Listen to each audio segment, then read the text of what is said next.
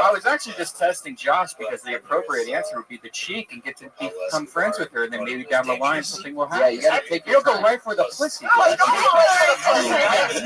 Josh, that's not first base, buddy. No. Definitely not.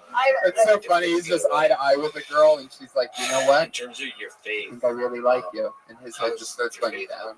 Yeah. I don't actually believe that, though. I want to kiss the mouth. I want to love. Oh, okay. All right, Josh. I'm not talking about her. Somehow you talking about the mouth is creepier than the vagina. You look pretty Kim Congdon, I'm so sorry. I want to love write a you, movie but- for him called like Never Been Pussed or something like. The material's super solid. Think of more things about the sandal thing would be my thing. Not as solid as what's going on with Josh Meyer or something. We'll see you soon. Thanks, Kim. Kimberly Congdon. She's on Twitter, Kimberly Congdon. Instagram, all that good stuff. Your next comedian, your final comedian of the night, the one and only Sarah Weinshank. Here she is. Oh, Sarah. Guys, we're gonna evolve past the pussy talk like a dinosaur. It's my dinosaur callback. Hop aboard.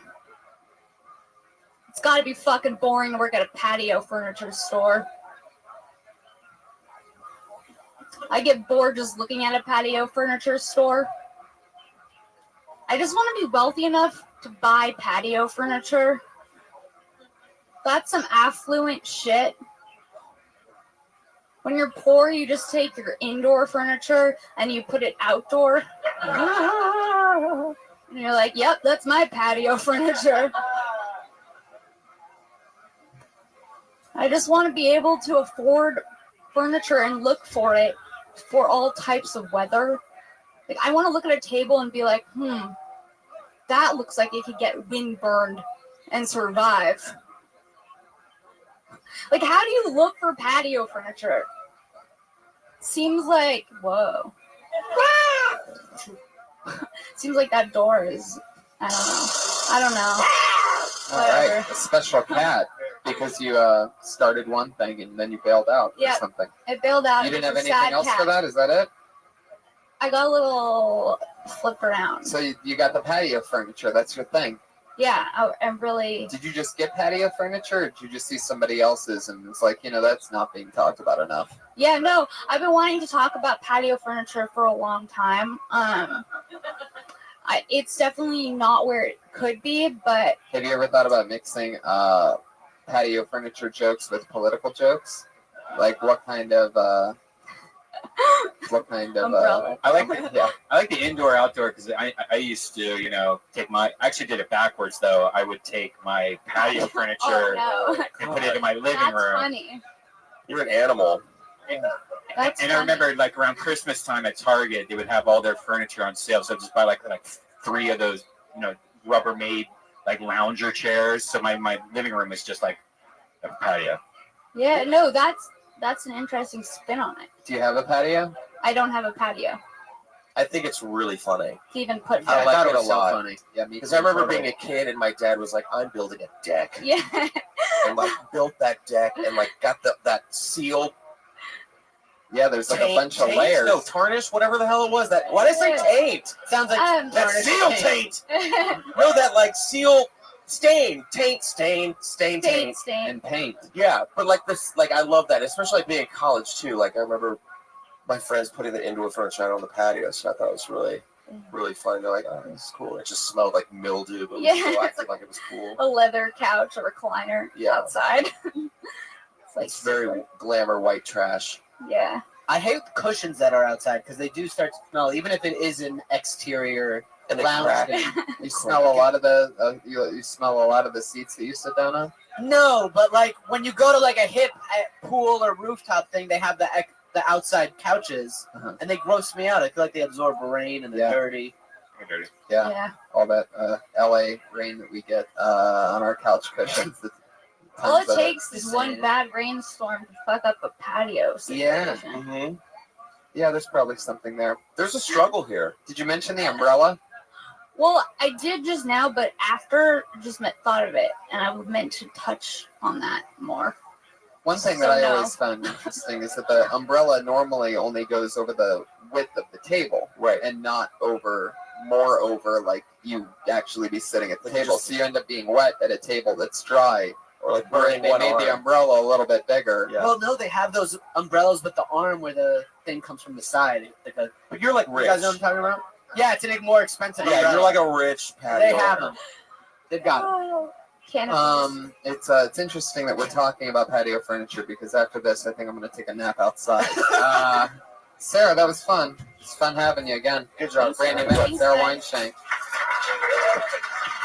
Good job, Yeah, patio furniture. That's right up her alley. I could see that on the Sarah Weinshank album, track 14, patio furniture. So there you have it. We did it again. That's episode 83. Elise Lane cooked an amazing meal. Josh Meyerowitz, one of the autistic magazines, says he's one of the top 35 autistic comedians Have one? in the They do world. now. Um, In Braille. Thank you so much, Josh. He's on Twitter at Autistic Thunder. Justin Martindale's on Twitter at what? At Just Martindale. That's all one word, Just Yeah. Martindale. Just Martindale. Check out everything that he has going on, which you'll find out through there. Yeah. Benji Aflalo is Benji Aflalo. BenjiAflalo. My cabana's got quite the lazy boy. Yeah, that was the good old days. I'm Tony Hinchcliffe. Buy a t-shirt at TonyHinchcliffe.com. Why not? See you guys. Bye. Bye, live audience. I love you. Thank you.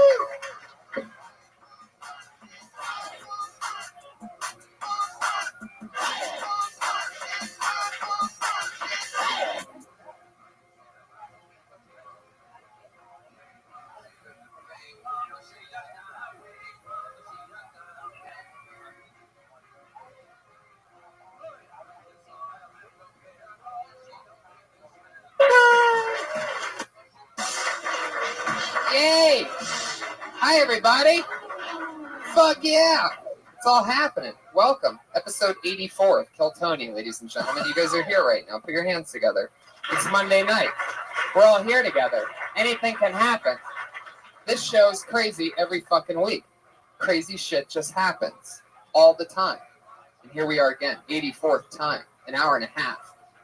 Brian Redband, ladies and gentlemen. Hey, how you Live. doing? With some delicious food in front of him. It's good to be back at the Comedy Store. The place has been closed pretty much for the last Yeah. 2 days, which is really awkward. Louis just rented it out for something for the Yeah. last few days, which is interesting. We'll see what that's all about. Yeah. Wonder what he's going to do with that. But when was the last time that the Comedy Store was closed on like a Saturday and a Sunday? Yep. Like all the comics didn't know what to do. Yeah, it's true. I had like my first Saturday night off in about 8 years. Yeah. Literally. Yeah. Truly. Like, I'm not even kidding. I do a spot here pretty much every Saturday, and if I'm in town, and if I'm not in town, then I'm doing comedy somewhere else on a Saturday. I tried to go to the Improv last night. What to do? Came with Josh and Jam Band, and it's just not the same. There's not like any shadowy dark corners to put a like sometimes you want to put a finger in a girl, and you can't do that at the Improv. It's like hanging out at the lobby of a Holiday Inn or something. It's weird. You'd never fingered a girl in the lobby of a Holiday Inn? No, days in. Too many kids at the Holiday It's Inn. been a crazy week this week because Brian ended up hacking Sony Oh yeah. Because of my hat. Because of the hat. because of the Seth Rogen thing. Yes. Fuck Seth Rogen. Seth Rogen stole his essence in Yeah, The Neighbors. that's right. I hacked the fuck out of him. So Brian Redband. Lady, put your hands together for the work of Brian Redband. yeah, you're What welcome. appears to be North Korea, it's really Redband. You don't want to see that shitty movie, anyways. Hell yeah. That's a crazy thing, though, man. So North Korea's internet's cut off right now. Yeah. Yeah. It's broke. It's broke. They broke the internet. There's 4 big pipes that go into North Korea that have the internet, and all 4 of them failing right I now. love it. Love it. That's too. some crazy America shit. Fuck yeah. It's like we're putting them in the corner. Like baby. Go to your room. No computer. I love it. That's some America shit right there. America. I'm really excited about tonight's show. We only have one sponsor, everybody. It's the lovely Elise Lane. She's sitting right over there. She makes food for me and Brian and our guests every week. It's unbelievable. Tonight's looks extra delicious. A citrus and shrimp salad, sauteed shrimp, dried white oranges, and lemon. Mixed organic greens, watercress, and mint with blood orange, balsamic vinaigrette, and avocado. Hope you guys ate before you came here tonight. Smells good. Smells like a stripper on her second shift. I could hear Eddie Whitehead, the homeless comedian, cracking up at that joke. Like, man, that really made me hungry. Yeah. I love you, Eddie. Okay. That's right. That movie's still out there that I don't want people to see. I did it, though. I helped you out on that one. Elise Lane her cooking is unbelievable. What was that thing last week that I ended up taking home? It was some kind of tofu sandwich or something crazy. Oh my God, gyro, the tofu gyro. Wow. I mean, every bite, it was fucking crazy. It's weird, like, how a chef can really make how much better stuff is from a chef than when I try to make anything. Anyway, guys, guess what else? Elise Lane's on Twitter, so you can follow her. And if you have a private party or something, you want a gourmet chef, blow your friends' minds, follow Elise Lane at Elise Lane. ELYSELAIN. There you go. Every week for the last 5 weeks, we have had a musical guest come on, and I'm just in love with them. I just think it's the best way to start this show. Get the thing pumping. Yeah, he's great. And he's back again. Put your hands together for Pat Reagan, everybody. Yeah. Just a little song. Get us all warmed up a bit. Hey guys. Sorry.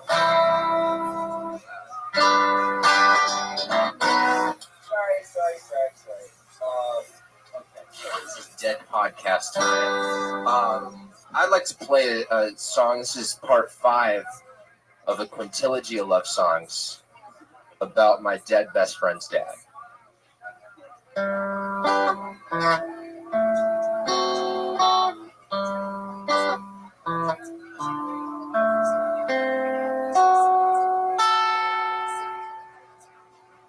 I am floating down a river of love. I am floating like the clouds up above. Below me and above me is sky. I think to myself, why can't I be a bird? Singing sweet love songs to you, dear. I'll sing sweet love songs to you.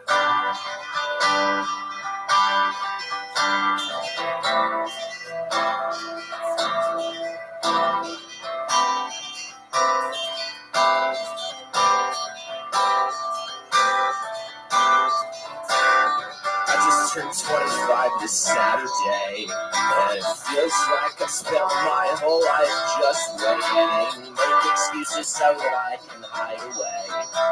Sleepless nights spent high and masturbating. I can't believe we wasted time. I can't believe we fucked up. I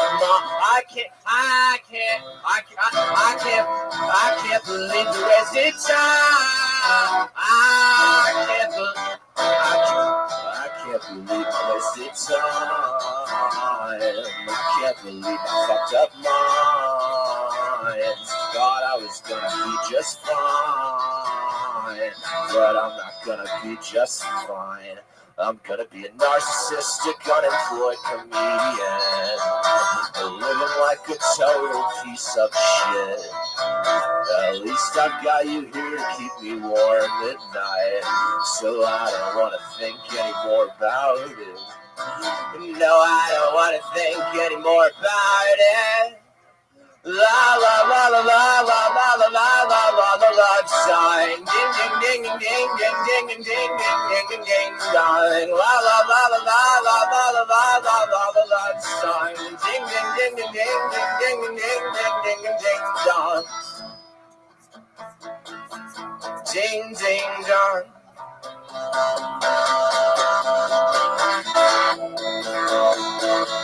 Ding ding dong. Oh, Greg Greg's dad, I love you so. Greg's dad, don't let me go. Greg's dad, you make me forget that I am a total asshole. Greg's dad, I cut myself. Greg's dad, I bleed myself. Greg's dad, do you think it's weird that I have a collection of Nazi uniforms?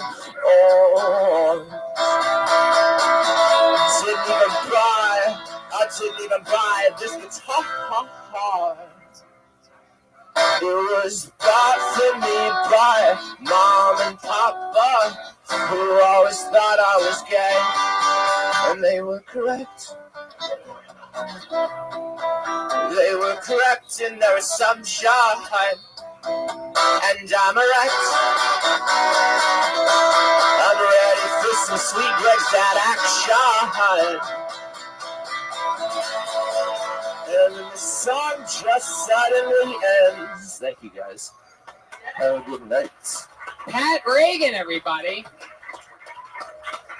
I love it. God damn, I love it. For a second there, I'm like, hey, what about Greg's dad? I know.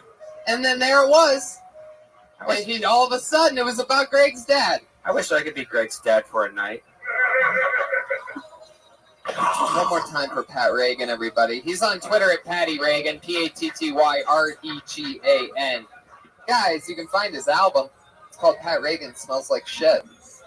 And that's available on iTunes and other things. Just listen to it. It's unbelievable. I absolutely love it. I really actually do listen to it. And I love having him on. Why does he smell like shit, though? Is that like poop dick or I don't something? think he actually smells like shit. That's the thing. I've talked to him up close. He doesn't really smell like shit. Anyway, so that was Pat Reagan. Every week we have a new patriot that keeps us safe. It was originally a guy in a $5,000 suit. Belongs to the Iron Patriot. It's sort of like Iron Man, but it's like a more American version. And this guy had a $5,000 suit made. And he was our head of security for the first 20 or 30 so episodes. And then he said that he got too big for the show, that the people are only listening and watching because of him. So he left. His exact words were, when it gets picked up by Comedy Central, I'll be willing to negotiate. So he left the podcast. It's gone 50-some episodes without him now. And every week, to show him how replaceable he truly is, we just replace him with a different person, a different type of patriot, proving all the while that it could have been literally anybody who just stands on the other side of the stage and has Amazon Prime. Yeah. But what's interesting about this week is every week the Patriots worn the same suit since we replaced it about 50 so episodes ago. And I had Josh, who, put your hands together for Josh Martin, everybody. He makes it all possible. The man behind the Chinese lanterns. And he ran up to me right before the show started, and he goes, there's a big problem. And normally, big problems aren't really big problems with this show. Like, it's not that big of a deal. But he sounded serious, and I go, what's the issue? And he goes, tonight's Patriot said that the suit smelled so bad that he was going to puke if he put it on. Wait. Because of the sewage leak thing, or just because of, like... No, I think it was because of the suit. We'll find out more in a bit. I can't wait to figure out. I don't even know who this Patriot, but now I got it. It's a suitless Patriot, I do believe. Put your hands together for the Iranian Patriot, ladies and gentlemen, Hormoz Rashidi.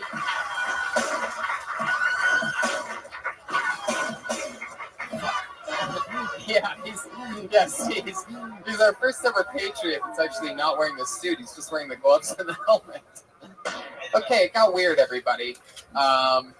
Hormoz, what happened with the suit? What was going on? It smells like shit. It smells really bad. And as soon as I put it on, I was like, oh, jeez, now I feel bad. This is what's wrong. And he said that the last person sweated a lot in it. Josh, why don't we ever wash that thing? Wait, there's a washer. There's a washer and dryer right down the stairs. One use. Oh, Jesus. All right. So I actually did that was the screeching halt that the show just came to, everybody. The noise that you heard. Well, Hormoz, Josh, if you want to figure that out, fuck yeah. Josh Martin, everybody, on the ones and the twos. Mostly, all right, fuck it. Guys, tonight's episode is going to be super fun. Are you excited about this, Hormones? Oh, you know. What's it like inside the mask? Is that bearable? If you want. It doesn't smell bad because it's plastic, but like the fabric absorbs. Who wore it last week? I forget. It was Josh Meyerowitz, our autistic patriot. The autistic patriot probably has like that, fancy smell. Or he has autistic wiping skills. Oof. I don't know if the Iranian would be much better though. This fucking guy. Hormones, like how Iranian are you? I'm 100% Iranian. Holy shit. But I use those flushable wipes that like really clean the ass great. So. Do you take them with you when you go places? Oh yeah, or I buy a little smaller pack at the place, and then like. You always keep wipes on you? I try to remember to, because it's just you don't get fully clean using. No, you don't get fully clean. Obviously. I definitely don't get fully clean. Well, I'm excited to have you, Hormos. This is what, your second or third time? Third. I love it. Hormos is one of the funniest comics working at the store. And he's great. We're going to have fun tonight. I also have hilarious guests, as always. Every week, 2 funny guests come and hang out with me. It's 2 of my funniest pals, as always. Put your hands together for Guy Branum and George Perez.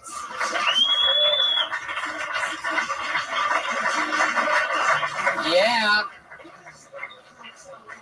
Welcome, gentlemen. George Perez, his first time on the show. Excited to have you. We've known each other for a few years. We ran into each other at some crazy gig that was some underground roast. It was wild because you were working at the store back then. Right. It was like 5 years ago. Yeah. Jesus. And we roasted the dog shit out of each other. We've been pals ever since when we see each other. Were we ever that young? Who? What? Oh, yeah, 5 years ago. Yeah, you working at the store. Oh, yeah. It felt, I know. Innocent. I know. I was a little baby. What was the grand prize? $200. And I remember that 200. Like, I needed that $200 so bad. I was seen it in your eyes. Like, I wanted it so badly.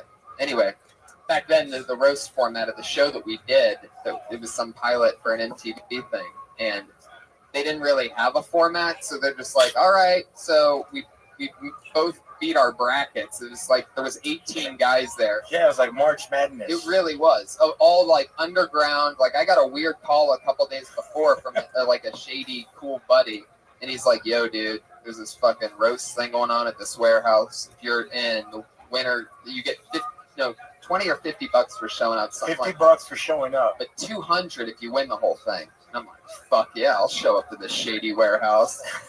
And then once I had the number 1 seed because they didn't know me. So, when they make brackets, you remember this? Yeah. What's that guy's name again? Wilmo Valderrama was running it. Right, he was the host. This was the Your Mom show. It was all the best from Yo Mama, which, George, you won a year or something, right? Yeah, the best of LA. Yeah. Badass. Yeah, I was lucky. Yeah. I was lucky. No real comics were in it. It was just like casting people. Right.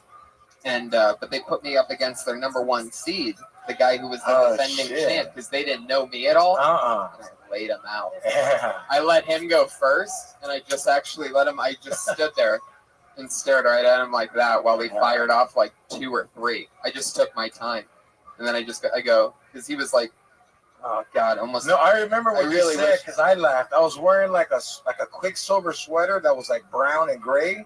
And you were like, "Damn, you drink and wear horchata." Oh yeah, it was that cream colored. It was like a cream colored corduroy shirt. I fucking burned that sweater. What's amazing is it ended up being me and George, and they didn't have a format for this show, so they're basically like, "All right, so it's you two, make fun of each other." There wasn't like, "All right, 3-minute round, go." It was like, boom. And we fucking stood there because neither one of us wanted to lose. I needed the money that too. That horchata joke, even about the color of your shirt, was literally like the 47th joke that I got off on you. It's real. Like, we are going back and forth for like, I felt like 35, 40 minutes. No, it was something like that. Yeah, it was insane. Because my ankle bracelet went off and I had to go home.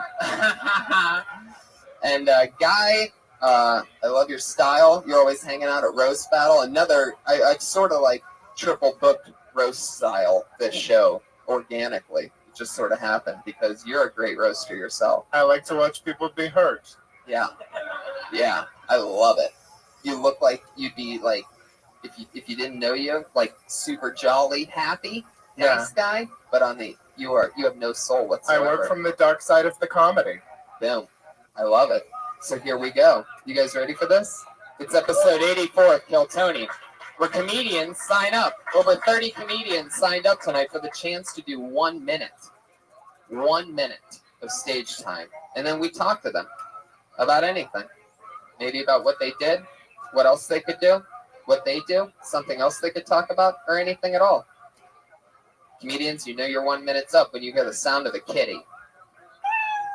Aww, it's adorable. You better wrap it up then, or else you're going to bring out the angry West Hollywood bear.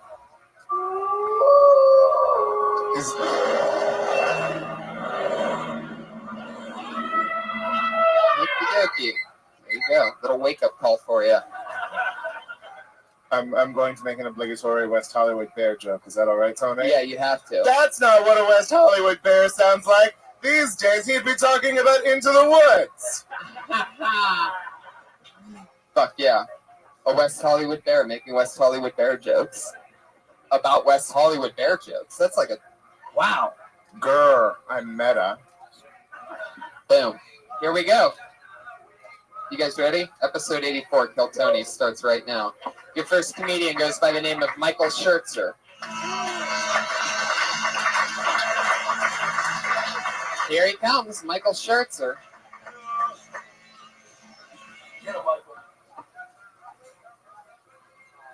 Boom, what the fuck is up, Kill Tony?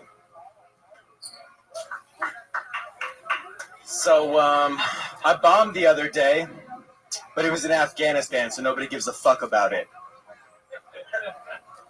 I once knew a girl named Isis, and by knew I mean she gave me the toothiest blowjob I ever received, and I never called her again. Like, the same strategy that the terrorist group ISIS is employing in Syria against Bashar al-Assad, that's how she attacked my penis. I'm pretty sure that she mistook my dick for a foreign journalist, because she was definitely...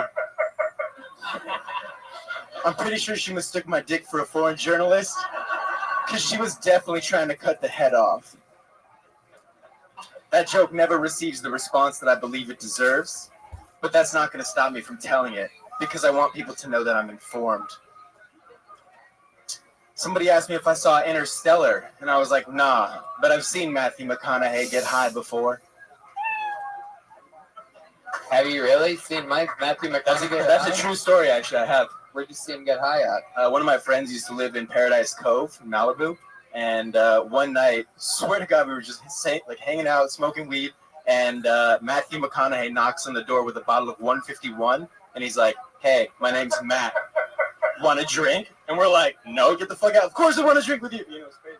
Did you actually do the fake no first? No, I did not. No, I did not. Are you talking about the trailer park? That was for, yeah, the trailer park. Yeah, he has a trailer right at Paradise Cove. So I thought Paradise Cove was the place where you can get drunk at Disney Worlds. maybe also that. No, I was making a joke, but they didn't respond to it. Clearly wasn't that funny. So you were first last week. I was first the last 3 weeks in a row. Really? How the Yeah. fuck is that happening? Statistics, people, they don't exist. Josh, are you looking at these names when you put them in the bucket? Are they Are all? you putting like 30 of the same Are name they all in or Michael something? Schertzer? Are you cleaning the bucket? Fuck yeah. Anyway, Michael. Yo. Crazy. So what did we do tonight? What did we talk about? You got to laugh on a setup. Okay, I did. Yeah. That's pretty hard to do. But it's a very good setup. I thought you came up here super pro-y, you did not fall for the stool, you moved the mic stand out of the way, and then you had written a minute worth of jokes about like wars in the Middle East, which is a fine way of spending a minute on stage.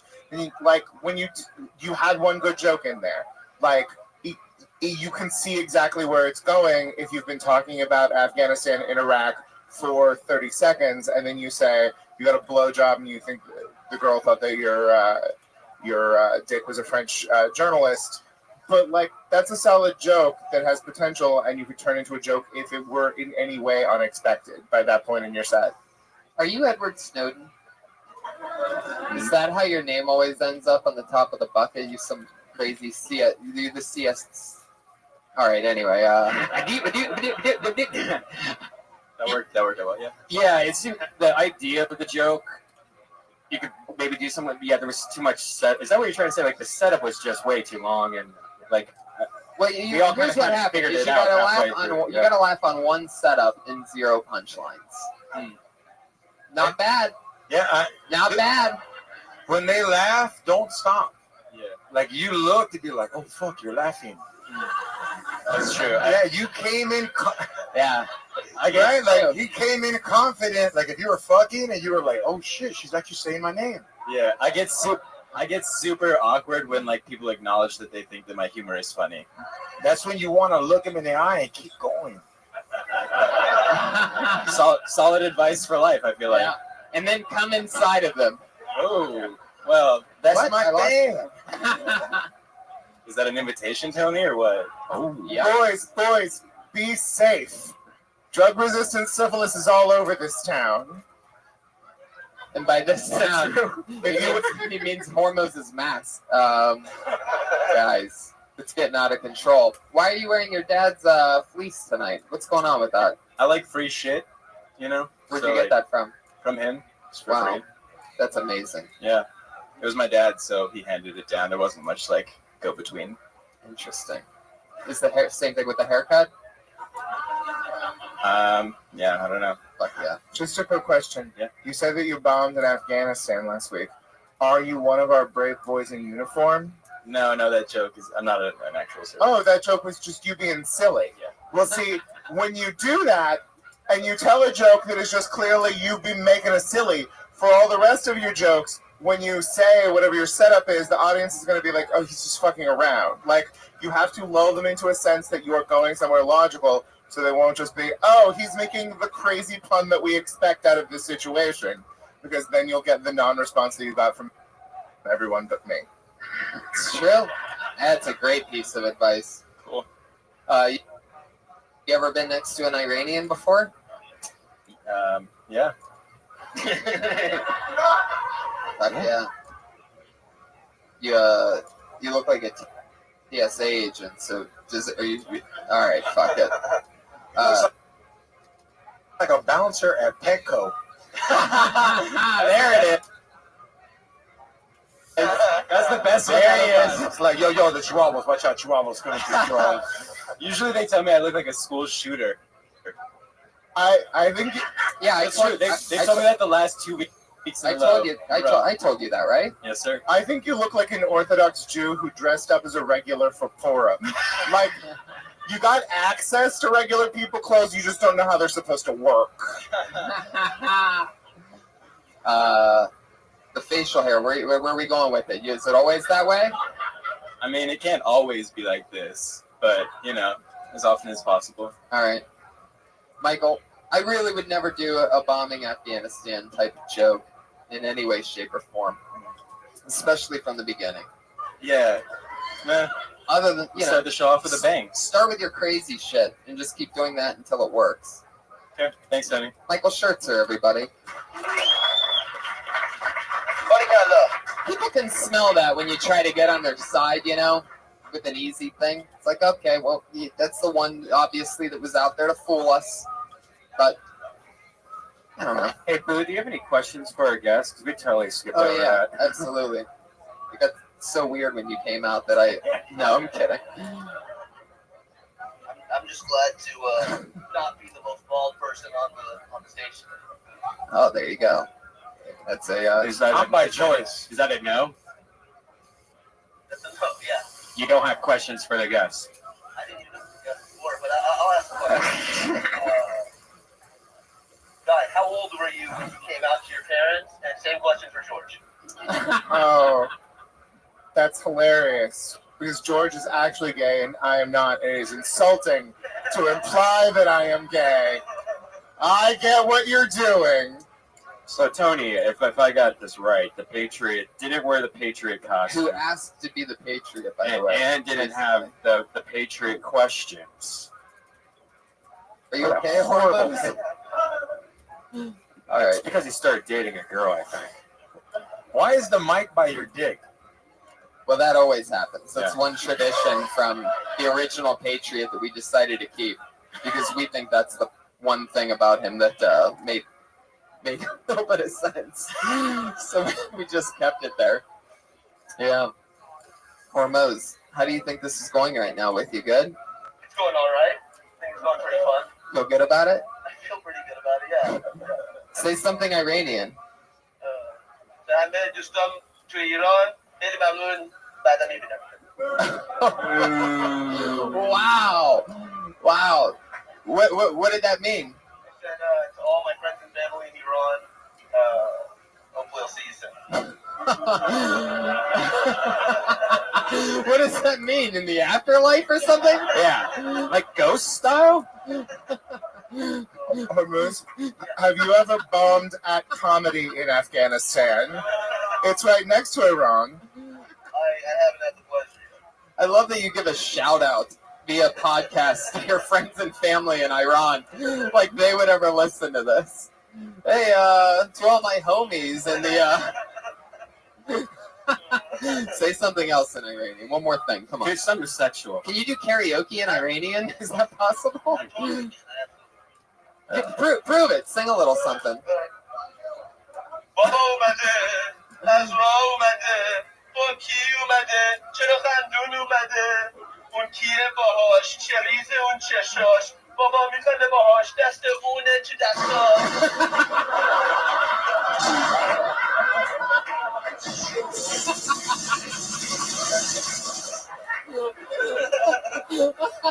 Should have brought the soup. I had a feeling something was coming in that second verse. That's how they set you up. Oh, sure, I'd love to sing a song. The song activated bomb. That was amazing. Fuck yeah, Hormoz. Speaking of karaoke, if you guys are karaoke fans, one of the best in the first original karaoke bar in the United States is closing January 1st. Dimples. So What? Go to Dimples. Wow. Go to They're making it Whole Foods, so it's way better. Can you give a Hormoz? Can you give a shout out to Dimples in Iranian? همه کشتن درچانی ببرید تو هوا برای دیمپل یه بار دیگه برای دیمپل دیمپل خیلی ممنون خیلی ممنون Fucking perfect. Put your hands together for your next comedian. He goes by the name of OK Gabe.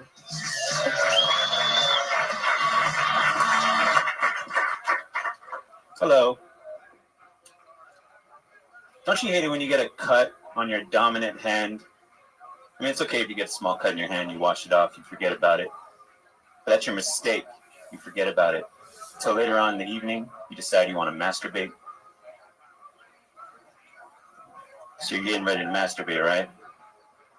You watch a little bit of porn, you get some lotion, you get some KY, you get that 1-to-1 ratio you put in your hand, you go to grab your penis. You put a little pressure on that cut, and you're like, shit! That shit hurts. I forgot I had a cut on my hand. So what do? You got to persevere. You got to get through it. Well, why don't you just masturbate with your other hand? No, you can never do that. Never masturbate with your other hand. Masturbating with your offhand is like getting a hand job from a disinterested girl who has some sort of mental disability. You never feel good about it. This guy knows what I'm talking about. Thanks, guys. Fuck yeah, he threw in the "this guy knows what I'm talking about" at 58 seconds. I love that. Yeah, you should not do that. Okay. You should tell jokes holding the mic with the other hand. How many times have you done stand-up? I've never done stand-up. Boom. Whoa. Yeah, there we go. Okay, Gabe. Here we go. Okay, Gabe, I have just a really quick question. Sure. Are you an overweight black woman? No. Then why are you going by a fun stage name? Are like if you're Samore or Monique or Earthquake, then it's a fine option. Right. But if you're not an overweight black woman, I would consider just going by, I'm gonna assume, George Hernandez or whatever colonialism gave you. Gabe Zuniga. My phone is Gabe Zuniga. Fuck yes. Sorry. Yeah. There you go. Yeah. Take it from George Perez, who Yeah. basically has the same name as you. That's a better name. That's a good No, everybody mistakes me for George Lopez. So Yeah. I gotta lie. I'm like George Lopez. Okay, Gabe. So, what made you want to come out tonight? And do this? I'm a big fan of the show. I love nice. stand-up, and I just wanted to try it. Can I tell you what I loved about what you did? I could tell it seemed like you were just a little nervous and new and trying to remember what you wanted to say, which is fine because that's completely natural. And I've seen it a lot on this show. But what I loved was the amount of lotion that you talked about, like the that was commitment hilarious. to it. Like, I think that's great. You could add something cool to that. Like, they could make, you know how they make little mustards? Like those, like that's about the right amount, give or take a little bit, or like a soy sauce packet. They do make that. They can make little individual lotion They do packets. that. They do. They do? Yeah. Oh, you would nightstand them. Yeah. I like it. Well, why would you have individual packets? Because from AVN, you just get bags full of them. But like, have you ever? I like the. You said lotion and what was Red the Man, other? do you visit a lot of porn awards? Yes. Do you just? I go to all of them. He loves that. I love that. He's that guy. They're like Comic-Con for you. You just Definitely. Yes. You got all the panels. 100%. He has a booth. His neck's just covered in lanyards when he's at these That's things. right. Like he's just the. You said KY and lotion. That's your mixture. I've never heard that. You before. combine the two things? Yeah. What a little fucking party, huh? I mean, Jesus. I've used lotion and then it's gotten a little dry, and I've used spit because I'm like, oh, might take a shower. Who cares if it smells? Right. But I've never done the KY. You gotta do it. I mean, is it like oil and vinegar though? Does it go together? What else do you do? Do you well, like? because like lotion is a little too viscous, I guess, Right. and then KY is like nice and You know something I learned? watery. You know something I learned, and it took me 3 ex-girlfriends to figure it out, is that those oils that you use for massage that you can get at the grocery store, those are not oils you put on your dick and fuck with, because it really hurts the woman to have that in it. I've used Mazola before, the cooking oil. Yeah. Really? Yeah, you can use that. She was Mexican. She wanted chorizo, so Oil-based lube is a great way to get AIDS. If any of you wanted to get AIDS, use an oil-based lube and a condom, and then Why is that? because it breaks down the condom. All right. Really? yeah, water-based. Wow, Hormoz, you said like you've had an experience with that. I took health classes. Oh. Planned Parenthood Is University. that before or That's after your... That's a great cover, Hormuz. Don't worry, I will never reveal your secrets. Yeah. Wow, now I gotta try this mixture KY and do you have do you what kind of lotion do you use? Do you like cocoa butter or what do you use? Jergens. Jergens, yeah, that's what I use. Jesus. Yeah. My God. What are you, sponsored by them or something? Are you masturbating in He 1983? peels off the fucking logo on his hat. It's just Jergens all the way. Yeah, it's my first time doing stand-up because Jergens just paid me $500. Gabe, you got up super confident. I thought you were really experienced and you went into it, and then you just hit this moment when you were like, oh God, I should be nervous, and then you became nervous and you didn't know what you were talking about.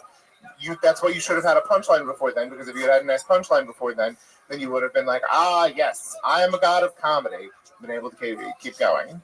Oh, I thought that was gonna happen. It was good. That's not how comedy works. Comedy works with a word or phrase that is funny, and then you know that that's when people are going to laugh. People don't just incidentally decide to laugh at some point in time while you're talking to them. It's just supposed to look that way. But it's all very strategic, every moment. But you get it. What, do you do any other kinds of art? You play music or draw or anything? Graffiti? I have a drunk cooking show. Oh, that's awesome. That's why cool. it's OK Gabe. OK stands for original knockoff. Uh-huh. It's Keep it then. If see, the reason why I'm Red Man on stage is because I became Red Man online first, and then it was stupid if I just started going like, I'm gonna do comedy under Reichel. It just makes no sense. If it wasn't for that, I would have been Brian Reichel on stage. But yeah, if you're known as OK Gabe, just keep that, definitely. Okay. But you did a great job for your first time. You definitely fooled me for your first time. You have a very unique voice, how you speak and how you explain the joke. I would add more tags to it or something. You had, I don't know if you meant to be as funny as that KY and lotion, but that shit right there was that cracked me up. What do you do for work? Video production and Like what? just full production, so we could shoot, edit, all that. We do like short promotional videos for different organizations. Cool. Well, this is the first episode in 4K, so if you want to edit it. Yeah, prove it. Yeah, you know what? For your first time doing comedy, I wouldn't try to be so dirty because that's like, come on, everyone's dirty. Try to let them know who you are. Cool? Yeah, absolutely. Talk about what you're thinking about while you're masturbating with a cut on your hand. Yeah. Talk about how it movies really on makes you Like feel. your little finger has a period or something. However, I'll tell you this: at the end of it all, you really interested us with the combination. I think pretty much everybody in this room is going to try that combo tonight. Find the dust off the old KY. Yeah. And That's the new flavor of Baskin Robbins. Ooh. KY and Jergens. Yep. Cocoa, baby. Cocoa. I'm in love with the cocoa. Oh shit! Look out, everybody! It's getting crazy up here. Okay, Gabe. What's the funniest thing that's ever happened on your drunk cooking show? Oh shit. Can you cook also? Like, is this? Well, I do it with another guy, and he's very good at cooking. I make cocktails, and we make basically a full dish. It's really nice, but all the while we're getting drunk, and then we edit that down to like 8 minutes. Are you sure that this is a show? Is it possible that the two of you are just in a relationship? People have said that, yeah. He cooks a delicious meal. I make the drinks. We fuck the dog shit out of each other. It's a prank show, really. It's a prank show. We don't film the fucking part that would actually make us money. We film the cooking part and drinking part. And what's the most hits you have on? Can I guess? Like one video? You can guess. Can I guess? Yeah. Well, now you seem excited, so my number just went up. You guys want to play like a Price is Right thing? Yeah, let's do this. Okay. What do you think it is, Guy? Well, first I was gonna say 117, but then when I said, well, but just stop. Don't give away any fucking hints, dude. Now's the time where you don't talk. Let's play a game where you don't talk for a minute. All right. Okay? You hear the sound of a kitty, and then we'll ask you for a response. All right. But when I said, let me guess, he went, okay, you go ahead and guess. Like, he's like, oh shit. Yeah. You know, he's got one that probably went a little goofy. A little goofy. But I don't think Goofy is that goofy. I mean, even his name is like, okay, Gabe. Yeah. Like, it's like, it's just okay. You know what I mean? Like, hey, who's that? He's okay. So Wait, can I ask one question? Okay. Is there one episode that just went crazy like ravioli? Because everyone's like, I don't want no ravioli. Then they start Googling it and they hit on your ravioli. No. I mean, there's a few popular episodes, but I wouldn't say like, oh, others one. Yeah. See, I would assume if one went crazy, it was because his partner like burned his hand. Yeah. how many episodes do you have? 51. Okay. Holy shit. Okay. What's your number?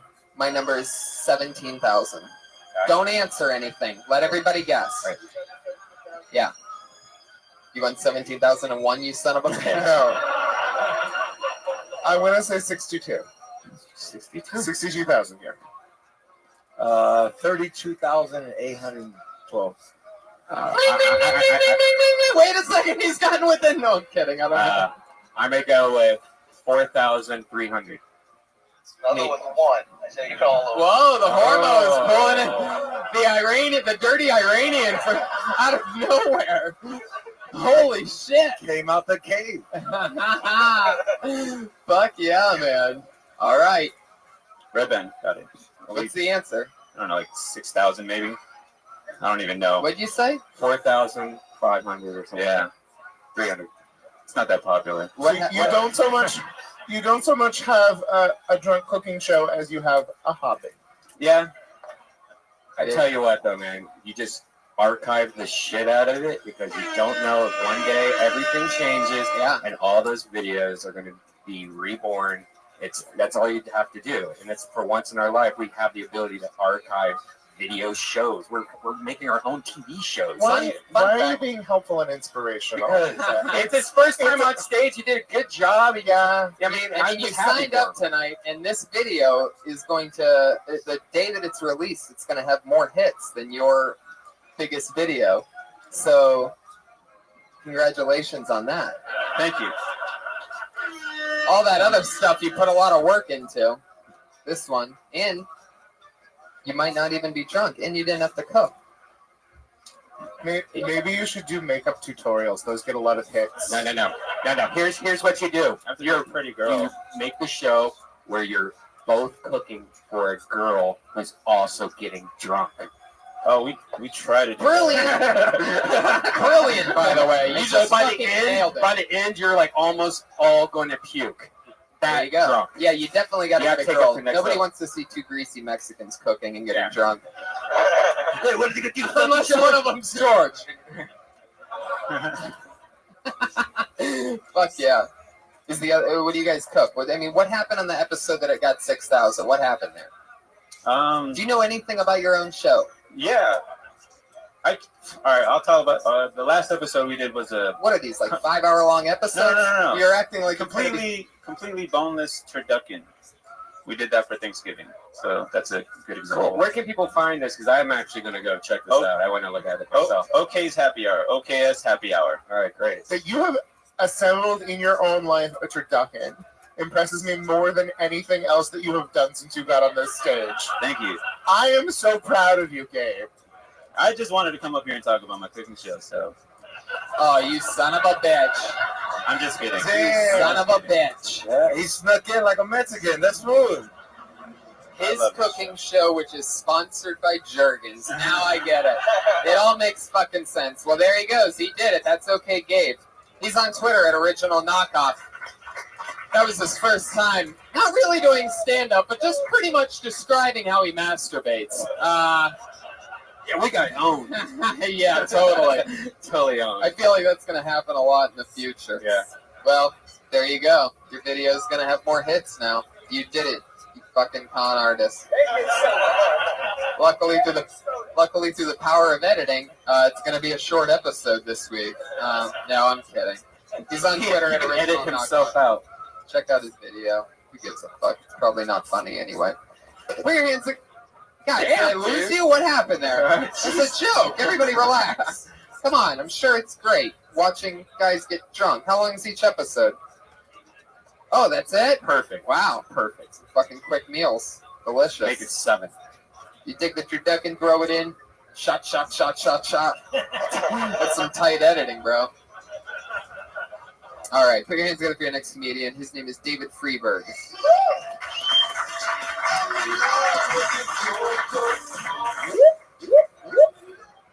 Thank you. I live with my parents, which isn't great, but luckily they've never caught me smoking pot, which is good. But they do know that sober people don't give their parents goodnight handshakes. So, Oh, you guys are still awake? Should I hug her, kiss, hug her, kiss, hug her? I'm just gonna head off to bed. Hug her, kiss, hug her, kiss. Good night, Mom. Nice meeting you again, Dad. You guys ever introduce yourself to your parents? They know. They know. So do you guys think Jesus was a socks and sandals kind of guy, or that there is no God? Kind of back and forth on the issue. Where's that kitty, right? Jeez, there it is. There it is. At exactly 1 minute. Fuck yeah, you nailed it. David Freeberg. This is my first time seeing you. Yeah, I've been in LA for about 20 hours. Awesome. 20 hours. I love Yeah. that. You've been doing stand-up, what, a year or two somewhere else? Yeah, about a year in Madison, Wisconsin. Madison, Wisconsin. I've been there. Fun place. Yeah, it's Big awesome. college town. Big 10 country. Jeez. I get it. You hit it. Fucking, what is it? The cheese. Cheese. The cheese. heads. That's the fried cheese. cheese curds. Oh, yeah, yeah. That's the thing there. Cheese curds and whey. Yep. Protein. These are things that When I exist. stopped, that's pretty much why I stopped eating dairy 3 or 4 years ago, is when I went to Wisconsin, because I was still eating cheese. And I kept noticing that cheese was fucking me up like bad. Not even my belly. It was more like psychological. I'd feel like shit for about, I swear to God, it'd be like, The cheese If was I- looking at you or something? no. But if I eat shitty like dairy, and they eat, what is it? Fresh mozzarella curds or something. That's so good. Yeah, I It's mean, so there's creepy. mozzarella. Yeah, Curds. it's Most like- of them are probably cheddar. It's like just putting straight bacteria into No, your Good body. bacteria, though. It's good Just bacteria. fried That fights cheese. yeast infections. Okay, I see what you're doing. Any way to segue back into your yeast infection runner that you have? Tony, one of my favorite things about living in Southern California is having dietary restrictions instead of personalities. So thank you for talking about your choice to not eat dairy Exactly. for a solid 4 minutes. Right. No, I know. I love it. I love not eating dairy. But my point is, the fuck was my point? You just wanted to brag that you don't eat dairy. Oh, no. Madison, Lake Mendota? Yeah. What's his name who died there? I have no idea. I've only lived there for like 2 years. Oh, you didn't go to college there? No, I went to college in Minnesota, Twin Cities. Oh, you went to the U of M? Yeah. I went to law school at the U of M. Oh, nice. You guys ever hang out in Dinkytown? Couple of times. Yes. Me too. I performed at the Varsity Theater there. Oh, nice. Yeah, it was fun. Get a room. I didn't know you guys. I didn't know you guys were Gophers. Anyway, we already do. This is pretty much as private as it gets. David Freeberg. So you just moved here 20 hours ago. No, You're gonna live here now? no, You're just no. visiting. Yeah, my sister lives here. So How old are you? I'm 25. Wow. So what are you doing in Madison? I'm a nanny. Wow. So I prefer the term sensei, but That's why you have like that Mike Sarah vibe. I felt that. Yeah, you seem very, very good. Yeah, you seem nice like guy. Midwest good old boy. I could trust you with yep, things. I'm nicer than all of you. I didn't think it was legal for a man to watch over children in Wisconsin. That's fucked up to say. Yeah. That's a weird thing to say. That actually makes you think that you're a pedophile. Whenever someone says that to me, it's like, no. why would you? Why you so? Whoa, calm down, Yeah. I'm sorry. Halfway through that, I realized it, and I was like, I gotta go with it now. I never asserted that I wasn't deeply sexually attracted to people who are underage. I've always been perfectly on the record about that. It happened to me at a party last night. Some guy like freaked out, and I was like, that's weird. And then I was like, I want to write that down to make a joke, but I don't want to seem like a comic, you know? Right. So I took it out, wrote a to-do list, and he's like, what are you doing? I'm like, no. And then I wrote the joke down. Smartest thing I've ever done. No, next time just write the joke down, you idiot. You don't need to fool anybody. Madison's a small town. But you weren't in Madison last night, right? Well, yeah. During the afternoon, it was an afternoon party, and then I got on the plane at 6 It was p.m. an afternoon party Football. on a Sunday? Oh my God. Oof. Yikes, that's right. They do that there. I don't play. Football's on the TV. Everybody get around. Jesus Christ, that's scary. So you're a 25-year-old nanny. Who are you, you just came out here completely on your own to do what? Stand up? No, my sister lives here. There you go. So I'm visiting her for the holidays, and I do stand up, so I was like, I want to go. How old's your sister? Younger? Older? I have 3 older sisters. How's Did they ever fuck around with you? Like when you were younger? Did they ever fuck around? How's the nanny? LA's the weirdest fucking town.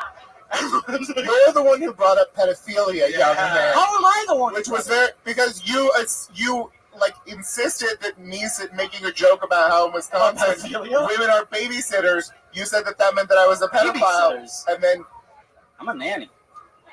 Oh, whoa! Again, I don't think anyone in Wisconsin can afford to have a nanny. They all just work at the factory. They have babysitters. I know. I've been there. The craft kids. Oh, we have babysitters, yeah. Fuck the nannies too. What's the difference between a babysitter and a nanny? I mean, you're defending nannies like you're the baritone Fran Drescher. Yeah, what the fuck? Our nannies. No, I'm the nanny. Are you union nanny? Are you a union nanny? I'm a contract. It's not a union. Have you ever worked at a bridal shop in Flushing, Queens? No. Jesus. What was the original question? You're really putting up a fight over there. What are you, Nanny Pacquiao?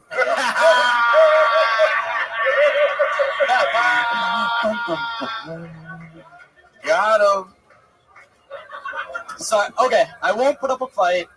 Wisconsin's full of pedophiles. There you guys go. Sorry I was defensive. Yeah, you're not telling anything. We already know that. Wisconsin's fucking... Yeah, everyone says that. Wisconsin is to pedophiles as Megan's Law. As Iowa is to... From Megan's Law. What is Iowa? That's Idaho. That's the state nickname, isn't it? America's pedophile land. Yeah. The land of 10,000 pedophiles. Yeah. And you're dressed like a pedophile. You look like a young pedophile. Has anybody ever told you that before? One time. How old are the kids that you're dealing with? You ever shake a baby after a bad set? You guys. When he takes off his underwear, a bunch of Cheerio falls out. I shouldn't have opened with the fucking Afghanistan bomb joke. There's another comic, but You guys, I just remembered that I have actually, I have committed statutory rape in Minnesota. whoa. Oh. Is it legal? Okie dokie. I guess we are. Show's canceled. I guess we are all accessories to the crime now. The statute of limitations has passed, and I was committing, it was so long ago, you guys, I was committing illegal sodomy at the same time. So it was fun in a lot of ways. Fuck yeah. Wow, you raped a person's face. He raped Bill Cosby. That's what Guy did. Okay, nobody's going with me on that. Fuck yeah, David. Well, you act, you have the confidence of somebody not from Wisconsin. Well, that's because the whole time I was have sitting there you have, breathing deep, saying, "Just be confident." There you go. Okay. Also, with that confidence, jokes. Just more jokes. Because you had two, and the first one wasn't that, I don't know that, like, making choices about kissing your mom is the most relatable thing. Yeah, why do you want to kiss your mom so much? Yeah. Well, I mean, And you realize that why do you guys assume it's on the lips? Again, No, because it's really weird that you're making it a point that you feel so uncomfortable about how to kiss your mom. Like, as if, like, it's kind Well, of it's like... a hug or kiss decision. Well, another thing You just is, kiss on the Give cheek. a hug and a kiss on the cheek. I've never looked at my mom and was like, oh my God, here it comes. Here it comes. What's going to happen? She's going to put a finger in my butt. well, what's happening here, David, what's happening here is you're coming to a 21 and over club, and you're trying to be relatable about living with your parents and coming home drunk while living with your parents, right? You live with your parents. Actually, coming home Correct? drunk, no, coming home high. Yeah, I do live with my parents. Right. So is that what you said? For Coming like a home year. high? High. But this But actually is isn't just the a bit joke. about coming home drunk? It's a, Did no, you say I that, or said high. Oh, okay. And it's actually just a joke about something that happened in high school. Are you a live-in nanny for yourself? Do your parents employ you to live in your home and take care of you? Yeah. Okay, I'll be honest. The kid I watch is my little sister. It's not a big deal. I'm just kidding. Wow. What? Another joke that didn't work. Just when I thought you were done, you just keep throwing out those fucking deflated beach balls. All right. So, how long are you in town for? How long are you visiting your sister, and what does your sister do? The shit big areolas. Brian, come on. I'm in town till about next Monday, and then my sister's an archivist for the Grammys. She's a what? Archivist for the Grammys. Oh, cool. Ooh. So her areolas are the size of 45. Yes. Perfect. David, it was nice to meet you. Yeah, it's nice meeting you Good guys. times. He's on Twitter at D Freeberg. D-E Freeberg. The word free, B-U-R-G. D-E Freeberg. Well, there you go. Young pedophile on the loose. That was weird. Yeah, right? I was like, that's the first white guy I was scared of. Yeah. Oh, interesting. What part of LA are you from? I'm from Orange County. Did you ever... The worst part of LA. No, there's more white people there. It's scarier. Yeah. Did you, have you ever done it? Did you do anything when you first started stand-up that you can't believe that you did? Like something regrettable? Like as a comedian? Yeah. I always ask people on their first time on the show. Guy, did I ask You know what? The first thing I did is I thought I was funny. what happened? I went to a real club and they were like, your friends ain't here. No one's laughing. Because you know when you first do it, your friends show up. You're like, fuck, I'm better than George Lopez, dog. Fuck this shit. Wow, straight to George Lopez. Yeah. So George Lopez is like some kind of person in your Oh, life he's like the that you're Virgin Mary. chasing. He's like the Virgin Mary to Mexicans. Right. Yeah. Yeah, it's like we were only allowed to watch that in Seinfeld because they didn't cuss. Wow. That's crazy. So yeah, that was probably like I thought I was funny, and now I laugh because I'm like, Oh, dude, I was so horrible. Like, what's an example of something you did? This is what I'm like. I remember I'd walk around and tell people, "Yeah, man, I got a tight 7." And they were like, "Oh, I thought you were a headliner." I was like, "Yeah, I got a tight 7. I just talk to the crowd." Because you know how you think it's like, I could just talk to the crowd. That's all. I can just ask questions. I'm quick. And then the crowd looks at you like, "Shut the fuck up." Right. So that's probably my worst thing. And Yeah. from there on, I just, I'm just going to write. Yeah, exactly. How about you, Guy? Oh, the first time I did stand-up, I was in college and I was still not out of the closet, and we hit that awkward moment when the audience realized that they realized I was gay, and I did not realize I was gay, but was doing a very long bit about how aging actresses should go into professional wrestling, and it was awkward. So then I left, went to Minnesota, went to law school, committed statutory rape, then restarted comedy again. So you didn't know you were gay earlier? Like you were like, no, I'm not gay, or did you? I was just trying really hard not to be, because I didn't, want to hurt my mom's feelings. Right. Because that should weigh into anyone's first sexual experience. What does Deb Branham have to say about this? What do you mean you were trying hard not to be gay? I mean, I was just like, oh, thank you for making this very serious, George. But I was like, no, this isn't a front against God and man. I'll just shove away all of my feelings about men forever and just be one of those bookish guys who, is quiet and reads a lot. And then I was like, oh no, that dick though.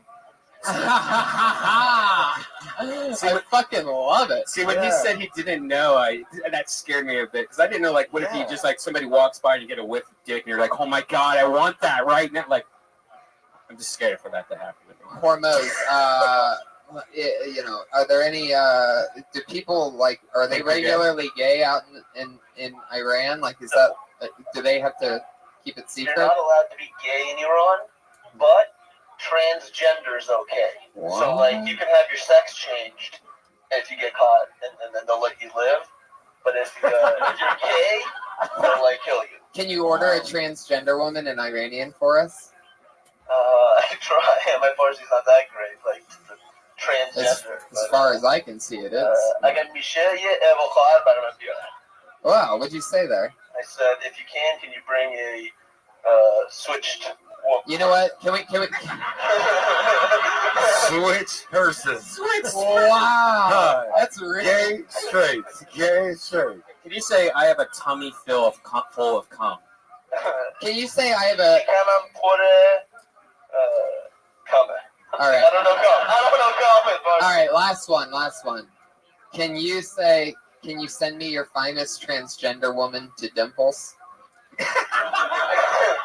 میشه خوشگل‌ترین خواهر بفرستین به Dimples? Can I tell my regret? That's my new ringtone. Yeah, sure, go ahead. One time I dressed up like a superhero and said that I was going to swallow cum in Farsi. Interesting. Bring it into it for your next comedian, Sarah Kenny, everybody.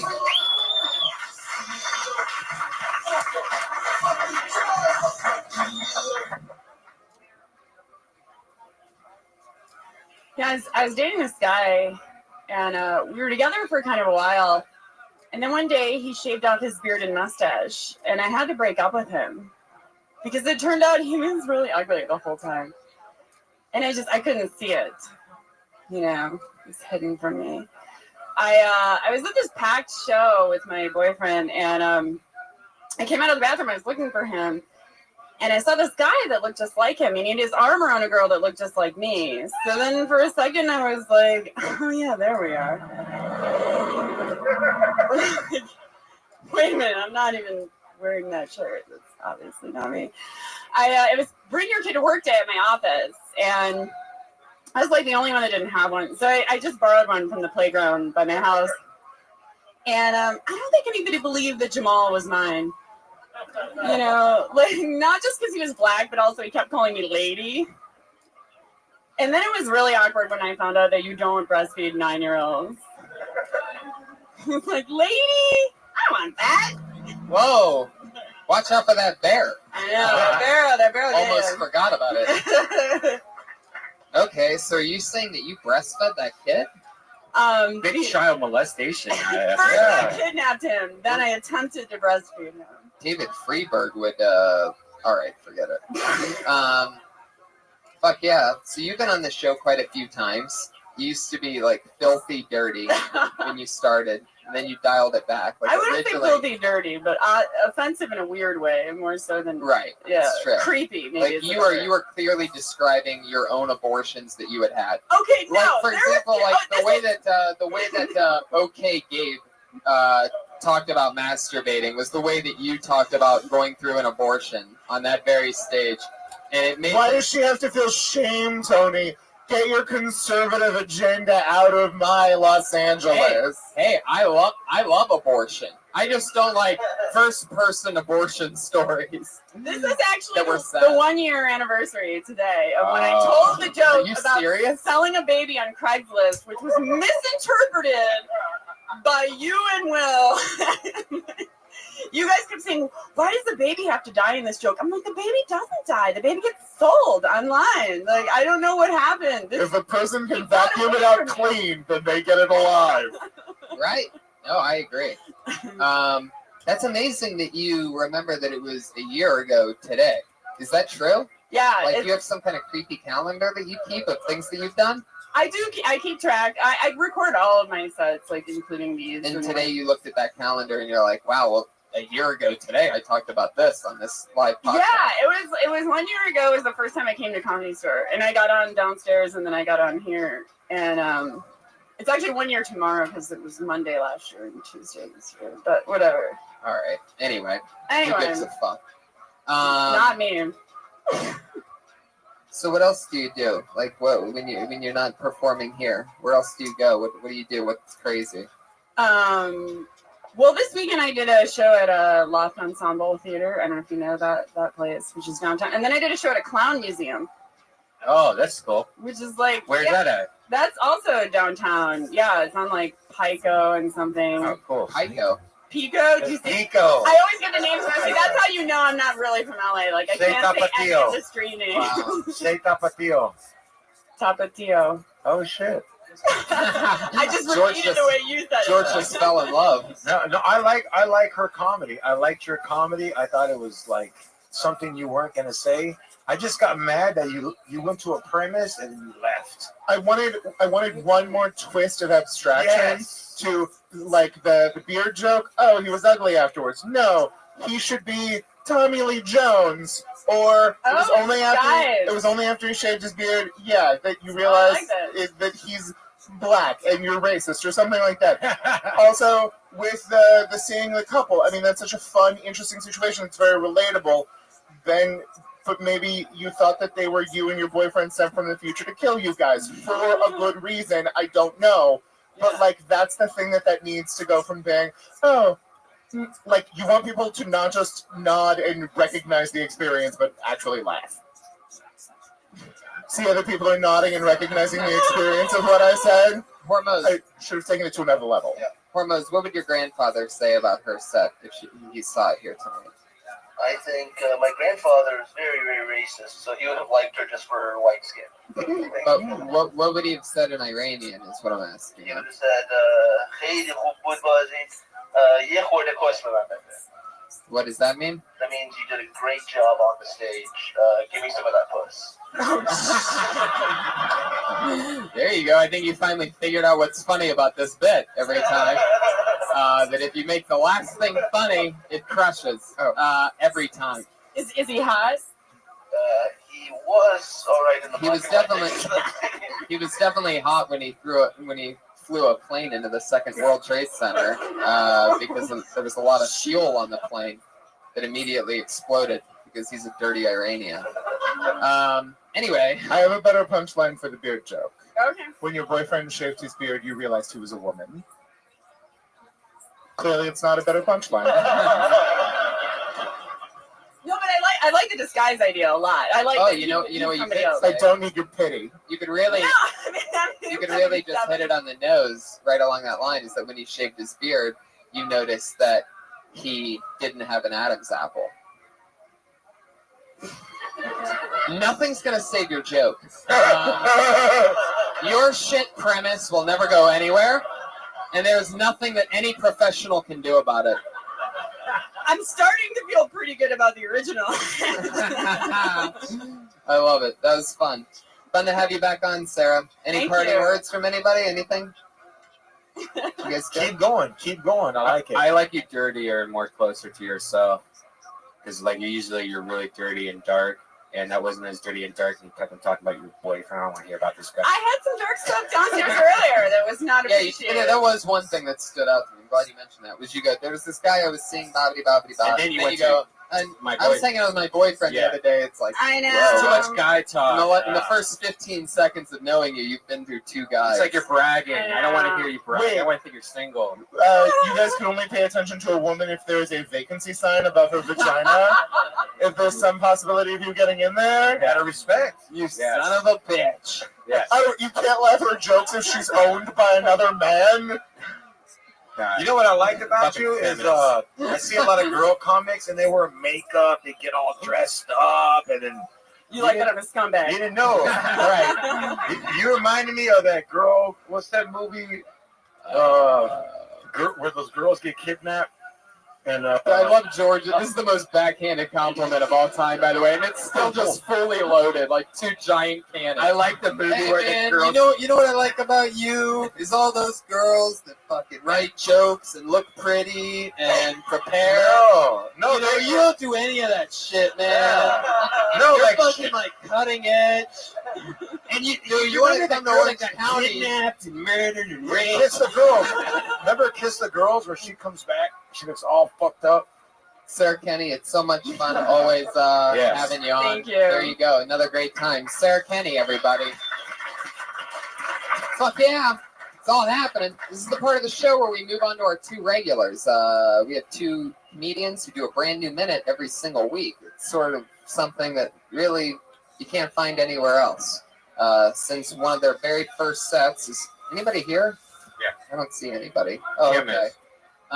Put your hands together for her. She started here on this show about a year and a half ago. She's written a brand new minute every single week since, while doing stand-up every other night at other places. Put your hands together for her. It's Kimberly Congdon, everybody.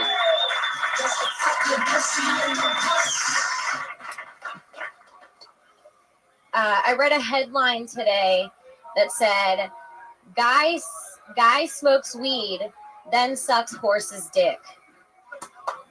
Thank you so much. Which I don't know if you agree with me. I thought he was probably going to suck the horse's dick regardless. Yeah. I've never been so high. I just wanted to blow an animal. I've never been so high. Like, I don't even like regular dick that much to just be like, wanted as much as somebody wanted a horse cock. That's fucking weird. I have a friend who's really slutty and at the same time a really picky eater, which is like, bitch, you've had 11 dicks in your mouth this month, but you won't eat cilantro. Like that kind of friend you don't want to share a blunt with. You're like, you could just keep it. I don't even smoke anymore. It's fine. I don't need a sip of your drink. There it is. That's great. She shows exactly how it's done. That was great. I just saw Probably that. the best joke of the night. I just saw that headline today too, so I know you just wrote that. That's great. That is so funny. I love the way that you, the news story is one thing, but it all comes down to delivery at that point. You really positioned everything right. Like, the fun that normally, not only from doing this show a lot, but from hosting a lot, you still see most people a year and a half in still make a lot of fundamental mistakes, and to see that you're positioning, punchlines at the end and doing that consistently, it's really awesome. Thank you. And that's fun. And, oh shit. Wow, that's interesting. I'll do it. No, I want to, we'll do something else. Okay. I don't want to do it, right? Kim, Here. so Where'd you go up this week? Anything crazy happen? And what was it? What was the second and third thing And why we talked do you about? hate dick? You don't like dick that much. I mean, we want to think that you crave it, like you're hungry for Brian, it. you gotta settle. At least just tune it down like 20% on the sexual harassment. No, she says It's like out there. Like they're just gonna end up playing these in a court one day. She says. She says it's gonna be like, look at this fucking guy, Your Honor.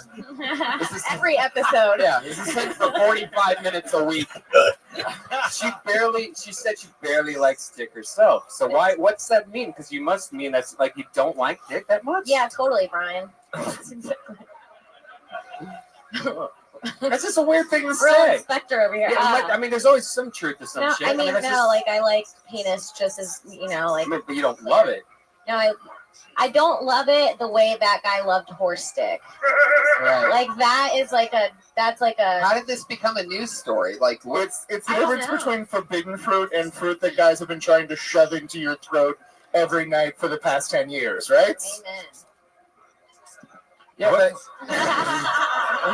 but What's wrong with cilantro? Like, No, that's what I'm saying. No, that was spot on. yeah. That was spot on great. Just because it's such a universal Yeah. thing that you have those girls who are super tasters. Yeah. It tastes like grass. The kind of friends that go out and order chicken fingers. Because Go out I've to, like, gotten nice head places. It's the worst. and girls ate cilantro. It didn't burn or nothing. No, I'm just saying, like, you can't let like 11 different dicks into your mouth a month and then be picky about food, Okay, because it's like you let anything in your mouth. that's right. Does she brush her teeth a lot? I don't know. I don't get near her teeth. I love that the part that George took offense to was just cilantro. Cilantro. I mean, What that's the just fuck? so fucking Mexican. Yeah, I was like, cilantro, my no, whole life. because I eat it. Why couldn't it be any other seasoning? Yeah, why couldn't it I be like Why's it macaroni? gotta be cilantro? What about macaroni? Fucking shit, man. What about cinnamon? I know a girl named Cinnamon. Cinnamon up to the stage. I thought you had a great set this week. Like all of it was great, Thank and I think it's awesome to see you every week because you've been kicking ass the Yeah. last couple weeks. Yeah, Thanks. that's great. Yes. So much fun. Thanks. Guy, any parting words? I'm a fan. Thank you. Yeah. It's great. You're killing it. Thanks. Yeah. Congratulations. Did you Wow. get a big following from being on the Rogan podcast? Yeah, I last got week? a lot of followers from Her and Sarah Weinshank, who's normally the other regular, but she's not going to make it tonight. We just That's a were made in up an fake emergency. Jewish last name. That's a pretend Jewish last Right, name. it's true. Her name originally was just Okay Sarah, but then she went with. I literally, by the way, when let me explain something really funny that just happened. I had to think of what I had to remember what that it was okay beforehand, and it was so hard to think of it that my head literally itched. I swear to God, like I just had to go like that to get it that fast. But I guess that's one that the video podcast fans will be able to rewind. Watch me literally drag the words "okay" from the comedian earlier in the night for what we would call a well-landed callback. I nailed the fucking landing. Kim, great job. Another Thank new you. minute. Great job. Great job. See you Great later. job. Great job. In replacement of Sarah Weinshank, who normally would do the final minute of the night right now, I want to do something extremely fun because I see that they're both here. I want to have an Asian comedian, Yes. 1 minute off. Two of the best brand new comedians that we've seen in the past few months here. I see them in the back of the room. Obviously, they signed up. And normally this would be a spot just for the one regular anyway. So let's do something fun tonight and have them each do a minute. Going first, put your hands together for Fang Chow, everybody. Here he is. They're so good that I know both of them by name. I don't even need to look at the pieces of paper. Fang Chow, everybody. Come on. Stick with it. We're almost there. I woke up this morning looking like this, and I speak broken English. So get ready.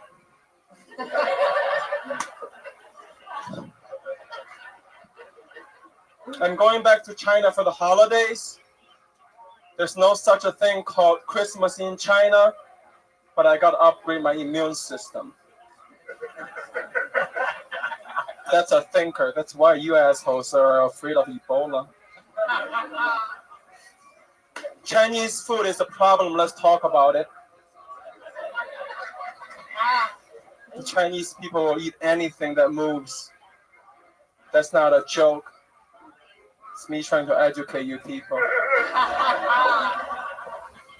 Eating tiger penis is a thing over there. Right? I feel like I don't need a punchline for that shit.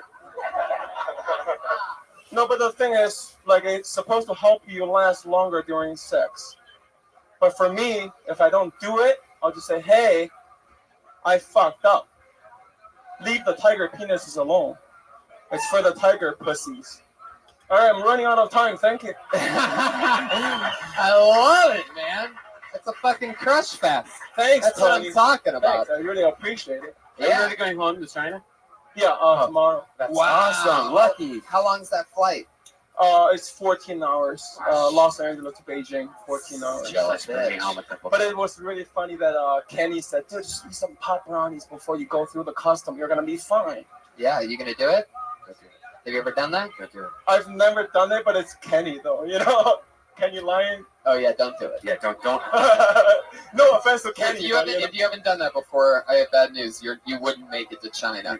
You'd make it to the first level of a TSA at LAX. And you would start to panic, and then you would just come back. I stopped eating pop brownies on airplanes when I had a bad experience where I had to sit in the bathroom and splash water in my face, and then people were knocking. I would go back to my seat for 3 minutes, and then go back to the whole plane. I thought it was dying and splashing like it. You know what, Brian? You look like a dude that I should take the advice from. Yes. With the pop brownies. Yes. Look at Brian. Don't do it. Don't do it. I'm pretty sure he just said that you look like the kind of guy that would eat pop brownies and know what you're talking about. Seth Rogen. No, it's long. It's 14 hours. Yeah. I Be usually careful take- with the pop brownies. I usually take a couple of Jack when I get on the plane. Oh, a couple Jack Daniels. Like I like whiskey. And Yeah. just- Of course you do. Do you hack? yeah, look at me. Of course. Are you a hacker? Am I a hacker? What kind of question is that? I was born with that kind of skills. I know. Kung Fu. I make orange chicken. Look at me. Instead of deliver orange chicken, jokes are delivered tonight. But you know. Fang fucking Chow. I love you. I like him. I really enjoyed that you like owned the Chineseness without sort of serving people up the cliches that they want. Because sometimes you have people who get up and they're like racially, or gay people do it sometimes, where they're just making like cliche jokes to the people in the audience. And the thing is, Chinese people will eat anything. Like You're right. Yeah, and that's funny and interesting, and white people don't think about it all the time. I told them it's not a joke. It's education. Yeah, no. It was great work. You should have had a fucking tiger penis punchline. You have a fucking minute. Don't waste time saying, I don't need a punchline for that. Give us a hilarious punchline because you're running out of time. Okay. Yeah, what does it do again? The tiger penis? It makes you last hard. longer? It's not as good as help you last longer. Yeah, it's not as good as the rhinoceros horn. You can grind that down.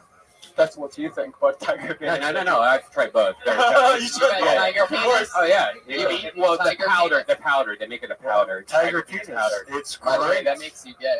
No. If you've had penis powder in your mouth. Cat dick. Oh, So, yeah. but I was gonna say just like, I was gonna get I that. love that you say no and get defensive about it. I'm like, oh, by the way, you're gay now. You're like, no, I'm not. Come on, man. If I lick my It's a tiger penis. if I go home and lick my cat's dick right now. Get a TV or something, Brian. Get a TV.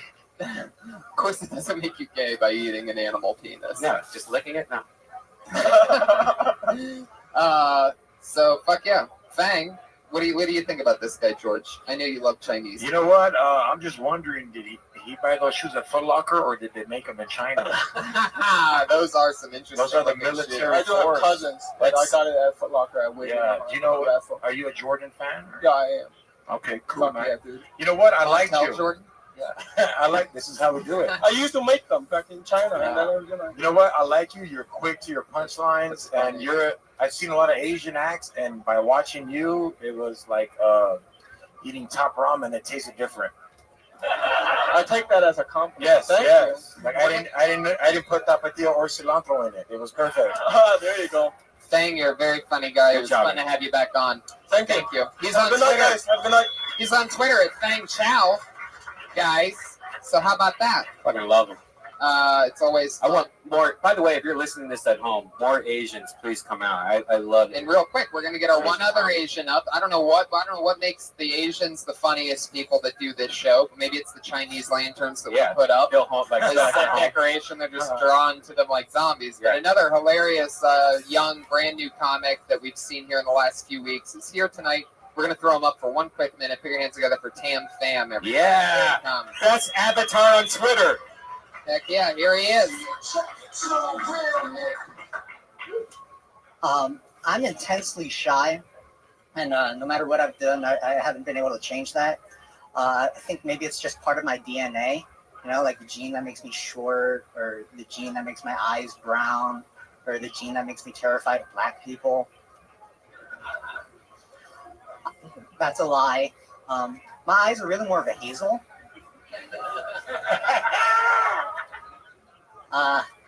In all seriousness, I'm actually pretty progressive.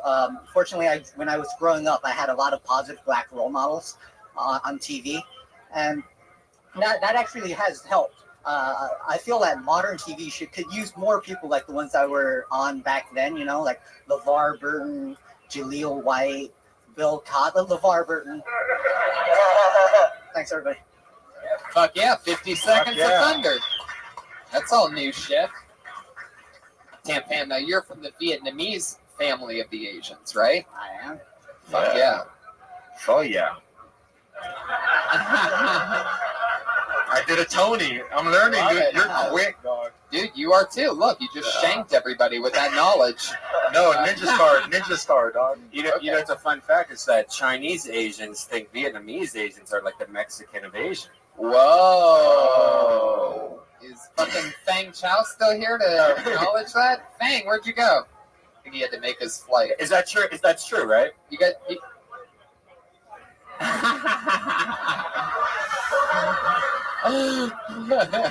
Oh shit! You know, I'm pretty sure Fang just said you're starting shit, dude. And knowing what I mean, Fang looks like one of those guys that'll just fucking float kick you from right up there. He's gonna jump in trees. His body moves, and he doesn't even have to fucking. Just a foot comes right into your head. And he's gonna have those good in shape girl ribbons. Remember those? Fucking, he's doing the. He went from a. All right, fuck it. Did you get any followers when I tweeted you this week? I doubled my followers. Wow. Oh shit! The red band push. I saw bump, you. The Death Squad bump. He is the best avatar ever. Yeah. It's almost like the two hand side, but instead it's like it's a real like mall photo, right? Where'd you get that from? You just took your headshots like that, and you're like, I want to do a goofy like this. Right. That's great. Dude. I can take it serious when nobody can take my face seriously. Tim, speaking of taking things seriously, you got up here and you said that you were very shy while wearing a shirt that says in very gigantic print your Twitter handle. There's some disjuncture there. I had some trouble believing that you were shy. Yeah, that is a rough one. I'm shy and I have no dignity. How about that? That was self-evident. But also, like, it's good branding your T-shirt. But I don't know that I take you seriously as a comedian, and your jokes were very funny, and I would like to take you seriously as a comedian, but I do have a sense of dignity, and that T-shirt offends mine. I can understand that. I've seen him do some other minutes to where I'm like, oh, I get it. Wear the shirt, you know. Mike Black wears his own face on his shirt every single show. The only reason I think I remembered you is because of that shirt. It brands you in some weird way. I think, you know, in the future you're probably not going to have that shirt on, but as it's working because me and Tony both remember you, and your comedy's great. Brian, if you ever want to get branded in a weird way, there's a club on the east side that does that sort of thing. No, but I mean, honestly, dude, I have no problem with the shirt because it works for brand. We really like you. One could say that we are Tam fans. Yeah. And that's Tam Pham, everybody. Yeah. There he goes. We did it. Kill Tony number 84, everybody. That easy. Little painless needle for you. Yeah. Thank you so much to Hormoz Rashidi. He's on Twitter at Hormoz Rashidi. HORMOZRASHIDI. Elise Lane, you know about her. She's amazing. Josh Martin Comic. Guy Branham, what's going on? What do you want to promote? At Guy Branham on Twitter, and it's the end of the year, so I don't know. Oh, if you're in Scottsdale or Phoenix, Arizona, go to the Scottsdale, whatever the comedy club is, that weekend that I'm there, January 8th through 11th. George Perez. At George P. Comedy, headlining Brea Improv January 7th. And tomorrow, I'm doing an underground show with Joey Coco Diaz. Whoa. Jeff Garcia. Whoa. And Red Band's in the building. Oh, and yeah.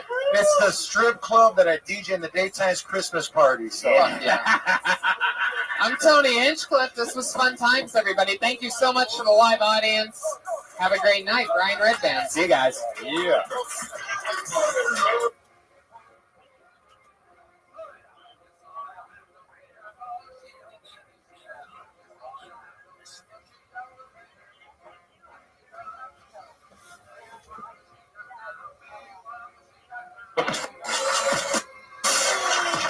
Holy moly! It's a packed Monday night at the Comedy Store. We did it again. Hi, live audience. Fuck yeah, this is so exciting. I'm glad you guys are here. We have another crazy show where us comedians and two other hilarious comedians always watch newer or recently transplanted comedians. And we talk about comedy. You guys excited or what? It's like our last episode of 2014, everybody. So we're doing a little New Year's blowout. Not really. I mean, nothing really changed from the original format, but We are filming in 4K now, so we're going to have a crazy high definition Kill Tony's coming very soon. technology, Yeah. everybody. Technology that North Korea can't fuck up. And we got a new sound recorder, and we had a benefit show, so we're getting a new sound system put in here for the belly room. We Finally. raised a bunch of money to put Yeah. new speakers in here. How about that? Yeah. Instead of listening to it on, instead of listening to live shows on these two, Car speakers Yeah. that were stolen from somebody's car in the parking lot. take a quick look at how small those two speakers actually are And there's only two. at a world famous comedy club. You walk inside and there's two AM radios hanging from the ceilings. That's what they look like boom boxes. Right, it looks like it has a dial that would get scratchy in between things. Yeah. Laney, be careful. There's a new camera there. Yeah, don't touch Super that camera. expensive. Laney and Jerry, put your hands together for them. They make it to pretty much every episode, these two. It's like if I had real parents. And they're sitting next to our one and only sponsor, eating her own delicious food. It's the great Elise Lane, everybody. She's here, live in the flesh. She made something delicious tonight. And normally I read, the crazy words that, she's a gourmet chef, so it's hard to say some words. And one of the things that we did in 2014 is we came up with a part of the show where Josh Martin, this was actually his idea, is he reads it and he has a speech impediment. And if he fucks up at any point or pauses or stutters or says something dumb, he gets hit in the nuts from Brian. And we did this, 6 or 7 times, and it was a lot of fun. And Even though I think a lot of people thought that we were hurting him when it really was his idea. He Right. likes getting hit in the nuts. yeah, he loves it. He pays women to stomp on his balls with high heels, so it's nothing. Well, that part wasn't true about the, so we're gonna do it one more time. It's one of our favorite segments of 2014. One last time, Josh Martin reads what we ate tonight, what the gourmet chef cooked for us. And if he fucks up at any point, he gets hit in the nuts. Are you guys ready for Will Josh get hit in the nuts? It's that time. Now, you know the deal. I'm gonna hand it to him. You guys get in position. And what weapon should I use to that? Well, just make sure you don't. Something that happened a couple times is you, accidentally tap him in the nuts before Wow. he fucks up. So be careful not to do that. Wait until he fucks up. Hold on, because he tries to read it before each time. Yeah. I don't want him to It's read on. it and get warmed I up. just want to find out which word I can fuck up on so I can get hit in the nuts. He wants it bad tonight. All right, you guys ready for this? If he fucks up at any point, he gets hit in the nuts. It's pretty simple. It's Comedy 101 to get you guys warmed up. Oh yeah, stop doing it. Just then. read Go. it. Tonight we have roasted chicken with lemony Mediterranean orzo with cherry tomatoes, Just hit me in the nuts. I don't know that word. Cow tamale, olives, feta cheese, mint, and lemon zest. Very good. One tap for each testicle, and he's out. It's true. It really isn't as funny as it used to be. It's completely lost its momentum. Well, he doesn't feel the pain. Like if somebody was up with actually. Yeah, the whole thing's just creepy because he likes getting hit in the nuts. I know. Now my hands. One thing that does still work, and that we've been doing for the last, I think, 5 or 6 weeks in a row, is bringing up our favorite musical guest. He's so funny to us. Put your hands together for him. Put your hands together for Pat Reagan, everybody. Here he is. Here he is, live in the flesh. Tell you a little bit about myself. My name's Pat, and I'm a prophet. And I'm here to tell you about the end of the world. It's coming very, very soon. So enjoy this song while you still can.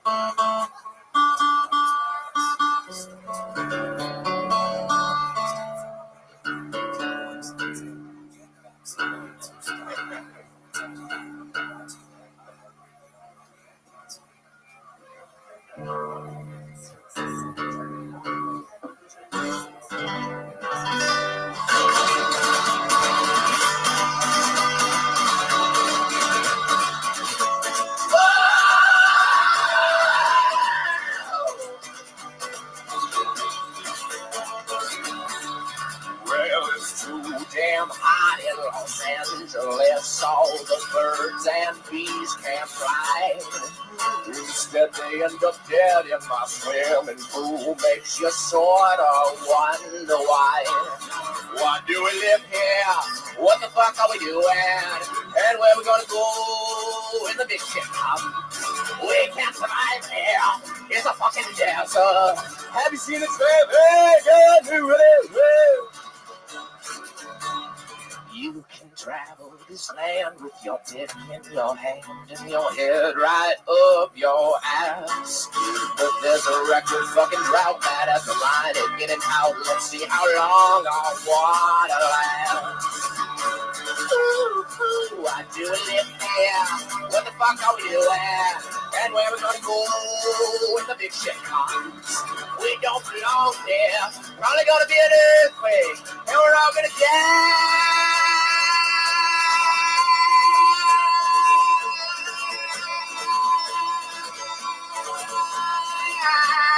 On the world.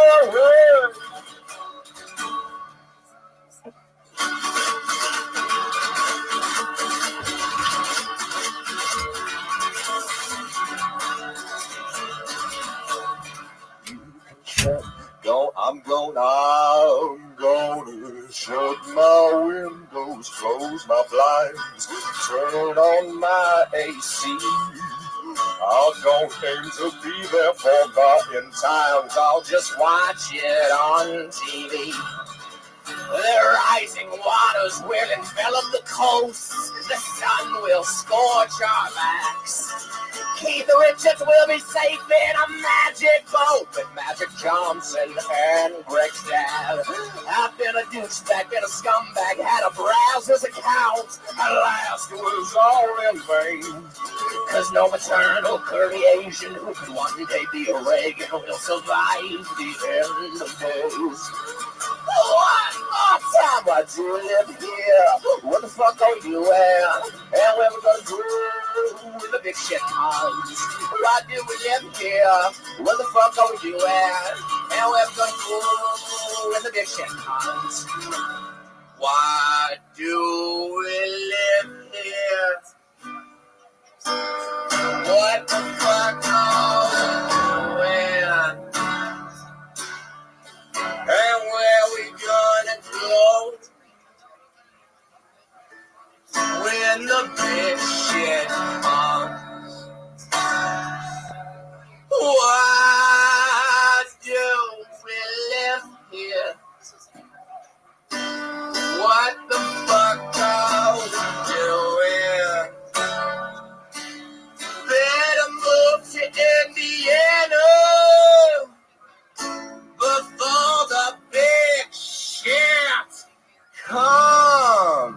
you guys. Fuck yeah. Pat Reagan. I know it was weird, but thanks. That was amazing. Pat Reagan, everybody, is on Twitter at Patty Reagan, PATTYREGAN.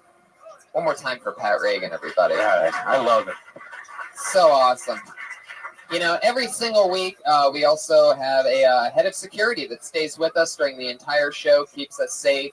Used to be a guy in a $5,000 Iron Patriot outfit. Iron Patriot's sort of like a patriotic version of Iron Man. And there was a guy that had this amazing suit, said he was a big fan of the Death Squad podcast and that he wanted to be on it. So we let him be on the show wearing this $5,000 Iron Patriot outfit for 20 or 30 some episodes. And the show started to get bigger and more popular. And he said that it was because of him.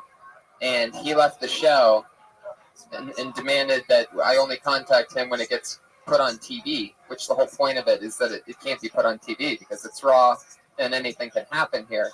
And but anyway, ever since then, to show him how replaceable he is, every single week we have a completely different person in a $15 Amazon outfit of the same kind do exactly a better job at what that guy was doing right there, standing on that stage. So our Iron Patriot this week is actually, it's this guy's second time doing it. We loved him the first time. Very funny young comic who suited up for tonight. Put your hands together for Jerron Horton. He is a racist patriot.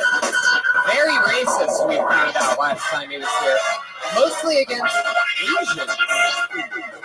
The anti-Asian patriot, in a surprising twist. Underneath the suit, he is a light-skinned black man. And we found out you're a little bit racist against Asians, right? Not racist. I feel like they're not discriminated enough against. Oh, there you go. So not racist at all. Just feels like they should be discriminated against more. That's like the opposite of racism. I love your style. Those hands up. Oh, I see. Oh, yeah, I get it. That's great. Black Lives Matter. Oh, shit. I'm actually wearing a I Can't Breathe shirt under here. You can't see it. Wow. Representing. Fuck yeah. He also has my car's stereo in his car. Boom. Well, we're glad you're back. How's everything going? Everything's great. You excited about tonight's guest? I am. Me too. You ready to bring him up? Yeah, let's bring them out. Let's do it. Guys, tonight, two of my funniest friends, as always. And as always, a very special one. Put your hands together for them. It's Jesus Trejo and Russell Peters, everybody. Two of the funniest people I know. No big deal. What's up, buddy? Russell Peters, Jesus Trejo. They've both been on the show one time before. Our sponsor's a chef. That's Elise Lane sitting over there. Yeah, right over there. She's a gourmet chef. And I'm excited for you to try her Probably food. use a microphone, shouldn't I? I'm excited for you to try her food because you're probably the only comedian that we've had on this show in the past, 15 weeks that she's been our one sponsor. She cooks for the guests. You're probably the only comedian that we've had on the show that can actually hire her for something. I actually do need a chef because I'm getting fatter than you can fucking imagine. There you go. She specializes in vegan and yeah. I didn't say I became gay. I just said I'm. Oh shit! You son of a bitch. Are you vegan too? Yeah, well, I dabble in it. You do dabble. I can't have dairy. Really? Yeah. Are you from like Midwest? Yeah, it's weird. You're the weirdest I Midwest. know. And Red Bank. Hey, what about you? I can eat everything. Yeah, you're like me, buddy. Yeah. And Jesus is just too poor to eat, but yeah, too Hey, Suits, how's it going? What's going on in your life? Anything crazy? Not chilling. I'm just excited about the Slim Patriot over here. You know what I mean? Yeah, Look at that. he is a skinny one. He's a skinny one. It's back there. Huh? Yeah, that one either. I think you just short circuited for a second. Patriot, every week, everybody always has questions for the guests. What are your questions for tonight's guests? First one's for Russell. Russell, I looked you up. I see that you tour all over the world. Right. What's your favorite country to tour, perform in? I think I like South Africa quite a bit, which I'll be going back to in a couple weeks. So, It was an honest answer. It wasn't even funny. It was just an honest answer. And It was the first place I was ever famous, on any level. Wow. Like 13 years ago. 14 Really? years ago. Yeah, I literally, first place I had to change my name at the hotel. Wow, that's amazing. Pistorius ever come out to see you? Wait, that's South Africa. Yeah, it's South Africa. Yeah, that's what you said, He right? bounced over a couple of times. Yeah. No, I never met him. Good thing is if he doesn't like your act, he probably stays through the whole thing. You know what I mean? 'Cause that's super He awkward. can't, it's hard to sneak out. Right. It's like wearing tap shoes. Yeah. Click, click, click, click. Going somewhere? By the way, Patriot, I love that you said that you looked that up, that he tours around the world doing stadiums. Good job. I appreciate your awareness. What was the Grumpy Cat like? You recently met the Grumpy Cat. The Grumpy Cat. She's actually a really sweet little cat. She's not. She just looks miserable, but she's a dwarf cat. You know that? Yeah. She got like short legs and shit. Yeah, it's adorable. It's one of my favorite celebrities. Yeah, she really is. It's super weird. I was once actually at an event.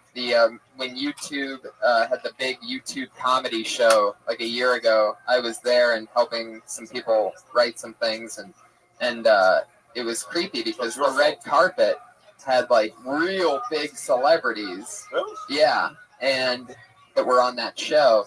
And in the middle of it, sprinkled in, were internet celebrities, and Grumpy Cat was literally on the red carpet. That's awesome. Yeah, like this.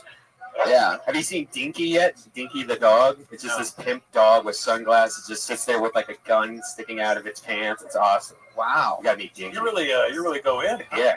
I'm into the I'm not the guy. If people are, you must have seen blah blah blah. I go, no, that means I'd have to be fucking wasting my time on YouTube all Right. day. But I could be looking at porn. Exactly. Like a gentleman. Exactly. What's your favorite kind of porn? What would we find in your search keywords? What's I'm the a top degenerate. one? I'm a fucking degenerate. Everything, huh? So, no, You just type in the word dirty. Yeah, it's like first it has to be feet, women's feet. Ooh. Wow, that's right. Yeah, you forgot about that, right? And older women's feet. No less. Really? Yeah, not fucked up versions of them. Oh my God. I think you just blew something. Blew a gasket. Now, if there's like a little cotton in between the toe, is that like the biggest That's not good. That's They bad. can be dirty. Yeah. I didn't say I want fucking dirty feet. Right. Just pretty feet. And I don't want to do anything to them. I just like looking at them. It's not like I'm like fucking a chicken like. I'm just like I need to know that they're there. The feet.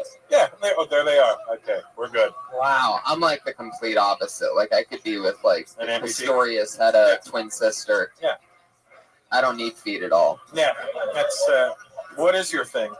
He's like amputee porn. Boys, what is it? What is Right, you know, like Still vegan boys. yeah, exactly. I like Vegan twinks. I just type in my name in Google and start jerking off. That's pretty much it. So you like lesbian porn? Yeah. It's true. Hey, Sus, how about you? What's your favorite porn? First thing you type in usually. First thing I type in is BBW.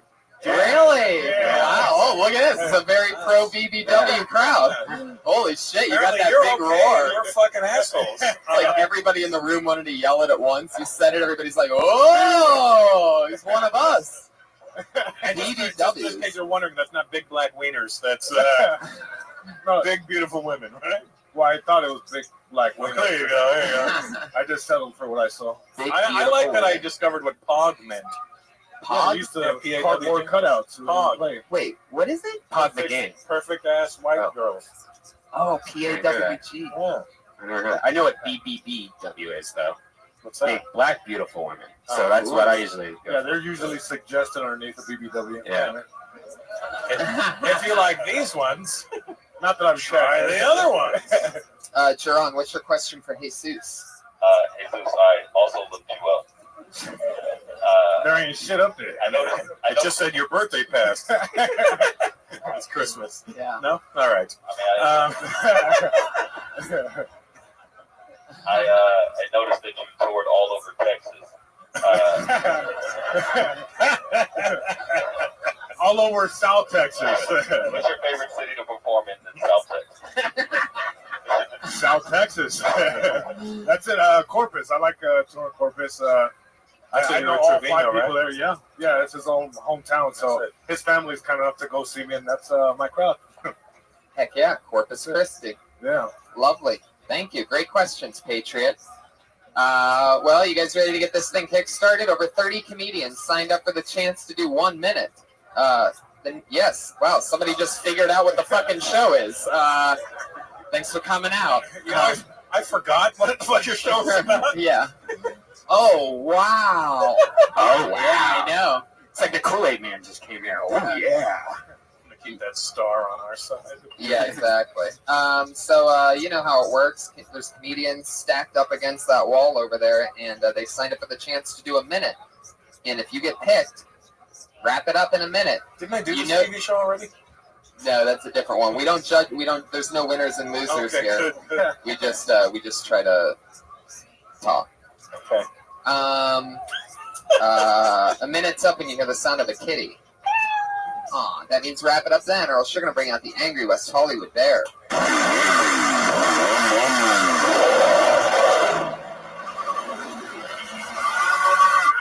Wow. How about that one? Looks like somebody got the West Hollywood bear a little dirt bike for Christmas. He's got a heavy hoof. Yeah. Ran into a cow at the end of all that. Well, let's get it started. Here we go. Your first comedian tonight doing 1 minute is Tommy Rico. Yeah.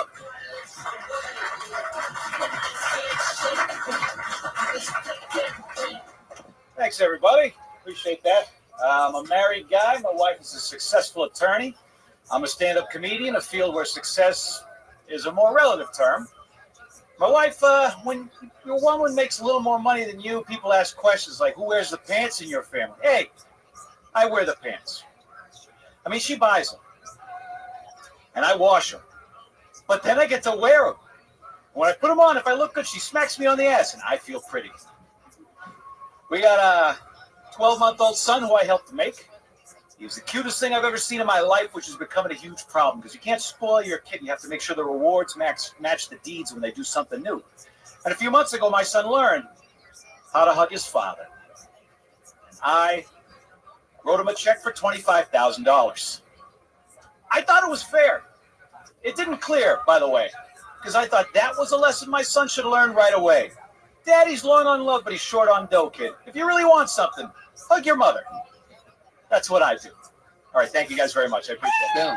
Tommy Rico, 53 seconds. Tommy Rico. Hey, can I ask? A 12-month-old son, wouldn't that just be a year? Yeah, it's a year. Okay. Yeah. You have to commemorate when my fucking ADD was fixated on it. I'm like, that's a year. He just turned, so. And what's your son's name? Lorenzo. Oh. Lorenzo Rico? Lorenzo Rico. That's Holy amazing. shit. I know. Look for him in 18 years in porn. Yeah. or 345 months. That's a math joke. There you go. That couldn't work out. It can't possibly end in a 5. Fuck. Where are you from? I'm from Boston. I can tell. Appreciate it. How long you been here? Been here for a little under 2 years. You didn't hear that? I didn't hear it. So I went home to my son. And I was like, hey, what are you doing here? I thought he was doing a character. That's Like what I a comic in the 80s. No, I talk like that. Like Bill Hartman or something. It's a medium. I don't have that hard an accent, but when you move out here, everybody thinks something's an accent. So It sounds like a character. If you weren't going to say Boston, I thought, all right, you're playing a character. no, I'm a Boston guy. That's my affliction. So you came out here 2 years ago? 2 years ago. For stand-up? For stand-up, took a little time off for the guy and just came back out. So Oh, yeah, for the guy. He's a year moved old. out here and realized that no matter how many people you work with, no matter how long you've been doing it, you start over, and it's humbling. It's a punch in the fucking face, and if you can take it, it's a beautiful place. I love LA. How long were you doing it in Boston? I did 11 years there, 2 years in San Antonio, Texas, and I've been here for the rest of the time. Wow. Exactly. Crazy. What does the wife do? She's a an lawyer. attorney for a government agency. Do not pay attention to him? No, I missed that. An attorney for a government agency? Wow. What? CAA? I can't tell you because the homeland would be less secure if I did. Wow. Don't run. You're okay. Hey, so this is cool. Oh, goddamn. It's not INS. Migra? Is your real name Tommy Rico? It's my last name is an unusable last name. There's already a famous guy with it. My last name is Morello. Mom's side of the family's Cuban. Last name's Rico. Last Rico passed away. My grandmother passed away, so I took the name as kind of a tribute. But yeah, no, my last name is Holy not a shit. famous That story went 9 generations. Tom Morello. Morello. Yeah. Is your first name really Tommy? Yeah. No, he's the guitarist from Mozzarella. Yeah. Radio Switch and Audio Slave. Yeah, Radio When I moved out here, I didn't realize I that don't know. it was like telling people at a mic that you know, oh, I'm Bruce Springsteen. Could I go up? And I got shit on quite a bit. So So your name is literally Tom Morello. Yeah. Wow. Is that the bald guy? He's like he's the night watchman, He's- right? He's the guy that introduced Kiss at the Yeah, Rock he and Roll Hall of Fame. did. Oh, yeah, He's that a guy's badass really good. motherfucker. yeah, he was Yeah. an Italian last name, but he's like an ethnic Belange. I think. Yeah, he looks like me. I thought he was me. Like, walked up like, hey, what the fuck am I doing there? Do you play any instruments? I do not, and that would make it difficult if I was up on a marquee anytime. So Have you ever met Tom Morello? I have not. He's a Harvard grad, and he lives up there, so he was aware of me because I did stand up under my own name for a while. But nah, he doesn't call. He's it a Harvard grad? Yeah. Wow. Smart dude. How'd you do in Boston? I know Boston's comedy scene's coming back lately. It's kind of had like a weird time. Yeah, I love that. All I the mean, top comics are from there right now. Yeah, but when I was there, guys, like there was a generation before me. There was like Eugene Merman and Brendan Small and those guys. They kind of blew up. And then while I was there, it was Mike Kaplan and Shane Moss, and so I mean Gary Gulman. I was there for a fun time, and I figured it was like shit or get off the pot time because I got older. So I had to be somewhere other than Boston to try to catch a break. Right. And then Blumenreich closed down the club. Yeah. Well, he sold up. I mean, he's got the big club now, 1,300 seats. I was So there. you've been the stay-at-home dad pretty much for the first year. It's been awesome. What's Best job that I've like? ever had. He's great. I mean, I never wanted kids, so when I found a great wife, Yeah, I'm like you, buddy. I have one. I didn't want one. yeah, but he's amazing. I'm glad I get to take care of. It's the best day job I've ever had. That's for sure. So What's fun about it? What would you do? Like, what's exciting? What stood out to you? What surprised you about having to be a dad during the day? Wait, how old are you? because I'm 40. Oh, yeah. Because I was resistant to having kids, having one, I knew how hard it was going to be. So it was about as hard as I expected it to be. Resistant or Yeah. like retardant? I think I did a little of both over the years. I didn't get married until I was like 37. So, but we wanted a kid and we had him, and he's awesome. Every day I wake up with him. I get to take a nap when he does, which is pretty cool. And then at the end of the night, wife comes home. We have dinner. I tag out and I leave, and I go into the city. And do You watch a lot of kids' TV with them? No, he He doesn't will seem be. to like it, which He is will. great. He will, trust me. Those high voices. I fucking hate it, but I'm it's not on all the looking time, forward buddy. What's his favorite thing? He's 12 months old. He likes music. Yeah. He likes like he'll face the TV for that, but like in the morning, I'll just to have white noise in the background. I'll have like First Take, ESPN on, and he'll only respond when that rap song comes on at the beginning. Then he checks out. Oh, shit. He has the name of a rapper, too. Yes, he does. Lorenzo Rico. Absolutely. I mean, he Or has the at name least of a black rapper, but he'll be able to work And with He's it. Mexican and Cuban, so Yeah. he's of color, I suppose. And then did you call him Lauren in the joke? You call him that for short? No, I just call him Lorenzo. Oh, I haven't you figured said out that what in the, shortened, you said that in the, Don't change it. Lorenzo's a good name. Yeah. right, yeah. I thought I heard you say Lauren in the middle of the thing. No, I don't mention it. I don't mention the name of the joke. Oh, gotcha. There you Just go. to a podcast full of thousands of people listening. Right. Not to the 20 people that are in here. The thousands of people, sure. Hey, there's 40. Yes, there are. Because you know listeners of this show jerk off to comedians' names, You kids' had to names. say it. You had to say Well, it. some of them do, not all. Right. Well, fun times, Tommy. It was nice to meet you. I appreciate it. Thank you Fuck guys so yeah. much. There you go. We got to talk with Tommy. Talk to Tommy Rico. He's got the jacket of a comedian for sure. That's a hardcore comedian It's a Duff jacket. Davidoff jacket. Yeah, totally. Black leather, zippers, and find him on Twitter. He's at Tommy Rico Suave, everybody. So you can look him up. Follow him. He's one of the more experienced comics we've had on. Wow. You hated that guy, huh, Patriot? It's starting to seep out over there. I can smell hate out of that suit. Looked like an old ass Sean Hunter from Boy Meets World. You reminded me. Wow. Wow. Like if his dad stayed in his life, you know what I'm saying? Holy shit. You went back to 96 for that reference. Actually, before that. Boy Meets World. I still don't know what the fuck you're talking about, but I'm impressed by the reference. Like, I don't know. I can't put a face to it, but damn, it must be Right or perfect. wrong, Cabin Fever. Yeah, I don't watch No, that's crappy crap. a good movie. Cabin Fever was a really good movie. Anyone seen it? I saw Jungle Fever. Fuck yeah. That's for the one person. Okay, well, I pulled out another name. Your next comedian goes by the name of Jeremy Lopez. Jeremy Lopez.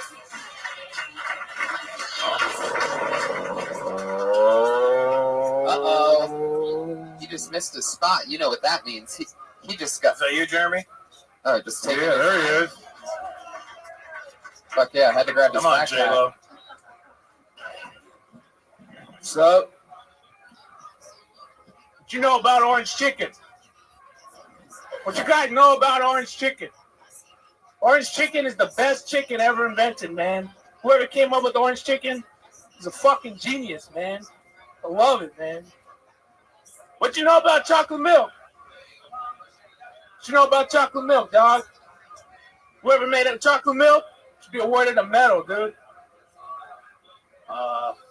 Yeah. Hold on. Fuck. I don't know if black chicks got chocolate milk coming out through titties, but if they do, I'm gonna marry one. I'm gonna have one as my slave. No? This guy in the And front every of day I'm the gonna suck on her titties. All right, there you go. Yeah. Hey, what you know about stand-up comedy? Not much. Yeah, man. Boom. Fuck. What happened, man? Did you get orange chicken and chocolate milk for the first time ever this week? Yeah. Like, You can't eat those two together. You're gonna shit yourself. Right. He showed up with premises to a gunfight. Goddamn. Jesus. Yeah. Get off the premises. Right. I'm just waiting for anything. You just kept naming things that you like a lot, huh? That's Well, your not thing, so much you know? that. It's you just want to know what you knew about it. Right. It was like an I think it was aggressive. kind of like it was like a group Google search. Yeah. An orange chicken. What you know about that? It was like an aggressive Jeopardy or some shit. Yeah. What you know about orange chicken for 400? Goddamn. Aggressive Jeopardy. Yeah. So you know, black chocolate milk and black women and slaves. 3 words that should never go together. Right. Yeah, the slave part. I mean, if you would have told me that the worst part was still to come in the middle of that, I would have been like, no way. But that was the worst. I was waiting on the ironic part there. I was like, And of all the nights for you to do it, the only time Lil Wayne is sitting in the front row. I mean, Lil Weezy is in the Heezy. Like, he kept tagging his ignorance. He just Right. kept going and going. He went, and I was watching, by the way. You know, we have like the best cameras for people sitting in the front row. And Oh, as soon yeah. as he said slave, he was sitting there like this, and this guy just I saw him react. I'm like, oh, his eyes just closed like this. you know what it looks like? You know when you get that sharp pain, like you're sitting there, Right. That's Yeah. pain. What the fuck was that? Like, he Yeah. sat on a hemorrhoid or some Yeah. shit. What you know about hemorrhoids? For 400. What's in the backpack, man? I don't know, but if he leaves it behind, I'm out of here. I don't think he's gonna double bomb.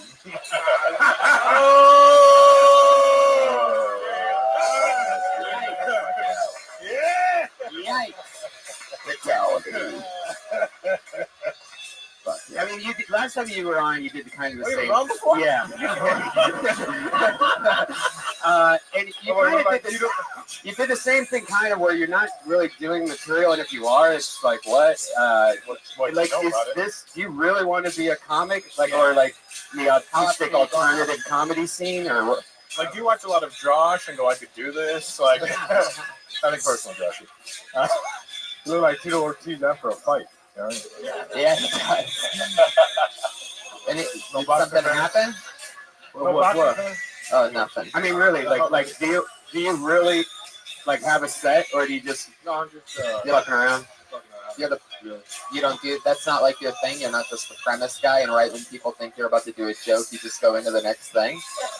Oh, just working it That's out. a good- That's a good angle. Sort of is. I mean, well, I don't know, not really. Well, it's at least a good premise. Yeah, you do have good premises. I was certain you were going to say something about orange chicken, but you said nothing. Yeah. Like the chocolate milk, the black woman breastfeeding, like that's in the zeitgeist. That's right up with Asian girls have a slanted pussy. That's right up there with that. Yeah. Where you go, oh, great. Yeah. You hit all levels of bad tonight, which is hard to do. You did. You went over the line at one point with your slave reference. You went hacky with the chocolate milk. And you didn't do punchlines at all, which is the... You underachieved on the overachieving chicken. Right. Doing bad, you're the best, man. No, so Jeremy, like, do you eat orange chicken a lot? Yeah, I like orange chicken. You like it a lot? Yeah. Have you ever had it with chocolate milk? Yeah. I like orange chicken and chocolate Just for the sake of comedy, you should have a third item with it. Yeah. Because comedy's in threes. Yeah. Or zeros in your case. That was the one, everybody? Really? Everybody's starting to feel bad for him, man. See that? See, No. the tides have turned. Even the black guy's like, hey, man, stop fucking with him. Hey, man, I got chocolate milk in my titties.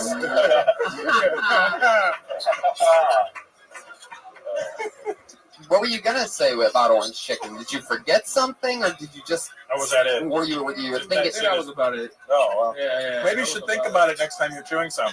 Yeah. Just really think about what it is about this chicken that makes you go, fuck, I need another line. I mean, you're Mexican, right? I think so, yeah. Yeah, well, I'm. He's like, no, don't know. What? What'd you say? I'll go to Mr. Oh, he's anti-Asian, so if you say orange chicken 5 times around him, he starts to flip out. What's the hand over the mouth thing? What are you doing over there, Patriot? I'm trying to breathe. You can take off that mask if you want to. So you literally can't breathe after all, huh? Yeah. The shirt is burning through your chest. You could take off that mask if you really want to. Yeah, if you want to.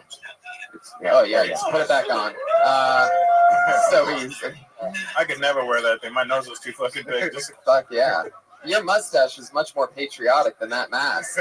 That's amazing. you and Jesus look at each other and do each other's mustaches. We take turns doing each other's shit. He look like he's getting ready for bed and shit. Hey, Jeremy, what you know about mustaches? Not much. I can't remind it. He does look like he's getting ready for bed. Yeah, like take your ass to bed. You got school in the morning. He got on his fucking underoos. Oh my god. Jeremy Lopez, what do you wear to bed? What do I wear to bed? Yeah. That's what I'm wearing on right now. What scares you? What are you afraid of? This is a Ron. Apparently. What you know about intimacy? The dark. Dark's good. You're afraid of the dark. Oh, me too. Oh, hey, you got a name.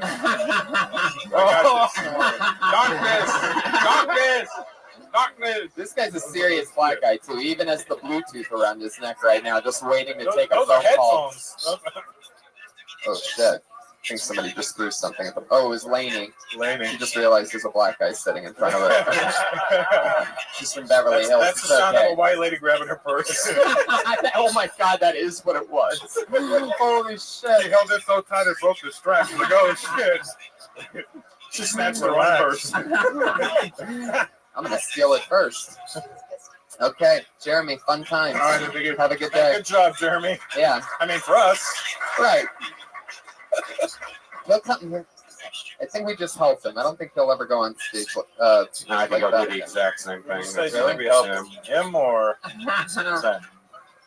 Seems like there's a good Mexican joke in Orange Chicken. So, orange. I think Joe Coy did that already. Oh, really? Yeah. Oh, there you go. That's why as soon as he started, wasn't this Joe Coy's joke? Holy shit. This young lady made her debut on this show 2 weeks ago, her LA comedy scene debut, and she blew our minds. We've been starstruck ever since. This is her second time ever on the show. I'm excited to have her back. Sometimes this bucket pays off. You know, it's rough. So, but it's fun to have somebody back who I'm excited to see again. Her name is Jessica Wellington, everybody.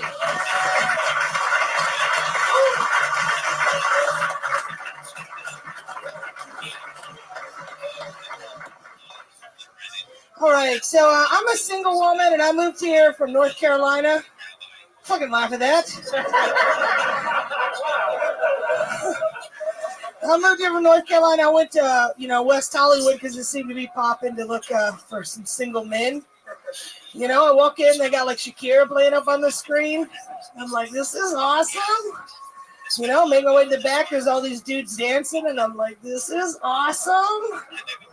And they also taking off their shirts. I was like, this is fucking awesome. And then they started making out with each other. And I was like, this is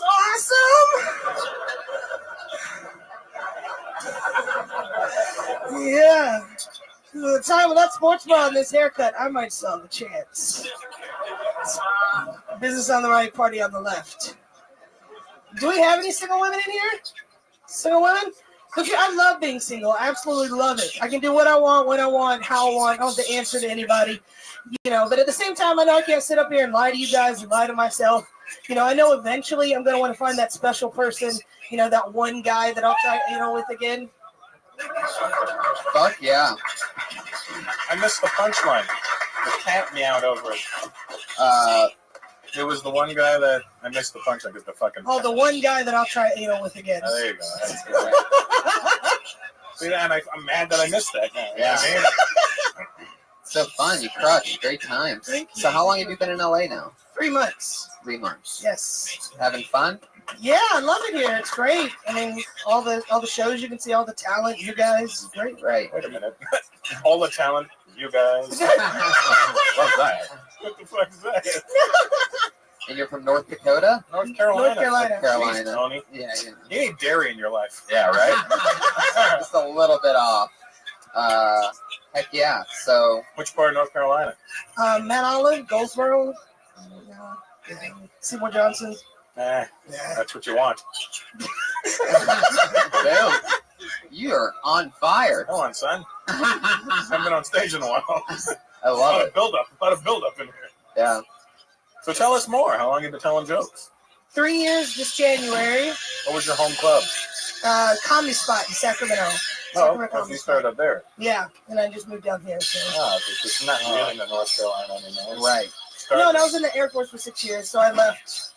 Now you're in the Air Force. Yeah. Boom. That's what I did there, guys. Spin-a-rooney. This is good hair. And how long were you in Sacramento for? 3.5 years. Yeah.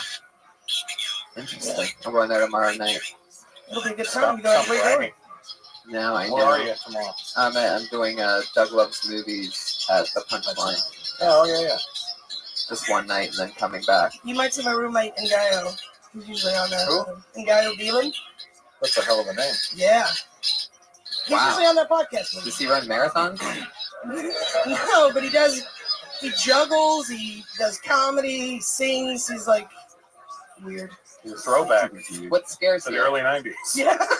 What are you afraid of? Because you seem like such a tough person. No, I saw through it. No, I'm really She's a sensitive soul, I can tell. Right. Yeah. But you were in the Air Force. I guess the hardest part has been like just making friends here because people expect you to be on all the time and to be funny. And it's like I'm not that way all the time. Right. And you always like when you meet new people here, you have to be the creep and you have to be okay with that. It's like you just have to enter a conversation, be like, hey, what you guys talking about? Yeah.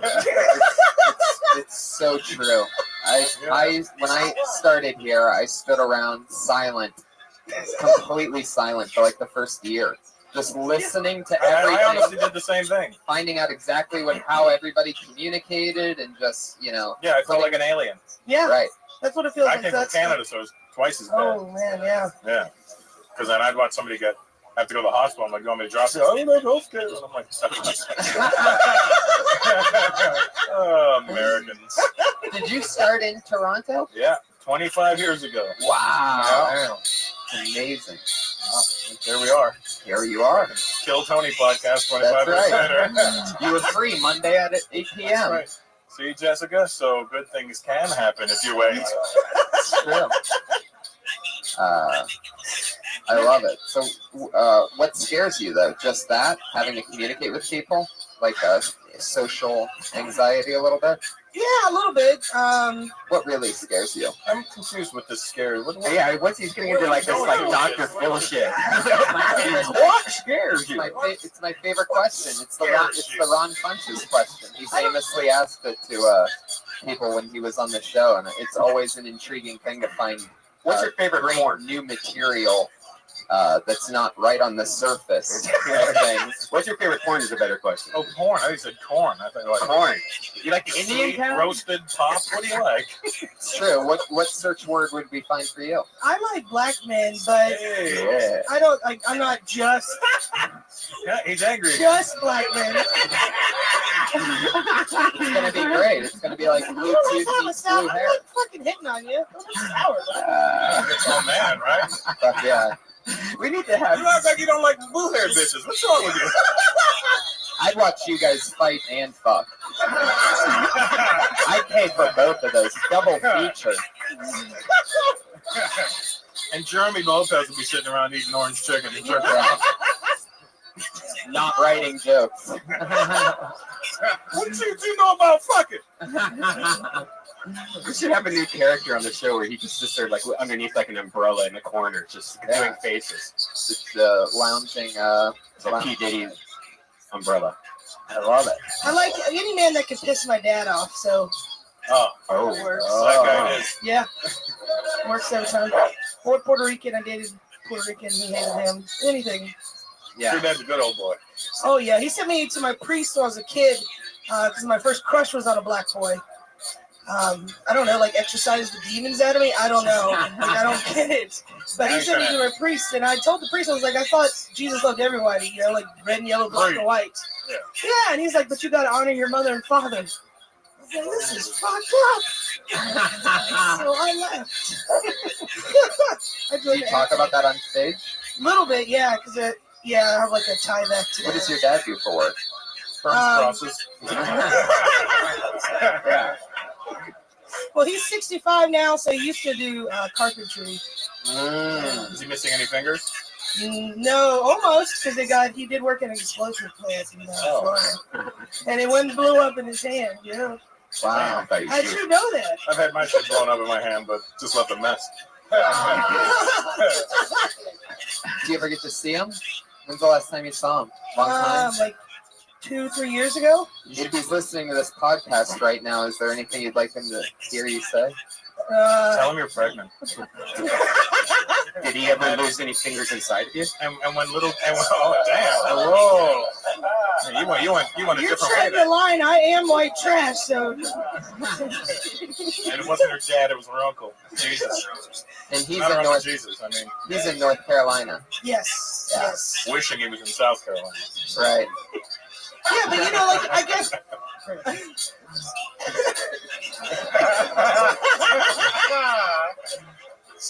I love it.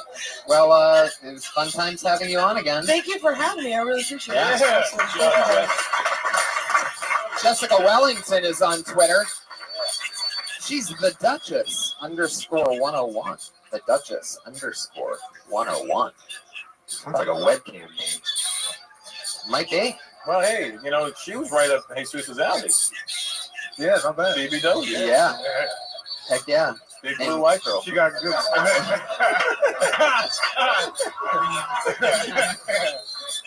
Have you ever been with a big woman, or it's just something you fantasize about? No, yeah, I'm usually into the bigger girls. Yeah. Yeah. I'm not afraid of a bigger girl. I'm down. I'm not, you know. Yeah, I'll play. Yeah, I'll give it. Yeah. Like a big girl, like if you know. All right, I'll focus on that one part she has. You know what I mean? Like I'm afraid of them. personality. They gotta know. They can't. You can't be big and have a flat ass though. You see that a lot of times. Right. You're like, wait, what kind of shit deal is this? Yeah. You spend a lot of time sitting down. That's why. Yeah. They tired all the time. It looks like a yield sign from Quebec. You know what I mean? Like SpongeBob SquarePants ass. I'm not into big women. Not in the bedroom, in front of me in like the movie theater popcorn line and shit like that. You know, they just take forever. Anyway, Have you ever been with a big woman, Tony? Like, yeah, I got that drunk one night. it feels better. It's more skin. Oh yeah, it's weather. super fun. It's like Which one? it's like hard to not laugh. It's like there's a comedy and sex at the same time. What is? Big women to me. They're good. They're good. It's like it feels good. I'll give it that. It's like the same thing.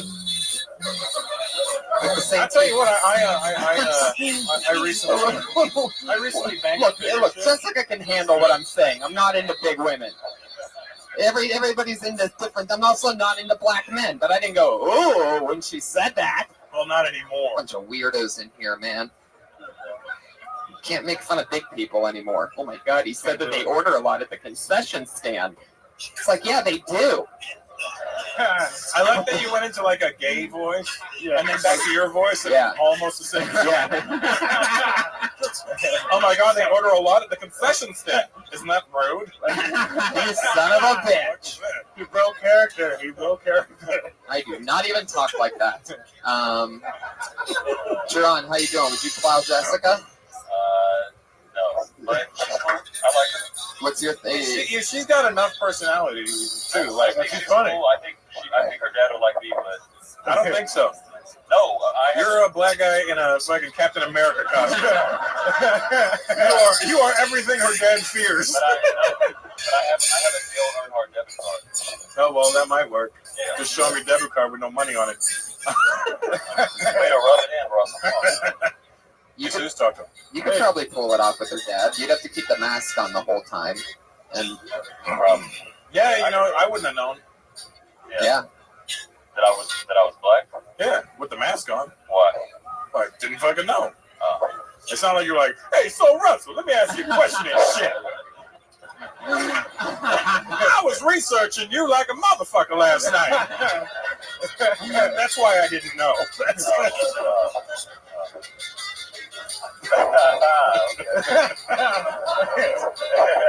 Have you been with a big woman before? Almost, but when she took her thing off, I peaced out. What?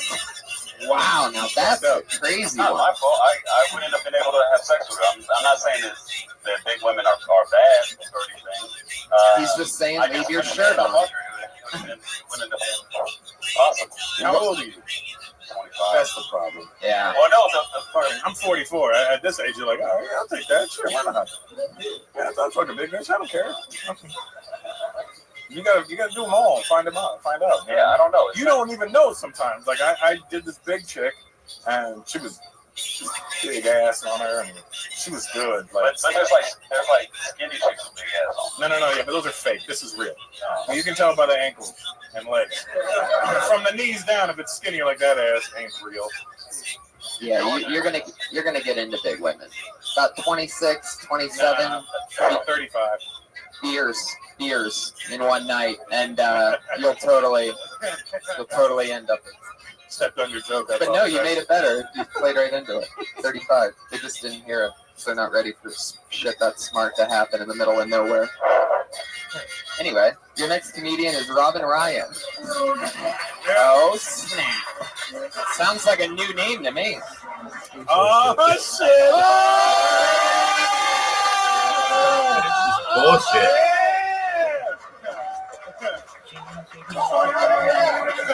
Standing ovation.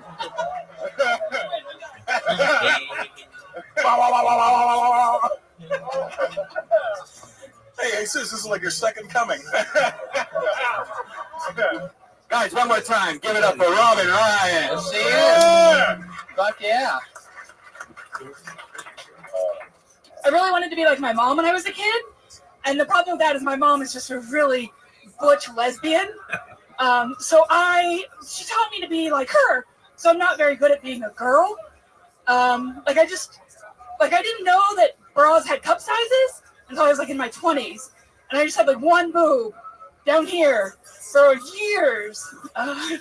We'd go to Target and she'd be like, you can pick any of the sports bras you want. So I did.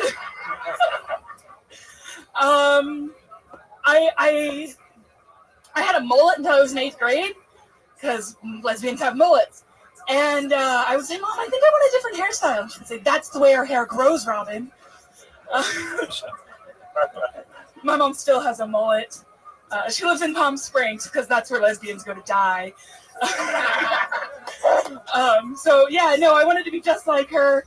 I don't know how to put on makeup. Oh, that's it. We're done. Good. Okay. You can finish it. Finish that one. Finish it, Robin. Finish it. You don't know how to put on makeup? I don't know how to put on makeup, so I put it on like it's sunscreen, just like this. Frosty, how you little pimp? Wow. Yeah, and it was worth finishing. Hell yeah.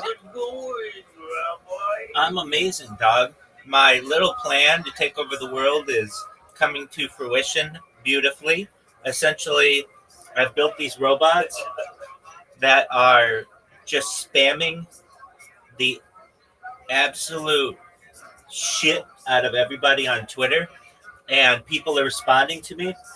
I had somebody come in, a young lady come in yesterday who found my message from Twitter, and we talked for like an hour, which was wonderful.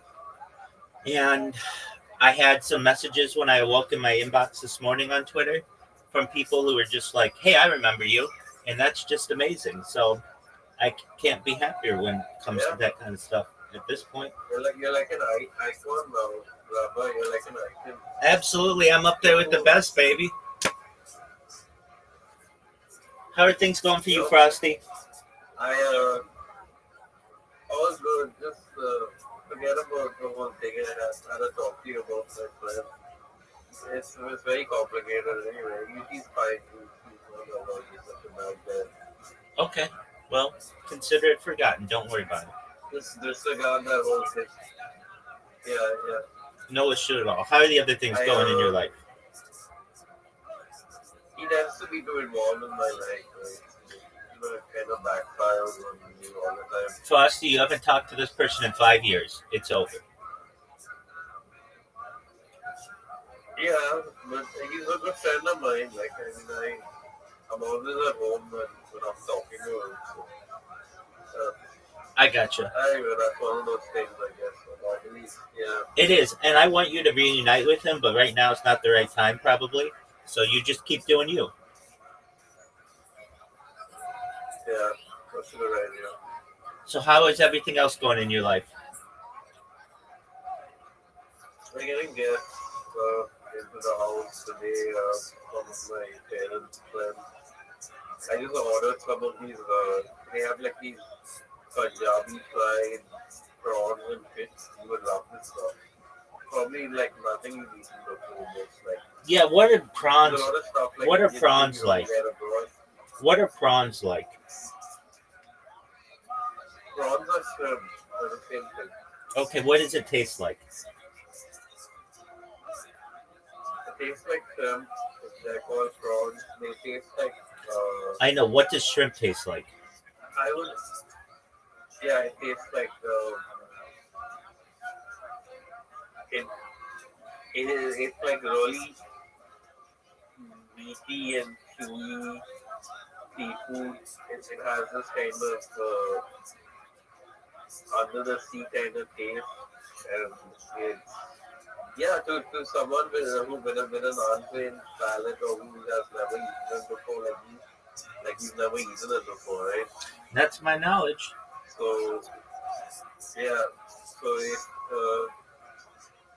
if it's up to someone like you, then I would say it would taste kind of weird, to be honest, if you've never eaten it before.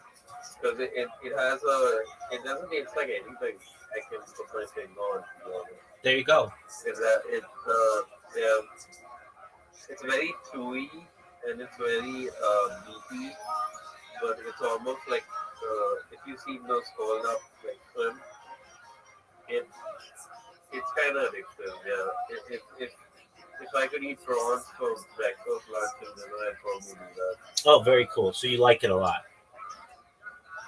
Yeah, like prawns, like cocktail prawns. Like a lot of people abroad, they're big fans of cocktail prawns. And the cocktail prawns are just basically plain boiled prawns, so you get that nice sticky taste, and then you like dip it in mayo, right? Oh, you dip it in mayo. And then you Okay. eat it, yeah. Have you ever had? Have It's you? the same thing with lobster. Have you ever had cocktail Yeah, sauce? I've eaten that. I have, yeah. So it's the same thing with lobster, right? You take lobster and you dip it in mayo. Any plain boiled seafood you can find is really good with mayo. Not any, but lobster and prawn mostly. So it has that sort of. It tastes fancy. It doesn't taste like very. It's not one of those things that I like that are kind of simple, you know. even though it seems like that. But yeah, because so with prawns, you need something flavorful, right? So if you get the right type of produce, then you get tastier prawns. But if you get like regular prawns, sometimes they just don't have that fishy taste. My parents are into that fishy taste a lot. Like if the seafood or fish is very fishy, then they kind of like it more. But Oh, people that's abroad, interesting. they tend to like the less fishy stuff. So they eat like fish and chips. And the fish will have no fish taste at all. It will just be, sort of just like meat. Like whitefish, or like just like plain. Yeah. So what happens Or is like cod. freshwater fish has less taste than saltwater fish. Oh, So if interesting. it's growing in saltwater, yeah. So if it's growing in saltwater, it'll have more fish taste. But if it's growing in freshwater, like these natural springs or whatever, then it's it's not gonna taste as good. Hey, you guys have what are they called? They're gharials. They're like crocodiles. Is that correct? A gharial?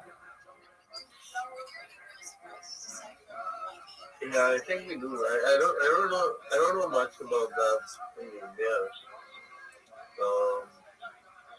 It is. I think they're everywhere pretty much. Yeah. It is located generally In Kerala or South India. in like actually northern India. Like, which is interesting. I thought they would be like near the ocean, but no. So they're crocodilian. They're among the longest of all living crocodilians.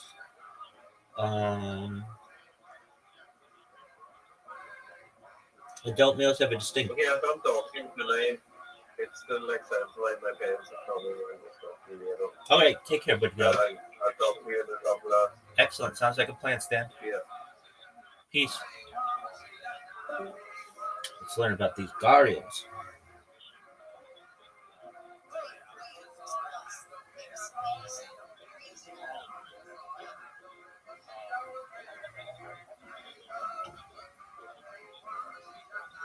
Earthen pot.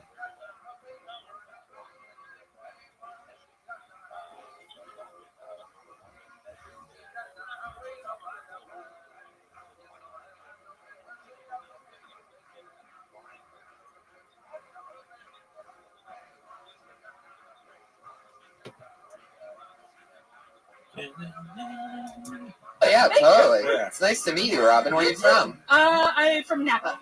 Napa. Napa. Wow. How long have you been on stand-up? About a little bit more than a year. You do it up there, or you come down here? I live down here now. Oh, cool. So you've lived down here for the past year. No, I've lived down here for 4 months. Awesome. That's so much fun. How are you enjoying it? I love it.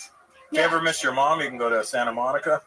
No, they live in Palm Springs. Yeah, it's awesome. She's like an hour and a half away from me. I liked your bra cup size, but I think you had it a little bit, like, you need to reword it because it's a little backwards. Like, I think the idea of where you could buy any size, it's just your whole bra, I think that's what you're saying, right?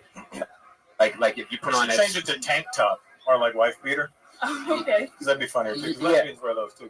Is that what you were saying? Like you put on like a sports bra and it would just be one big boob down One here? boob. Yeah, maybe. However you said it, I think you should say like this.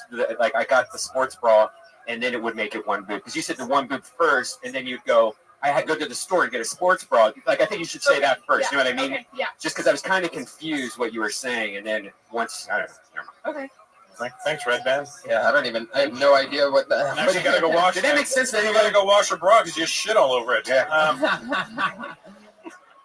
What do you do for work? I'm an elementary school special ed teacher.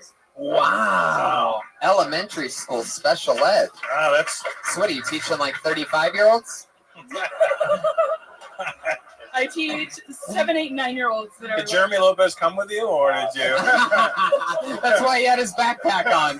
He came from school today. Is this an outreach program? Right, and when does writing class start? What you know about special ed teachers? Should know about one titty. How long you been teaching special ed? This is my 10th year. Wow. Oh, years. how old are you? You look Wow. young as shit. I'm 32. Oh, wow. I thought you were like 21 when you walked Yeah. in. Well, you don't have to wish you're looking, so it's good. Yeah, so youthful. Generally, white people age terribly. I know. You should. So you're already beating the odds. What's some Black, crazy? I love that joke. See? What's some crazy stuff that you've seen go on in the classroom? I had a parent one time who gave her kid a laxative, like the night before. To a special ed kid? To a Right. special ed kid who, Oh. he was in first. Right. He was in first grade and then been potty trained halfway through kindergarten, so he'd only been using like the toilet for about a year, and he came running out of the bathroom with just a t-shirt on, running out onto the playground during recess, sobbing. And I walked into the bathroom with him, and there was just shit spread all over one of the walls. Oh my And he god. couldn't figure out what to do because he just shit so much. Wow. Wow. Did you videotape it? I did function over a week. Oh my god. Over a week? Right, yeah, Wow. that's a week's worth of shit on the wall. Yeah. That's Yeah. a Was there critical a fan thing. in there? Because it would have been amazing You know, to hit that. I just called the janitor. I don't clean up shit. Wow. What, so what there's kind a- of like do you work with autistic kids or Yeah, mostly? the students that I work with have autism and a lot of ADHD and like specific learning disabilities. So you're an ABA instructor too? I'm not. Oh, you're not? No, Okay. I don't know ABA. Okay. Are you gonna hire One for of those something? schools, Or too? you're also One of a those schools, too, comedian right? and a principal? Yeah, so was I. Yeah. Yeah, so was I. But back in the 80s, there was no diagnosis for ADD or Right. ADHD. They just Yeah, I thought was it in a was special stupid. class for a long time. Oh, me too. Yeah. I'm with you, Toots. I had regular school, but they made me take Ritalin every day. What? They just Yeah. made a color Your teachers book. appreciated that. Yeah. Thank God they didn't have that shit in the 80s. They used to call me down to the office, like after lunch, if you forgot to go take your pill, they just go over the entire school intercom and rattle off all the kids with ADD that are so ADD that they forget to take their medicine. Like looking back on it, I'm like, how the fuck did this go on? And it bothered me then big time because it's like totally embarrassing back then. But Still take it? no. We can harness it. Yeah, well, I just smoke it all away. I just remember reading books. Like I remember reading books with those big ass headphones before they were cool. It's like, fuck, I want to go outside, you know. Right. Oh, that was me. Like I would, like the book would be done. I stopped turning pages, but the audio kept going. I'm like, shit, I went too fast. I mean, like, Yeah. I don't can't know how to even read. find this. Yeah. It's like being in church and the priest is like, what Yeah. page? And Yeah. and you look like, what fucking page are we on here? God did what? Yeah, you know. That's pretty cool. So, are there a lot of things? Do you talk about the special ed thing in You your should. stand-up at all? I do. Great. Yeah, you should. Yeah. You have such a fun charisma. Like, Thank you. I love how you laugh at yourself and I stuff. think I'm funny. Yeah. I think you got a natural funniness. Thank you. It's an easy thing for you. It should be an easy road for you to go down. I hope so. 'Cause I want to get the fuck out of there. Yeah. No. Stay with the tards. They need you. Because, Oh. really? That's where we are now? It's so You know what? weird. You know what? Here. They're very picky and choosy. Fuck yeah, she high fives it. I'm okay with it. That means it's okay. Yeah. It's Jeez, guys. we're just getting the tardy started in here. It's fucking younger generation and your political correct bullshit. Right. Ruffle. And that's just me. That's a great Tony impression, Russell. Yeah. Fuck yeah.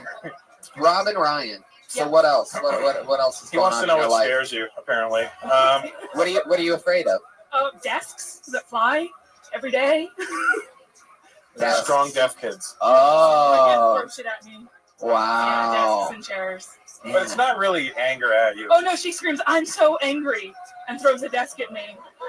Somebody has to teach them this, because I don't.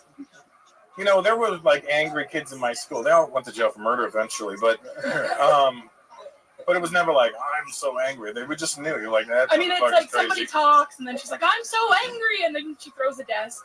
Can I tell you? Yeah, somebody facilitated that at some point, and then they were like, "Ooh, I'm going to use this." Yeah. I just put her outside. I just drag her chair outside. Yeah, there was an enabler in that person's life. Can I tell you a joke that I'd love to hear you do? Okay. From you, because only you could talk about this, and it's Okay. like I feel like it's funny because Okay. you could really set it up just by being honest. Okay. Is that, and I'm gonna follow it up with a question Okay. to get more stuff out of you. But if you were like, I've been teaching special ed for 10 years, and it's very rewarding. Like I had a student that I taught 10 years ago come up to me the other day, and he told me just like that. But in real life, after teaching for 10 years, have you gotten to see any of your students go on and do anything? Like, are there good, like, Salvation Army Christmas bell ringers and stuff that have gone through your system, like coupon clippers or something like that? Man, I'm not making this up, but I went to that kind of school, and there's a Denny's in my hometown of Brampton, and I walked in, and I see the kid from my class in the dishwashing bag. I was like, oh, shit. I go, David. He goes,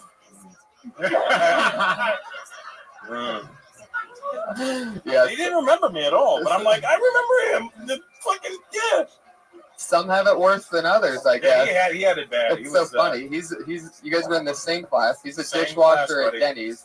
He can't even afford to buy the Forbes magazine that you're in for making money. He doesn't even know what I do. Like, he still isn't, like, nothing registers. It's not like, oh, there's Russell. Wow, he did great. It's like, who the fuck are you? Yeah. I'm like, we were in class together for 2 years.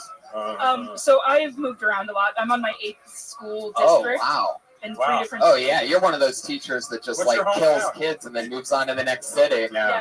We find out later that sleeps with the kids. So I'm from Napa, and then I moved to Georgia, and I taught in South Carolina, and I taught in Georgia. Yeah, you got to go where there's an abundance of them. Oh my god. and then I moved back to Napa, then I moved to Sacramento, and then I moved here. Wow. I think Jessica didn't like that one. The reason I asked you if you were an ABA instructor, because that was my first job right out of college. And I did that for a whole year. And when you said desk fly, like, I can totally relate, because there were times where you show up and they were upset. There was like something had set them off, and I mean, you just see pencils fly. Like, I remember this teacher got clotheslined by the student for no reason, because he didn't have a sticker on his desk. So it's like it's hard. Like, I got my ass kicked every morning. So it's like I know. Yeah. I had a kid throw a book at me, and it just left like a bruise, like on my chest, to the point where I was like, I think I need to go to the doctor. Man, if I had to do this, are you allowed to do things like I would just keep a dead bird in a box and show them, like, look, if anyone does anything fucked up, I'm going to throw this dead bird at you. I think that would work to us. Like, not I wouldn't even do it, Even in my school, it'd be like, a bird. Or get like really gross. It wouldn't even register that thing's dead. Birdie. Right. No, because then I would just have people like all day long being like, "Did you see the dead bird? There's a dead bird. We should go see the dead bird. There's a dead bird." Or then poop. Make a big turd. Get some cow turd. Or just have the laxative kids shit on people. You should have taken the whole class and gone, see this? This is what you're gonna get. He's actually the favorite kid I've ever had. What's it? Oh, well, I guess his name doesn't Because he's really the matter. shit. Why do you like him so much? He Because- obviously doesn't shit on the walls like that every day. No. He's one that I get updates about. My friend is the vice principal at the school that he's at now, and when I had him, he was mute, and he would just sit there, and then he was a super sweet kid, and we got him to play with the other kids, and he was so now he's reading, and he's talking, and he has friends, and so he's kind of great now. How old is he? He would be a 5th grader now. Oh.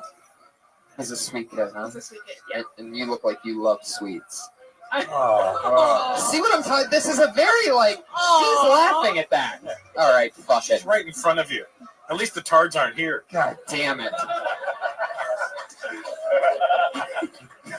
And they're never going to find this. Robin, so did you know Jessica from Sacramento? I do, yeah. Oh, that's awesome. Yeah. So you guys made friends there. Yes. Where'd you guys meet at? I'm guessing a Wendy's. Fuck you. Yeah, fuck Let you. it go, Robin. It was Taco Bell. I love it. Robin, it was so nice to meet you. Please come back soon. Awesome. Robin Ryan, I love it. She's on Twitter at Robin Ryan. ROBIN. Ryan. Numbers? Are those numbers? What are they? She's Robin Ryan 200 on Twitter. So don't go to 199. You're going to have the wrong one. I hope you're not teaching those retards handwriting, because yours is wicked retarded. Right. Maybe she's a doctor. Fuck yeah. All right. Now. Okay. Just that. Okay, this guy actually works here. He's a young employee of the Comedy Store, which grooms and builds many comedians. I used to work here. Put your hands together for him. It's Jared Levin. Jared Levin! I'm guessing he's getting stoned behind the Comedy Store. This is about his third time missing a spot here on this show. So he just got blacklisted. Make noises. He's probably Jared Levin. There he goes. He just got blacklisted. Somebody else will get a spot. The actual Comic Patriot just tweeted me. He's such a crazy fuck. He just tweets stuff at me like movie fun facts. Did you know that Samuel L. Jackson was in the movie Coming to America? Yes, he was the gunman at McDowell's. Is that true? Yeah. Oh, wow. Did you know Jeff Garlin was working at a donut shop in RoboCop 2? I did not know that, but apparently he stayed there. I love it. Put your hands together for your next comedian, Joey Crudo.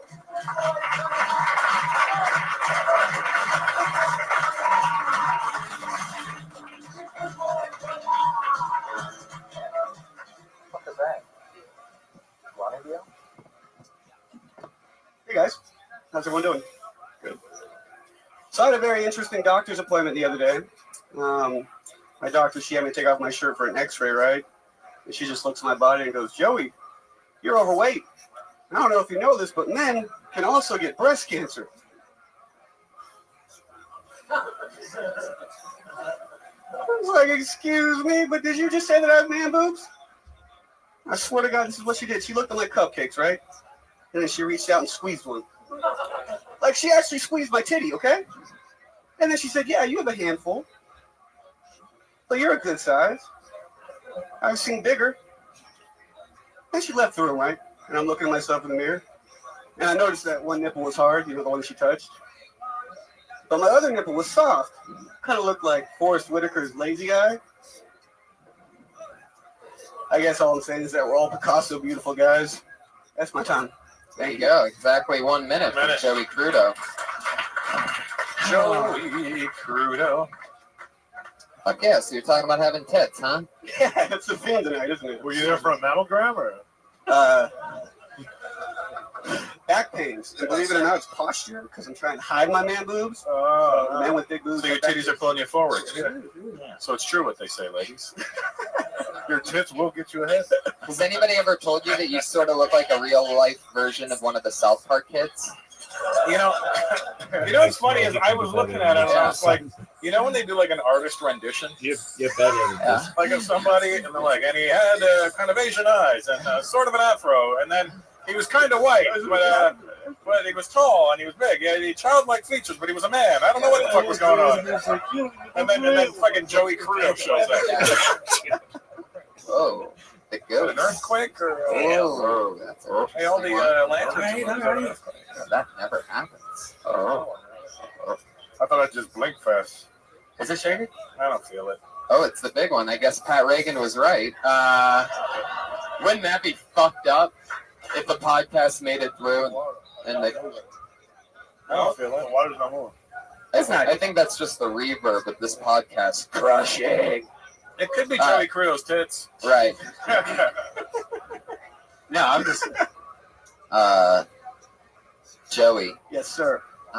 So when Rob and Ryan taught you kindergarten, where are you from? Where are you from, Joey? Seattle. How long have you been here? We just came down. There's no there's no scene right now in Seattle for about a week for me. Why is that? You know, clubs are closed, Christmas, holidays. So. Gotcha. Yeah. How long have you been doing stand-up? Oh, not that long, 7 months. What do you do for work? Brand new. What do I do for work? Oh, I got fired. I'm unemployed. What did you get fired Even from? real? I used to be a doorman at a condo building until the boss gave me his penthouse for a week, and I invited all the comics over. Never do that. Yeah. Yeah. You were the door guy at a condo. Yeah, condo building. So, like, what would you would just open up the gate for people and stuff, or what? The door, let people in. You know. Good gig. Yeah, it's a good gig. Got me through college. I guess they have an opening now. It got you through college? Yeah. What did you get your degree in? Psychology. Ooh la la. How's that working out for you? Not very well. Not doing much with it, am I? You should have known that the boss was going to get mad. That's true. I should have known that. As a psychology major, should have seen that one coming. Yeah. What did you and the comedians do to the penthouse? Wow. A lot of things. I had one guy blow chunks all over the wall of the bathroom. Didn't tell me. I didn't check it out, and it dried on the wall. So when he got home, he saw some puke hanging on the wall. Someone left their boxers in between the master bed sheets. So that was fun when they gave that back to me. Hey, I think these are yours. Not mine. Did you invite any chicks over? Oh, I invited. I got this penthouse. Come on, guys. I got tits. Let's party.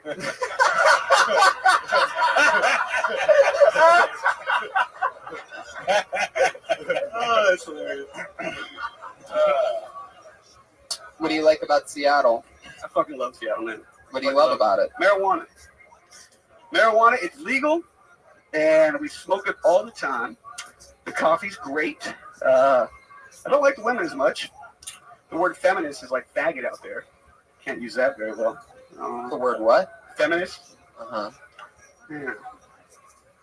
Fuck yeah. That's you say feminist twice and the lucky crow comes out. Oh no. The North Hollywood Evil Crow. So when your grandma bought you that shirt for Christmas, did you promise her that you'd wear it this week, or like, is that part of the deal, or what? No, Big and Tall had a sale, and there was only Ralph Lauren trap shirt. Big and tall, more like short and wide. All right, he's actually pretty tall. Hey, what are you, 6'3"? That'll fool some of those podcast 6'3", listeners for a 6'3". second, though. They'll half laugh at that. Then they'll really laugh at this part because they're thinking, wow, I did half laugh at that. Anyway, it's weird because it's a podcast. Anyway, I love this. Joey. Now we're doing visual jokes on a podcast. Exactly. What scares you? Bras? Oh. Let's get it. Obviously the barber. The barber. Oh, what's wrong with my hair? Oh, obviously nothing. Maybe only I can. All right, forget it. I mean, you could. I mean, I do what I can with what I have left. Yeah. And I got hair envy, so I look at that and go, fucking waste. Yeah. What do you recommend I do with it? I don't know, maybe Two blade on the side, lightly blended up to the top. Yeah. You can't just have one length all the way around. You're shaped like a lollipop. You do have like a white guy afro thing. What's going on? Yeah, it's a Jewish thing, right? Oh, it's a Jew. It's a Jew. You're like if Blake Griffin had Down syndrome. You're like Brooke Griffin. Okay. So you got fired from being a doorman. Yeah. Yeah. Fuck yeah. So you're unemployed now I'm unemployed. and doing comedy. He showed himself the door. Yeah, I did. Where'd you get the shirt? That was Ross. I just want to let that one fucking marinate in the ether. Well, Robin, it was fun meeting you. That's not Robin. Fuck. Sometimes the pieces of paper get Same mixed up. sex titties, different gender. All right, there we go. Okay. Joey Crudo. Thank you guys very much. He's on Twitter at Joe Crudo. Fuck yeah. All the way from Seattle. I thought I smelled something fishy. But it was just Robin and Jessica's vaginas, everybody. See, I just keep going back to them. You know I love you too. Fuck. You're not getting to go up. Yeah, see Welcome later. to show business, bro. See you later. You got blacklisted. Put him You're on. doing that? You're booing people not showing up on time for their... He was working. You were working? All right, come on up. Here Yeah, everybody. come Jared on, man. Levin. Jared Levin. He's, unlike Joey, he's an employed doorman of this comedy club. Yeah, I feel safe Right, when he's man. there. People trust me with stuff. Yikes. I know, exactly. I don't know, man. Yeah, dude, my mom's like a stripper, and I think I got her ass. Like, somebody took a picture of my ass and then started jerking off. It's like, who's that chick?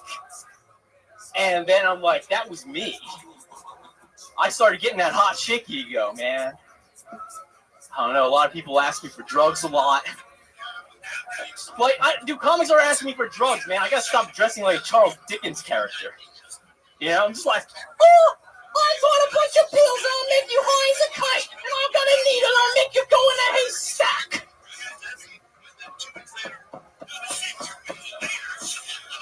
That's right. It's weird, man. I'm a cop magnet. I get pulled over a lot, you know? Cops ask me those weird questions like, I don't know, why are you nervous? I don't know, maybe because I'm being handcuffed, you donut brain. Yikes.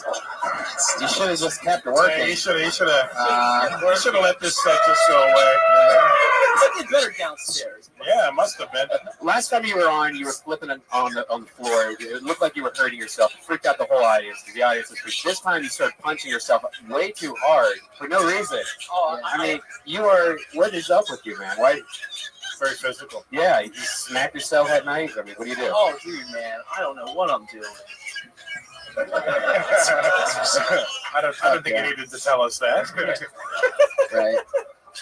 He commits to it. I mean, you gotta go in there, man. That's pretty dope. Yeah.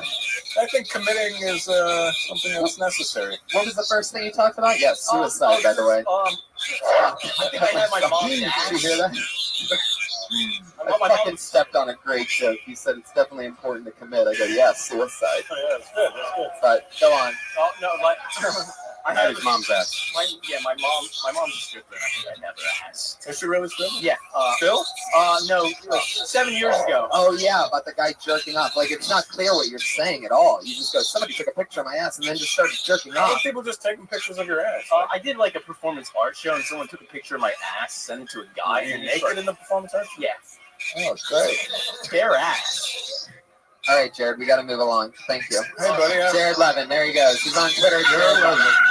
Your final comedian tonight. Normally we have two young ladies that do a brand new minute every single week. One of them is on Christmas break in Florida. So that's Kimberly Congdon, exactly.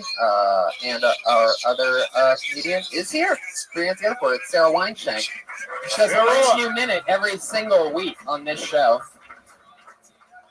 What's up? Hey. There's something really fucked up about eating shrimp tacos in the food court of an aquarium. Just like, nah, I'm good. Pass. Aquariums are bullshit as well. So if you want to come look at some fish sit in a tank, you want to pay money for that? It's like, if you want to watch a fish, you can just get a few and put them in some water. It's the same experience. It makes no sense. It makes no sense that the aquarium isn't combined with the zoo.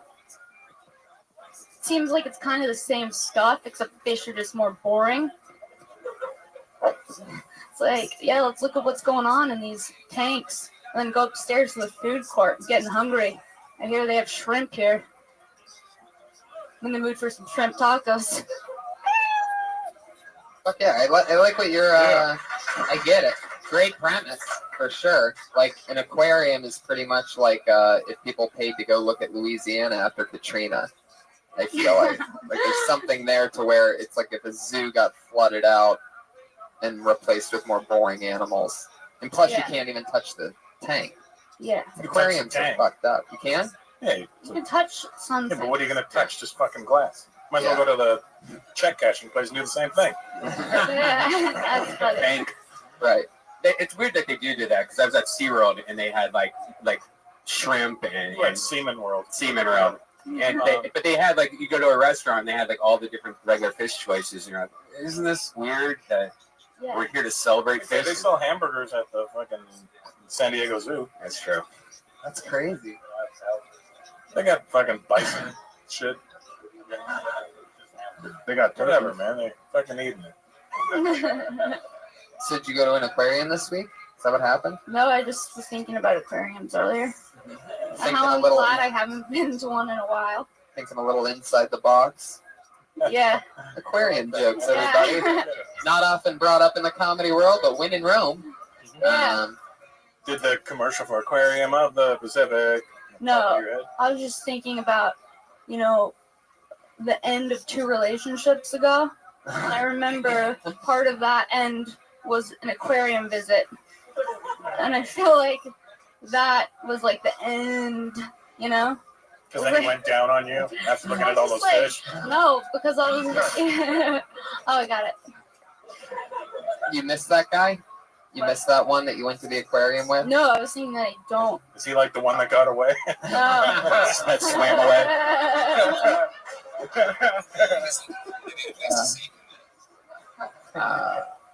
So you didn't have shrimp tacos at an aquarium. You thought of that. No, but I've been to the aquarium and I saw shrimp tacos, and I thought I would never fucking eat those, Right. especially here. Yeah. They're probably fresh. That's exactly what I was thinking. I'm like, Yeah, that's fun. That's fun to play with, like the freshness of the fish and all that. Right? It's probably a lot there you could play with. hey, you flip it into how much fresher can they fucking get? They're right there. Right. It's like picking your lobster at a restaurant. Right. I want that motherfucker day. I want shamu. Screw shrimp. So how's the eel? fun. Right there. Fuck shrimp tacos. Where's the sushi bar in this joint? Yeah. Oh, obviously this audience can't afford sushi. Turned on me again. Wine Shank. We got to wrap it up. We went a little bit too long this show. We got to go. Okay. She's amazing, everybody. Sarah Wineshank. She writes a brand new minute every fucking week. All these other people just got lucky out of the bucket. She's on Twitter at Princess Shank. Does a brand new minute every week. So fun. Jerron Horton, thank you so much. A great patriot. Unbelievable.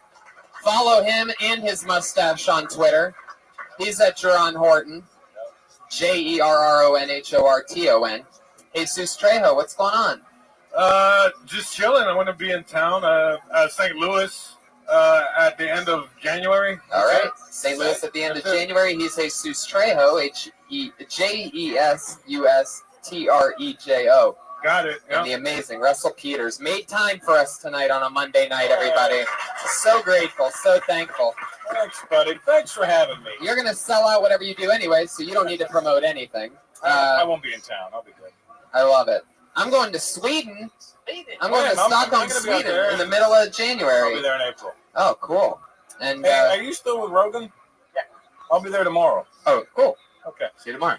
Awesome. Sort of cross-promote podcasts here, but, Thank you so much to the live audience. And I'm Tony Hinchcliffe, Brian Redband. I'll see you later. Bye-bye.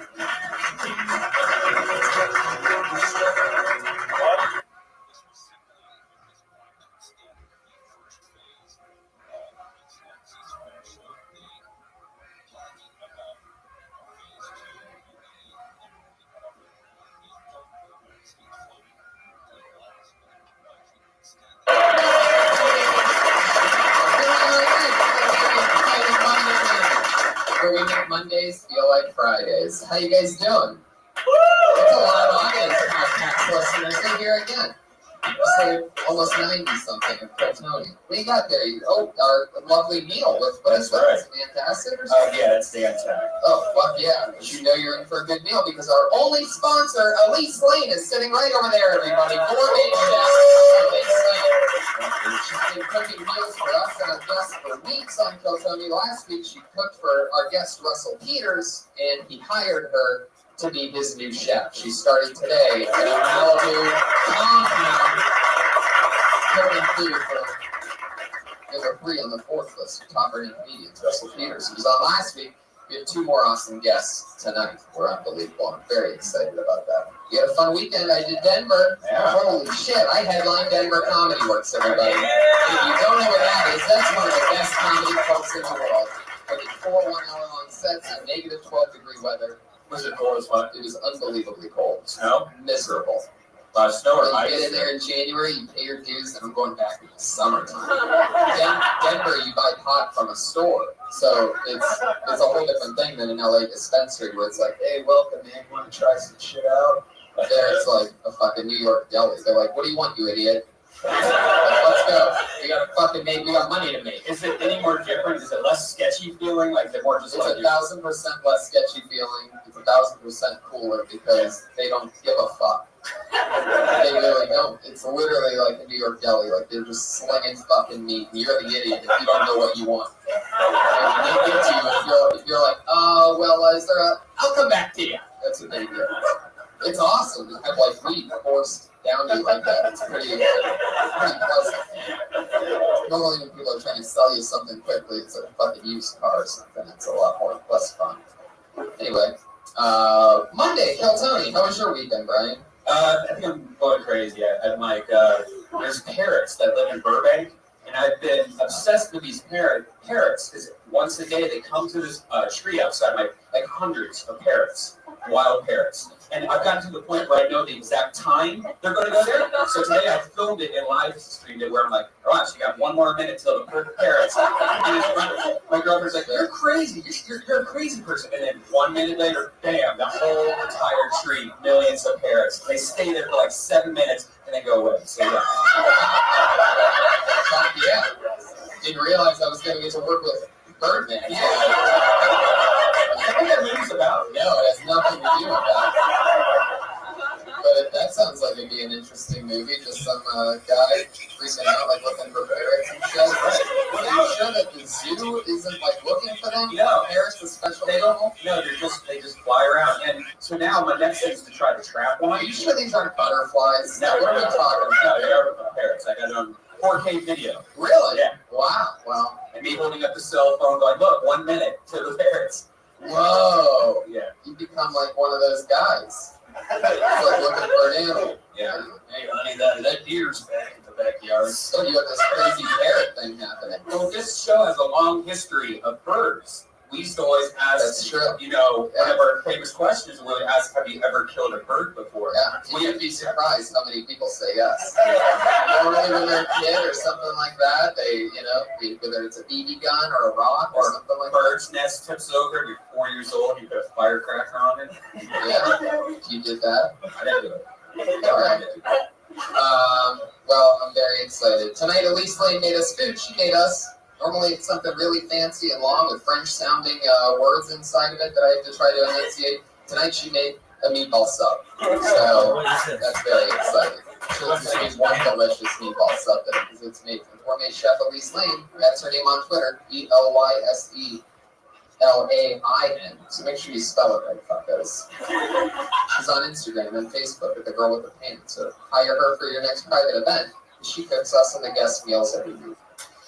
Thank you, everybody. That's a part that we have to do because it's delicious. Next week she's going to be on Let There Be Talk. We can go right. That's right. And we have our musical guest, everybody, doing a brand new song that he hasn't done before. Put your hands together for Pat Reagan, everybody. There he is. It is a new song. Very funny man.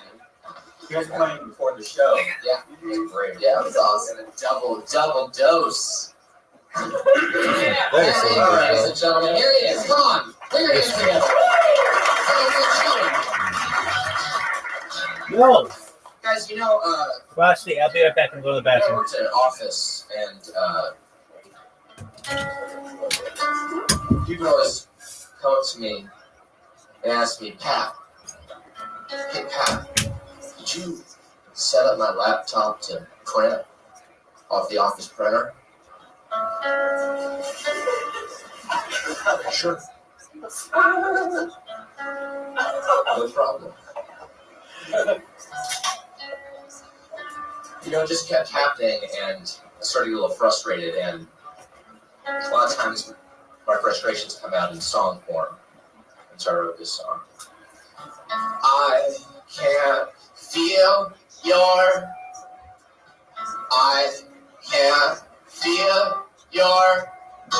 pain. I can only watch you fall apart.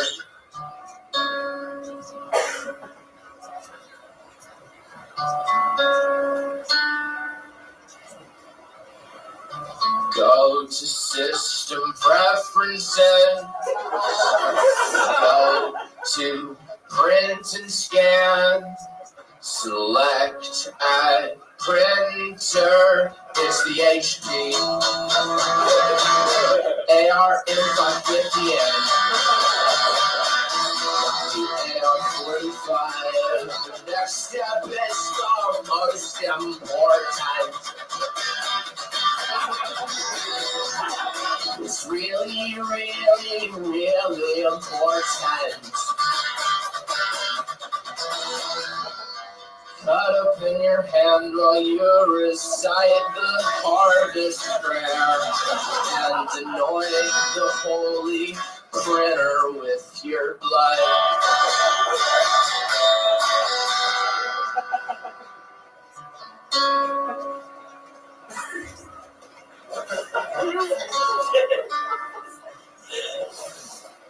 Select IP in the pop-up window.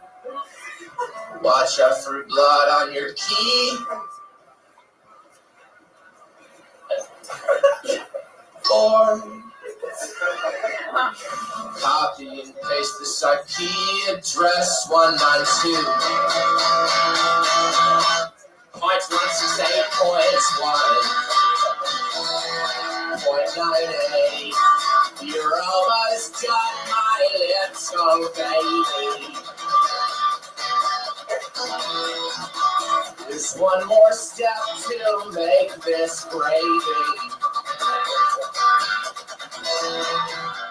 Smear blood all over your face while you sing these sacred words. You gaga on you little baby, baby boy.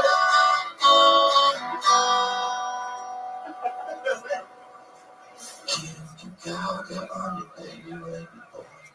You gaga on you baby, baby boy. You gaga on you baby, baby boy. You gaga on you baby, baby boy. You gaga on you baby, baby boy. You gaga on you baby, baby boy. You gaga on you baby, baby boy. You gaga on you baby, baby boy.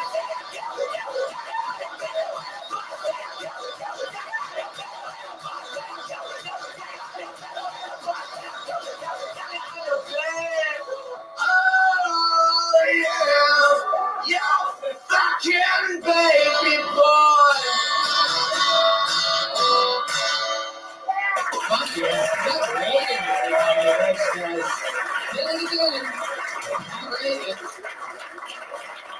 My favorite new comedian of 2014, Pat Reagan. There he is, a monster. He's on Twitter at Patty Reagan, PattyRegan. So follow him, check out his new album, Pat Reagan Smells Like Shit, available on Spotify and other forums on the internet. So much fun. I love him. With no further ado, let's bring up our Patriot for tonight, the guy that always keeps us safe. Used to be a guy in a $4,000 suit. He got too big for the show. He said that it was only because of him that it worked. So to show him how replaceable he is, we've replaced him with a brand new person every single week since he left the show. Dressed up in a much cheaper version of the costume that he wore. He went from a $4,000 custom-made suit from Sweden to a $40 suit on Amazon Prime. And our Patriot this week is a brand new one. He is the hillbilly Patriot, Eric Carter, everybody.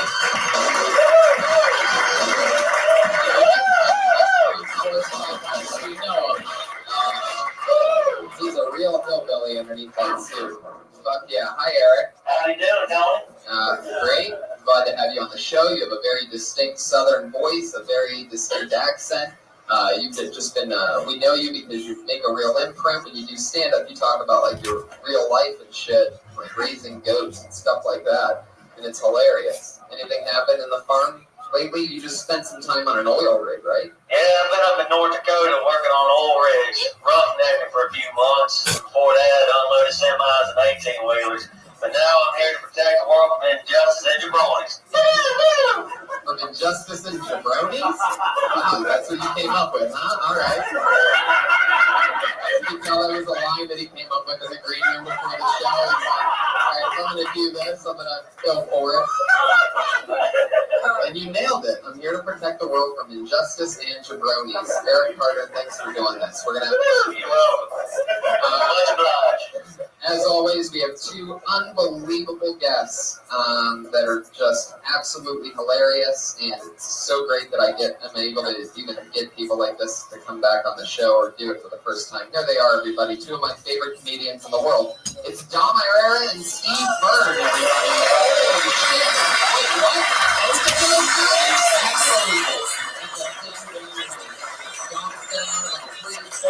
Maybe it's better this way. Made a TV show ever since we started filming, so and I don't think you knew about it before, but I'm glad to have them on for the first time. Here they are, everybody. Dom and Steve. And you have a Monday Night Football party every week at your place. baby boy. That's good. Yeah. How you doing? Great. Great. How are you? Can we pick up the pace a little on this show? We're working on it. You got it. Yeah. There it is. Volume. I never been invited to that Monday Night Football. Have you ever been invited? No, he never invited me. But that's good. That's good. Yeah. It's only me and the priest. It's only me and the priest that I grew up with. He gets me a bath, he oils me down. I don't want to talk about it. Steve, What 10 inches does he get a boner? What's a boner and what's it taste like? What a terrible way to start. Everybody, great to be here. Steve Byrne, good man. Yeah. Yeah. Amazing. Every week, instead of me asking you a question, I let whoever the Patriot is, because they're always such big comedy fans, and I always have great guests on. So this week, Eric Carter gets to ask you guys a question that he came up with earlier in the evening, or perhaps even sooner than that. Eric, go ahead. Steve, I got a question for you. Jesus Christ. I'm a big Sullivan and Sons fan. Right, And I was really pissed off when they canceled that. Yes. What do I have to do as an American hero to get that back on the air? There's nothing you can do. But look, I am as pissed about Sullivan being canceled as you are about not getting the night shift at Hot Topic. Fair enough. We all do what we can. Thank you for watching, and you look amazing. Thank you. I got a question for you. All right. I'm going to have to tell you, just ask the question. I don't have that kind of time. Okay, you're on the Big Lebowski 20 years ago in the Colt Classic. You said you had a rash on your ass. Is it healed? Simple questions, Eric. You needed They put that in the Smithsonian Institute this week. They know you're fucking helping. He looked at himself when he said that. They put that in the Smithsonian. They put the Lebowski in it? There he is. Wow. I love that. I watched Kingpin today for the first time in forever. I forgot how funny that was. Woody Harrelson and Bill Murray. I Holy thought I was shit. working with John Goodman because he's big. And I go, who the fuck's John Goodman? It was Jeff Daniels. Jeff Daniels. No, it wasn't Jeff Daniels. No. Bridges. Jeff Bridges. One of the greatest actors ever. Yeah. Anyway, thanks for the question. Good questions, Eric. Really, really good. He's really taking it like he has the pose down. He's really when he talks to you, he's very pointing and like he's gonna blast you. I've got a question for you. He's one of the few guys that actually fits in the suit properly. It's interesting. You actually fill that out, Eric. You have the same body as an 8th grader. Yeah. So very nice. I'm a vegetarian. Yeah. Awesome. I need to know that, but thank you. Appreciate it. I have no idea what a vegetarian is. There's no way. Fuck yeah, well, let's get this party started, guys. Over 25 comedians signed up for the opportunity to do a minute of stage time, and then we talk to them afterwards. Dom, you've done this a few times. You're one of my favorites. You're always so honest with everybody. So I'm here for that. Steve, welcome to the party. I'll be the Paul Abdul. I'll be the nice one.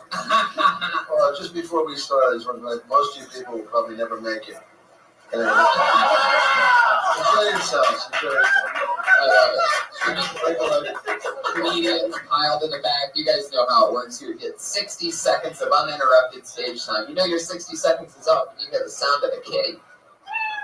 That means wrap it up then, or else you're going to bring out the angry West Hollywood bear.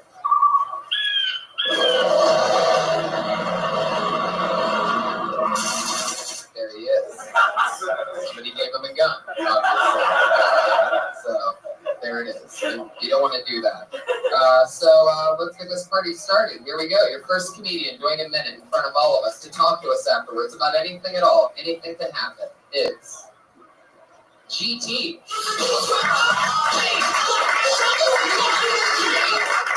All right, no GT. You know what that means, GT? You just got blacklisted. You made noises. That's what the Patriot's supposed to do if somebody doesn't show up in their spot. Shocking. GT's all. Can I ask real quick, was GT black? They are black. Okay, good, because I thought GT, we're starting off with a black comment. That's what I thought. Okay. I thought you did because he was late.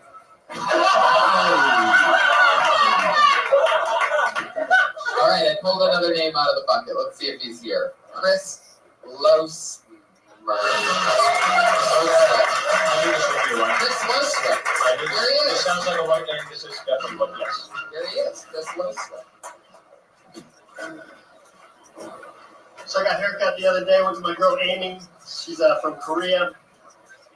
I sat down in her chair. She looked at me. She said, "How you want it?" I said, "What?" She said, "How you want it?" I said, "Amy, I want to look professional. I want that professional look. I want to get out of the faux hawk that I was rocking in my 20s." And she looked at me and she said, "You need comb over." So I'm waiting for the bald spot to grow in. I'm actually a professional server. It's kind of an oxymoron. So I'm waiting for my career to take off. Clearly, the haircut hasn't worked yet. Working in the hospitalities is a lot like working. Working in the hospitalities reminds me of when I used to play high school soccer. I'm one of two white boys on an old Mexican team. I'm saving up for a house right now. The only thing is, no one told me on a server's wages it would take forever. But yeah, first name, right? All right. How did I get first name? Strong closing, by the way. I didn't think you topped the opener. Thank you, Don Rivera. You're welcome. Chris, how long have you been doing stand-up comedy? This is my first night out. Whoa!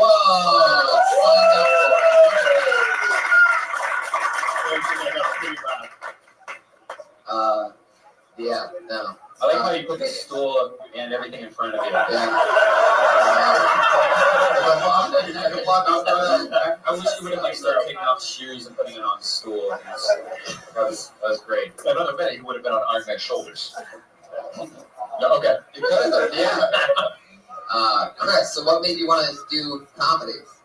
I'm just trying to pick up other hobbies that aren't so like contact oriented. I really like comedy. Right. I've always followed it. And, Where you waiting tables at? At Ritz-Carlton, half game. Holy shit. Yeah, it's very nice. It's a good gig. Have you ever seen live stand-up before?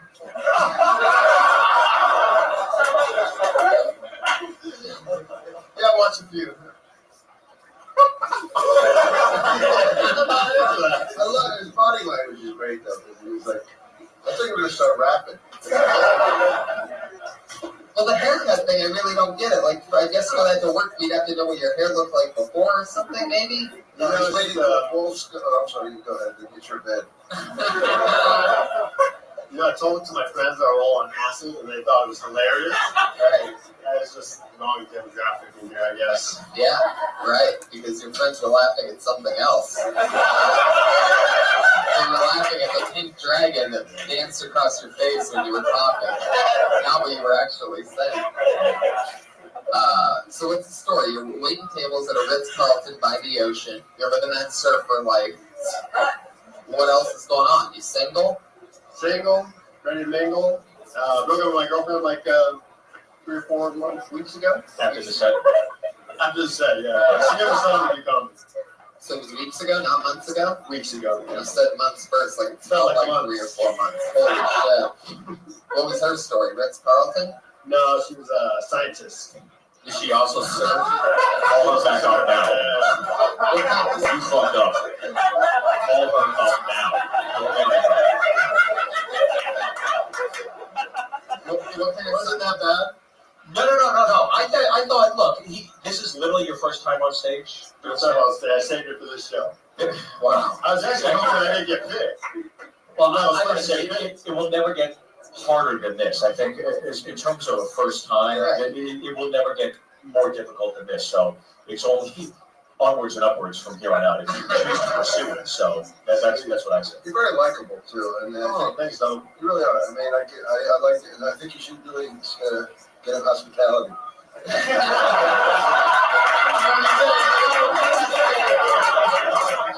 Oh my God, you are unbelievably great. You are so awesome. Oh yeah, totally. It's definitely likable. Maybe he could do a good parapet. No, that's already been done. He did do everything. So wait, what Ritz-Carlton did you say? Where at? Half Moon Bay. What is that? Where is that? It's a little south of San Francisco. Oh, okay. A little small So you live in San Fran? I live in Halfway Bay. And you came down here for this? Yeah, my cousin lives in Hollywood, so I visit him and check out this show. It's been a cool experience so far. That's awesome. So you listened to the podcast and you came down to do your first minute of stand-up ever. Yeah, no doubt. That is so fucking cool. Pretty awesome. It's really crazy because it's one of the only shows that happens quite a few times. Like I remember we once had Sinbad and Jeff Garland at the same time, which we figured out was combined like 65 years of comedy experience between the two of them. And there was a couple people that had their first time in front of them. You know, she's the only show. How many years for you? For me? Like stand up? Yeah. I started like 2-3 years. I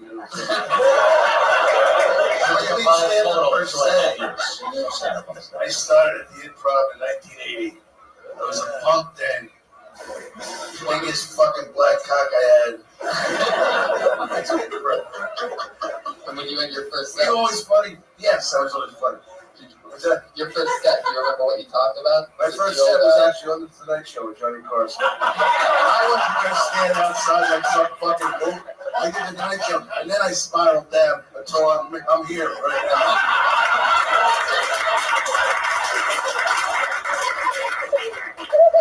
Well, Tony, kill Tony. Well, what is this last name? Your handwriting is as bad as your comedy. What is this? Losewit? Losewit, yeah. Losewit. Fuck yeah. Thank you for letting us be on the show. Just to make you feel comfortable, what are the specials?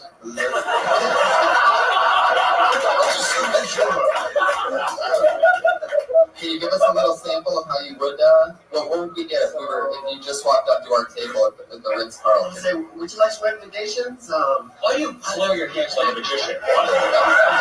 You're serving food, right? Is that okay? Are you making it appear on Sometimes I do this one. Only has left after the party is nervous. I do. No, you only have one part of your body that's nervous. The other part is calm. What's the calm part? I don't want to get into this. Come on, give us the real deal. Without trying to be funny, what would you say to us if we came to our table at the Ritz Carlton? So, would you like some recommendations? I would like the big screen salad with grilled cheese. You do that with your hands? Sometimes I talk with my hands. And what are you looking at when you do that? This one draws the attention of the table. Like that. Oh, yeah. What is that? It's bad for podcasting. That's what that is. You came for the center, you're going to leave with a spinning like Saturn. He's like a used car salesman. Right. Technique. Well, when you're telling us the specials, all right, Chris, settle down. When you're talking about the specials just then, you weren't even looking at us. You were doing a thing where you were squinting and like staring at the stool. What do you look at when you're actually talking to them at the table? Are you looking in their eyes, or are you squinting, looking at the middle of the table? Read off the menu. So like, You have the menu in front of you? The menu's there. Shit. And I kind of point That's it how out. bad you are at that job? You stick the menu there and use it as like a non-moving telephone? It's like a bad Sopranos audition. Yeah. Are you really? Yeah. Are you really a bust or trying to act like a waiter? That's what it seems like. Listen to a podcast, big dog. How We about you? have a mixed green salad with cheese. I mean, that doesn't even seem like the Ritz Carlton will allow that. They don't want to. Here's my point, Grace. I think you should quit waiting tables. Am I doing something, you asked? No, I'm still waiting for All right, well, that's what we expected. How are they treating you?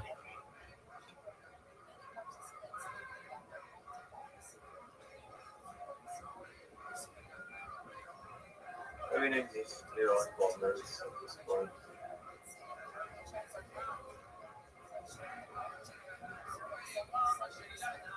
Yeah, big dog. Because you seem to be really bad at it. But you know what? I think there's definitely a career for you in being a patriot one night. And all right, there you go. Yeah. What do you know about parents, Chris? Adam, did you get my spot this week? It's calling in as avails right now. Thanks, Chris. There he goes. Chris Losewit. He's a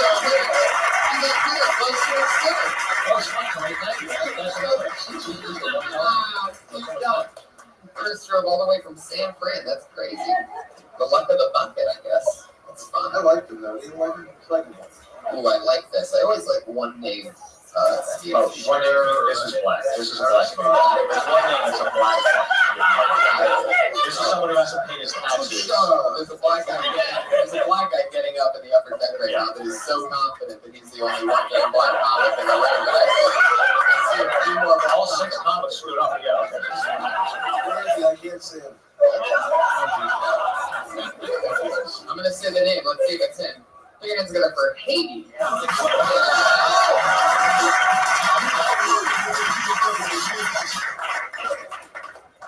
Yeah, that's. She said, "Oh my God, that's what's up." Yeah, I'm black. Oh my hell yeah! I don't know why. You ever wear an outfit? You think it looks pretty nice until you actually went outside. I look like a black gallagher. But I'm actually from Haiti. If you know what Haiti is, Haiti is a small country. It's corrupt government. Poverty, 95% black. All that shit. Like we like the. No one give a fuck about us unless something big happens. We like the New Orleans of Earth. Really, like, I don't know you ask me stupid questions about my culture, but if you're stupid enough, I tend to give some stupid ass replies. Like, they always ask me, what kind of clothes do you wear in Haiti? I said, if you see Tarzan, we were with that motherfucker wear. We were cloth to cover our private parts only. But it's Gucci though. Where exactly are you located anyway? Oh, that's a question, my friend. Because before the earthquake, I thought Haiti was in Africa too. But it's actually in Detroit. Oh, Haiti. Fuck yeah.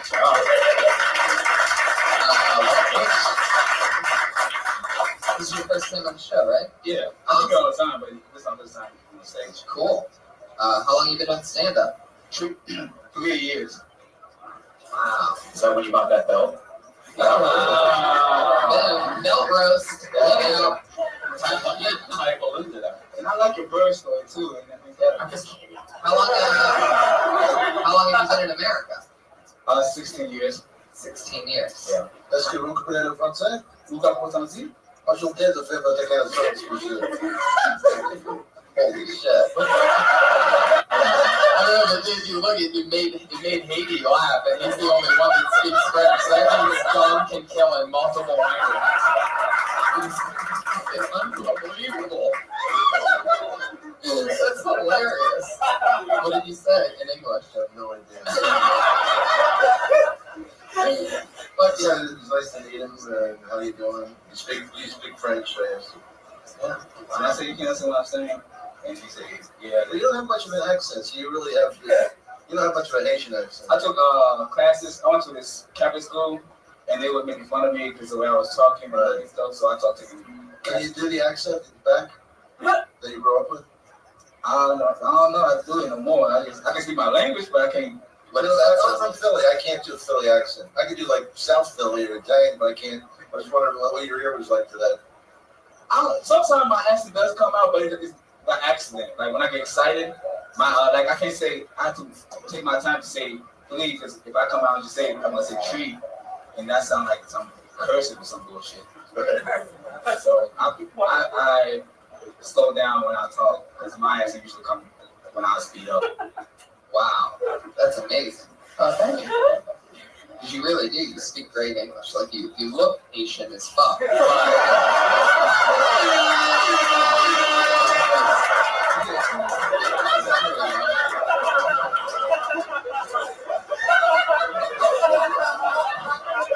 don't sound it. Thank you. That's right. But you are correct. Like if you said, shut your eyes and imagine someone from Haiti. Right. Like that's pretty much what you picture. Yeah, absolutely. Because when your eyes are shut, that's exactly what it looks like.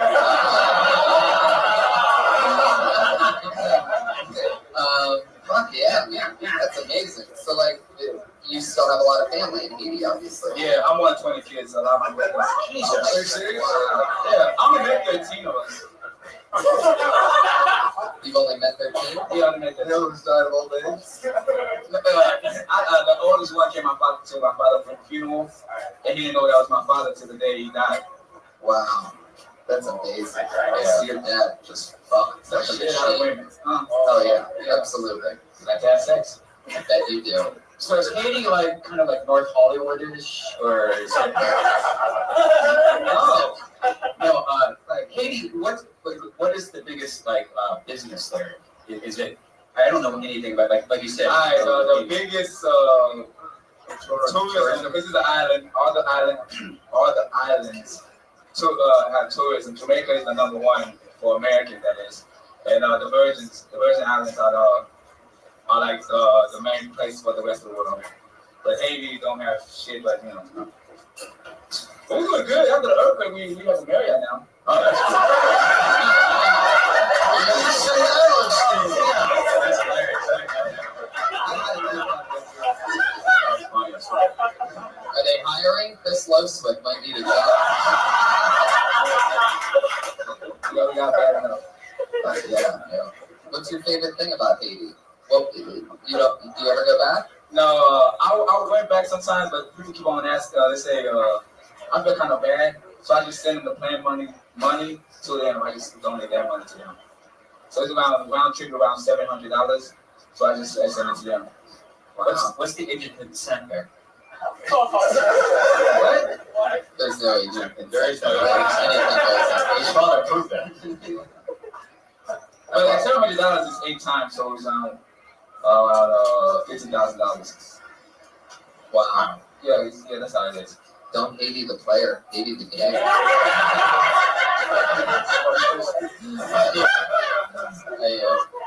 That sure really is something else. Like it's almost. I know. They bought my muscles out there. I look thick. Wow. Interesting. I love it. Instead of most people, they put their Twitter handle there, and you just have support my ass. Is that that really is? Yeah. At support my ass? Yeah. You got great. that, huh? Yeah. You're the one. Yeah. I always wondered who got that. Stop donating money and give it to yourself. Yeah. I didn't watch the show. Right? Oh, you son of a bitch. You went for it, Haiti. It's a low blow. No, I didn't watch. You have to have cable. You have to have cable to watch your show, Haiti. That's the catch. Huh? You have to have cable to watch a TV show. Oh, I really don't think I have shit. No. You just said that you sent all your money. Yeah, you got it. Haiti, we're on the same page. I love you. I like it. You fun. He was hilarious. Last week, the week before, when you were sitting in the front row, Yeah, that was sitting close. so fucking funny. And I think they got some camera of you just sitting there making that hilarious face. You're really good at making faces. Yeah. You are like a black Jon Stewart. And you've made faces to a couple of us a couple of times already since you've been up here. Is that some kind of defense mechanism growing up at a school, a Catholic school? Yeah, it was I was getting teased because my English was god awful and I looked the way I looked.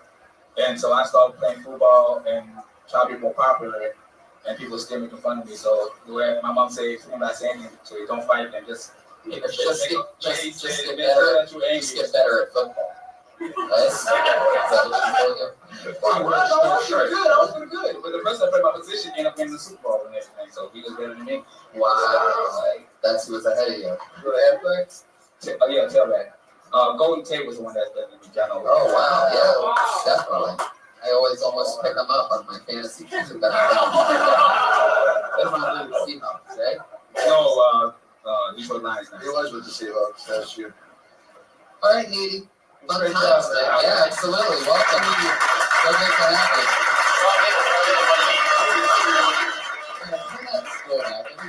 Yeah, I was just going to say. Take a step up and pull that stool back. Yeah, we need to reset the stage. Pull it back more. All the way Go. up. Yeah, just go. You guys are too likable. It's even Buster Ball. I know, right? I'm not bringing up an asshole. There's Eric Carter right there. He's a real Billy goat. I mean, he's a real hillbilly. Look at the video. What? I don't fucking know, but it's kind of scary. Your next comedian goes by the name of Chris Naderport. Cyrus Naderport. Thank you very much. I got a little homo friends back home, and I don't really get it. I was back home watching TV with my buddies. My friend turns to me and goes, "Did you know that Neil Patrick Harris is gay and plays a womanizer on TV?" I go, wow, that's crazy. Do you know what else is wild? Robert Downey Jr. Not actually Iron Man.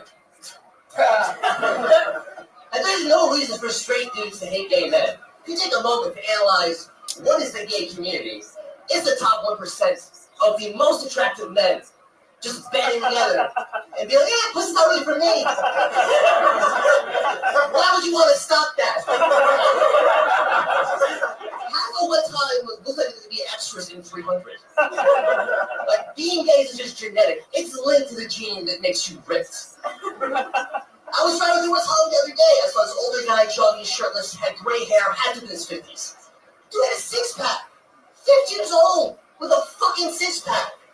I'm 29, a quinoa, and you get it, and I serve. I don't have a fucking six-pack. If they're one of the different countries are going to be Sire. You went on, what, a few weeks ago or something? Yeah, 2-3 weeks ago. Initial thoughts on Cyrus, guys? I just have to ask, is your pet turtle okay? Yeah. Okay, good. Thank you.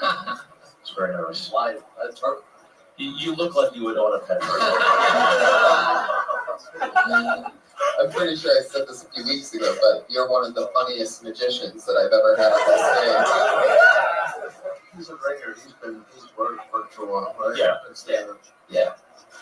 I've been doing it for like 2 years. Yeah, because it came out of you too easily, flowed out of you the bit about the thing with the other guy. And That's really good. Where are you from? I'm from Maryland, originally.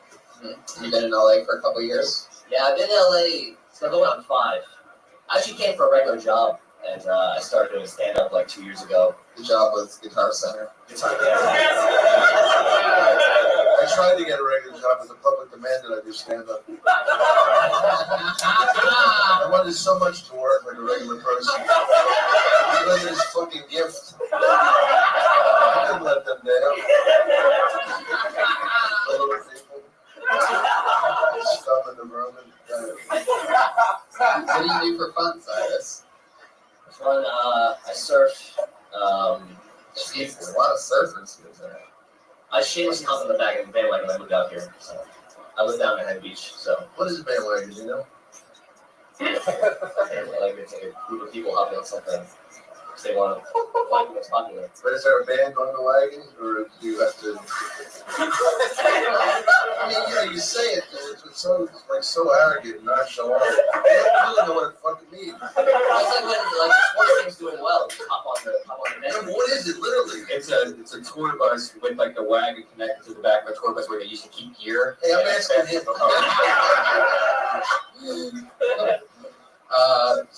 What else? So you surf? Yeah. Uh-huh. I surf. I mean, honestly, all I do is stand up and I work out. So that's pretty much my life. What do you work at?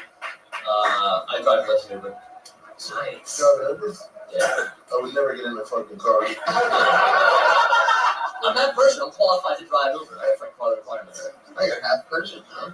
Yeah. You don't smell like a car.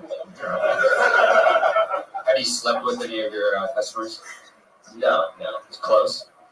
No, I mean, people don't want to fucking help me. I mean, it's not really. That's like a porno movie. That's what happens in real life. I would just imagine there's a lot of drunk girls in these Ubers going like, hey, just come inside and eat my ass. No, definitely not. Cyrus, I'm sure Cyrus would wishes that that's what was happening in Ubers, but especially not when you're driving the lift. I mean, yeah. But that's you got the one with the mustache? right? Is that the mustache one? yeah. Oh, you gotta put a big mustache on your car? Yeah, I mean, not anymore. That sucks. Yeah, that sounds like a grown man. You gotta fucking. I mean, it's on your fucking radiator. I'd imagine that the worst is like when you're not working, the lift job and the mustache isn't on. Yeah. And you meet somebody, like maybe your future wife, and you're like, hey, oh yeah, nice to meet you. Oh yeah, I'm going the same way you are. Let me just grab something out of my trunk. You open that and they see that mustache, and you turn around and they're just half a mile down the road. That's when they find out. That was a long journey for Jesus. You do any material. That's how I feel. I left my home in Pasadena. Do you do any material about Uber or Lyft? Not yet. I mean, someone puked outside my window New Year's Eve. Yeah. That's funny. Puked outside of it? Yeah, he was pretty good. He got all outside.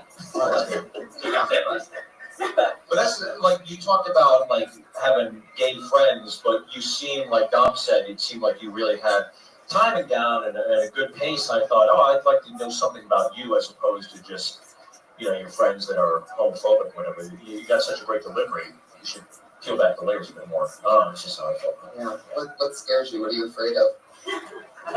Not making it. I basically quit a high-paying job to do this, so Did you really? it's fucking terrifying. Yeah. What was your job? I was in ad sales. Online ad sales. Kind of reminds me of Matt Edgar a little bit. Like how he acts. Have you ever killed a bird? I mean, I need money, so we may never get a deal. I can take off the parrots. You have to. You need money? Man, that must suck upset for life.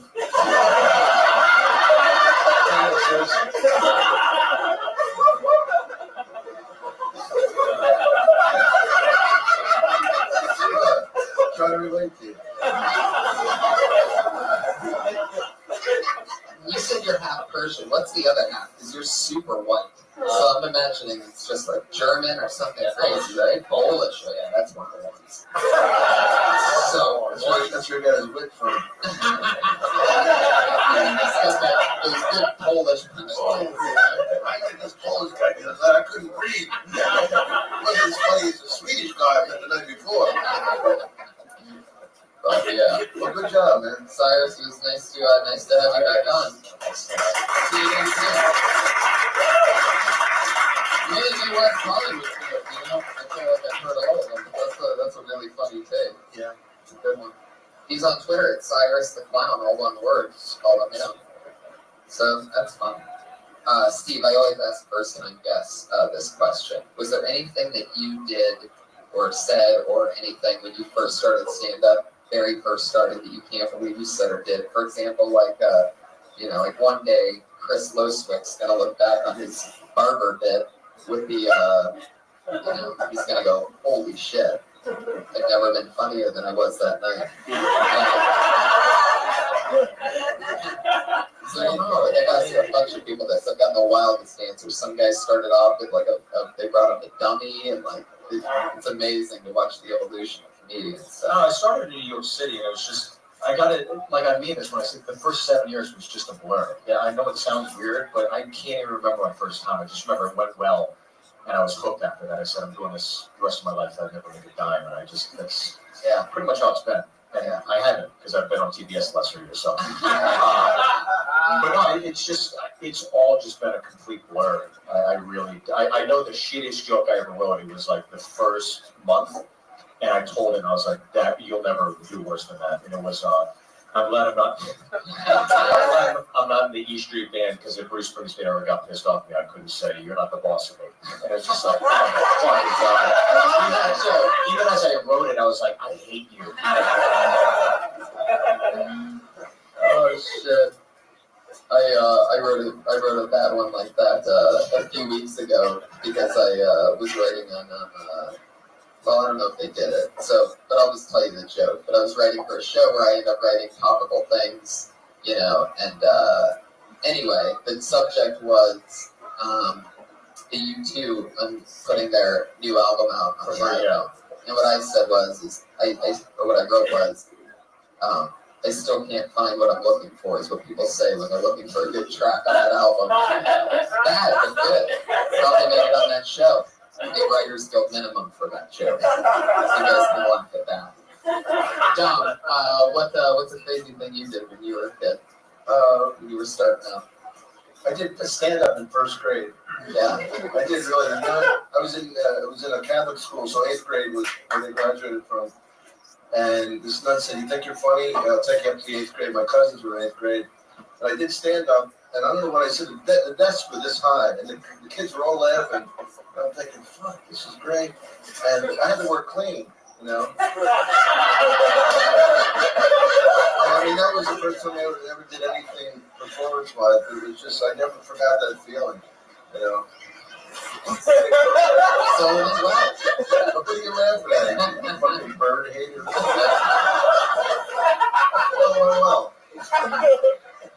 One time I was doing stand-up, and my mom had a thing for benefit for her charity at her hospital, my cousin Johnny got mad at a guy who wasn't laughing. He didn't get, like, you know, this is not personal. You know, you fucking start laughing at him, motherfucker.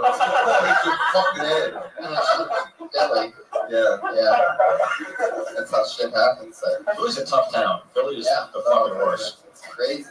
I always think of Vegas as the place that all the pretty people from LA go to party, and Atlantic City is where all the ugly people from Philly go to party. Yes, it is.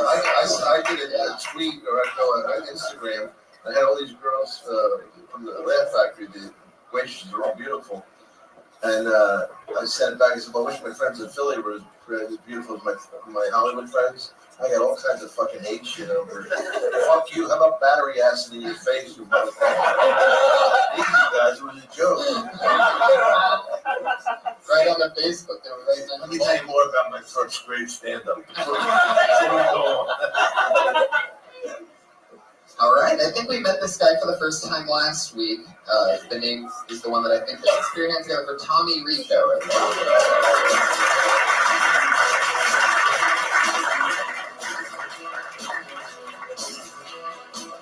Fellas, thank you guys. I'm from Boston. My mother always told me, if you don't have anything nice to say, you are from Boston. These are very aggressive people. Every city has a travel slogan that makes you want to go there. New York, nice and simple. I love New York. Boston should be intense to match our personality. Like, Boston! You want to go? They're irrational, stupidly angry people. Sometimes people get passive aggressive when they ask things about Boston. They say, oh, you're from Boston, huh? A lot of racism up there. I'm sorry, you calling me a racist? Or you somehow suggesting I should have fixed up Boston's little racism problem all by myself before I left? Either way, I'm not interested in either of those jobs. And by the way, it's not that Boston's necessarily racist. It's that everything in a Boston accent sounds racist. You can have an old Irish guy say, in the 1960s, I marched with Dr. Martin Luther King Jr. And all anybody's hearing is, I think that guy killed Dr. Martin Luther King Jr. All right, thank you guys very much. I'm time.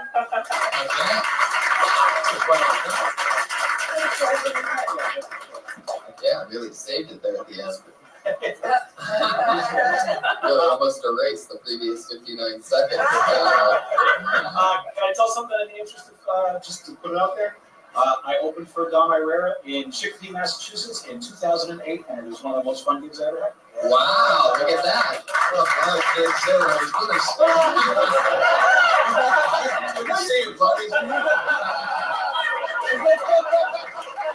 Where you been?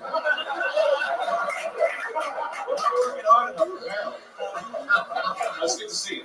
You were one of my favorite guys. Told before, you had two of the best things that I ever heard before a show. You were real nice to me, which was great. But right before, when I met you, you shook my hand. You said, "You nervous?" I said, "No."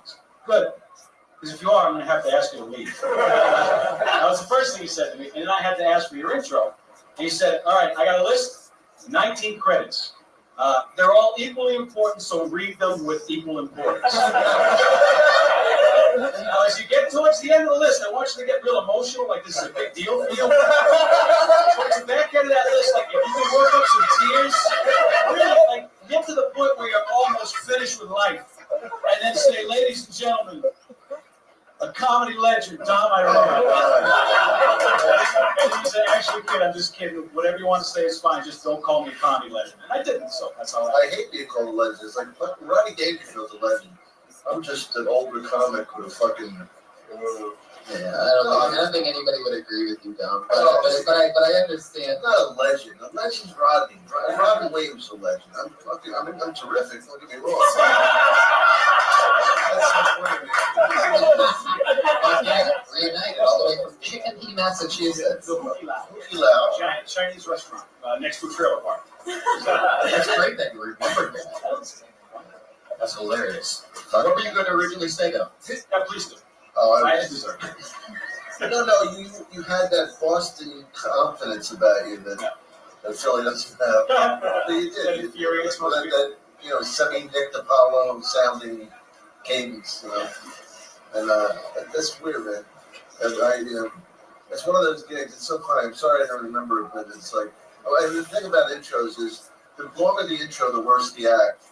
I was hosting a show at the Improv in New York when I started out, and I brought up a guy, and I forgot to say that a certain credit, and he comes up to me and goes, man, you were supposed to say I was the road company in Greece. I go, you know what? I'm not writing some funny fucking jokes. I think these guys from Brooklyn and Queens go, hey, who's in Greece? Pay attention. You were being nice to me beforehand and bringing out the nervous thing. Because I was super nervous before you, so it totally put me at ease. I had a good night that night, and it was fun. Good, man. Yeah. Well, there you go. You saved it tonight. Saved it tonight at the very end, but we all know Bostonians only bomb in marathons. So.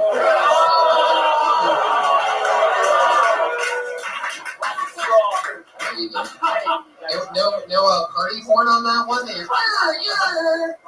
that one. Oh, that's not it. There it is. Tommy, thank you so much. Thank you guys very much.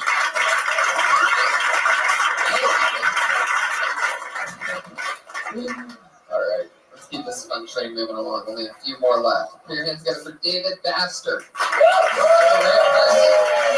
David Baxter.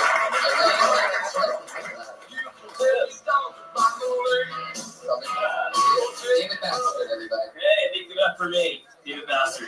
Give it for yourselves. What's up? All right, shut up. The next day, the day after Christmas, I was like walking down the street. That's what I do. And I saw like brand new Nerf guns in a recycling bin on the sidewalk, and I thought, wow, someone's mom's a real fucking bitch. Not letting their kids play with their guns, or letting them play with the guns for like 2 seconds, and it's like, okay, it's dangerous now, so you gotta go. Let's see. There's a movie coming out. It's Selma, a new movie coming out. It's about MLK, Martin Luther King. I thought this is a good movie. This is a good movie. It's gonna be a nice reminder that tells me a time when the blacks and the whites just didn't get along. Remember that time? I think it's because like the Negro overload. I think there was a time like when the blacks and the whites were pretty cool. And I was like, man, you black, you strong, you build this house, and I'm white and I'm smart. I'll just tell you how to do it. And I'm gonna get some more of you Negroes. And but you know what? There's actually a lot of you guys out here. There's a lot of niggas over here too. I just noticed that, man. This is that name Cootie Kid thing. And I was like, I can't spell that. Yeah, there he is. Man, that's bullshit. Coming here, know that motherfucker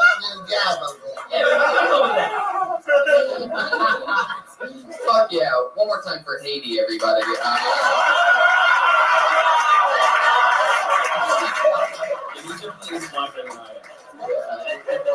What would the country be? I don't know. Fill in your own punchline there, everybody. That's like Urkel and Carlson from right.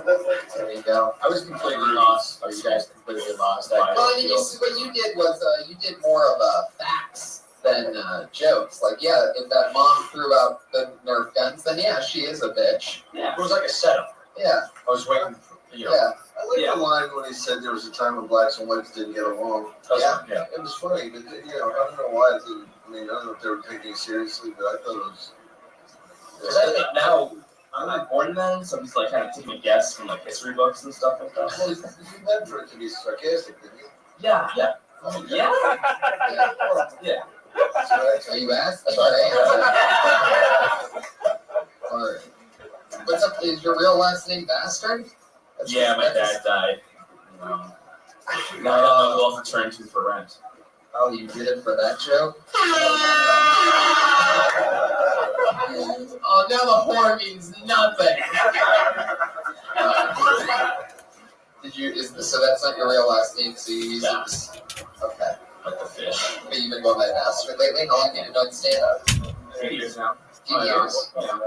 Yeah.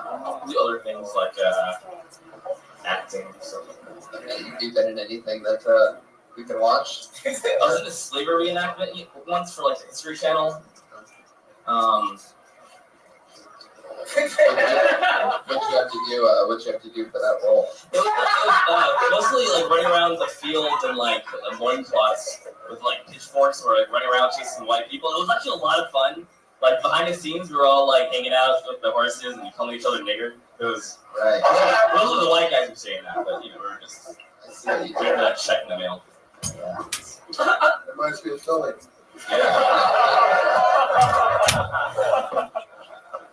You're dressed very well. Probably one of the best dressed of the night, if that means anything in this universe. But it really doesn't. You have a job that you do here in LA? I do this thing where I cut like cardboard boxes into like squares. Oh, is this another one of those wacky setups you've led us on so far? Well, no. I can sort of spell it out now. I mean, I've only known you for 3 minutes. Wait. To cut the cardboard, wait, take me back. So you do this thing where you cut the cardboard and, okay. The little squares. Okay, wait a second. Wait. Hold on, wait. Go ahead. The 8x11 squares. I try to sell them to guys on the street, but they never give me any change for it, so I just give it to them. So what is it? I sell cardboard cutout signs. For what? Like, what do the signs say? God damn it!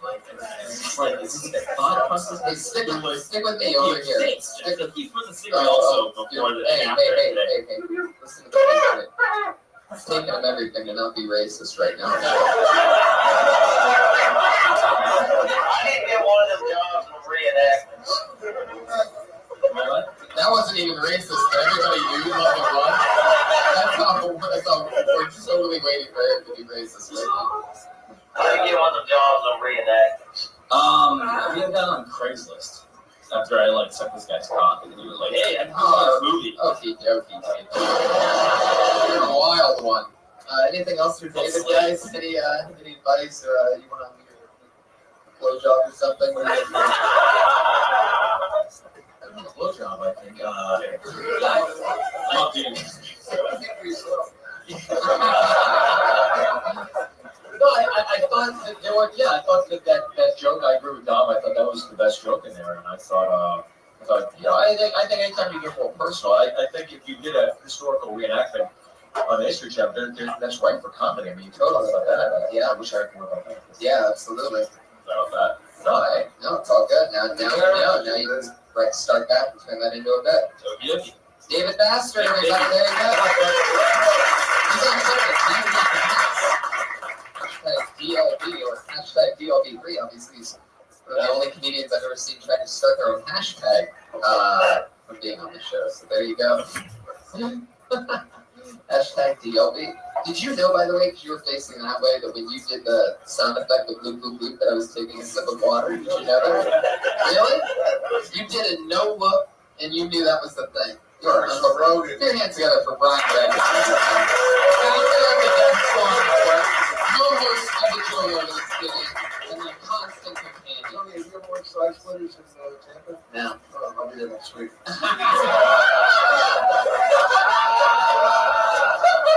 You ever watch Kansas City Improv? No. That's Thursday week after that. The funny book. What are you in the funny about? The week after Valentine's Day. When I hear encapsulation of my career, can I just say this to you? It struck me funny. Yeah. One week, I was on the Sydney Opera House.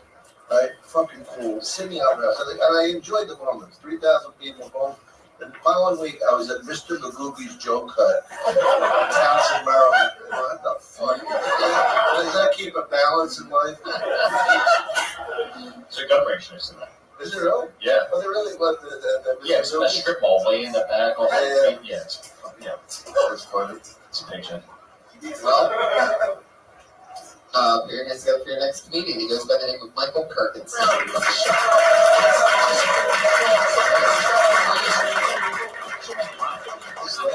Wow. Okay. Wow. 3 years ago, but Michael Perkins did it. I got it. The other day, my girlfriend, I was fucking my girlfriend, and she stuck her finger in my ass. Now she's suing me for defecation of character. Now I'm the one getting shit up. I don't think that chick's rabbit was silly at all. I think he was hungry, and those dumb kids starved a rabbit. I didn't think you were call my name, Tony. Man, every time I see someone fucking a tree in the woods, that's how it happens more than I think that's so Avatar. You know, because if you see Avatar, they're kind of in the woods, kind of fucking, I don't know, nature. Yeah, you think, hey, you remember when we were kids? Remember when we were kids and they had that scrubbing bubbles commercial? Remember those little brushes came out and danced around your tub and cleaned your tub? It can't work like that, guys. I love your style. Michael Perkins said, yeah, just like that, too. And you just ride the wave and forget about it. I see what you're doing, you motherfucker. Hell yeah. That's an interesting style. Did you ever consider working as a feature actor, Tampa? Sure. He's already got the sandals for the job. Sure. Yeah. You look like a giant lesbian.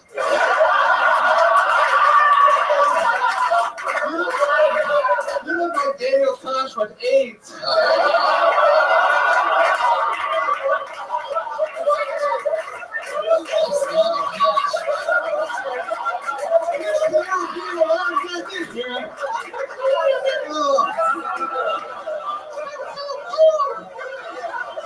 Now you do good, you son of a bitch. See, that's what I do here. I try to inspire people. Fuck yeah, man. I love this scrubbing bubbles. That's not what they do. They don't do that. You remember that commercial, don't you? Yeah. I mean, I was so excited to just be trying to clean the tub. Bullshit, no. They didn't have smiley faces on the bullshit. Yeah, like you have like mustaches or something. I'm thinking Kringle guy.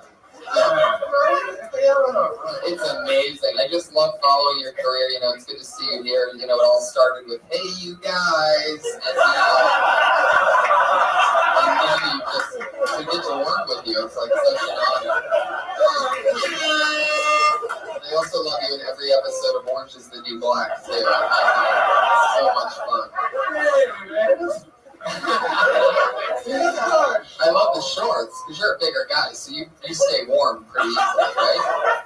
No, I don't. I wear elastic pants because my weight fluctuates easily. I love you. How long have you been doing stand-up? Doing it off and on for about 4 years. No, I've never really had good jokes. On or off, you know? I love this guy, the out-of-breath comedian. Always love it. I'm gonna hit on all you guys. I bet you do. Turtle, how's it going? You're bombing now. Back to the bomb. Michael, what do you do for fun? Will you live here in LA? I got here 2 weeks ago. I was selling plants in Huntington Beach for 3 weeks before I quit that. Plants. I learned a lot about plants. Didn't sell any though, but so I just got here from Florida, 2,000 miles about a month ago. I'm fucking terrified. Quit my job today. Living here now and plan on kicking ass. Who knows? Fuck yeah. Should I do by your bush? What? You're selling plants.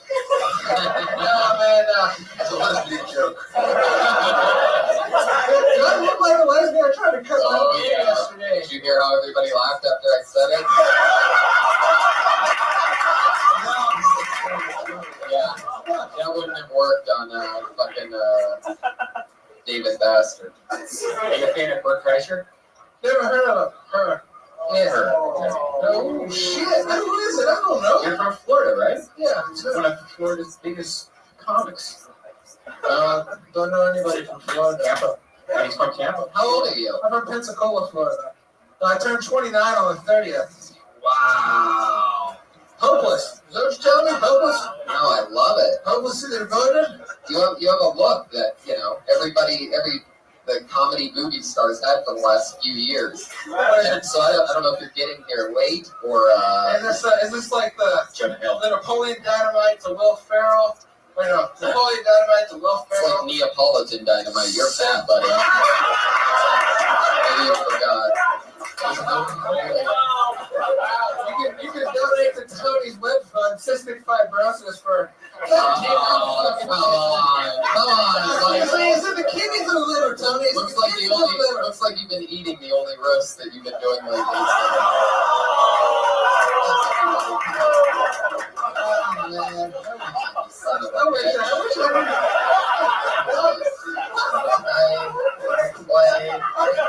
You're the only guy that goes from the lens crafters to the fucking Burger King. I don't know, fuck it.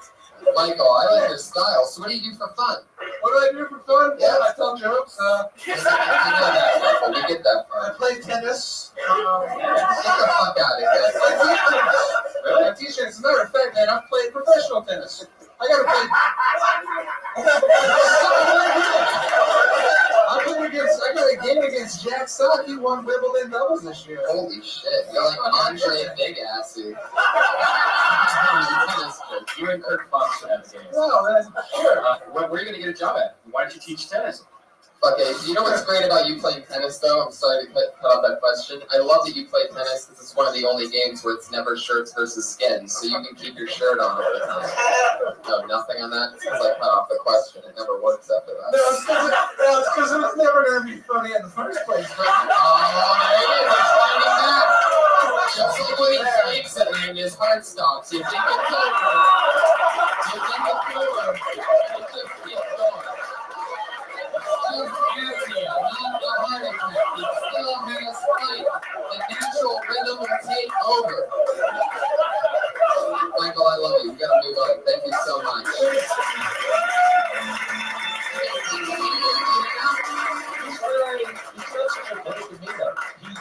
He's got like a great stage presence. Yeah. You just, I think jokes. Yeah. But I think if he keeps at it, just as Right. it comes up, it's like, I want to hear what this guy You says. can go two directions. You can do jokes, or you can just keep getting better at doing short, bad jokes and just going like, oh man. There's something so likable about that everybody can relate to. You have a very great natural knack at doing that. So I don't know, it could go either way. It's gotta be fun, right? Being able to have a style in which you get to write shit jokes like garbage. Like it doesn't have to work. It's almost the worse the joke and the quicker of a bad joke that it is, the more you get to actually do what your like jujitsu is. It's just that weird shit. Darn it! Jiminy Crickets! You see how so much comes down to likability? Yeah. Because everybody ended up liking him, and the first thing with his finger up his ass, you think, where's this guy gonna go? When somebody laughs that hard at their own jokes, it's infectious. Yeah. It's either like sad or it's funny, and he was funny. Yeah. It's infectious, which is also like the diabetes that he has.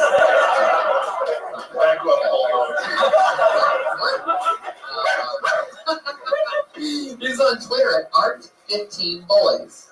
Is that right? What's that all about? You know what that's all about. Art15Boys. Seriously. It's a clothing company. It's a military veterans clothing company. Now we're all assholes. Military We're all veterans assholes. company. Jesus. You know what fucking tennis game we play? I love it. Now it seems like that. Guys working the door in here. All right, one more time for Michael Perkins. This is the kind of the show where we move on and we close it out with our two regulars. These two young ladies do a brand new minute every single week, and it's always unbelievable to watch and see what they're going to do next. But yeah, you've been on a few times, and it's always fun to watch them grow. Your first one just got back from a couple weeks in Florida, where she's from. She dropped out of college after doing Kill Tony, and she's been writing a new minute every single week for the last like year and a half. Ladies and gentlemen, it's Kimberly Condon.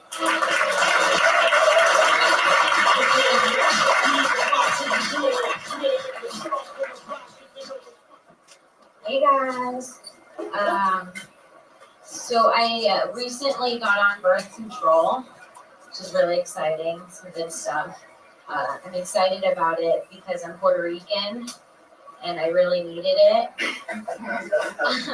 And now I feel like guys can like come near me and I can't get pregnant, which is nice.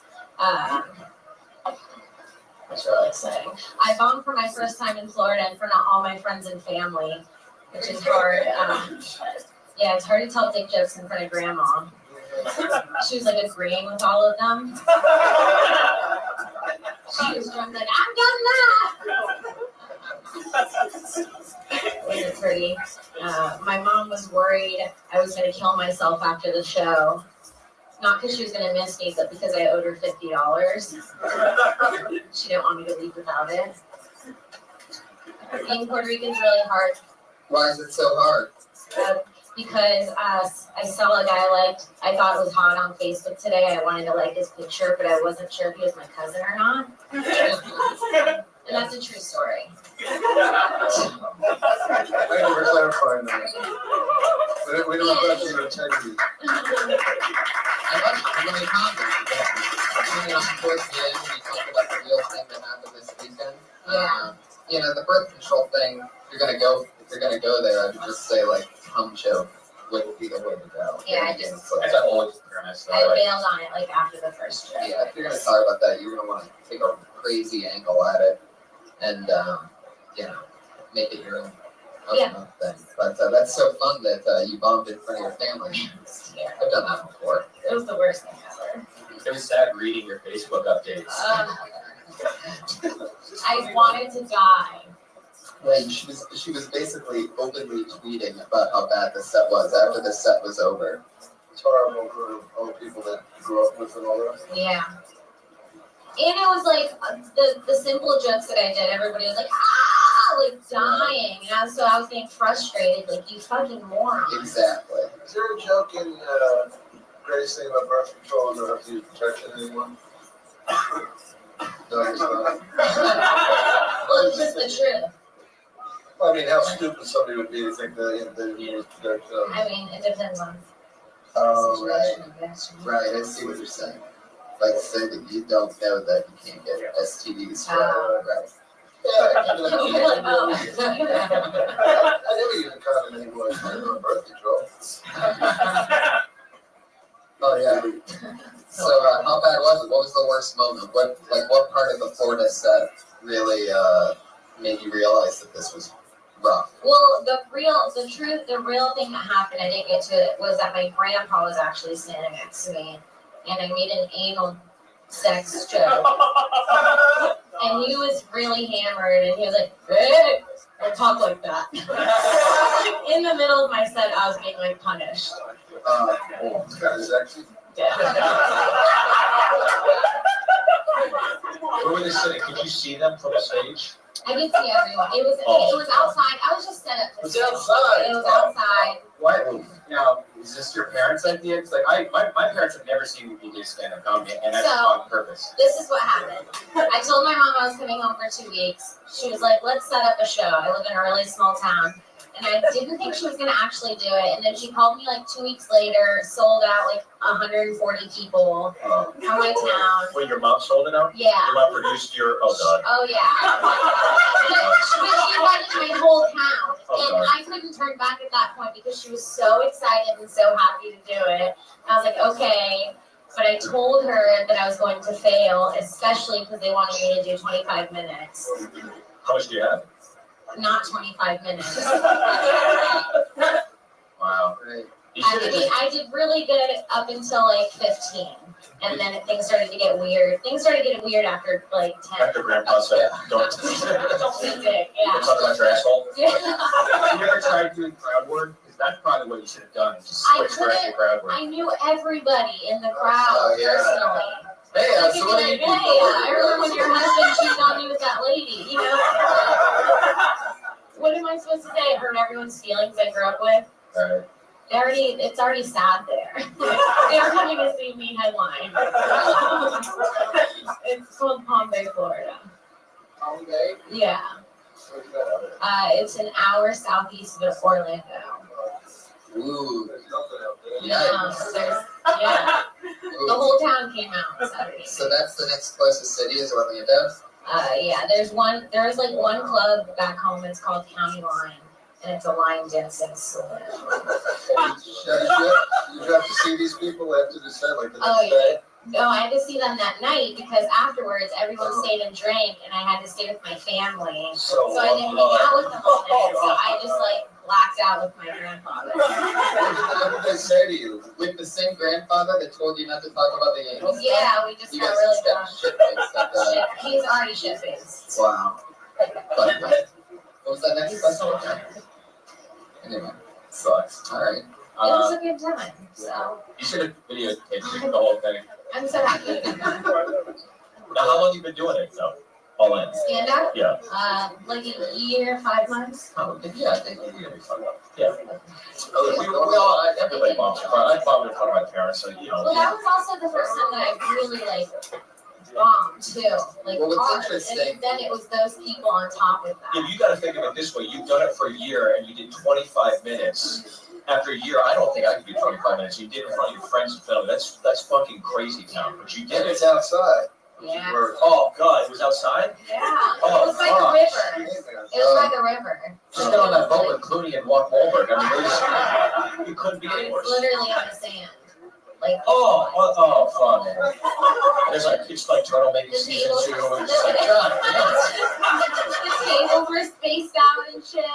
Yeah. It was a fucking nightmare.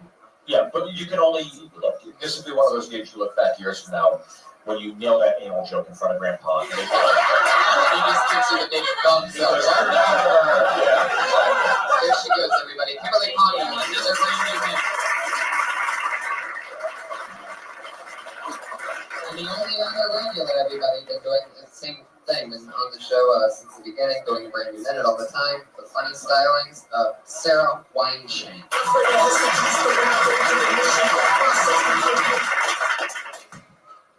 What's up? I had a fruit salad recently, and it disappointed me. There's nothing worse than a generic fruit salad. A lot of places they do this. They say that they have a fruit salad, you order it as a side, and it's just the same generic ass fruit. It's a piece of pale cantaloupe, something that looks kind of like a watermelon, and a red grape. What is that? That's just the generic fruit salad everywhere. It's the fruit salad that normally just comes in a styrofoam cup. But if you go out and you order it as a side, they'll just empty it from the cup onto your plate. It's gross. What am I eating? I can't tell if this is honeydew or pale ass cantaloupe. It's just white. You know it's in the melon family, but you can't tell which melon it is. You have any more? Yeah.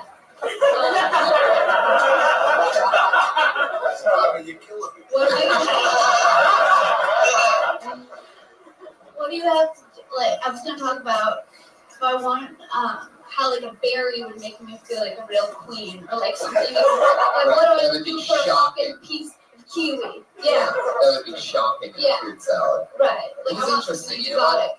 I love your, you know, it's definitely a Sarah Weinstein joke. You know, you're taking something small and you're like ranting about it. You know, that's in her wheelhouse. And I think fruit salad's very promising. I would say, you know, when you started, I would get into the 25 seconds in and fast forward straight to start describing it like almost immediately. You know what I mean? Instead of waiting on it. Like, yeah, like the anger came out later on. Right. You got to come out of the gates kind of pissed about it. I had been picturing the one piece of cantaloupe and the one piece of whatever was a watermelon and the one red grape for like 10-15 seconds before you said those things. So it's like, if you give it to people when they're, before they picture how bad a fruit salad can be, right? You know what I mean? If you let them realize at the same time as when you're saying it, right, instead of before. Well, because when I really wanted to come out more angry, but I was like, no, I don't want to just yell at them right away about fruit salad, so it's always that like small line, because you want to get it out and feel passionate about it, but like, you don't want to start off by yelling at you guys about cantaloupe. But it's okay.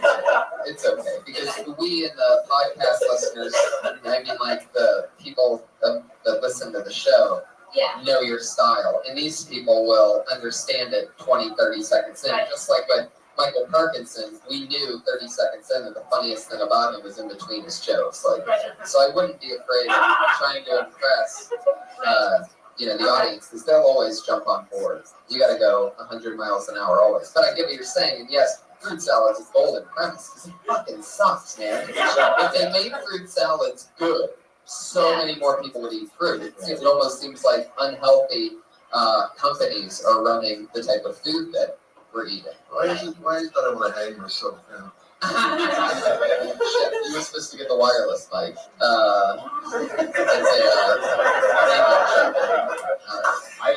I hate those salads because it's like a lottery. You know, like sometimes you have to go on the good ones. I get a lot of fruit salad, and then you get the melon salad. You don't even have to say the one piece of watermelon. You should say melon because that's the most annoying thing is when it's all orange melon. Green, that green one's the worst. Green melon. What's that one? Honeydew, but it's like it's not even green, it's white. And it's usually super ripe or not ripe enough, so it's like hard as fuck, and it looks like they're playing volleyball with the one grape. It's just melon. Sad brown, sad bowl volleyball. What was that? You want to close this out? We are, Dom. We are. Here we go. Like, philosophy of fruit? Were you in the show? It's such a terrific show. Dom, it's not in my wheelhouse, or I'm not jumping on your bandwagon. You know what that means. Sarah, thank you so much. Fruit salad, Kimberly Condon and her both on Twitter, Kimberly Condon, and Mr. Shane. Follow them on Twitter. Follow Call Me EC. That's Eric Carter, everybody. He's on Twitter. Very funny, young, Hillbilly comedian, Southern drawl. Thanks, Eric. Anything else you want to promote? There you go. Yeah. The great Steve Byrne. Thank you. Thank you so much. You're on Twitter at Steve Byrne. Anything else? Any dates coming up or anything you want to talk about? Doesn't matter. All good. Check him out on Twitter and on his website. Thank you so much. It's been a great time. John Herrera, the best. Ryan, darling, I won't call you a legend, but I will tell you, you are something else. You're fucking machine. Brian Redband, we did it again. I'm Tony Hitchfoot. Live audience, thank you so much for coming out. Thank you.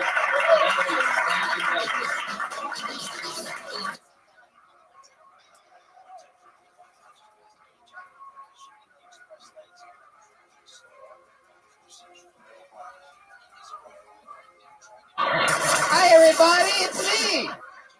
Craziness. It's good to be here, everybody. Another happy Monday for Kill Tony. Very excited to be back. We're comedians. Get to do a minute in front of me and my funny friends every week, and we talk to them. And whatever happens, happens, and crazy shit happens. So welcome, live audience, to this crazy show. That's where you guys clap. That's where you guys clap, proving to our podcast listeners that there's an actual live show happening here. Our sponsor, Elise Lane, came down sick today. Hopefully not from food poisoning. She's the gourmet chef that cooks for us every week, but she's not here tonight, so we miss her. Yeah. The Buckeyes are playing in the national championship game, the college that I dropped out of many years ago, which is very exciting for me. That's happening right now live. So thank you, live audience, for abandoning that game and being here with us in this cozy box tonight. So let's have fun, shall we? What's going on? Anything you want to talk about before we get it started? Anything good? No, let's do this. All right. We have a musical guest every single week that has played a new song every week for us. And we have him back again to get you guys in the rhythmic mood. Put your hands together for musical artist, one of my favorites, Pat Reagan, everybody. Here he is. Back again. Here he is. It's Pat Reagan. To see this face again on this stage. Hey, it's been too long. And I came out with a completely different energy. I'm like, what's up, everybody? Okay, but I'm okay. Oh, fuck. Okay, here we go. I just feel awkward because they just saw me, Tony. I just got off the stage. It's to light applause. And now I'm coming back with a completely different, professional, polished, together energy. I'm going to put on a show for these people. And I think the contrast might be a little off-putting. I love it. I think this is what I love about spending Monday night in a creepy belly room, is that anything can happen. And when great minds come together, crazy shit happens. And that was Patricia Reagan. That wasn't Patty Reagan. Yeah. We don't know that Patty Reagan. Yeah. For those of you listening to the podcast, wondering what we're talking about, in the last couple weeks, we've had Pat play a few songs before the show starts, you know. And then when the show starts, we bring Pat up again, and then he plays a brand new song. Yes. And All right. Now, I'm ready, Tony. You don't need to keep stalling anymore. I'm sorry for taking the time up at the beginning of this great podcast. Pat Reagan, everybody. Guys, this song is about a spiritual journey I went on. not so long ago.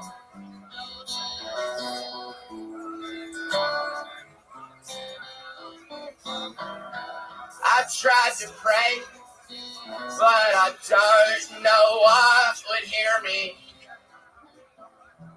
I looked all around, and I saw no spirits near me. I studied the sun, but the sun was not my father. I gazed at the stars, there were too many to even bother.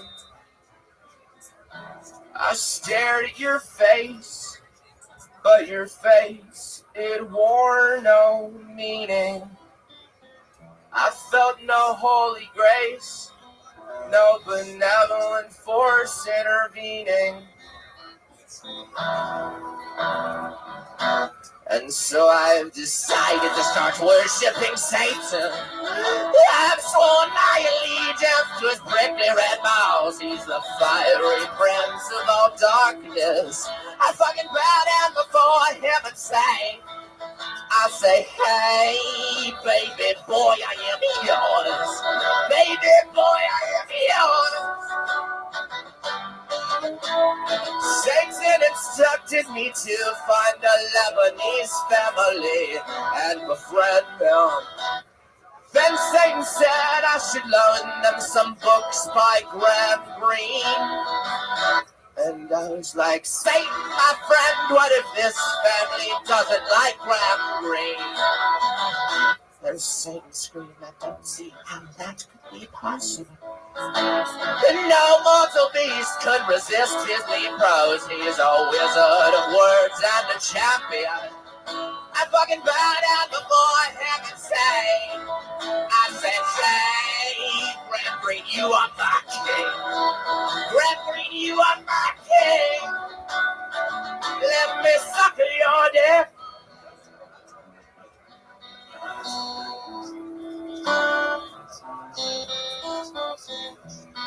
Then Satan cried, and I asked him why so tearful.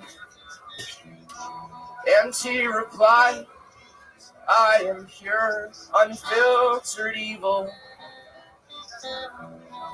There's more to me than what you've seen. I love poetry, it make me cream of my jeans. And so I've decided to stop worshipping Satan. He's a weak little bitch who's obsessed with Graham Greene. I've decided to follow my own path. It's a path that is filled with fat bloods. I'm sexy in my sweet Prius. Fuck yeah. He came in without the most confidence, and then he comes in and he crushes. That hoe be a poet. Pat Reagan. He's on Twitter at Patty Reagan, crushing with another new song. Coughing. First time he hasn't forgotten his lyrics through the song. Maybe you should complain about how you think it's not going to work more often before things... So he came out, he's like, this is a complete debacle, everybody hates me. Then he crushes. What you podcast listeners can't see is that the audience is right now carrying Pat Reagan off on their shoulders.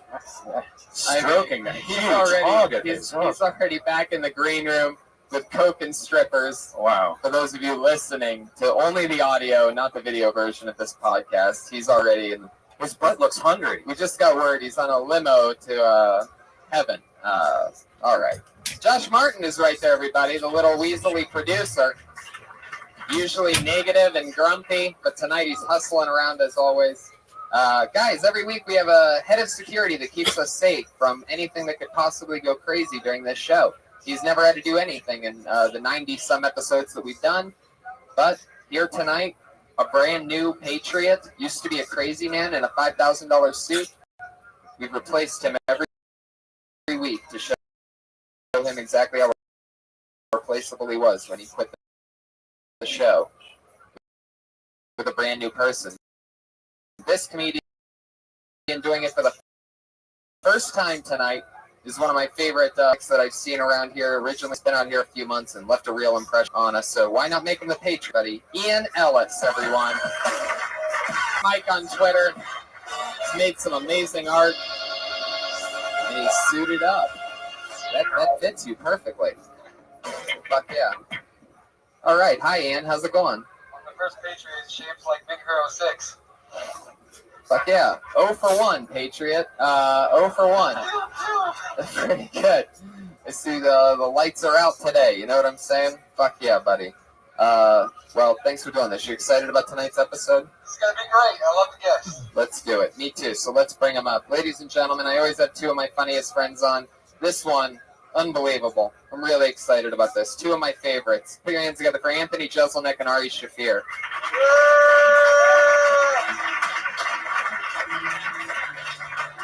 Here they are. Fuck yeah. Welcome.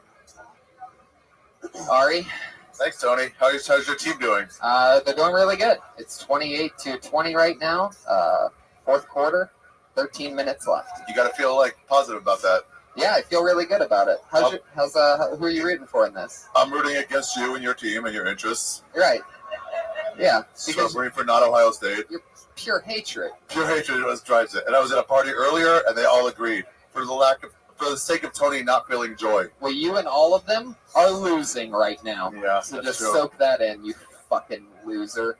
Because that's what's happening as of right now. But anything could change in the next. We could all pray that Oregon wins if we all want to take a moment of silence. You could. If you wanted to be giant haters, then you guys could do that. Anthony Jeselnik, your first time on the show. Last time on the show. I think it's great that people would come to see like a live podcast of people watching TV. Yeah, it's happening right now in a first. I'm pretty sure we might break the internet tonight. Something like that. I don't even think we have the internet. I don't even know how this is happening.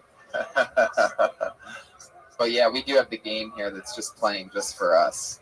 So sorry, guys. Hey, Tony, you really get people here now, huh? Yeah, it's fun. It's turned into a crazy thing. Look at all these dumb idiots. Right. A lot of these people told me earlier that they went to your tapings of This Is Not Happening. Really? You're about to find out what 0 for 2 feels like. Every week our Patriot has a question for our guests. Patriot, why don't you fire it off? What do you got tonight? Anthony Jeselnik, you've had a very successful career imitating Jimmy Carr instead of developing an original point of view. Jesus. What is your favorite sketch in the new season of Amy Schumer? Oh my God.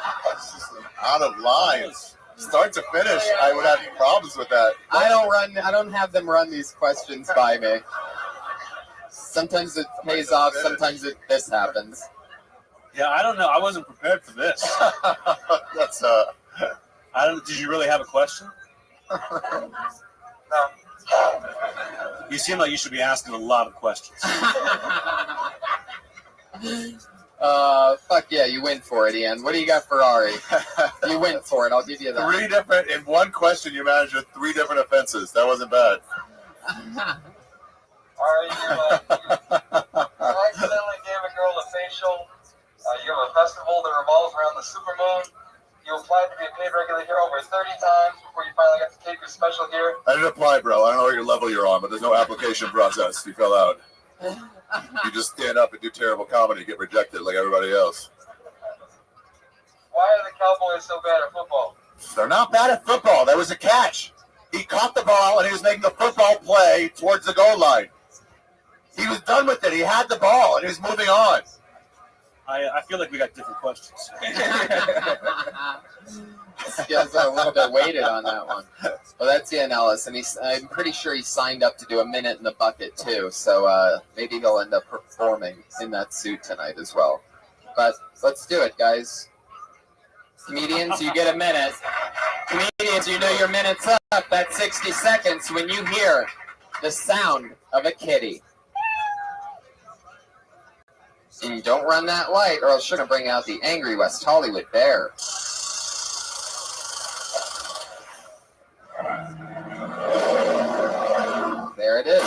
Okay, got shot at the end. All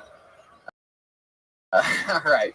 So let's get this thing started. Your first comedian tonight doing 60 seconds talking with us about anything is Chandler Raper. Raper. Topical. Got a good name for comedy. First time we've had Jesselnick on, and he already draws a raper to the. Do you think Raper's his real name?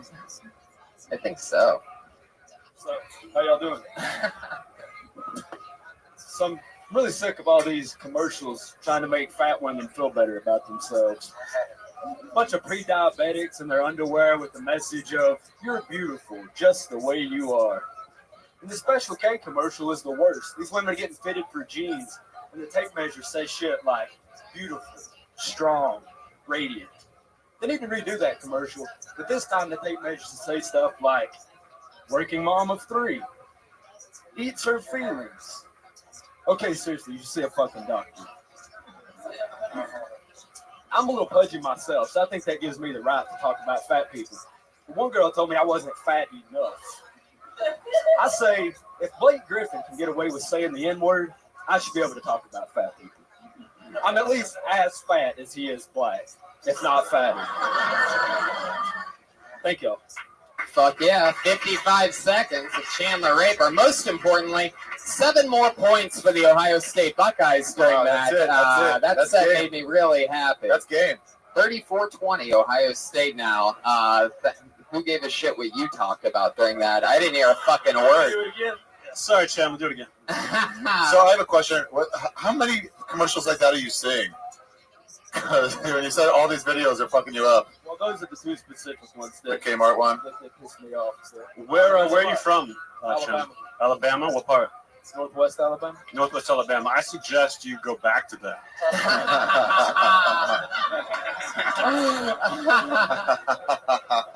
I don't think there are a lot of rules in comedy. I would say almost no rules. Very few rules. But I would throw never talk about commercials into that rule book. Question we were wondering before you made it to the stage. Right. Is yeah. Raper the real name? That's the real name. How come? I think last names come from whatever your ancestor's occupation was. So, wow. Tell me you've got a bit about that. What? Tell me you've got a bit about that. I don't. Holy my shit. God. Get the fuck out of here and write it. I haven't been doing it very long. I'll get one for you. I'll let you. Make it an act out. That's got to be the first. Yeah.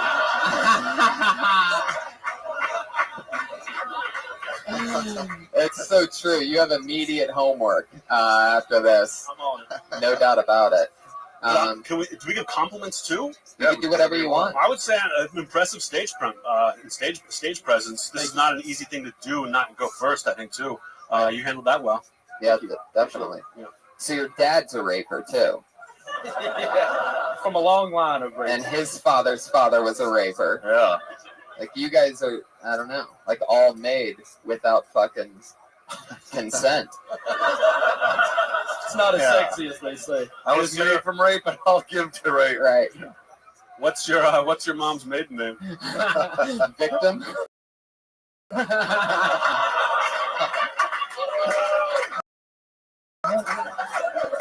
Perfect. Holy shit. Do you have any children? Yeah, one. Baby, so you have a baby raper. It's already written. Your homework's done. Yeah. You have a kid? Are you married? Yeah. Oh, how old are you? 27. Damn, bro. Yikes. What She just state? turned 4. 4? Wow. Too late for the abortion. A little bit. A little late. What does your wife do? She works at a restaurant. Put all your eggs in that basket, my friend.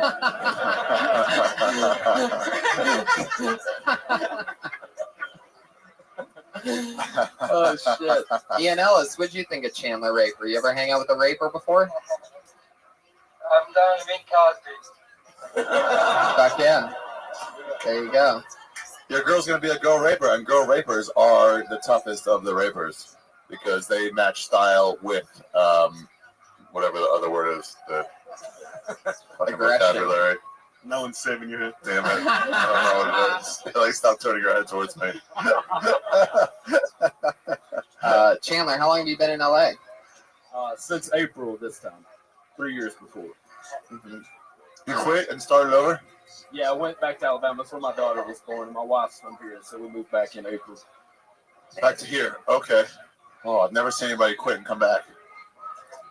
Oh, I've seen it come back, but they only. That's last what like 2 weeks rapers after do. that. They don't just stop when it first gets hard. Yeah.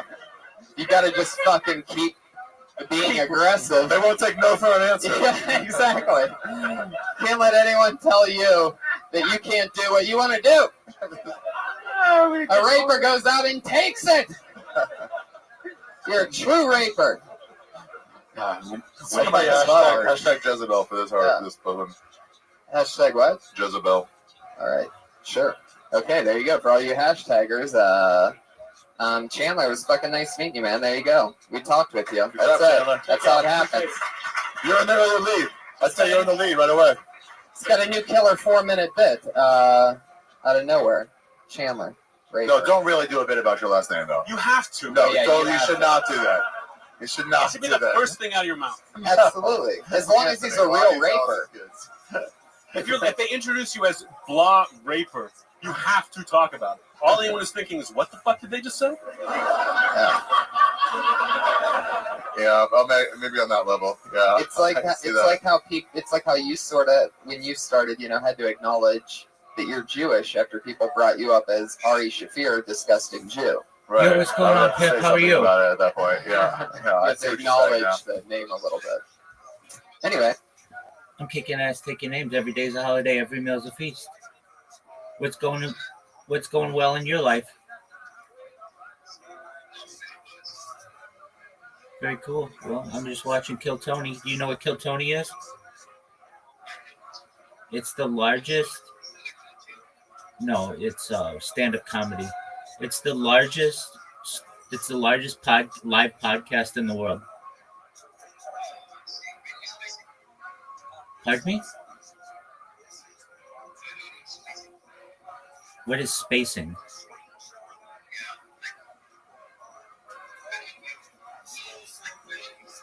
United States.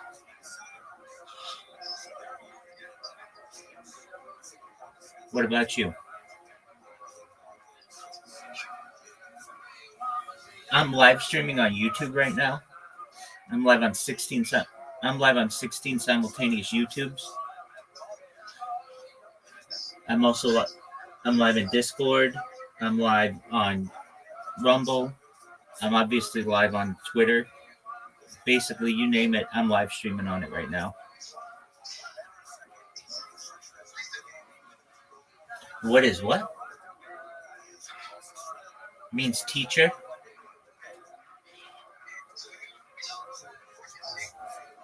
I'm a what? No, I'm not Christian. I'm Jewish.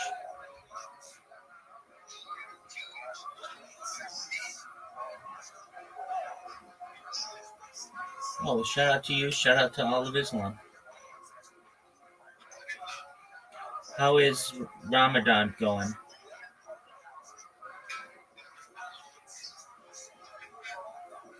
Have you been having easy fasts?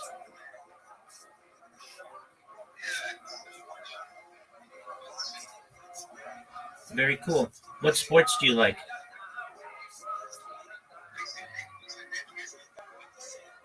It says it in my profile. I'm Rabbi Rothschild.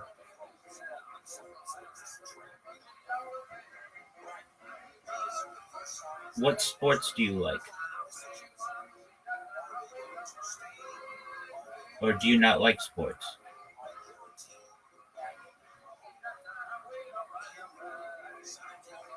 Can you hear me?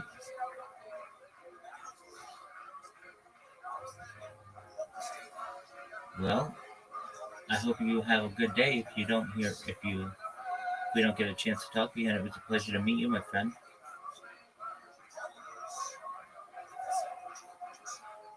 Hope you're doing well. Feel free to swing by whenever you want. Join my Discord if you have the opportunity.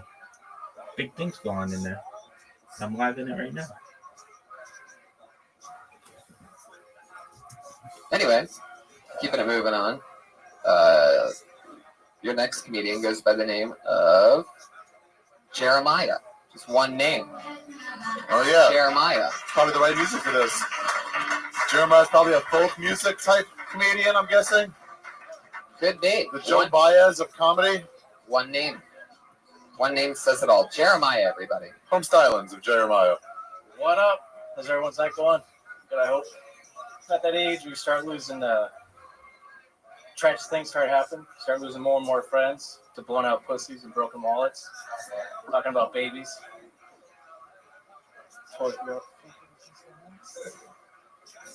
But concentrate on the good 7 seconds you did memorize. Don't let that go away. Sorry. They forgot the rules of engagement, though. Pull out, big red button. And if those two don't work, I finally realized why you get a small dog first. Chew toys and stairs. I'm joking. But what's not funny is when your woman's friends start having kids, shit turns into a biological game of dodgeball. Shit. And you're the fat kid that keeps dodging the same question over and over again. When are you guys going to have a kid? When's your turn? Shut up, bitch. You're the one with the ugly baby. Find it. Finding it. There you go. Good thing you didn't remember anything else. But I must say, Jeremiah, you are the funniest high school football coach I've ever had on the show. Was that your first time? Yeah, first time. Wow, look at that. First time doing comedy? Yeah. Wow. You can applaud, but I still don't think you've been on stage your first time. I wouldn't count that. Yeah, no one ever has to find out about this. It's not like it's a podcast or anything. Pretend this never happened. Heck yeah. So, what made you want to do comedy? I've always been thinking about it. And, what do you do for work?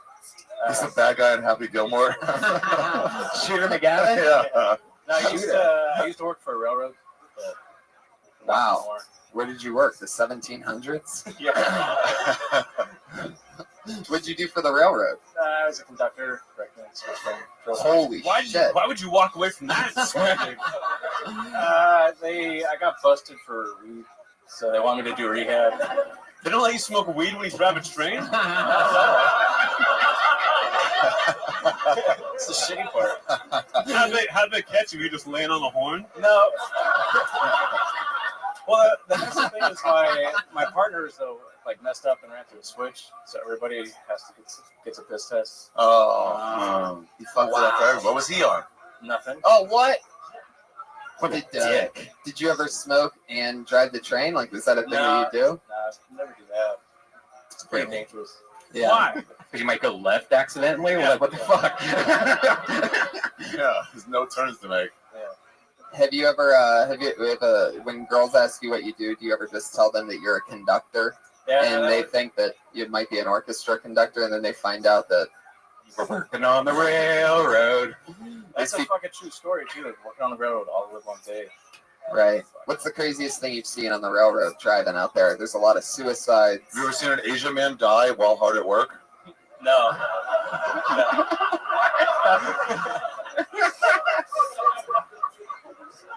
They buried them. So you've always just worked on a railroad? That's your one job? Yeah, well, that construction. When you're being chased or are chasing someone on top of the railroad car, what's the best method of jumping from train to train? Just don't look down. Don't look down. Okay. I like that. Fuck yeah. Bigger fear, Ebola or people running alongside on horseback? Probably Ebola. Hell yeah. Good answer. You got nothing, you just nodded? It's a good real answer.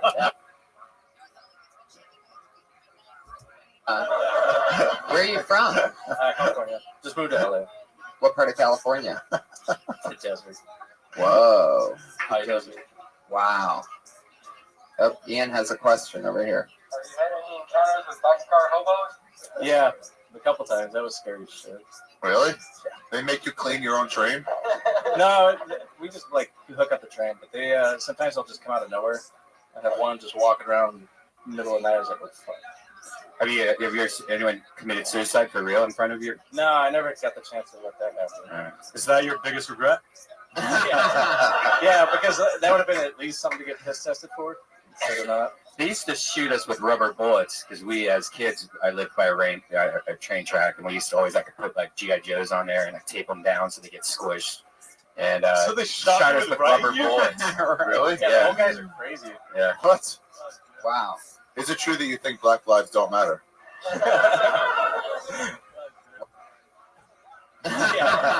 Yeah, because that would have been at least something to get piss tested for. Instead of not. They used to shoot us with rubber bullets because we, as kids, I lived by a train track, and we used to always put like GI Joes on there and tape them down so they get squished. And so they shot us with rubber bullets. Really? Yeah, those guys are crazy. Yeah. What? Wow. Is it true that you think Black lives don't matter? No. Well, then good luck in comedy. Well, Jeremiah, it was fun. You spent your first time on stage with us. Yeah, there you that go. really sucks. You have any questions or anything? No. Yeah. Very good, Jeremiah. Back to the mic stand. Since you used to work on railroads, I wish I could tell you that you're on the right track, but it's really tough to do in this situation. But you know what? If you work hard and you can figure out some way to do the opposite of what you showed us here tonight, then maybe. Yeah, I was somewhat prepared, but on the way up here, I was like, blank. Well, I'll tell you this, man. It's so much more fun to go for it and get to try something than to be a giant pussy. So you got to have fun up here with us tonight. So thanks, Jeremy. The biggest thing is be yourself, because you weren't yourself when you were doing it. You were just trying to remember all your fuck. Yeah, just be yourself. The guy that spills beer. But you could tell you were just memorizing and trying to think of it instead of being like, hey, what's going on? What are you doing today? And, you were, that's the biggest thing, because it was really awkward listening to you because you could tell you were just trying to remember everything, almost like a script. I would actually pick someone better than you and be them. Yeah. But yeah, well, there he goes, everybody. Jeremiah, he's on Twitter at Blaze Geek. That's his Twitter handle. Unlike Chandler, by the way, Chandler Raper is on Twitter at Chandler Raper. He's that guy. Chandler Raper was available and he got it. And Jeremiah, the Raper? It was available. Jeremiah is Blaze Geek. For those of you that want to be Raper followers. Anthony, a question that I always ask new guests when they come on is there anything that you ever did when you very first started that you can't believe you did?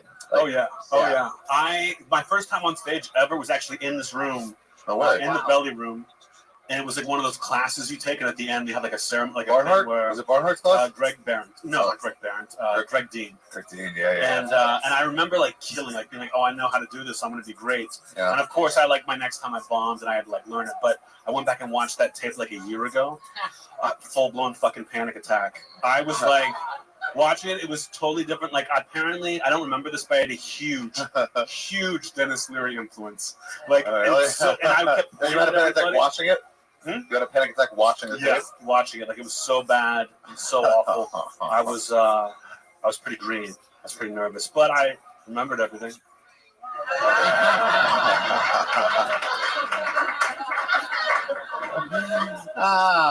How about you, Ari? What was the question? Anything you very first did when you started that you can't believe that you did, or like? Oh yeah, I remember when my special came out on Friday, paid regular, Friday at Comedy Central at midnight. What was the question again? Available at arishafir.com. I think that was the answer to all the questions. Yeah, no, we had to do this award ceremony, the Scoomies. Remember the Scoomies? Did you ever go to those, Justin? Yeah, once. The Southern California open mic. I don't forget however it went, but me and Brett Williams did this whole like piece together, and I was so excited about how good it was going to be. I called Bob Oshak in, who I really looked up to. I was like, "You'll want to see this." Oh, and it was just like 14 minutes of horrible. And since we were together, neither one of us knew how to pull the fucking cord on it, and just say this isn't working. Let's just stop. Yeah. God, I still feel bad about that now that I think about it. Does he still talk to you? Yeah, he does. Like, did the show come to a halt like quite as much as you just made this one come to a halt? Like, yeah, it was like that. It was like that. Ian, how about you? Anything crazy happen your first time starting out? Not my first time. I think the worst joke I tried to do was something about if you want to learn how to go down on a girl on her period, you should suck on pennies, like tie a cherry straw in your mouth. It's horrifying. Yeah, that's really bad. What's more horrifying, that or right now? Yeah, having it not work on a bigger platform. I love it. Let's keep the fun train moving along, guys. Your next comedian goes by the name of Michael Schertzer.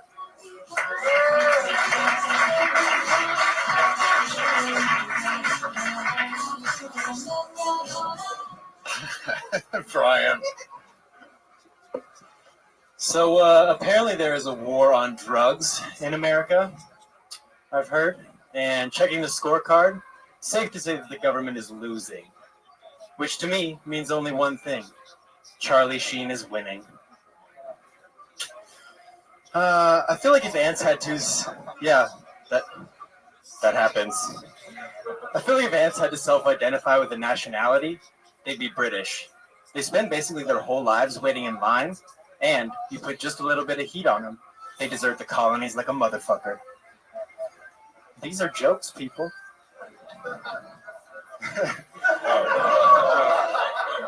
My friend tried to convince me that Ronald Reagan was a terrible actor, but I had to disagree. I mean, he acted like the president of the United States for 8 years. People are still raving about his performance. This killed in my living room. Yeah. Have I hit my time yet? Yes. Great. Definitely. Yeah. Beautiful. I won't even let the cat respond to that. I just, all right. I felt like time stopped. Yeah. I kept looking at the phone like, what the fuck is happening right now? What day is it even? Crushed it right then. Those were, There seemed like there was one-liners from old 80s cheese movies. Yeah. Like, That's what tackling Reagan, huh? deep hitter. Yeah, tell us about that one. Walk us through that. Okay, well, people know Reagan from being an actor. You already may be wrong. Yeah. Pat Reagan. Pat Reagan, 25. I worked in politics. Oh, yeah. Did you? I did. What did you do in politics? I managed campaigns for city council, Anthony. Whoa! And now you're here. Yeah. I could have been in Congress, but I gave it up to tell jokes to people who don't like my jokes. when are you going to start that? Well, I think that just happened. I just described what accurately. You really think you could have been in Congress? Oh, yeah. Can you give us like a short little pitch of what it would be like, you giving us a little pitch about what you could do just for How a would second? you fuck over the people? Yeah. Well, you Because see... you're not fooling us with your jokes, that's for sure. So Stop calling them jokes. Ouch. These are jokes, people. yeah, you did pull out the old Frasier homage there. Yeah. These are the There's jokes, 2 of them. folks. 3 of them. I love it. Why did you record this? I've actually been on Kill Tony like 3 times, and I record them all because I like hearing people talk down to me. You know that we record it. It's a podcast. Yeah, no, I know. I've checked Brian's Vimeo. You guys are up to like number 80. See y'all in a little while. Oh, Jesus. Pretty cocky for someone who just ate shit for Right. Yeah. Fuck yeah. So give us a little pitch. What would Congressman Michael Schertzer be like? Oh, I wouldn't be like serving in Congress. I'd be working behind the scenes. So it'd be like me receiving emails and responding to people mostly. Was like kind of assistant work, Like secretary. Kind of like, oh, you look parched. Do you want some water? Yeah. But it comes with government help. Congress. Yeah. God, you missed your calling, huh? It's so good. Bring water to Michael. Congressman. Just telling people they look parched. You look great. Oh. Michael, do you go on stage did a a great lot? job. Like, you've been on this show, you said 3 times, but Yeah, I go on stage. You go Last time other I told places? you like 4 times a week Yeah. to do jiu-jitsu, but I've actually been doing it a lot more recently. okay, well, does it always go this bad? No, what's crazy is everywhere but here, people like me. Wow. Yeah, it's so weird. when you say Charlie Sheen is winning Mhm. at another place, People laugh. like for how long? Like how hard? Where are these people at? I've had that joke actually work in this room on this stage, minus you people. When did you? Whoa. When did you? Snap! Oh, maybe we just remind them of good comedy. Like, how long ago did you write that joke? That's one of the first jokes that I wrote. Yeah. How long ago? Like 7-8 months ago. Even then, it was Oh, over, yeah, right? man. That was way over then. Yeah, it's been a while. When was the roast of Sheen? Because he had about 4 months after that. Oh, that was about a year after Sheen. I started Well, 2 comedy. years after Sheen. I started comedy like just under a year ago. That's not an excuse for what you've done. That was terrible. And the fact, can I say something? I would have let this go. I would have let this go if it wasn't for the Reagan thing. That's like still bugging me, and I'm just pouring it into this winning. Right. Can I say something? I wish you could say something. You are actually one of the people that inspired me to get into comedy. That's why I'm so mad right now. Well, I'm happy to take your rage. Pound me. Yeah. Oh yes. Come on, I'm at least good for setups, Anthony. It's like finding out your baby shot the president. But at least they picked a noble target. Oh shit, Michael. Yeah. Fuck yeah. Anything else you want to say?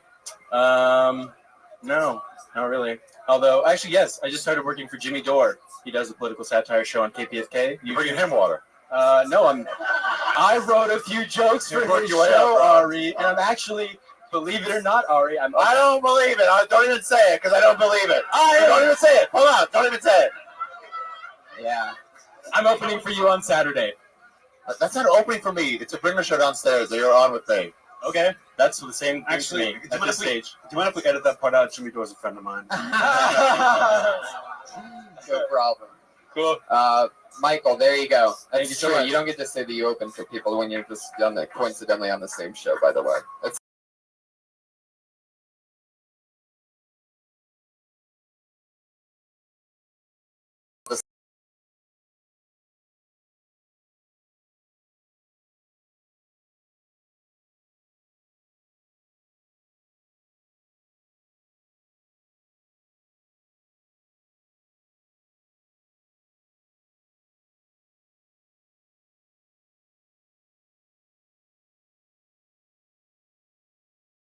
and watch the national And watch championship football all at the same time. That Ohio State's running away with.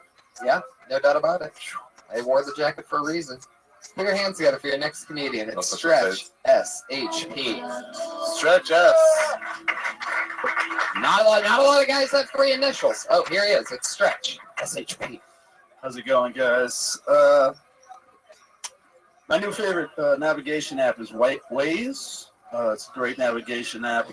Always gets me to where I'm going, and it also gives out good lookouts. You know what I mean? While you drive to where you're going, like it'll be like, watch out, heavy traffic reported ahead. It's like, good looking out, Waze. You know, I live in LA, I get traffic, but now I know that I can handle some stuff. Maybe make a phone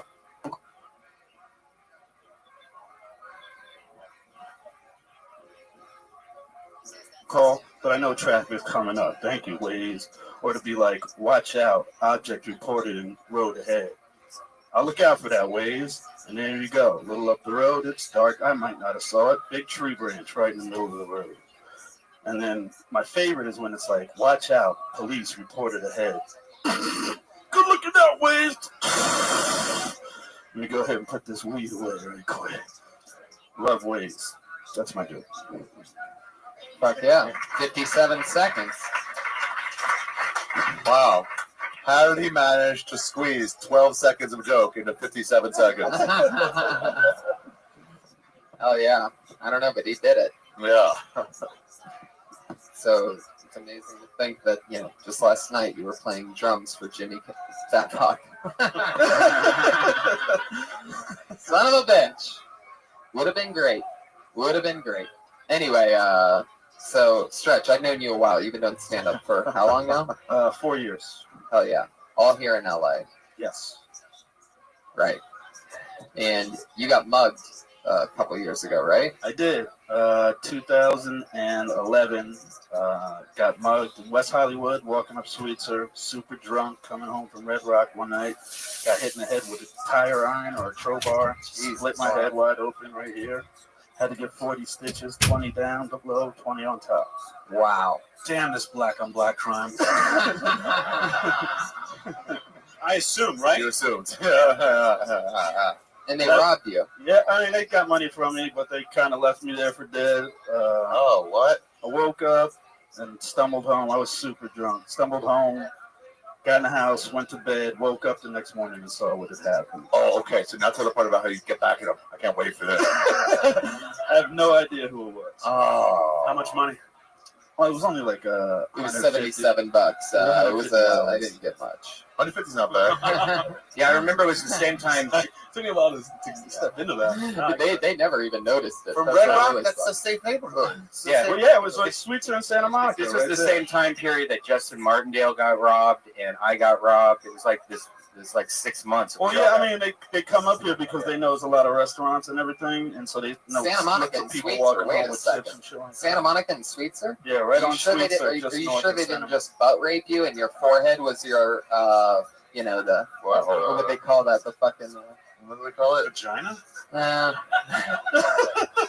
Maybe. I like that. I like that twist. You could also fuck that gaping wound. What were you looking for?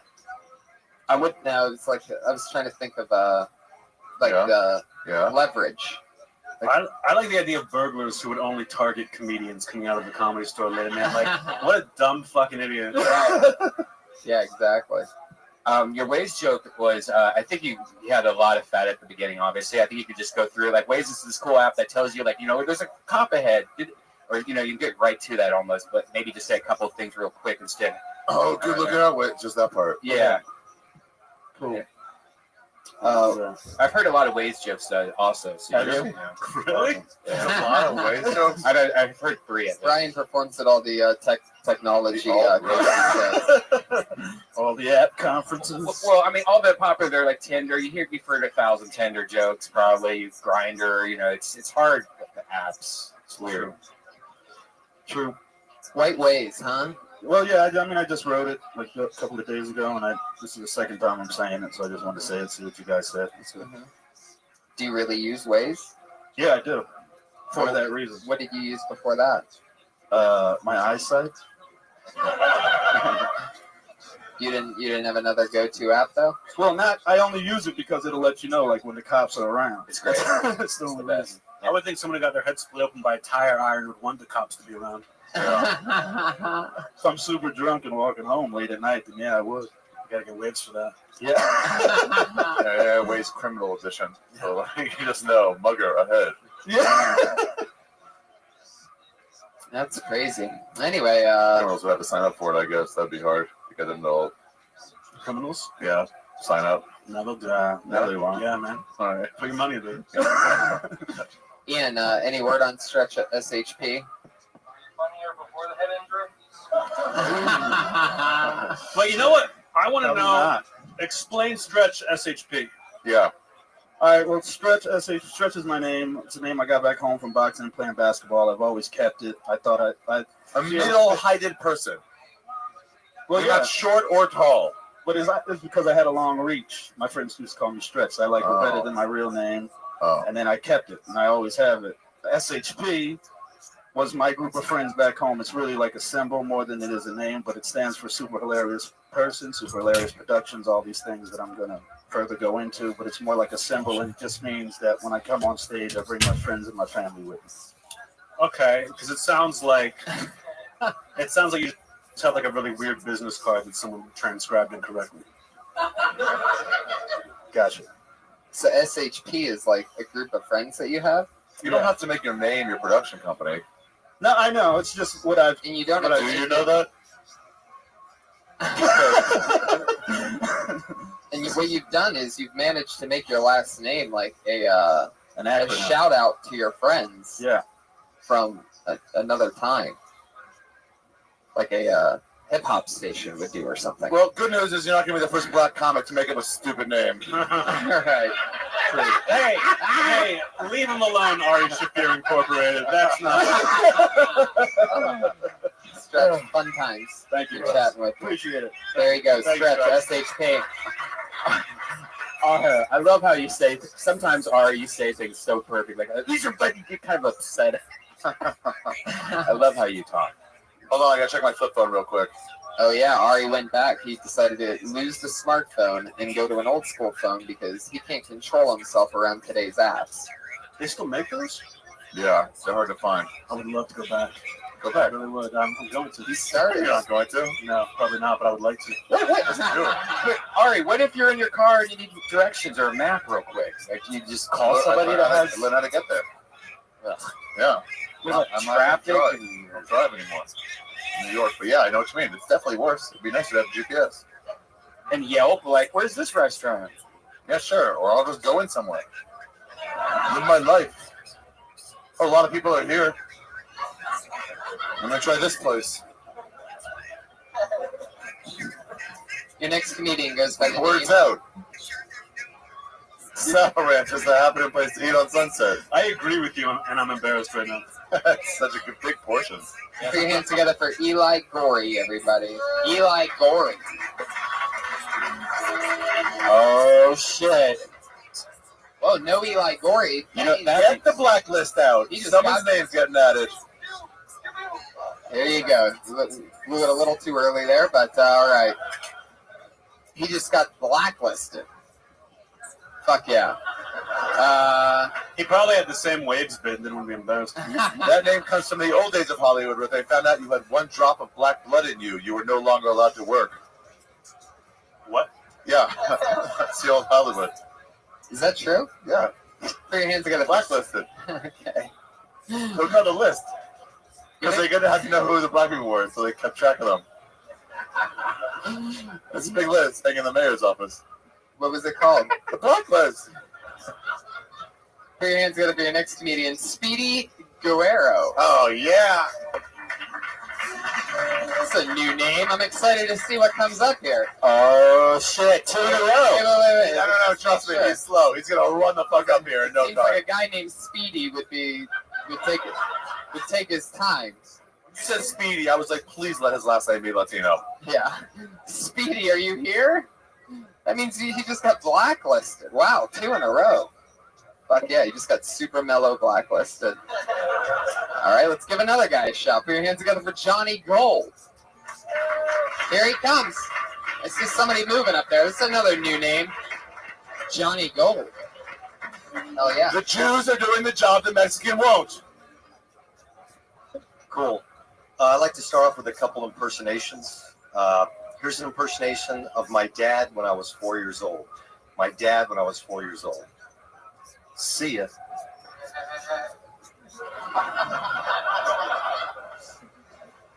Here's an impersonation, another impersonation. Here's an impersonation of Dick Cheney going into a gas station. Dick Cheney going into a gas station. I'll take the blood of the innocent victims on pump 2. And a Snickers bar because I'm patriotic.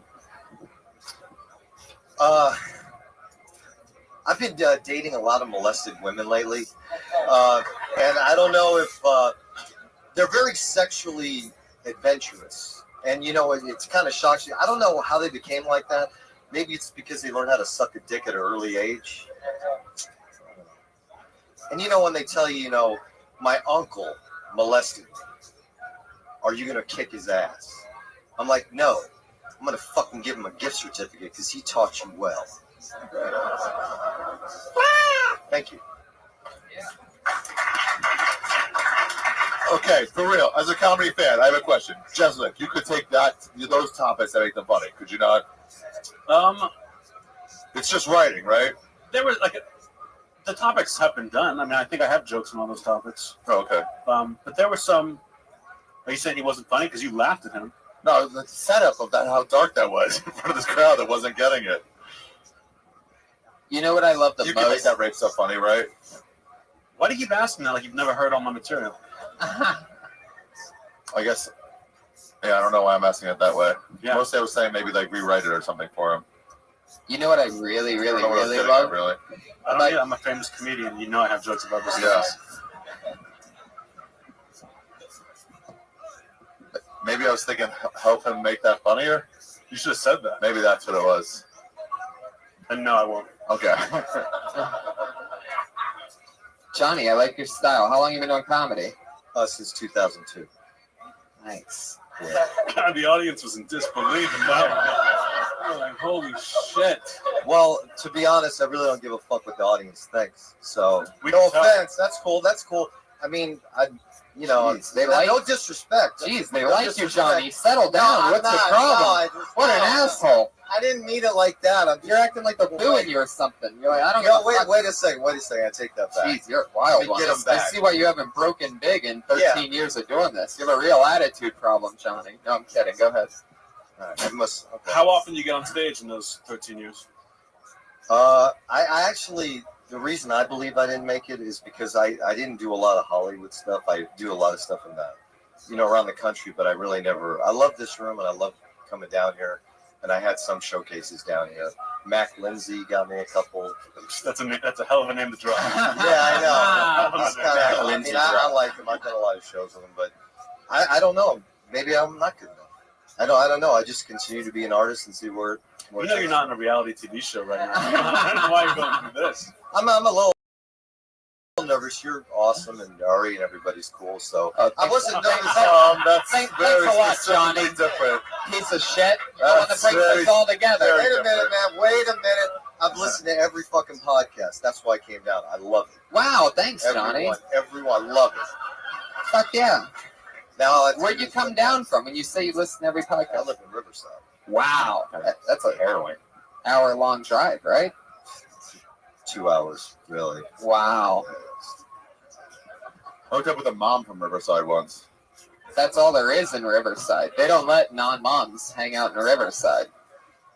How'd that go for you? It's pretty good, but when they're on top and they're kind of like leaning over, moms don't have presentable bellies. Yeah. Oh, it's got that extra wrinkle, sun damage thing going. It's got, yeah, Right. the flap. Unsettling. Johnny, what else do you do other than stand-up? I own my own business. What's that? Diesel truck shop. Wow. Yeah. How's that going? Good? Yeah, it's good. It's good, yeah. Better than stand-up, obviously. I think I did win a contest the other day that got free chicken wings, so that's probably the best thing I've won in 13 years. Yeah, you don't even get chicken wings after this. No, I'm so fucking grateful to be able to do this down here. I love it. I love it. I love it. I love the Comedy Store. I wish I could perform here, but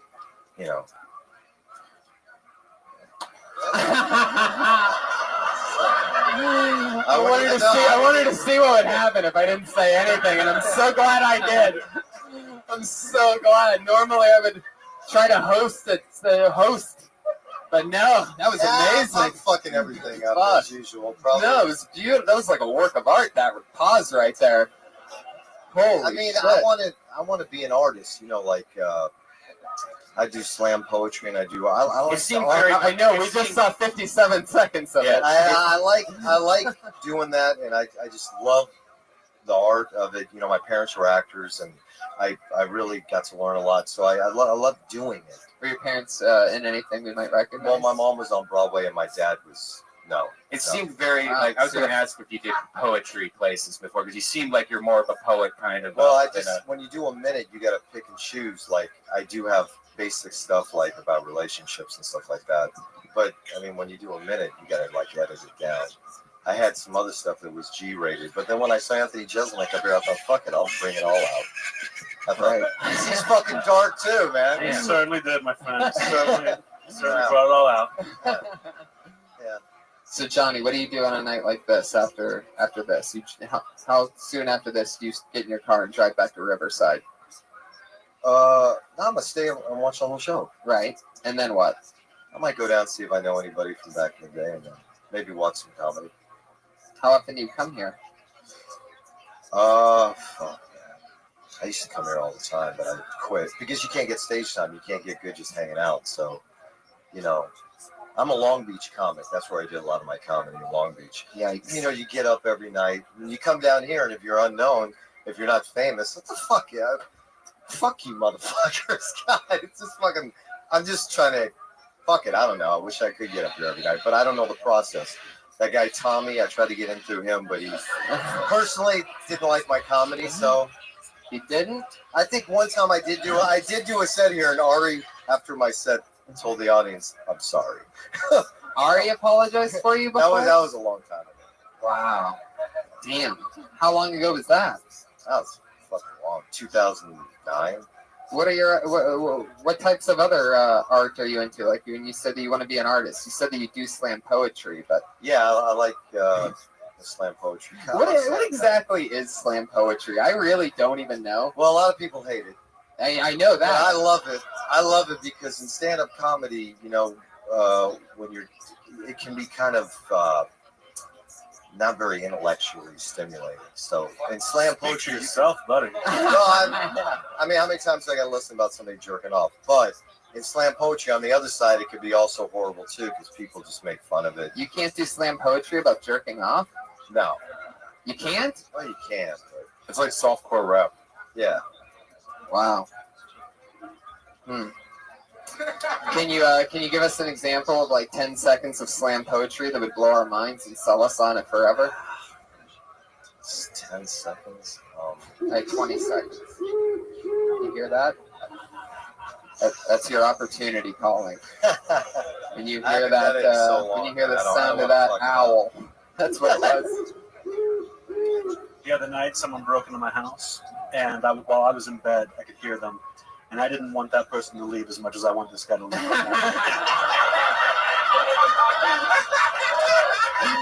There he goes. Thanks, Johnny Gold. Thanks, Johnny. Oh yeah. Fuck yeah. There he goes. He's on Twitter at JGLBC. We never got that slam poetry. You didn't have that for us. This is like auditioning people for a Beckett play. I don't even get that, but I love it. I knew you would. Off of your timing alone, I laugh. Ian Ellis. A lot of the jokes tonight, it's stuff that's past its expiration date. Have you taken a joke from topical to evergreen? You help comics understand how to You don't get another chance at asking a good question, you piece of shit. Taking a joke from topical to evergreen is pretty difficult. You know, I think when you try to do that, you just end up with a bad evergreen joke. You kind of have to, it's got to come up naturally. Sometimes you can forget the formula and then write it again. But I don't think this is any information that you'll ever use.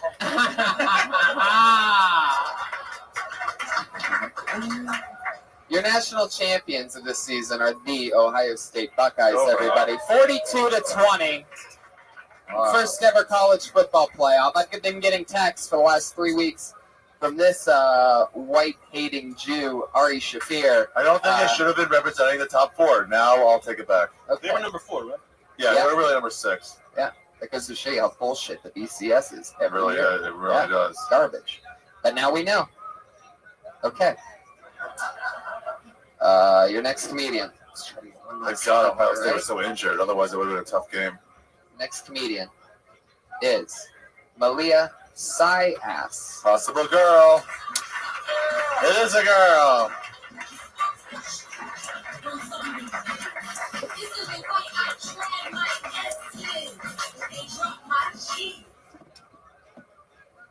Hey, I don't want to make a baby. Not into breeding. I don't have like a maternal Pinterest board or anything. I think I would be more into it if I was a guy. Like, you're so lucky. You're the injector, not the incubator. It's fucking awesome. Like, literally, if you want to make a baby, all you have to do is like, and you just walk away. But like, I'd have to invest my time and my body and my sobriety. I don't like that. I think it's just because I'm lazy, right? Like, it's like ordering a pizza. Guys can be like, hi, I'll have the pepperoni pizza, but girls have to like make it and cook it and deliver it and then go back on Yelp for the rest of their life to make sure everything came out okay. I don't have that kind of follow-up skills. I'm not a monster. I like kids. I just I don't want one, you know? Like I believe in the miracle of life. Like, 2 people can get together, create a creature, shoot it out of their private parts. It's a fucking miracle, but yeah, all right, there thanks. it is.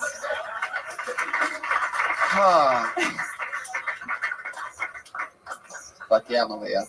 I have to say my favorite thing is when the comedian on stage says, I'm not a monster, because that absolutely means they are a monster in real life. I true. say it every I time. fucking hate kids. Yeah. I like how you were not at all like the last guy. Well, thank you. Oh, wait. However, they both live in Riverside, I bet. Malia. That's an insult. Right, I know. How long have you been doing stand-up? About 3 years. Right. Where you from? New York, New Jersey, New York. Why'd you come here? My day job. I transferred out for a day job. What's that? I'm a fashion designer. I got laid off. Oh. I'm on unemployment, which means I can focus on my comedy right now. Wow. Yeah, it's really paying off, obviously. Yeah. What kind of clothes do you design? Well, I was huge. I was huge during the urban hip hop era. You were huge during Yeah, that. yeah. I brought you rhinestone encrusted denim hookups. That was me. That was you. Cool. Yeah. You can. You're welcome. You can see my stuff on like Cops and America's Most Wanted, stuff like that. I see what you did there. That's a big ring that you're wearing on your right hand. The lion one? Yeah. Nordstrom's rack, $5. I'm a bargain shopper. So when you're talking about how easy it is for the guy to make a baby and the woman to make a baby, like, are you trying to make a baby? Do you think that No. is that on your mind? Is Well, that it's what like you're what you were talking talking about with the mom that you were fucking, like your body. Like I don't want to have to deal with all the. Yeah. It sounds horrible. Yeah. You know. Does somebody that you know want to make a baby with you? Well, no, I just think society puts pressure on you. I have a lot of friends that are having babies. I just Right. thought about it. Well, you look like you withstood that pressure until it's too late. That's so. Age, that's the line. Age. It's true, guys. The biological clock does not end with the sound of a kitty. Biological. But it does have to do with your pussy, so. There you go. I see what you did. Actually, I don't. I got really confused with the part where you compared yourself to Yelp, because then you were talking about like making the pizza and then delivering the pizza, and I was like, wait, what's going? Oh, delivering babies. Well, I think it's like I'm lazy. Like I feel like the people that I've seen that have had kids, the mother's always like, you're more attached to them, right? Like the guy can peace out if he wants, or he could like go play. I don't know. I just don't want that kind of responsibility. I'm lazy, I guess. I don't know.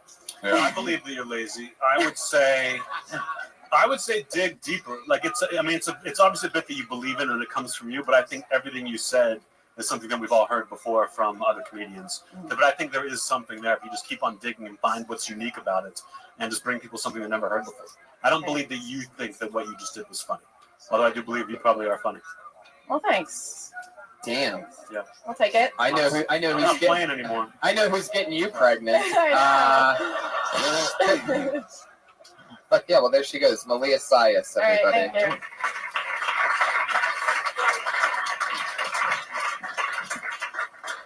Another one down the drain. This is the part of the show where our two regulars go on. Should we do one more? Yeah, it's like 9:20. I think we have more time.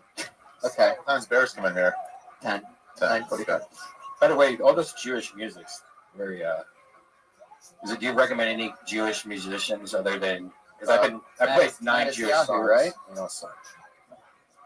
Okie dokie. All right. Your next comedian is Danny Green. Danny Green. Here he comes. Here comes Danny Green. Thanks so much. Thanks for calling my name last. If I wasn't here, I'd be at home crying, wanting to text my ex-girlfriend. She dumped me. I told her that I love surprises. So on Christmas, she introduced me to her other boyfriend. Yeah, so that didn't feel great. One clap. I'll take it, Patriot. I'll take it. What do you think is worse? Do you think somebody walking in on you while you're taking a shit or while you're having sex with somebody? Because when I was in high school, both of them happened to me. My dad walked in on me taking a shit, and my boss walked in on me. Well, I mean, I thought the store was closed and nobody else was there, but my boss walked in on me fucking my dad, and I was like, yeah, that's what you get for not fucking knocking twice before you walked in. All right, thanks. That's it. Fuck yeah. What was that? 45? 50. 50. Okay. 50.89. Keep it under. You got Way to go right for it, man. Yeah. I like the act out at the end that you didn't just say you were fucking your dad. You were actually moving Showing- your hips yeah. So back people and know. forth. Yeah. People know. It's Getting in there. Getting in there. Yeah. How long have you been doing stand-up? Almost 4 years, but not all in Los Angeles. Where were you doing it I before? started in Buffalo, New York, and then 6 months after I moved to Charleston, South Carolina, did improv and stand-up there for 3 years, and came out here in April. Do you do drugs? Weed, but nothing else says that. Okay, then here's my follow-up. Have you ever eaten or slept before? Dude, I'm a struggling artist in LA, man. I'm not eating much. Trust me, I get here from my mom all the time. I believe that you look terrifying. Yeah. if you only knew, you were the reason I started doing it. So. Wow, look at this. Look over here tonight. The new regime, Anthony. How does that make you You feel? should see my All first this time. blood on my hands. I'll take it. I'll take it. You are. I had good intentions. Also, if you don't want me and Ari have the flip phone connection. So if you don't want me, then me and Ari can have. Yeah. it. What'd you get? What'd you get? I get the feeling that Danny's is not by choice. What? No, not by choice at all. This is loyalty. That's It's like an ironic. AOL email address. That's all that is. It's loyalty. I've never gotten a smartphone. Why are you being loyal to the AOL Corporation? Hey, they never did me wrong. Free CDs. Yeah. This is the Free minute CDs. How You want me to go was that against them? girlfriend? You want me to go against them? He still has those CDs stacked, just in Get more memoriam. minutes. Get more minutes. 150 more hours free. That's all I need. That's all I get paid, and I asked the store for that, but they're not paying me for anything. It's crazy. What do you do for money? Well, I had to go back to Buffalo for the last month for a funeral, so I had to quit my job before I left, and I have a job interview tomorrow to be a manager of a restaurant in Hollywood. So we'll see how that goes. What was the job you had to quit to go to a funeral? I worked in restaurants for the last 5 years, just serving. How loved was this guy that it took a month for his funeral? I didn't give a shit. It was my grandpa, but he was 90 and he was an asshole anyways. But my mom's an only child, and her mom died like 40 years ago, so I stayed home to help her out, like cleaning all the stuff out and all that type of shit. What you just said is funnier than your act. Your grandpa didn't leave you anything? Nothing. He had fucking. He. What a lazy fuckhead Yeah. this 90-year-old was, huh? He never even came and visited us, let alone. Well, who cares about that when Yeah. it's all about money at the end? Well, yeah, you don't know that? no money. Trust me, I wish I could be eating right now. He never saw you do comedy or anything? My grandpa, fuck no. He would have given you less money had he seen you do Yeah. comedy. No, my parents and all that have seen me, but not my grandpa. At least you can say that's not what killed him. Yeah. Heck yeah. Danny, tonight you were like the Oregon Ducks.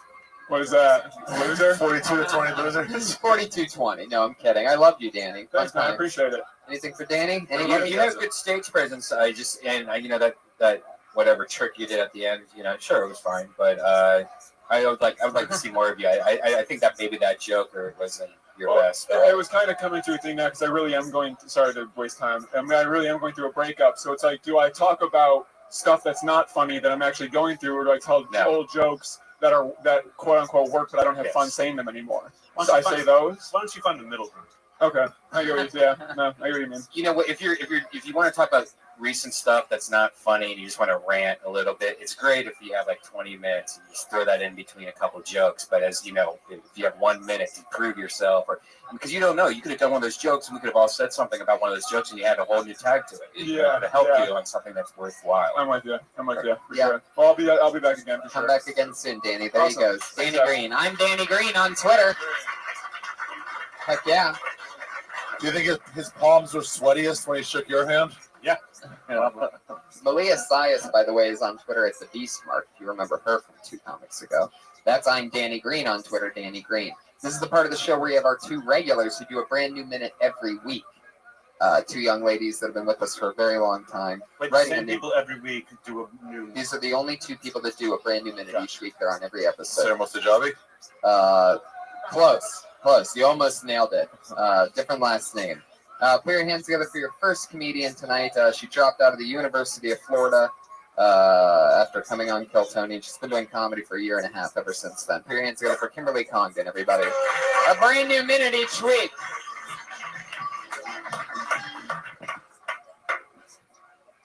Guys, sometimes life's not really fair. For example, if I hang out with a guy for a little bit and then I ignore him, I get called a bitch. But if a man hangs out with me for a little bit and he ignores me, he just gets called my father. It's it really is inequality. And I feel like as a female comedian, sometimes I have to be a voice for women. And so I'm here to say we want equal rights and also like still free dinner.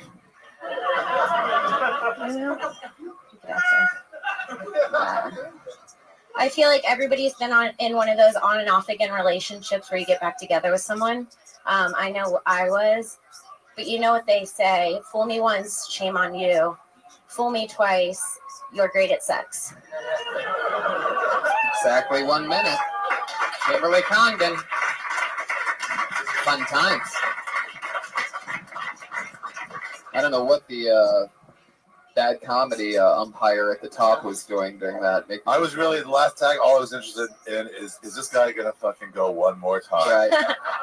With that dumb horn sound. The worst type of people. So you haven't performed this minute ever before, just now? Yeah, I just wrote it. Like, when you say just wrote it, do you take like a week to write it, or you just kind of like day of, you're like, all right, here's something? Yeah, probably like 5 or 6 p.m. Okay. On Mondays. I've gotten really good at writing them last minute. The things also come up sometimes throughout the week. Where I'll throw some stuff that I tag onto my bits that I've been using since the beginning of Kill Tony. And so I keep tagging, working on my old jokes and adding this stuff. And sometimes I think of new tags and I'll just do a minute on that. Right. So I just keep branching off. I thought that was good. I thought that was like really good especially for what it was. Even if I didn't know that you do a new minute every week, I would have been like, oh, that's good. And I think the lesson that everyone can learn, even you piece of shit audience members who don't even do comedy, is just how relaxed you were. You know, you were so comfortable because you do this every week. It's just a new minute, so you don't give a shit what we think, what anybody else thinks. And all you fucks up there should pay attention. You don't care. That's the secret. It's true. The confidence of knowing that she's back every week for a minute, no matter what, gives it a different vibe. Ari, Kimberly Congdon. Remember when Johnny Gold said that he didn't care what the audience thought? Yeah. I think he's lying. We didn't believe him. We didn't believe him. So what else is going on, Kim? How's life going? Life's going good. The Ducks just lost, and that's okay. Urban Meyer still coaches for Ohio State. Fuck yeah, she's a college football fan, guys. So be careful. She's also Latina. Yeah, so I'm insane. That's right. All right. Well, yeah. I guess that's it. Ari, is there a reason why you're not talking to Kim? No, I don't know. Can I ask a question? Did I in some way influence you? Not at all. That was that was hilarious that kept happening. I love that so much. He got a decent laugh off it the first time, and he was like, "Let me go. I can get it again." Yeah. I think you guys are talking about two different things. Probably. Kim, who are your comedy influences? I like Sarah Silverman. I like Bill Burr. I like. All right, that's a good amount. Well, thank you so much. There she goes, Kimberly Congdon, everybody. Another new minute. They come in, they crush, they have fun.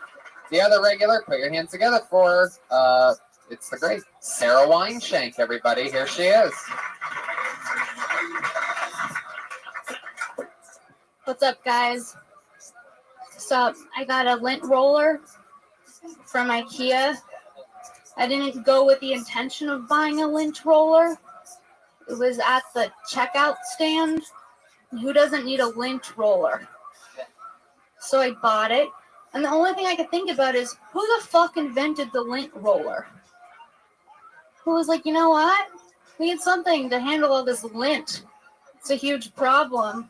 I got an idea. Let's put some painter's tape on a stick.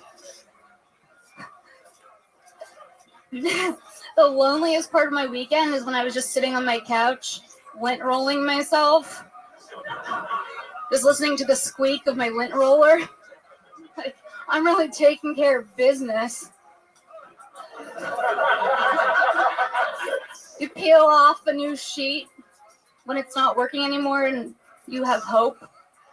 This is gonna be good. Okay. Fucking love it. That's right in her style and vein to talk about things and extend on them, those little inanimate objects. And I love that. I think lint roller is a great one. It's definitely one that hits very close to home with me. I'm obsessed with my lint roller. You are? I have one little lint roller that I keep in the car. I have You a do? big monster fucking one at home. And, you know, yeah, it's just, it works. The motherfucking thing works. See, that's my problem with the bit, is when you're like, who the fuck invented this? Like, a genius did. Right. Like, that's Right. an amazing And I think invention. that's, yeah, Like a exactly. sick genius, though. Hmm? Like a sick genius, almost. Is there a different kind? I think you Yeah, you're right. I think you could take them on a trip, you know what I mean, and start with the tape on a stick and then talk about the genius, you know what I mean, the evolution of it. The first one to put it on a roller, I mean, in the lint world, that's the invention of the fucking, it's like the invention of fire, you know what I mean? Like, it's a big Yeah. deal in the lint world. Yeah, Not a but good one. I also feel Circle, like it's like ball, what the fuck? I feel like Nothing. Take the microphone away from me. I feel like it's like a privileged thing to worry about lint. You know what I mean? Oh, yeah, put some of that then in the All bit. over yeah. the world. All over the world. Absolutely. You think? Oh yeah, the lint roller is the thing, in my opinion, that I send them to the troops. only lint rollers. I love it. Fuck yeah. Yeah. And I hook it up. But like I liked you for that minute. I thought that like the second half where you were like laughing about like rolling on yourself, like that seemed like the real you. In the beginning was like almost like you were trying to manufacture the bit. But you can tell we're already totally in the lint rollers. Yeah. Like you could have just come up and been like LR, and we would have known what you meant. And then you just jump right into it, you know? Okay. I use packing tape. I don't use lint rollers. Oh, poor man's lint roller. Yeah. Oh, totally. That's it. You're a fucking buffoon. I really have, man. I've taken the step up in the lint roller game. I mean, I started with just a small rinky dinky one, but some of them you peel off the one and it's not a clean break, and you're like, fuck this. Dude, I don't even peel it off. I just toss it. Oh. Just the That's entire how I lint roller? Yeah. Use it once, gone. Disposable lint roller? Who cares? Yeah. Holy You're shit, king. you I are got living money. the life. I got money. Wow, I can't wait to get to that point to where I'm using lint rollers one time. So good. Beautiful. So good. That's amazing. Yeah. I really do. I love the fucking lint roller, and I started small, but it's one of those things that you don't want to go cheap with. You know, Really? it's worth the investment. Another thing that I did very recently, got new hand soap, went for the fancy hand. I'm like, you know what? Why do I always have stupid hand soap? Like, what's a great fucking hand soap? Look that shit up. And now when I'm at home, just all day, just creepily smelling my own hands. It's amazing. You thought we'd be with you on that because we talked about lint rollers together? No. Yeah. No. Yeah. I'm telling you, No, you're I'm super ahead of you. fucked up. I'm ahead of you on the. You're super. I'm 7 months ahead of you. 7 months, you're going to be telling me about the new hand soap you got. Sarah, so much fun. You did it again. Another new minute on something goofy. Something great. Sarah Weinshank. You guys get it all in on it? Did you guys feel good about that? We did it, guys. That's the show. Iron Patriot tonight was Ian Ellis, everybody. He was there for us. Terrible questions, but he played it off well. Great guy. We love him. Follow him on Twitter at Chicago Open Mic. Thank you, live audience. Ari Shafir and Anthony Jeselnik on Twitter have a lot of shows coming up. Anything else you guys want to promote specifically? I want to promote Ari's stand-up special Friday at midnight, Saturday at midnight on Comedy Central. Friday at midnight, Comedy Central. Ari Shafir. Thanks, Anthony. You're welcome. Friday at midnight, Ari's new special, Comedy Central, paid regular. One of the odds is out by Friday. Catch me animated in the opening credits for that. I'm there, smoking a joint. I'm gonna go smoke a joint right now because that's episode where Bobby Bob killed Tony. Later. Bye. Thanks, live audience. We're gonna take a picture real quick.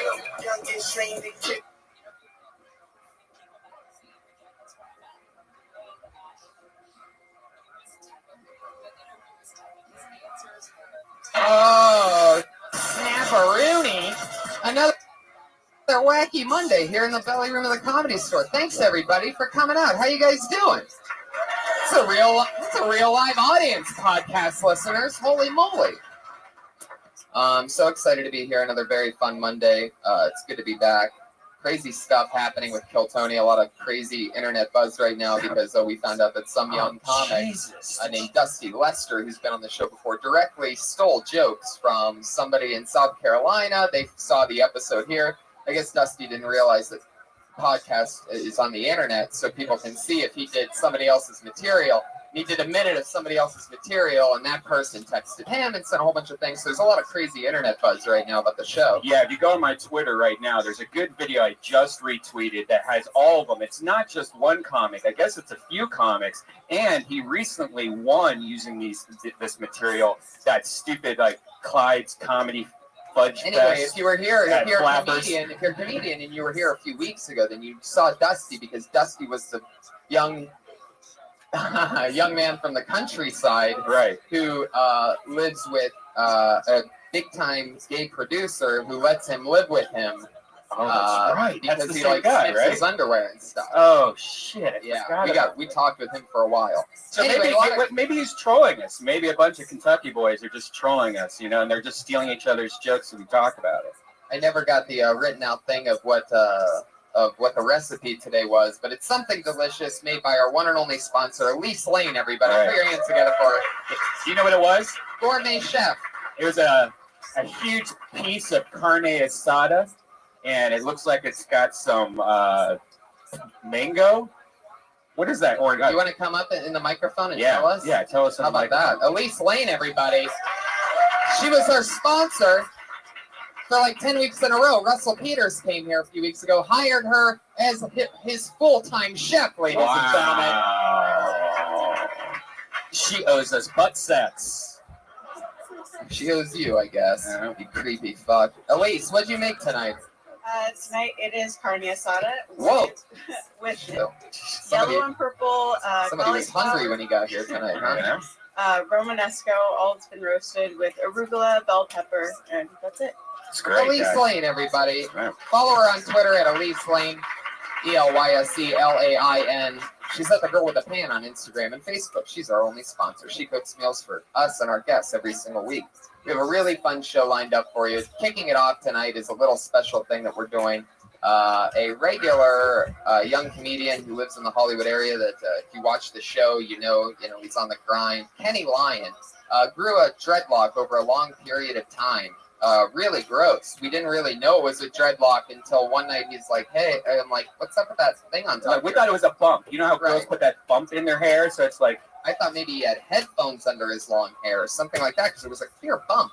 And he lifts it up and he goes, that's just a clump of hair that it got dirty onto itself. It's turned into a gel. Like if you have a cat with long hair and it gets matted, it was matted hair, but it's like hard as a rock. So I said, we got to cut that shit off. We got to give you a fresh start. And, I told him we'd do it on the podcast, but I also have musical guests, Kill Tony regular, and I'm just a huge fan of this guy, Pat Reagan, who's lately been playing a brand new song every single week on the show. So we figured, what the hell? Why not do both things at the same time? Put your hands together for Pat Reagan, Kenny Lyon, and Pete Cornacchione at PDC, who's going to be the barber for this situation. We're going to do both of these things at the same time. Put your hands together for the great Pat Reagan, everybody. Here he is. Thank you. Can I address something, Tony, about Kenny? Yeah. I would like to read, guys. Kenny Lyon has been starting shit with me. Whoa. This is for real. Kenny, stand on the stage. I Get in wanna the read- light so that people can see how disgusting you are. Kenny Lyon's been he's mad that he doesn't get spots, and he's been going around saying, fuck Pat Reagan, I want to get booked. I have a Facebook post here. I removed from Facebook, reported it to the proper authorities. And here's what it says. It says, the world is a cruel place. They book people like Pat Reagan. Fuck you, Pat Reagan. You're everything I fucking hate, you bitch. Fuck you. Kenny, focus. I am. Kenny, over here. Now, Tony. Kenny, is there anything you want to say to Pat Reagan right now in front of all these people? I know what Tony wants me to say. I'm sorry, Pat. There you go. Do you even skateboard? You're wearing a Thrasher. Oh my God, Kenny. That's the drummer of my band's hat who works at the skate park. Oh, boom. All right, roast battle's happening, everybody. I started it. I started the roast battle. It was me, Kenny Kenny, Lyon. I was Kenny, the first. Stop. All right, honestly, Tony, Kenny, go sit down. Go sit down. when I first saw that post, though, I honestly thought that Kenny was joking around, and I laughed. I saw that, and I was like, "Who rates Pat Reagan?" You know, Right, like, that was- exactly. Kenny is so backwards in comedy that he's the only person that even barely dislikes Pat Reagan whatsoever. But that's why Pat's playing a song every week, and Kenny's on to get his hair cut. Put your hands together for Pat Reagan, everybody. Here he is. All right, this is my mom's favorite song, and it will be nice to watch Kenny get his head shaved, or whatever the fuck he's got, whatever growth shaved. Okay. All right, here we go. Kenny no Lyon. talking. No talking. She stood in the doorway, wearing pants and a shirt, and another shirt on top of her first shirt. She said, "I'm not even sure you know what you really want." I said, "Well, let me explain. I just want a girl to love me like my mama. I just want a girl without any drama. I just want a girl to love me like my mama. I just want a girl without any drama.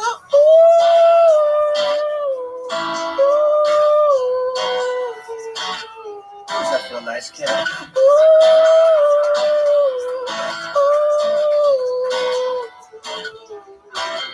I just want a girl who sends me cards on Easter with $50 checks and delicate reminders that I should go to church and I should call my grandma. I just want a girl whose mom is my grandma. I just want a girl who lives way out in Boston in a house with my dad and my brother Austin. I just want a girl who raised my sister Megan. I just want a girl whose name is Vicky Reagan.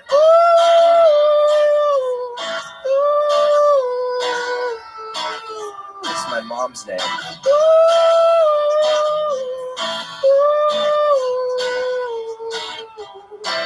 Oh, I literally want to date my mom. Oh, no, Yeah. you guys heard me. I said I literally want to date my sweet old mom. Yeah. Wow. Holy shit. Pat Reagan, everybody. Guys, give it up for Pat Reagan. I'm gonna go over here and explain to you, Tony, what's going on. Who's that lesbian Manny Oh, Pacquiao in the corner? Wow. God. The bump is gone. He looks like Sarah Mostajavi right now. For you two Mostajavi fans out there. No, but it's I think we should have Pete finish it off because maybe for the next. No, you're not getting back In the on back. stage, Kenny. That looks perfect. That looks Let's great. go with that. That's- Put your hands together for that haircut from at PDC. Yeah. Kenny, why are you by the microphone? I love every single one of you guys, and my name is Kenny Lyon. Please book me. There you That's go. right, Kenny Lyon. Yeah, that's the perfect way to get booked. That's how it works.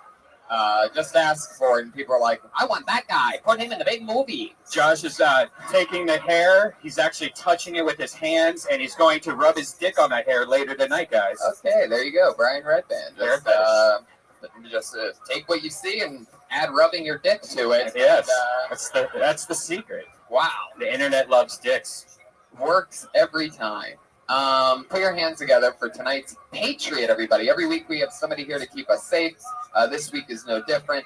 This guy's a return Patriot, one of my favorite rising comedians in all of LA. Great host here at the Comedy Store, one of my favorite people. It's Willie Hunter, everybody. Here he is. Wow. Look at the brightness on these lights. Damn. Confident Patriot, I see. Wow. Holy shit. I'm so excited to have you on again, Willie. Oh, thanks for having me. Fuck yeah. Happy MLK birthday. Oh, yeah, that's true. I mean, that's why I had you on. Perfect. Yeah, I forgot about that. The way that helmet bumps up against your afro really leaves a very creepy, like black Doc Brown type of hair sticking up out of the top, and I like it. The Watchtower. What? The Watchtower. Tony, the Watchtower. Okay, there you go. You know what? For all you fans that know every single line to Back to the Future, I'm sure you're still cracking up right now. You probably just passed out from laughing so hard. You know what I love is that Willie actually has the strobe light mode on the lights that are inside the mask. So we're definitely going to have our first seizure here Yes. tonight. Expect him to start jiggling in about 20 minutes. Well, he's used to the flashing white lights. Red and blue lights. Never mind. Oh, I see where you were. Jesus really Christ. tried to go on that one.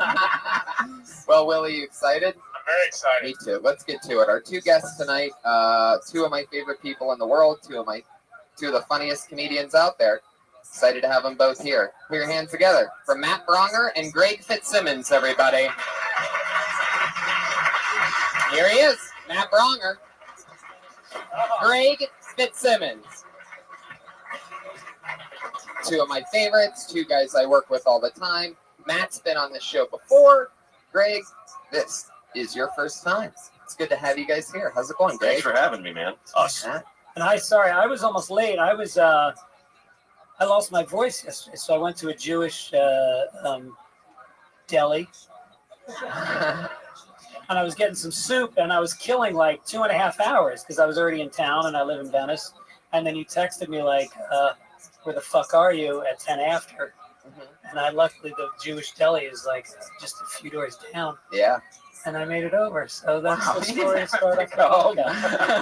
just like to pause after Jewish. I went to a Jewish. I was waiting for you to everyone's like, pounce. Yeah. Yeah. Doctor, why does it matter to these Jewish? Right. I love it. You ever been on a show that has anything that looks like that standing next to the stage? I guess I was originally on Max Headroom, but they wrote me out. Yeah. That's an old reference for this crowd. That was like 1987. Yeah. Anyone older than 30 will get that one. All right. I love it. Max Headroom has actually come back. That's pretty much that. Like is what we watch right now. 7-second videos, like real quick edits. You know, like these YouTube stars are Max Headrooms, pretty much. Right. Absolutely. Yeah, that's a solid reference. Yeah, you really are. Every week, our Patriot asks our guests a question. What do you got for us this week, Patriot? He's already frustrated. I'm not laughing. Okay. Oh, is that what it is? I thought it was Sound like you're gonna kill someone. No. Oh, stop talking to them. I'm still mad at Kenny I'm Long. Iron Patriot. Whoa, what are you mad at Kenny Long about? You can't say that about Pat Reagan. He's such a great guy, great entertainer. I want to say give it up for Pat Reagan. There you go. I absolutely agree. We are huge supporters of Pat Reagan here. And I've never seen a guy, lose respect and get his hair cut at the same time. Normally, the crowd's on your side if you do something that's silly, but he came out the bad guy somehow. Really tough to pull off. Pat Reagan's going to buy and sell all of us in the future, don't you think, Tony? I think he's certainly going to end up buying. He's going to be so successful that he buys a cage and then he buys Kenny Lyons. Yeah. And he's just going to put Kenny in the cage and feed him like a bird. Dude, seriously. Yeah. And Kenny will do it. Yeah. Well, Kenny will have nothing better going on than to take the $17 that Pat Reagan's willing to pay for his entire body to keep him in a cage. Sure. Willie, what are your questions for our guests tonight? Okay, Matt, you're a big guy. How tall are you? I'm 6'4". Did you ever play any sports growing up? I played football for almost 2 weeks in high school. Bad knees. I used to do shot put, if that's a sport, and just soccer when I was a kid. I'm not athletic in the least. At all? Why'd you? Well, I'm an excellent dancer, but just anything competitive, I'm no good at. Did you professionally dance? I would have liked to. Yeah. No, never. I don't even know what that entails. You mean like ballet or, things go sour, maybe Dancing with the Stars when like 50 or something like that. You did shot put in high school? Uh-huh. And discus. Did you used to be a fat girl? Yes, I still am. I mean, used to be. My whole persona. I always thought that. You know what? I shouldn't have answered you. I should have just cried and literally become a fat girl. That's like the prop comedy of doing track and field. Oh, it's useless. Right. I wasn't even good. Right. It'd probably be more embarrassing if I was good. I was like, I was an excellent shot putter. Right. Like, you just have to be big, really. The track and field people that didn't even run. No, Yeah, right. no. It's the easiest sport in the It world. was like everybody else grabbed a distance, and then they were like, we got this hardware. Yeah. Who wants to throw it? Right. Who's going to throw in a heavy rock? It's always the kid with asthma. Yeah. By the way, if you're just turning in, we do have a mob boss as one of our guests tonight. Hey, what are you doing over there? See, shot pudding. I'm gonna do you a I favor. went to a Jewish accountant. Which He gave me soup. because it leads right into my question for Greg. You're from the Boston area, correct? No, from New York, New actually. York. Hope that doesn't throw off your No, it doesn't. preparation. Did you ever meet any mobsters? You ever get involved with any? Did you get your life threatened growing up? No, but there was a comedy club in Boston called Nick's, and it was a mob place. I shouldn't say that because it's still in business. It's called Rick's. Yeah, fixed it. But there was a lot of cops that hung out in the back of the club who just kind of drank. They'd just be on their shift and they'd come in for a drink and they'd hang out with these Italian guys, and then there were prostitutes that would go to Dominic's, which was the lounge next door, and there was this beautiful kind of just fluidity between the prostitution world and the comedy world and the mafia. Well, what jokes did you tell to get them on your side? Well, I would tell jokes like this. These two gay guys, they had a baby, and they went to the nursery in the hospital to see the baby, and they said, which one is ours? And there were like 10 babies, and they were all crying hysterically, except one baby was sitting straight up, smiling, happy, and they said, and the nurse said, that one's yours. And they went, oh my God, is the only so happy? And the nurse said, yeah, unless we take the pacifier out of his ass. So usually those kinds of jokes work pretty good. Boom. Wow. Well, you guys know the show. We sit here and we talk to brand new comedians, guys that are sometimes older and more professional comedians that just come on to hang out and do a minute, and then we talk to them afterwards. Comedians, you know your minute is up when you hear the sound of a kitty. You better wrap it up then, or else you're going to bring out the angry West Hollywood bear.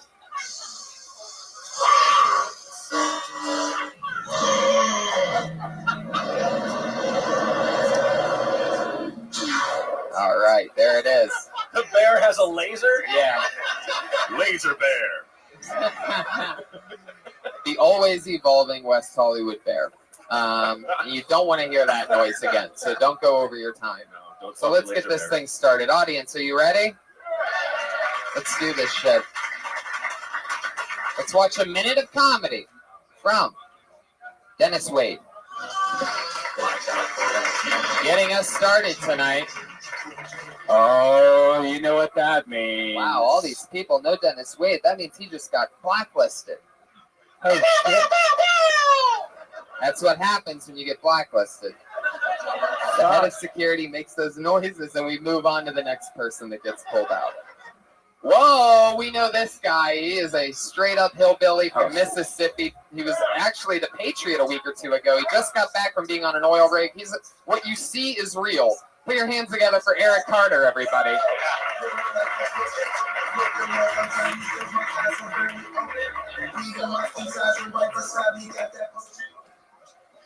It is true. I'm from the South. I'm from Mississippi. Just moved out here New Year's Eve. The one thing I get reminded of when I talk in L.A. is that Southerners do not have the best stereotypes. They think we're stupid and we kiss our sisters. But what if the stereotypes are the other way around? What if somebody heard my accent and said, like, holy shit, I bet he's good at math? Or what if they hear my accent and be like, I bet he's got a big dick? Or what if they hear I'm from Mississippi and they'll be like, holy shit, don't piss his people off. They run Hollywood. But I have been working on the oil rigs for the past few months in North Dakota. And boy, do you work with some winners up there. I worked with this hillbilly from Arkansas. The only guy I know who can smoke crystal meth for 6 years and still have 6 chins. And you can tell by this guy's extra chromosomes that his daddy and aunt could see him in an El Camino over a bottle of Mountain Dew. Oh, wow. You can almost say anything with your accent. It's pretty much funny. Yeah. Hey, are you loud in the bed? Like, do you make noises when you have sex? No, I'm quiet. I just Very thrust and push and breathe. What's the craziest? Jesus. Well said. What's the craziest thing you've ever said while having sex with someone? I don't say shit. I'm being You've dead. never said anything now? I pump and breathe. That's it. I let her do the talking and the screaming. All right, what's the craziest thing a girl's ever said when you've been banging her? Well, afterwards, I've had them tell me that my dick looks like their dildo. Oh. Wow. I'm guessing the rabbit. Yeah. The woman saw the bumps, the ones with the bumps. Well, they see the vein and all that, and they're like, man, that looks like my toy. The vein? Yeah, there's just one. Okay. Wait, let me see. I want to put that to the test. Do you think anything you could say with a southern accent would be funny? Yeah. Like you literally think any phrase. Yeah. I think he could say the fucking Pledge of Allegiance. All right, let me try. I'm gonna whisper something in his ear. Okay. And then you say it. Okay. And I just want to test this theory out. Yeah. Because I think you might be onto something, Henchman. Yes. The little Jewish girl's hiding in the attic.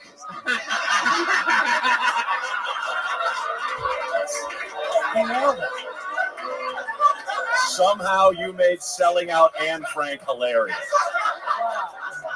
You just gave her right up. It's up there. Do one more. Can we do it again? Are there any more? Godfather. Put this to the test. Godfather, do one more. The Godfather. I must whisper something into your ear. It will be hilarious. Just Your accent makes me smile. repeat it back, and you will take over this family one day. Rabbi Rothschild. Wow, I don't think he's going to be able to remember this one.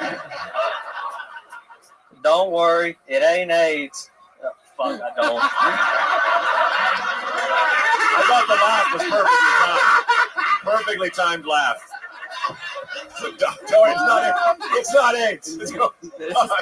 Even let me tell you what it is, though. Oh my God. Even half the punchline. Right. He literally doesn't need the rest of a joke. Oh my God. Do you know the Pledge of Allegiance? I know the one for the CSA, but not the USA. What does that mean? Oh, yes, do that one. No, I'm just joking. No, there ain't no Pledge of Allegiance. Oh, I thought because I had a racist one or something. I gotcha. Fuck yeah, man. So how's LA going? What's the craziest shit that you've seen lately? Since I've been back, what's something that you see here that you never see in Mississippi? See trainees dancing in the street. Transgenders. I said that. Well, man, I grew up close to New I Orleans. said that you don't see in Mississippi. I grew up close to New Orleans, so I mean, there ain't really nothing here I ain't seen in the Big Easy. I know that's not funny, but it's true. Sounds funny when you say it. What don't you see here? Like, no, I don't see truck nuts. I don't see. That's true. True. I don't see truck nuts either. That shit's probably going to take off in the next few months, though. That's going to be the new hip thing. I always want to put those truck nuts on like a Kia. Yeah. A tiny car with huge balls. Yeah. Oh, truck nuts are the things that hang. Yeah. I got it. I thought he was talking about the actual like fans of trucking that they would call truck nuts. I thought that there was like a group of such big truck fans that they were they're truck nuts. scrotum sack you put on your trailer ball. But they're also, they have all different kinds. They have realistic ones where you're driving, where they banned it from Florida because it looks like real balls when you're driving.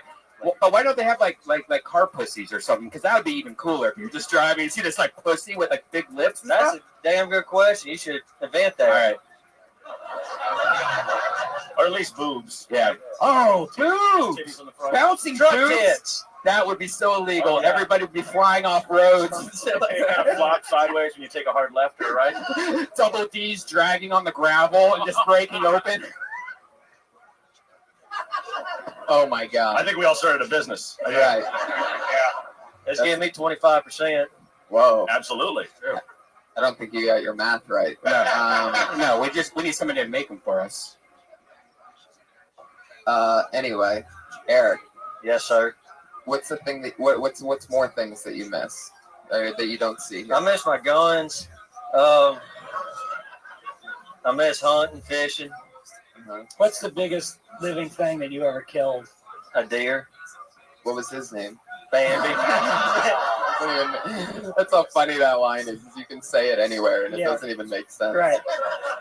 You killed a deer. Did you eat it? Of course. All right. Well, good. I'm I ain't glad. wasting a shell on something I ain't eating. Good See for the you. price of ammo? Right. No, I haven't. I thought truck nuts was a snack. Probably is. There probably is some kind of. Yeah. You're talking about those hard kernel things. Right. Yeah, we got some entrepreneurs up here, man. We are on some. There you go. I don't believe you're really from the South now. You want to see my ID? No, but you just said entrepreneur. The whole thing is an act. I'm on Team Greg. I think it's an all an act. I think it's like Larry the Cable Guy. He's from No, the no. I am not Larry the Cable Guy Whoa. of Foxworthy. Whoa, I'm sorry. I don't mean to get testy over that, but every time I go to Mike, I always hear, "Oh, you're like Larry the Cable Guy." No, I am not. He's from the fucking Midwest. He's not even a damn Southerner. Right.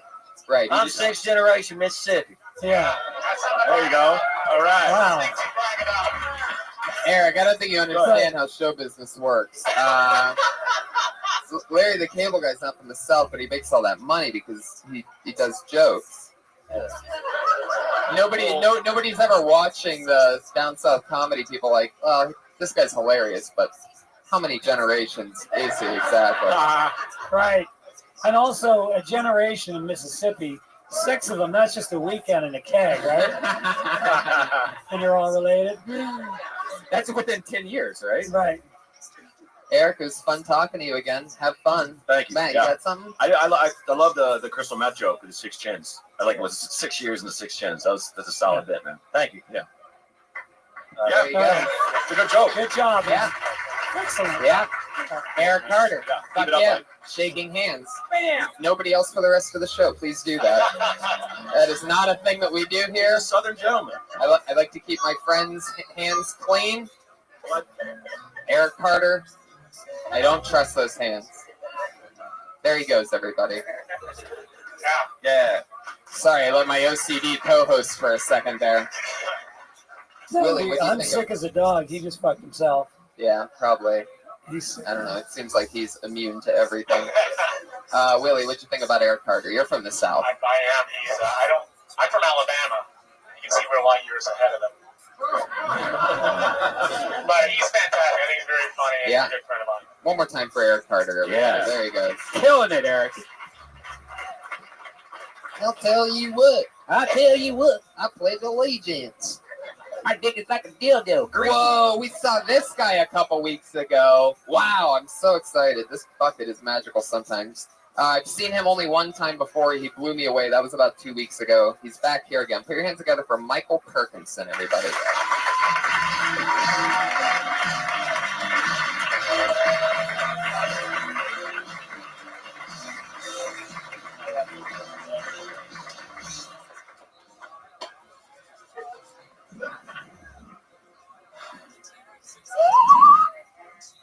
That's my skin flute. Oh, goodness gracious. Goodness gracious. Well, hey guys, I jerked off today. First time I jerked off in 8 days. Guys, you ever jerk off right when you're about to bust your load? They zoom in on the penis and you're like, oh, fuck, I'm gay. You know, ladies, you ever been jerking off? And they zoom in on the penis and you're like, oh, fuck, I'm gay. God, man. First time in 8 days. First time in 8 days, man. It was like a champagne cork, you know? It was like, you know? It was like feeling like a porn star, except it didn't come out in beats. It just kind of threw up. It was like, oh. That was, hey, I'm fucking, hey, Iron Patriot. When I was a kid, my dad. There you go. A classic Hey Iron Patriot. You always know you're a little off kilter when that sound comes out. Hey, guys. Michael, I love you. I love your, look at you. Look at you. He's a big baby, aren't you? I love your style. You're like the happiest guy. I got a little dick, man. I got a little dick. All right. Like take if it easy. I tried to ass fuck a chick, it would never even get in there. But I'd still get off. You know. All right. Can I just say this? Is if we're gonna talk about your looks, get up. No. Don't do that. Michael, stand up. It's too far. You have Kenny Lyons hair on your already terrible shirt. Did Your you? shirt's bad, but just in general, like you look like. And don't take this in the wrong way. You look like you have a toupee, fake teeth, and fake glasses, but they're all real. Isn't that odd? You're absolutely dead on. I got a bush that's so thick that if I put glasses on my dick, it would look Jewish. Stop. What was the beat for? I told him a couple weeks ago. I told him that he looks like a giant lesbian. Did you like freshly wrinkle that shirt for tonight? Like, I mean, I figure if you tried, you wouldn't be that fresh of a wrinkle. Like, I use this shirt as my cum rag when I jerk off. All right, I see what you're doing. Okay. Michael, you have such a great energy that you have to let that shine, not the thoughts that are in your head. You can't. You got with a look like yours. Let me tell you something, because I don't get this privilege, because I look like a villain. All right. No, you don't. No, you don't. You look for like me to get laughs. What I say has to be funny. Now, you, on the other hand, you look like just settle down. Settle down. You look like the white Kim Jong-un. I think the attire, it just looks like this. We're back in the '80s Comedy Store days. You know, the guy that just rolled in after a Coke binge. It was like, I'm up. All right. Michael, sit down. Stay a while. Yeah, no, I'm here. What's your take, guys, on the a man on stage in flip-flops? What's your reaction? You know what my take is. Yeah. You want to fuck me, don't you? Kim Jong-un acceptable. That's what I say about that. He looks like the Campbell Soup boy grew up, doesn't he? Hey, Red Band! Hey, Red Band, where's Method Band? All right, you gotta stop. Michael, just keep smiling. This is what I'm telling you. You can't talk. People like you end up just saying what people like me write for you. That's your only Right. A lot of times you'll tell a comedian, just be yourself. You have to try to be a different self. Michael. I love everything you're doing. Give Michael his microphone back. He's a big baby. I like everything he does, and I like everything every time I watch him. I love it. So I want more. I want to watch 5 minutes of him. Do you really? I do. Yeah. Cool, man. I love you. I just have to roast you because you're a pig. You look like. Oh Jesus! Here we go. You look like a fatter. Remember the Pat from SNL? Oh. Yeah. You look like. You're like I can't win it. You look like Steve-O from Jackass, except you have hair and a vagina. What is that? A compliment? Yeah. You look like that one ugly guy, except that one thing wasn't ugly about him. You really burned me on that one. Patriot's so sad. He just dropped. Wait, come here for 1 sec. I want to see your arm. How long of a set did you think you were doing tonight? He has like the Declaration of Independence right on his forearm. He does. Oh, wow. Jesus. I thought that was a tattoo. Loyalty. Yeah. No, I wrote my jokes down my arm. Yeah. All right. Wow. Yeah, we got that. Well, we noticed that. maybe you shouldn't have jerked off on it so much. Does that say not Penny's boat? What the fuck? It says Skittles. All right, Michael Perkinson. It says here that your Twitter's at Bob Saget, but you're not Bob Saget. Bob Saget's my Twitter handle. I got it early. Come get it hot. Come get it hot. Oh, Finally, a fucking laugh. God damn it. Are you serious? You guys are killing me here. Oh, I'm just floundering in front of everybody. Come on, nobody, nothing. You're taking too many chances, Michael. You are a big guy. Yeah, you're more like a tuna than a flounder. All right. Okay, sure. I guess so.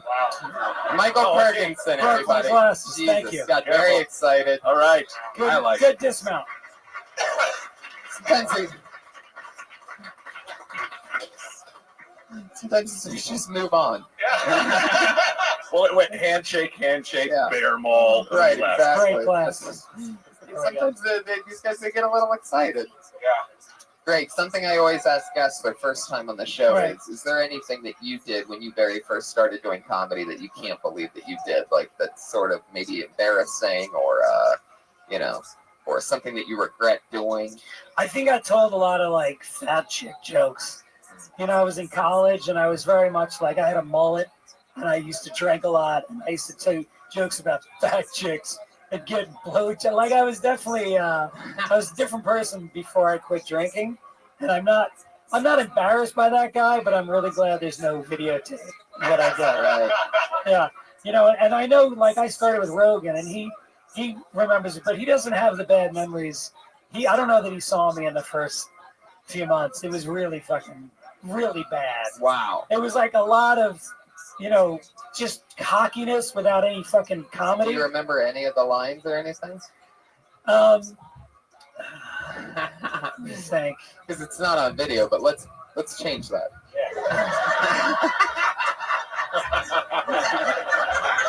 Let's get it now. I think it was like I want to fuck a 10, but I usually end up as just like a number 4, and then I would stand there like I was jerking off because that looks like the number 4. That's funny. I like that. But they didn't. Right. They got it. That was the old me. Funny. The new me will be doing that same joke on Thursday night downstairs. Matt, have I asked you that? Have I asked you that while you've been on the show before? I don't remember. Okay, well then, what would be your answer? Oh, I just I do fat jokes, but more about myself because I was heavier and I had hair like this long, and I had a beard at the time. And I remember fucking worst joke ever. My joke was, I know what you're thinking. Christ the Lord really let himself go, but it's not my fault. I eat 1 loaf of bread, it becomes 5. But it's like, who eats a fucking whole loaf of bread? Wow. Did you consider doing 1 slice of bread? See? Where were you? Where were you? I was telling fat jokes. It's amazing. You guys could have helped each other since you made a lot of jokes about fat chicks and Bronger was talking about himself. Right. You could have been like the shot put callback from earlier, everybody. Remember that? Yeah. Shot put? It was a fat girl. Well, this is just the fucking random luck of the bucket again. Oh. You're never going to believe this. Put your hands together for Kenny Lyon. Everybody. He's back. He earned it. Kenny Lyon just got pulled out of the bucket. He's not coming, and you know what that means. He just got blacklisted, everybody. Oh, what? Wait. Where is somebody? Oh, wait, here he comes. Whoa! Oh, my God.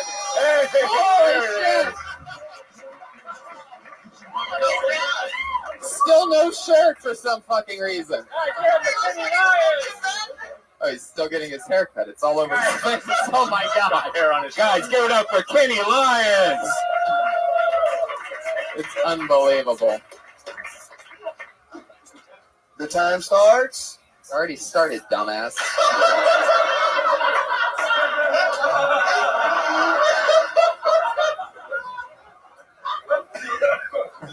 I don't own a ruler. My life has no rules.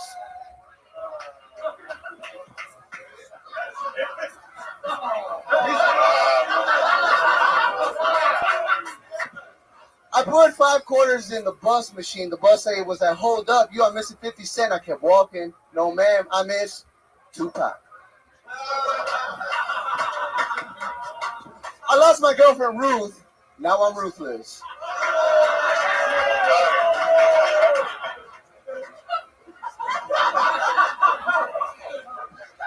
Book me.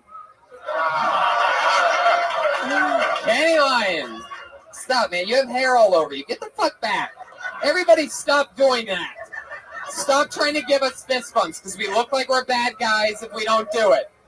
So we have to do it, so just don't do it. Damn, a lot of sexual tension in the room, I guess. That has nothing to do with sex. Kenny, Yo. quick question. Yes, sir. Are you Asian or Latino? I am Guatemalan. You're Guatemalan. You're the so worst a little of both. the bottom of those barrels. All right. Now, why? Do you know? Why are your nipples at the same height as your belly button? That is a great question. Holy shit! It looks like Domo or something. You know that reference? That fucking square cartoon thing. His chest does look anime. If you just look at his two nipples in the mouth, it looks like a piece of toast or something, like a cartoon. Yeah, it does. That's All right, weird. stop, Kenny. Kenny, stop everything you're doing. He kind of looks like a monk, right? Yeah. He does look like Yeah, a monk. most negative monk of all time.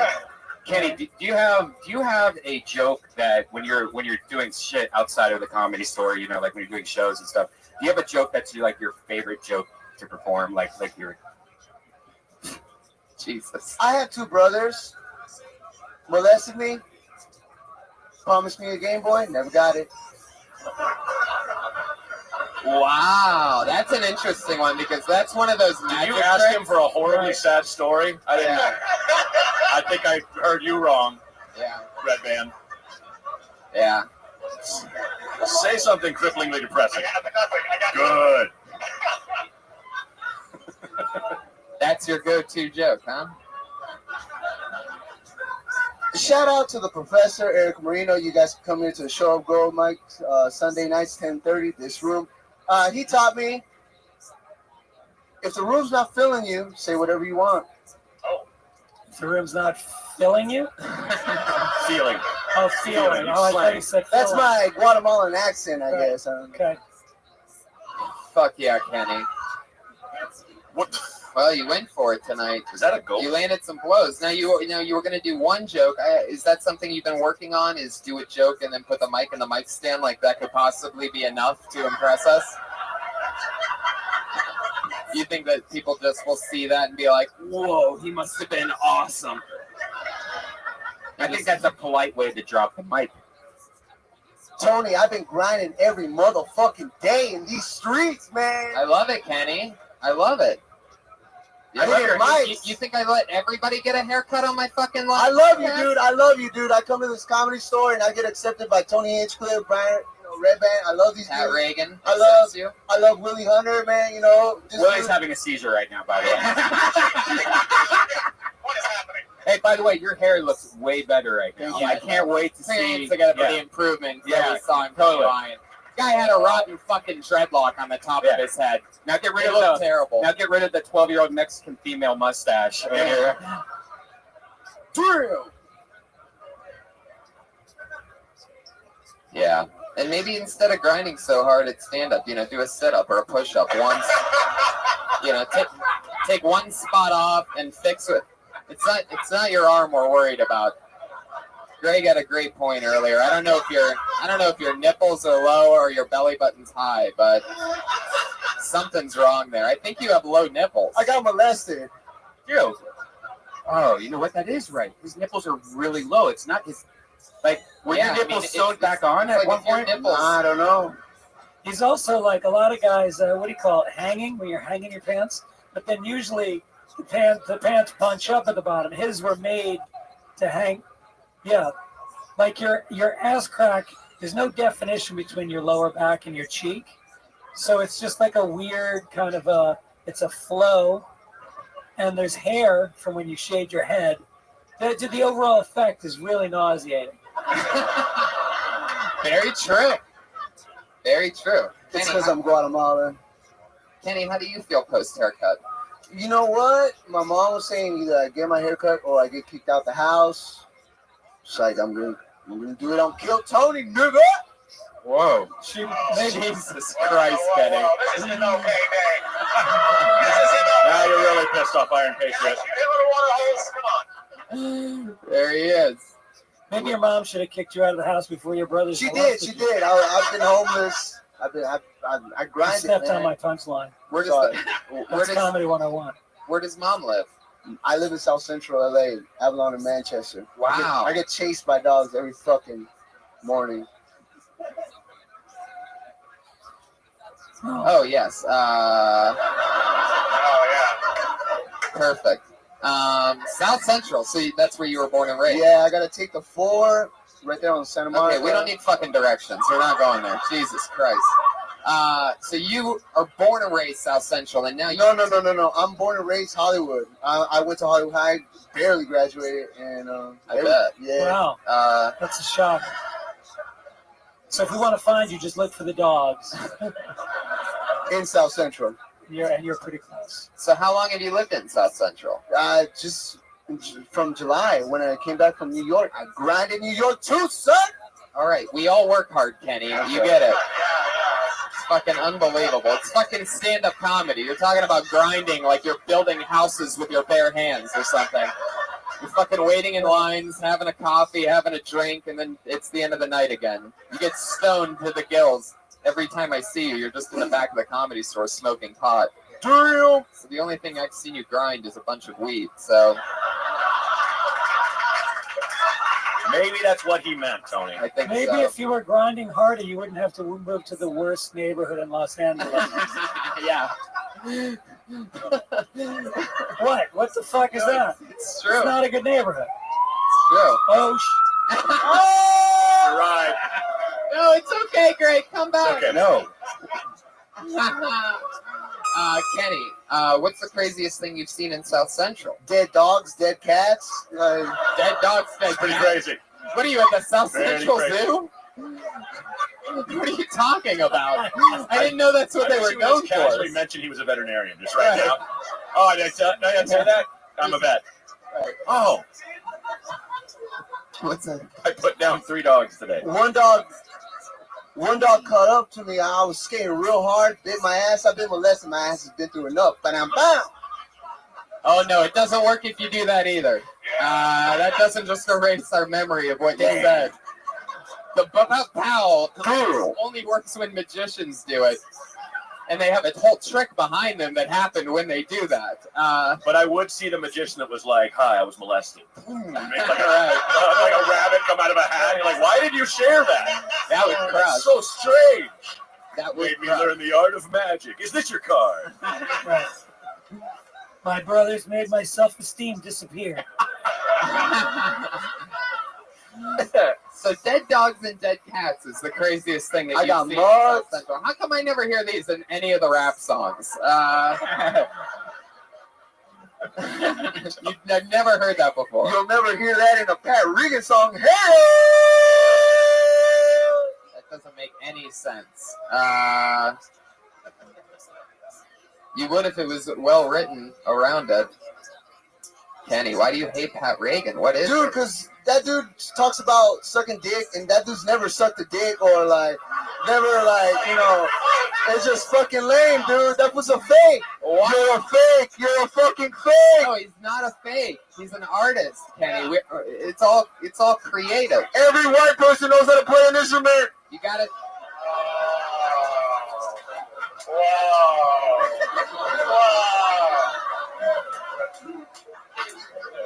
What did you just say? I'm sorry, dude.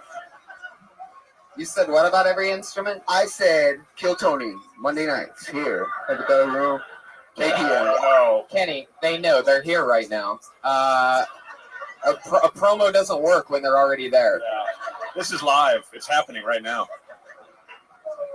He's talking about the internet guys listening, guys. Come on, give him a break. He was trying to help out the show. There you go. You figured it out for him. Kenny's defense attorney, Brian Redband. You know how uncomfortable it is to do comedy when you got a new haircut?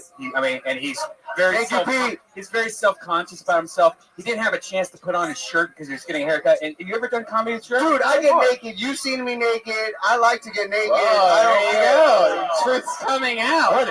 What? Holy shit. Making some trips to South Central, eh? Jesus. Are you the one that's been running over all these dogs and cats on your way there? No. We just go and arrange them. Pile of dogs. No, I get naked for when Don Barris, the great Don Barris, I love Don Barris, dude. Ding Dong show is going to be going on after this show. I suggest that every single one of you. What are you, the fucking commercials?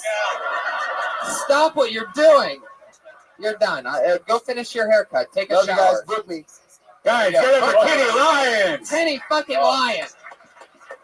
Just I just wanted to wipe him off with a towel so bad. It's All that real. hair What you back. see is real. That's a real guy that was just getting his hair cut. Yep. Those are some real dark nipples too. Really Dark. weird nipples. Dark, weird nipples. Those were some creepy, low nipples. Yeah. Like if those nipples, if his chest was a map, those nipples would be south of the equator. Yes. Yeah, there'd be penguins on them. Yeah. Kill Tony. Who would have thought? That we get to Tony. see creepy nipples here tonight. Tony. So your hands together for your next comedian, Matthew Broussard. Here he is.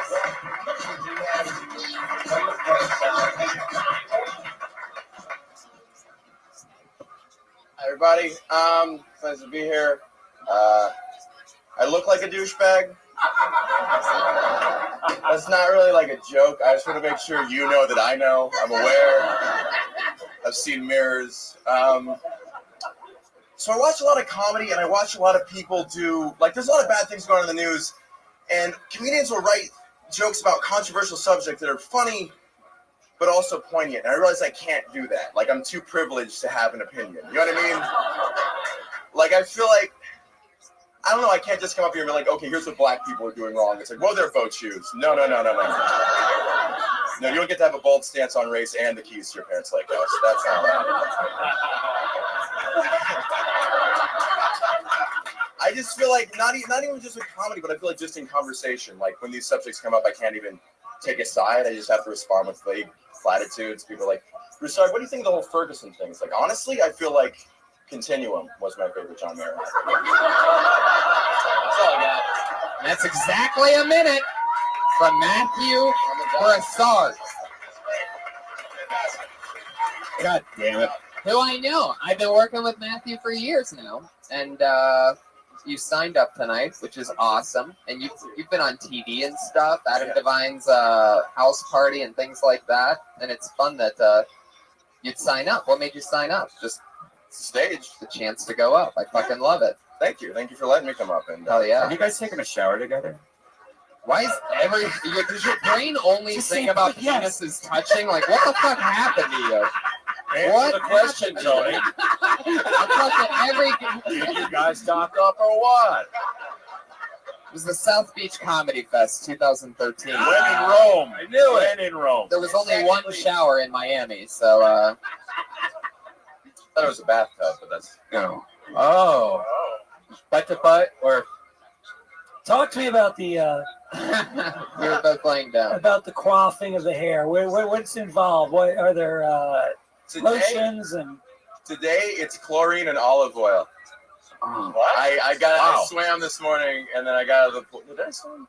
There's a lot of chlorine in it, and then I put olive oil on my face after I got out of the pool, and then I got my hair and made it greasy. Jeez, I thought you. And then it just does this amazing thing on its own. I don't even control it. Wow. Olive oil on your face? Yeah. Is that something you learned in like New England or something that like just handsome college men do that I never knew about? That's funny.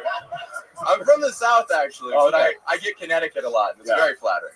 I mean, you said it's anything from Florida. You said you look like a douchebag, but when you describe it, like the olive oil and the chlorine, it really is it's a really whole nother level of douchebag. Well, this is olive oil and chlorine. Oh, what a dick! I mean, holy shit! Unbelievable. We all just feel like a fucking bucket. I will never shower with you again, Matthew Broussard. and also like that false sense of like, how did it get like this today? Oh, I swam. Did I swim? Did I don't know swim? if I swam. I'm gonna be real with you guys. I didn't swim. I actually did CrossFit today. Better and better. Jesus. Just sit on the stool and suck your own dick already. Tony, CrossFit, olive oil. You know, I can do that. Are you serious? I'm serious. Because I'm shameless plug. I'm on the current season of Guy Code. And we did a panel thing, and I admitted on national television that I did it once when I was 15. Did what? How did you get lips around it? Oh my God. I get like 2 inches in.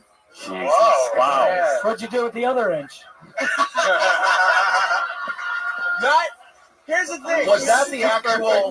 Was that the actual moment you felt totally in love with yourself? Is that when it started? Was that the actual moment? What are the odds that I tell you to suck your own dick and you're like, I can actually do that? Can anyone? I love it. All I need is a little olive oil and Yeah. Can we cue Some Guys Have All the Luck by Rod Stewart right now? so Figures the guy that needs to do it himself less than anybody else in the room. right. So I'd imagine that this is something that you do once in a great while. Just one time. One time It ever. was very unpleasant. I can't say this line is mine. I read this on Reddit. Someone described it as, it feels more like sucking a dick than getting your dick sucked. And that is very spot on. Interesting. That's actually true. Yeah, I would imagine that it really would I be. would like some feedback on my jokes, but this is... You just got a menu thrown at you from the great Byron Bowers. Byron. Bring it for Byron Bowers, everybody. One of my favorite comedians. Hey, Byron, can you suck your own dick? Come on. But Byron, if you could, you would try it. Fun Yeah! You got to try it once. Once. Once. I did it once. Yeah, Not to you gotta try it once. completion. I was just like, oh, this is weird. Yeah. Look at it sideways. Fun fact. Little fun fact. It's in the Bible. Is that what he said? Fuck, I love Byron. He's amazing. It's in the Bible. Not only can Matthew suck his own dick, but he could also suck Byron Bowers' dick from where he's sitting right now. If Byron actually pulled it out. That's So not do you what I did think there. it's- That's a Byron has a huge dick joke that didn't go good. So is masturbation, does that feel like you're jerking off another guy? Because like for me, if I masturbate while I'm jerking off a guy, it feels totally different. The two dicks. I can tell which is which. Did you ever let your hand go to sleep and then jerk off a guy? Oh, fuck yeah. The first I put on a satin glove and a wedding ring. So the one time that you did it, like how long did you do it for? 12 seconds. I was just like, this You is... know what they You say. come fast. I know me.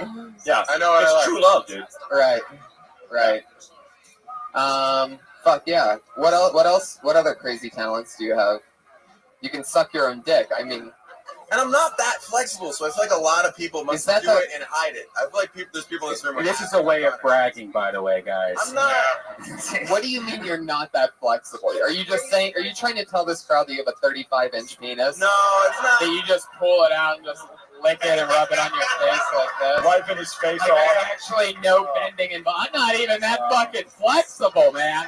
I mean, I just pull it out, rub my head on it, wake it up, and just fucking Just like finish it any off. guy who's here, when it's cold, I wrap it around my neck like Right. a scarf. Yeah. It's tough being so Matthew nestly Broussard. and warm. I think I'm a hero right now because a lot of people listen to this podcast. A lot, right? Like Yes. tens of thousands. Yeah, sure. I feel like Just sure, keep okay. going, Matthew. I feel like some kid's gonna hear this in like Iowa, and he's gonna be like, "I'm not alone." There's someone else out there. Look. He's brave enough to admit it. Look, I've talked about this before on podcasts. I can actually kiss my own dick, just the tip of it. Really? But immediately, it was stupid. It's like, why am I doing this? It had zero pleasure. It does not. It's like kissing your elbow or something. People can do this, but you can wrap both. You can wrap your mouth around it, which I can't. I could just kiss it or put it on my cheek or something. But just tell it good morning. Right, buddy. So let me ask The you word, this. your choice of the word "kiss" is so interesting to me. Because No. you could say I could get my lips around, but No. I'm just picturing. Mwah. I may kiss with my tongue. I mean, Yeah, French kiss. So what position are you in when you suck your own dick? Are you on your back, legs over the head, sitting on the ground, Indian style? Like, what are we talking about here? You tell me. Don't think about it. You said that you did it. Oh, don't tell me you can't remember. It was 11 years ago. I mean, that one time I sucked my own dick. I completely forget about it because I'm so straight. I'd have to find the painting the guy did of it. It's at home. Right. It's on my I can wall. suck my own dick. lying on the floor, legs over my head, looking up at the mirror on the ceiling. Wow. That would be my headshot. At Studio 54. What's the truth? What's the real answer? I was sitting on the ground. You were sitting on the ground. I don't think you have In your to put bedroom? legs. In a bathroom. Whose bathroom was it? In the guest bathroom. Of where? My parents' house. I was 15. In the servants' quarters.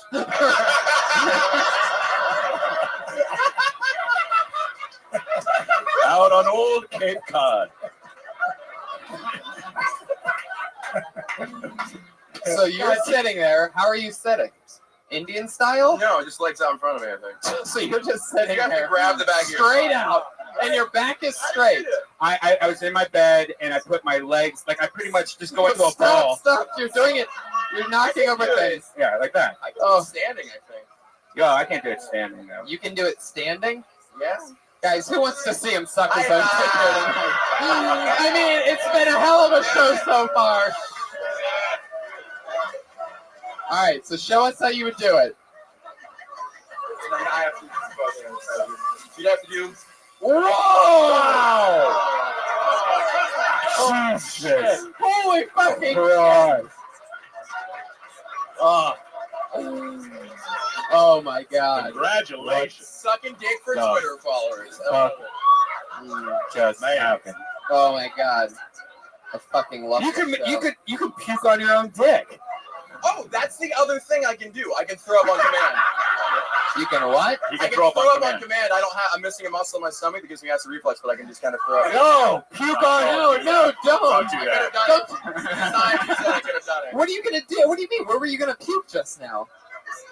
Well, On the I was stage? just kidding. I got it to here. No. Jesus No. Christ! It would clear out a room pretty The quick. only way I could make myself throw up is if I stuck my dick in my own mouth. I see. That's weird. I can only throw up by eating my own ass. That's the only way I can. Holy fucking Wow. shit! Uh, When have you used the throwing up thing to your advantage? I never did it to get out of school because I don't know. It'd just be weird, but it's nice if I drank too much.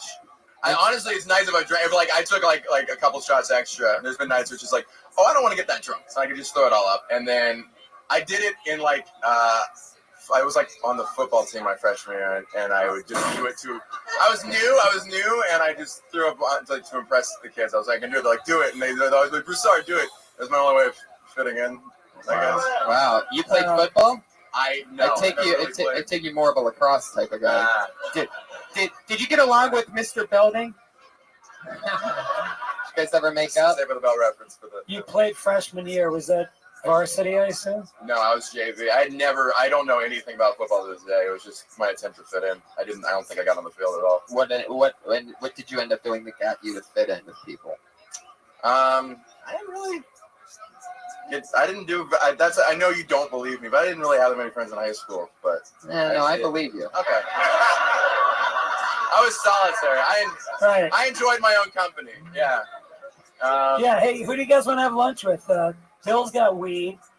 Jerry's got a '69 Camaro. And oh, hey, what's your name again? Matthew. Matthew can suck his own dick. I know. Let's let Matthew eat by himself, since that's what he's used to. Fucking love it. Willie, what do you think about this guy? He can suck his own dick. That's impressive. Thank you. Have you ever fucked yourself? No. I figured that'd be the next round. Just a couple yoga classes away from that. And when you said you were not that flexible, like who are you comparing yourself Yeah. to? I'm in a yoga class. There's girls doing moves that I can't do. Oh, whatever, dude. You just showed us pretty much something I've never seen before. Yeah. like you could go deep in your mouth. You're way more flexible than. You're like a fucking lawn chair or Yeah. something. You just fold it right up. Human futon, yeah. Yeah. Well, fun times. Wow. Any Can you person imagine if you were such a man that like you're blowing yourself and you can't even stop yourself from coming in your own mouth? Like you even trick yourself. It's a not like, you know what I mean? Because normally you'll lie. She'll be like, tell me when you're going to come. And you don't. But like, you're such a dude that you don't even tell yourself. right? And you come in your own mouth and then you yell at yourself. Then you punch yourself in the eye. Punch yourself in the eye. Yeah. How dare you? Yeah. Do you like You drink fucking pineapple? asshole. Do you like drink pineapple juice just to treat yourself on weekends or something like that? You must have washed the shit out of your ass. Did you clean your ass really good before you went down there? Little Axe body spray on the old brown eye. Tell us something else douchey about you. One more douchey thing. Let's pretty much just tell us anything else about you. Okay. Anything at all. Do you have thick areolas? Kinda. Whoa. Are they low hanging? His weren't just low; they were wide. They were like way. They're like in his armpit. Yeah. Yeah. And his torso just looked like a sad face. Yeah. It was like he was wearing his older brother's skin.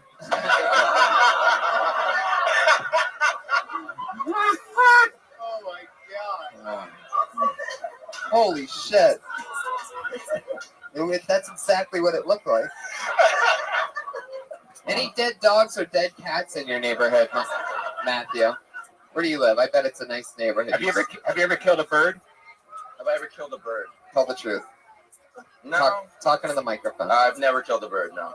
Interesting. Have you ever wanted to run for office of any kind? Should I?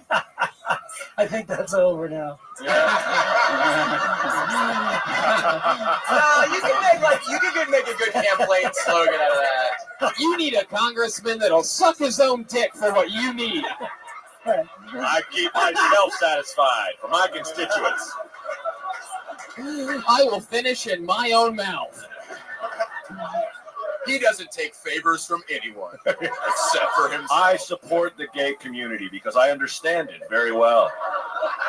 You know, when I see the things that my opponent has been saying about me, it makes me throw up. On my own day. What? Olive oil my hair. What's that, Brian? I didn't catch it. What did you say? The microphone just committed suicide. Nothing. I stumbled. Yeah, I think you'd be a great congressman, Matthew. You look like a Kennedy. I'll take it. Can I ask you this and be honest with me? How many women have you had sex with? Over 100? No, 22. 22? Yeah. Wow. That shows restraint.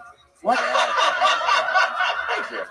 The fact that you have that number immediately available, yeah, that's pretty fucking psychotic right there. This month. Let's Oh. No. Do people? I feel like guys do. Have you ever sat down and written down a list? No. To keep count? No. No, A spreadsheet? Or it's like a girl thing, man. Yeah.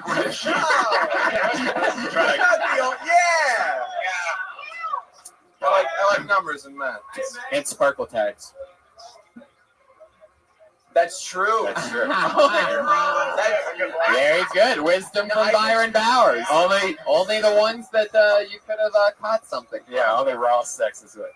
But I have the feeling that Matthew even uses a condom with himself. Right. Right. You keep it safe, right? Yeah.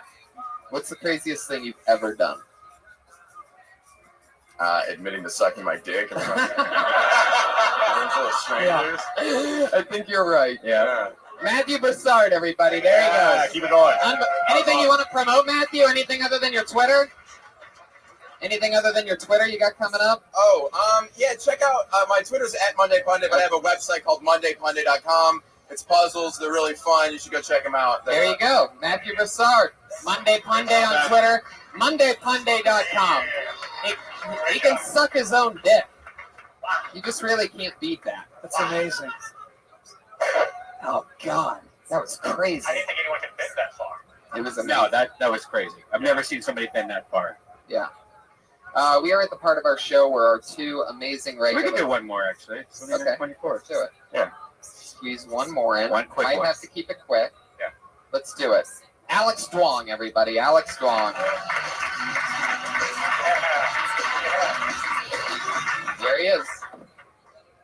Good news, guys. I'm crushing the pussy. Even with the braces. Ladies, let me know, all right? Because I go downtown. But again, shave because I got the braces, all right? Not trying to get you stuck in there just, oh, that's sentimental value. I'll keep you there all day long so I can think about you. It's happened recently. And then I woke up next to the girl and she was like, you're my first Asian. And I was like, there's 8 million of us. You're statistically failing, boo thing. Come on. But I have been a lot of girls' first Asian guys. And it's been nice because I feel like the ambassador to the Great Dick of China. I was like, oh, these are our cultures, these are import exports, and the dick. I've been enough girls, first Asian guy that I feel like I can call my penis the United Dick of Benetton. Soft landing, I'll take it. All right, guys. Your face looks like Kenny Lyon's body.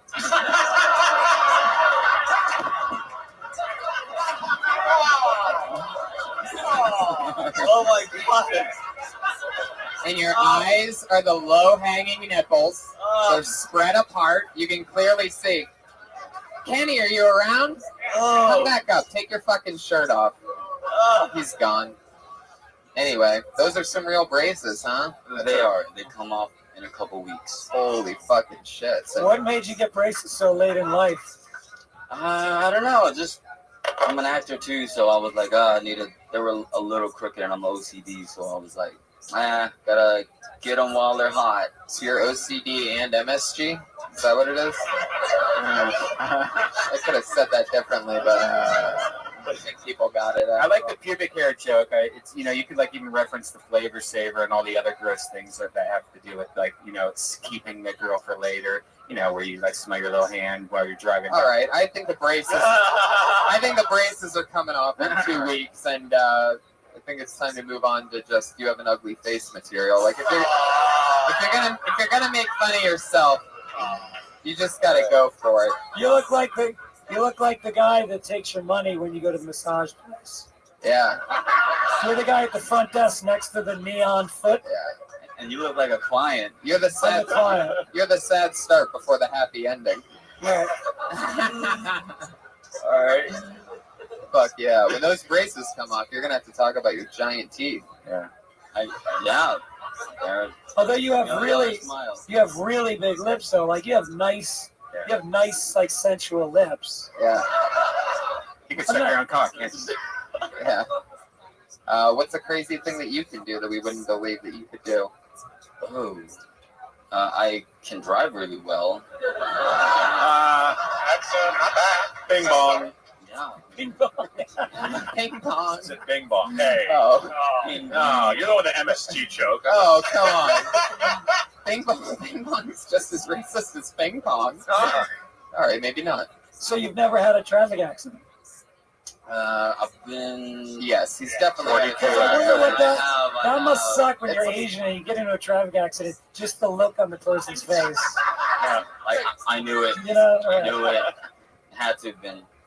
No, I used to race cars in Texas, so I went from the braces to the braces. You fucking moron. Look, you took a swing at it. Yeah, totally. What's the coolest thing about you, Alex? He raced cars in Texas. Yeah, that's pretty cool, man. The joke's actually real. You could always tell which race car driver was Alex because he was the only one going the other direction. You do jokes about driving a race car in Texas? No, I don't. Maybe that's You should. premise thing. Yeah, that's you're a race really car. unique. Yeah, the one thing that you did in your life that's cool. Yeah, you should probably talk about that, Alex. That might be a good idea. Let's see, where's that list of cool shit I can talk about? Instead of grinding out jokes that are about your braces that are coming off in 2 weeks, so they will have no lifespan. I used to have braces. Sometimes pubes would get stuck between the braces, and that was like uncomfortable. And, so sometimes I would have like a hair stuck in these braces, and it's a visual. And until the hair was out of the braces, there was really like there was hair in my braces. And then I killed 47 people racing cars, and I had to quit and start comedy in Los Angeles. Went down on a girl in a race car once. That was a story. Like something like that. He's gonna be bombing one night in like a year. He's gonna fucking pull the braces out of his pocket and slap them back on. Do the classics. Yeah, All right. Brace yourself. But what's that's the album. Yeah. Nice. Okay. All right. Alex, we got a flight. Thank you, Alex Dwong. Good job. It's on Twitter at Dapper Dwong. We're at the part of our show where our two regulars, there's two young ladies that write a brand new minute every single week on this show and perform it. They've been doing it since the start of the entire show. This is like their 90th time pretty much doing this. It's always exciting and fun to watch them grow. Put your hands together for your first regular tonight. She dropped out of the University of Florida her senior year after trying stand-up comedy here on Kiltony. She's been going up pretty much every night since. Put your hands together for Kimberly Condon.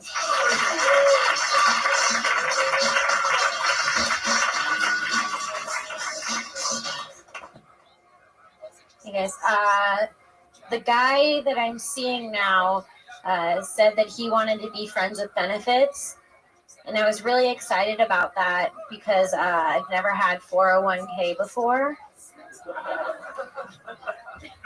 Thank you. I know I have trust issues because I always accuse my boyfriend of cheating on me, and I don't have a boyfriend. All right. I hate people that get attached. Like the guy I'm fucking right now is super obsessed with his girlfriend. I think life's not fair sometimes. Like a guy can play with my hair and it's really cute. And if I start doing the same thing, it's voodoo. That's it. That's funny.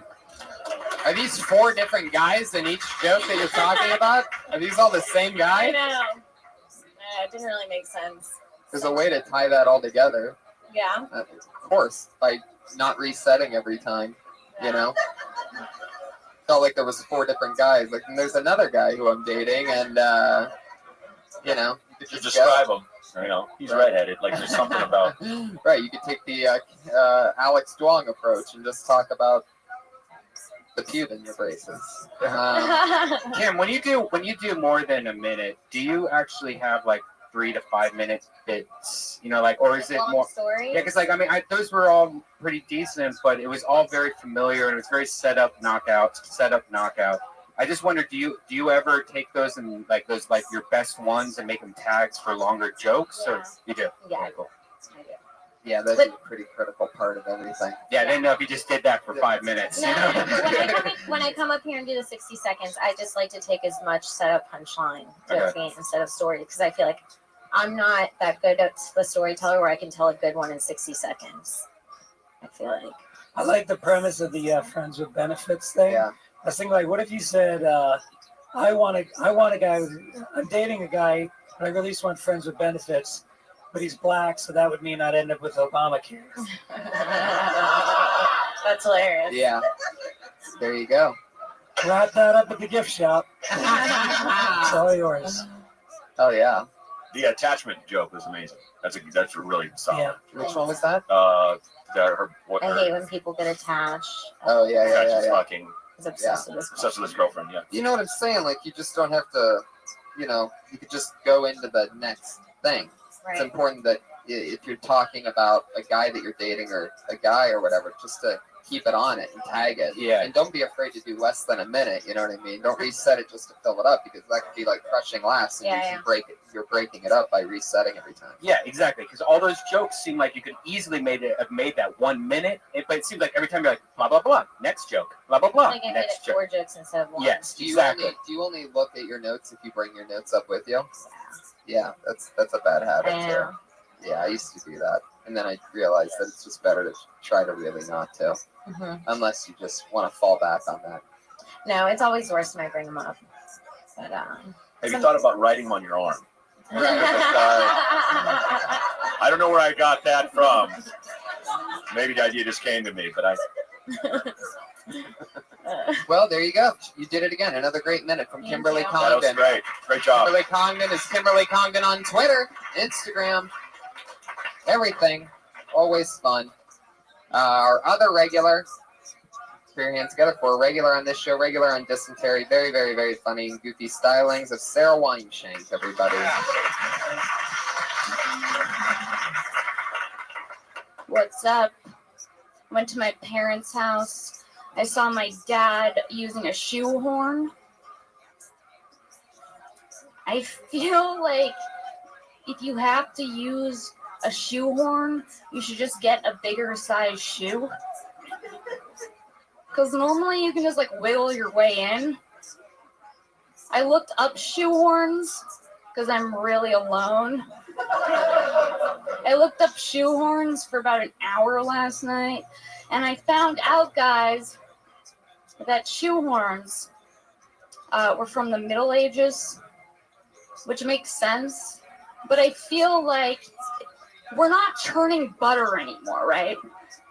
We're not, okay? The bubonic plague, yeah, that took that out. How come shoehorns remain?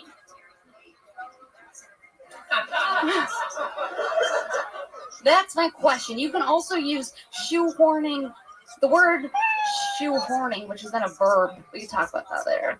There's a cat. All right. Did you have anything more for shoehorning as a verb? Yeah. Well, I just think that it's cool that that it's also well, first of all, on Wikipedia they refer to it as a first-class lever, which I found to be really funny. And I meant to say that. Yeah, this is weird for me, guys, because I'm old now, and so I used to always think shoehorns were dumb as fuck until I actually started using them, and now I really like shoehorns. Really? Wow. That was Brian.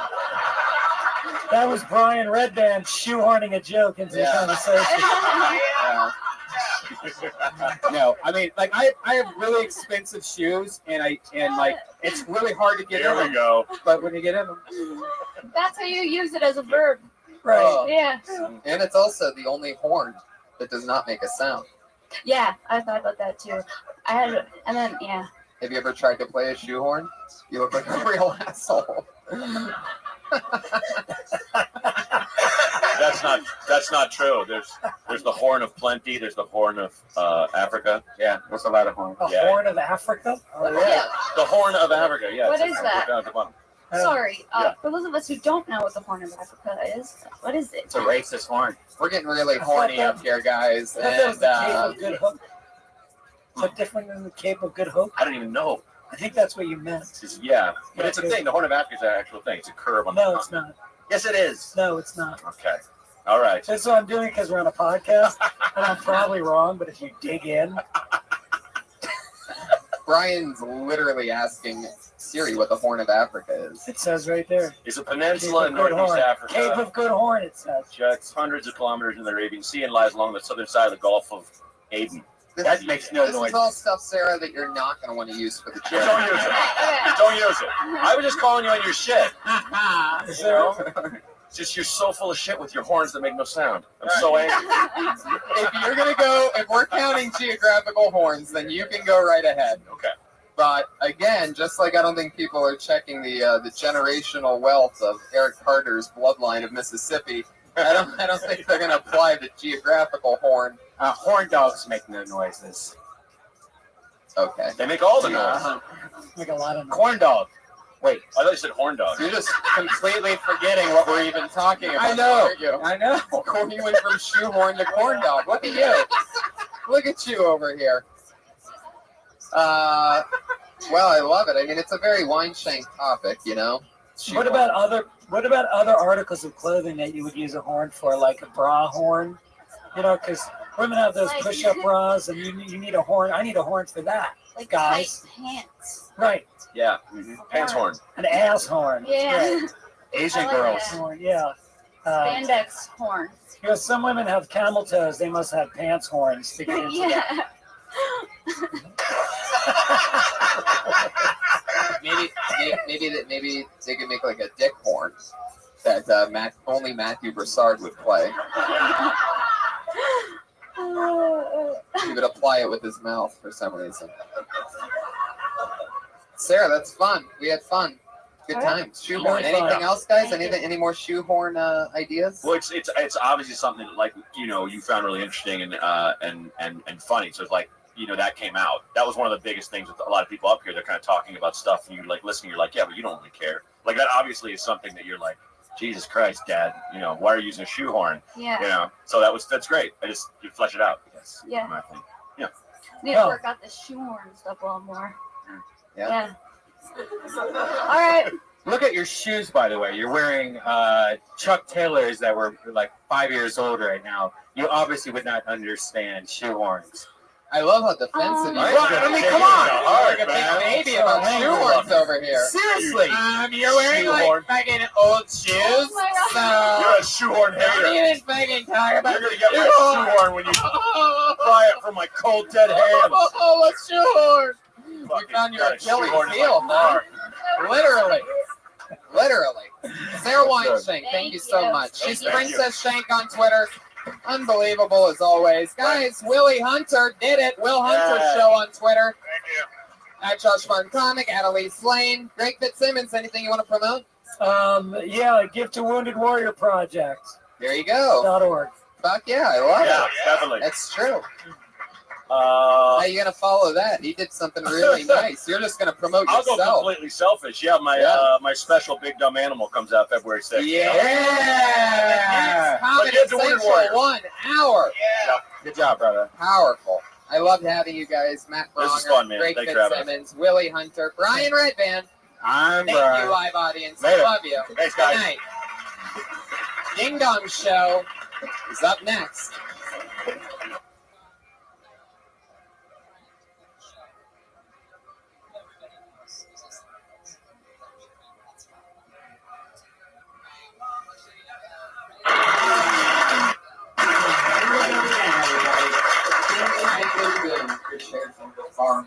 Hi everybody, how are you? Happy Monday.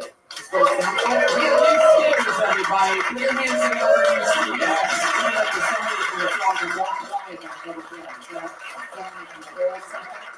Is that just coming from here? You guys hear me okay? Alright, cool. Hi everybody, happy Monday to you. Welcome to almost episode 100 of Kill Tony. We're flying through them. Hi everybody, welcome. You guys ready for a crazy night tonight or what? We have brand new speakers, everybody. About a month and a half ago, we did a benefit to get new speakers in the belly room because we were running off of an AM radio before. And we made a good amount of money. The Comedy Store, the best comedy club in the world, was nice enough to match the money that we made. Yes. There is an elite fucking sound system here. So amazing that it's just fucking on top of me and I'm finding it immediately annoying. Yeah, right? Yeah. Right on top of her head. I can't imagine what it actually sounds like. Jake, does it sound good? Sounds great. Okay, great. We're going to do it for Jake, everybody. We got a crazy show for you tonight. Two of my favorite guests that I've ever had on the show, even though we always have fun every week here. These guys are monsters. So, oh yeah, by the way, a big thank you to the people around the world that bought tickets to that main room benefit show that didn't even come. They just bought it to donate to the speakers. Yeah. Wanted to give you listeners a crazy fucking shout out. You must be maniacs if you did that. Yeah, there was 23 people that bought tickets that didn't show up just to like help support Amazing. the sound system. Amazing. And what's weird is I actually did a show in Vegas that had like a horrible sound system, and my whole show I had to scream my set. And it's so funny how timing is so important. And having a good set to have a good show because no one could hear me. It was in a huge casino, so I'm like going the whole set. I was in a theater in Sweden doing 2 shows with Joe Rogan, and the sound was amazing. I cannot relate to you whatsoever. Our gourmet chef cooked us meals tonight, everybody. Elise Lane is over there, our only sponsor of this show. Elise Lane is a gourmet chef that cooks a meal for us and the guests every single week. It's unbelievable. Tonight she made sweet and spicy chicken breasts with pineapple, bell pepper, red onions, peanuts, and basmati rice. Oh, God, it smells so good. Totally in the mood to smell a meal right now.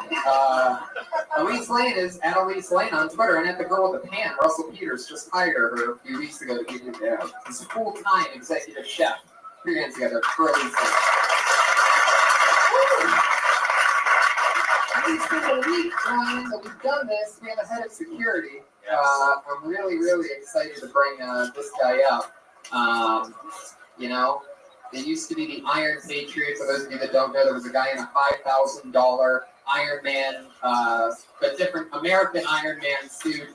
And he had this crazy $5,000 costume. He said, let me be part of your show. I'd love to be part of it. I said, with an outfit like that, how can I resist? So we used to let him stand right over there on the side of the show.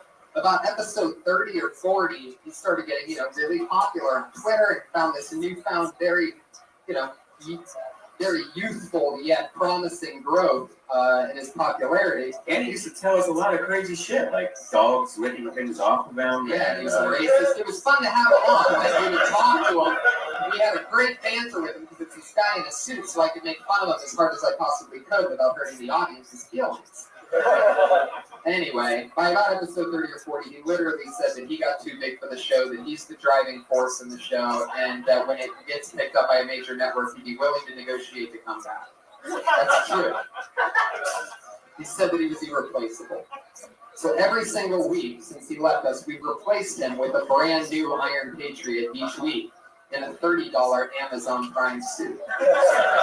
Ladies and gentlemen, this Patriot, it's his second time. He's an employee here at the Comedy Store, one of the promising young talents here. This is his second time being the Patriot. Put your hands together for Jerron Portman.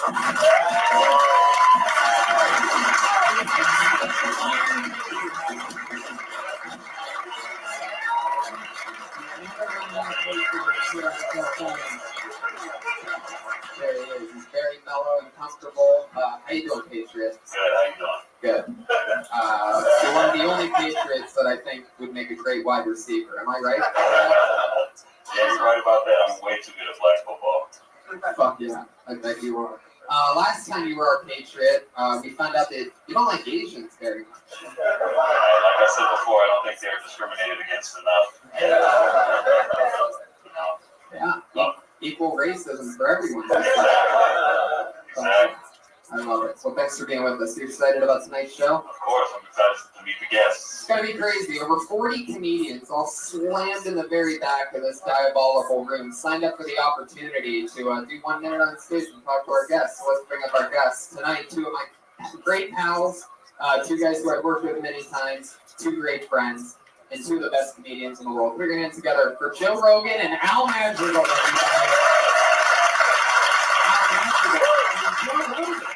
We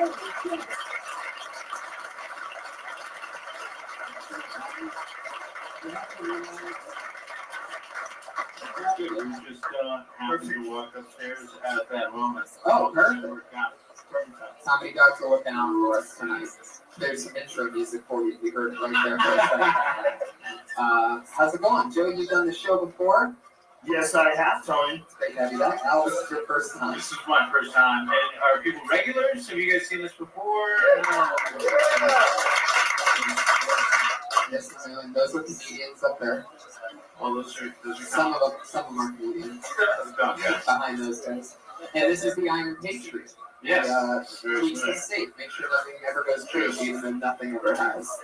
But every week, our Patriot has a question for our guest. So, Patriot, go ahead. First question is for Joe. Like you all know, I do park cars at the Comedy Store. And my question for Joe is, when are you going to let me drive the Porsche? That's not going to happen. I don't know how good you drive. That's not a car. That's a mess, that car. That's dope, though. It's not. It shouldn't be legal. Shouldn't be able to just drive one of those things. I have a critique about you as a walk guy, by the way. You're one of those guys that when you get in the car, you adjust the seat and you don't move it back afterwards. It's very true. You do not So what, man? They're just parking cars. Yeah. When I get in the car at the end of a long night, I'm already nursing a hangover from that night. I get in my car and I just end up flopping down like it's a bed. But yeah. What's your question for Al? Al, huge fan of yours. Yeah. I just want to know, what is it like to have your own Pandora station? I didn't know I had a station, so I'm completely unaware of the fact. But it's so funny that the Iron Patriot says that he's a huge fan because Tony knows the story of what happened. See, I haven't been to the Comedy Store in about 3.5 years with commuting back and forth to New York. And when I first pulled in the lot, you want to explain this story? Maybe I'll explain it. How's sound coming from your dick? Man, it's just how it works. Oh, that's yeah, powerful dick.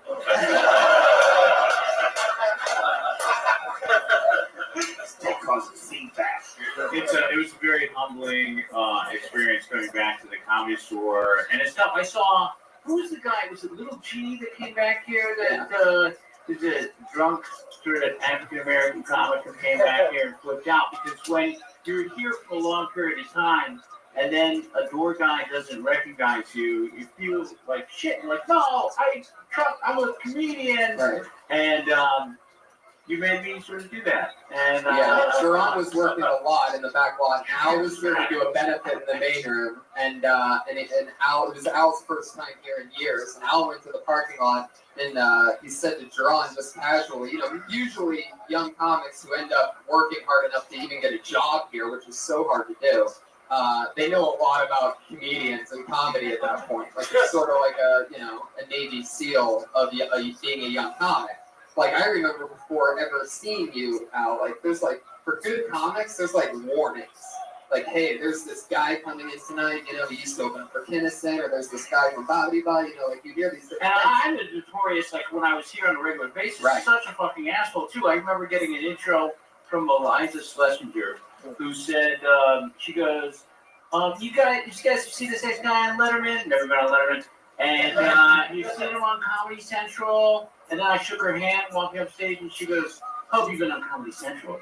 And I went, fuck you. And I started yelling at her from stage. I go, I know what every fucking guy on that list has done. I'm not friends with every single one of them, but just out of respect, I know who everybody is and what they've fucking done.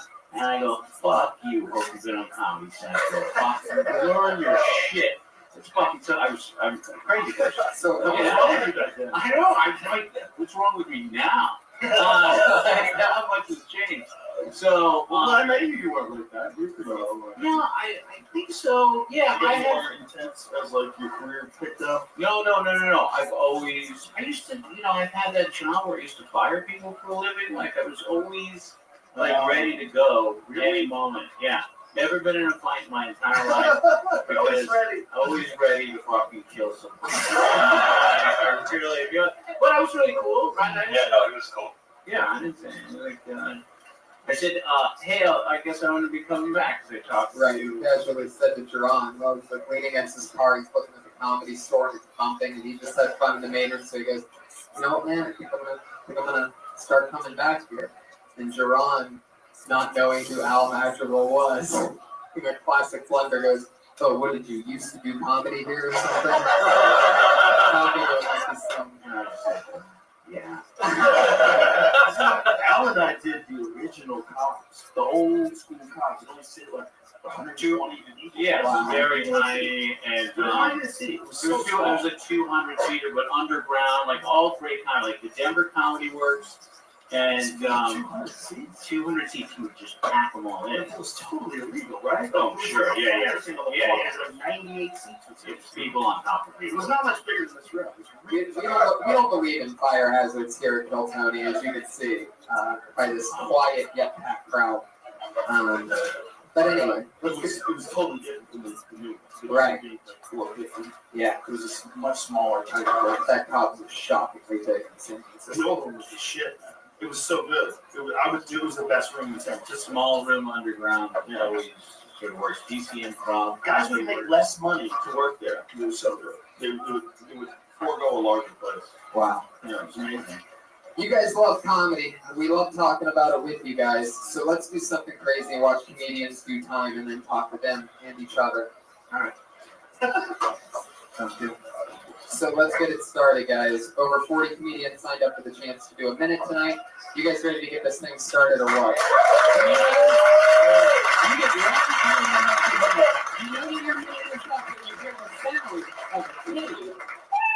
Aw, that's adorable. That means wrap up your time right then, because that's your minute, or else you're going to bring out the angry West Hollywood there.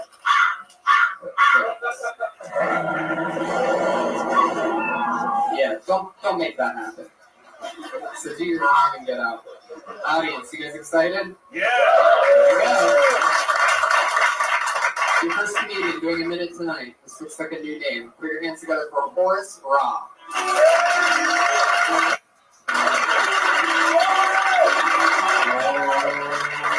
Shit. I want some Horace Robb. Horace Robb, everybody.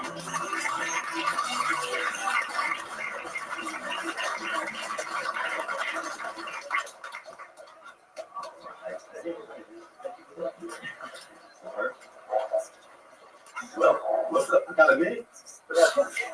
start now? 10 minutes ago. 10 seconds. Oh man, I guess I'll talk about my favorite subject. I got a minute. I'll talk about some pussy.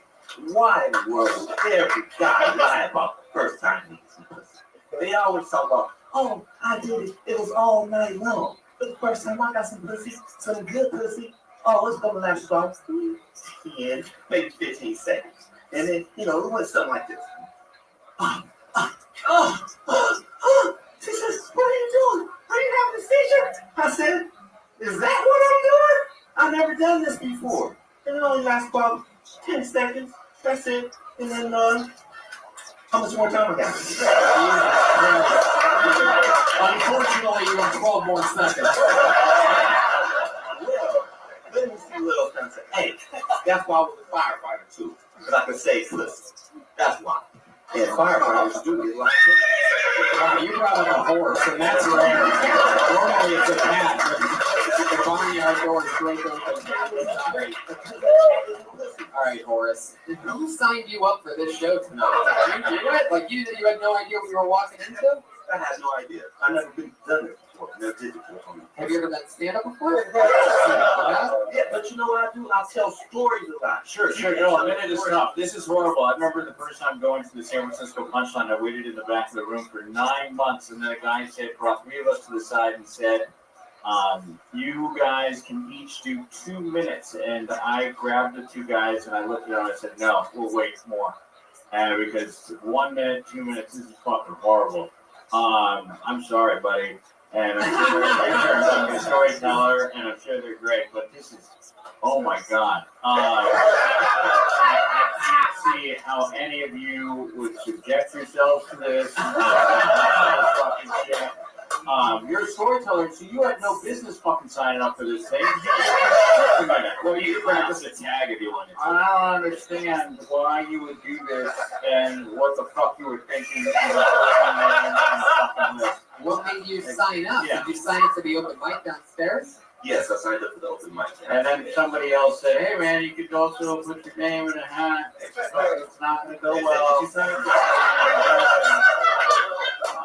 It doesn't always go this bad. How long have you been doing stand-up comedy? A year and a half. Okay. And how old are you? 48. That's fucking rough right there. I started late at 28, and that's fucking brutal. But good for you for fucking trying.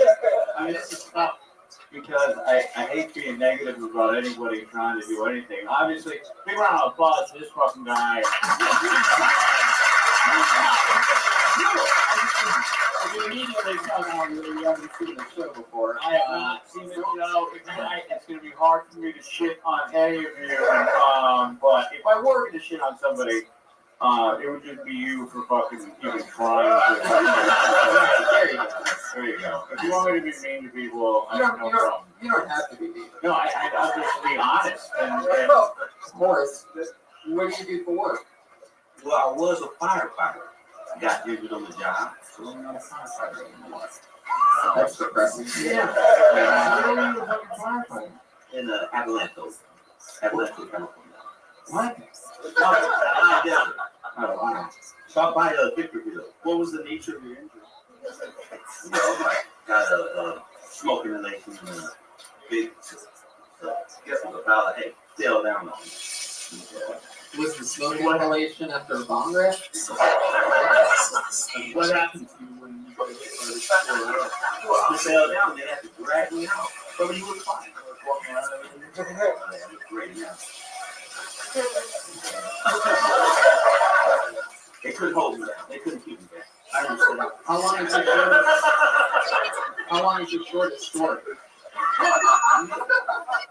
No, 3 minutes. No, I'm not. 3 minutes because that's the that's how much time they have you on open mic. What's that story about? Yes, I was just. I have a million of them. A million. You have a million? No, What's the short one about? The shortest one. When I went to jail. That's the shortest one. One time. Was it the time that they sent you to jail after filing a fake claim?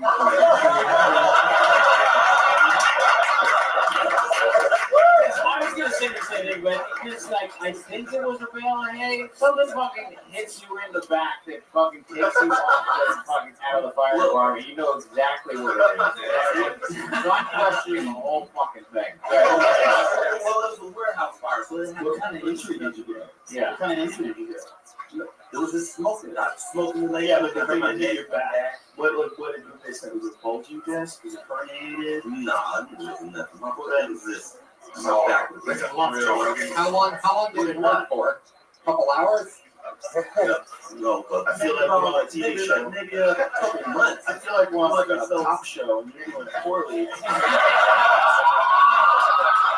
We're on one of those shows and I'm drunk son, you know what you did. You're about to give in. You're about to give in. You're about to. I got away from it. It wasn't you fucking meddling kids.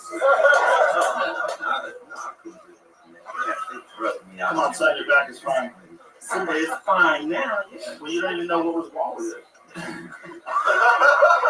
You know when people hurt their back, like that's like a serious thing. Like people tell you L4, L5. I had my disc fused. Oh no, well, I don't have any of that. People have like shit that punctures or their herniated disc pushes into their nerves. Their feet go numb. Do you have any of that shit? No. What kind of fucking injury do you have, man? Well, you're bullshit. 100%. I bet that American hero, I'm a firefighter that got injured on the job that works pretty well though. Was it pre-9/11 or post-9/11 that you started telling people this? Pre-9/11, and I still got this. How dare you? I don't know if it's a general rule to you. Maybe that's your New Year's resolution. Stop saying the word fucking pussy. Just eliminate pussy from your vocabulary. I never say it. Things are going great.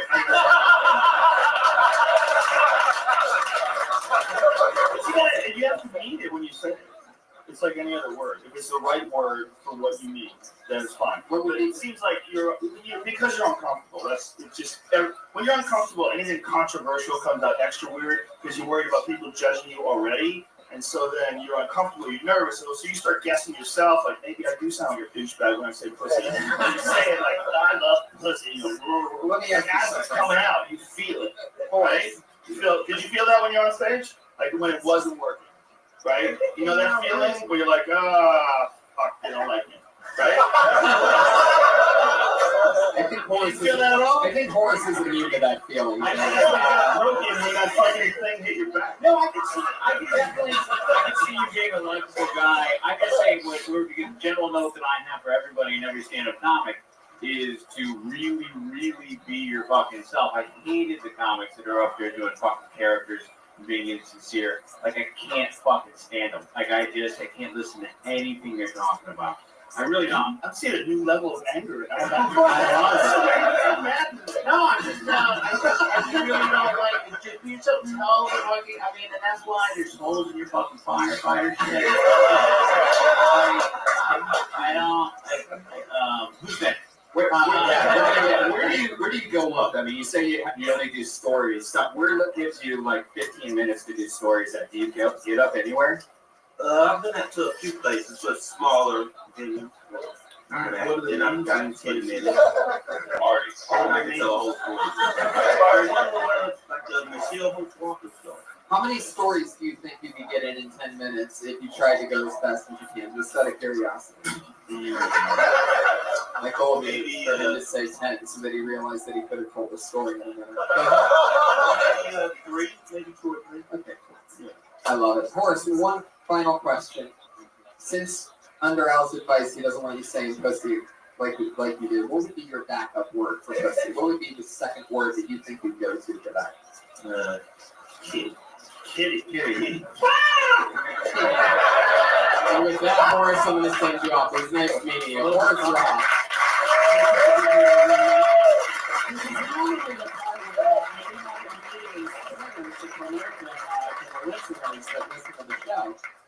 But Horace wrote down his Gmail account, so I'm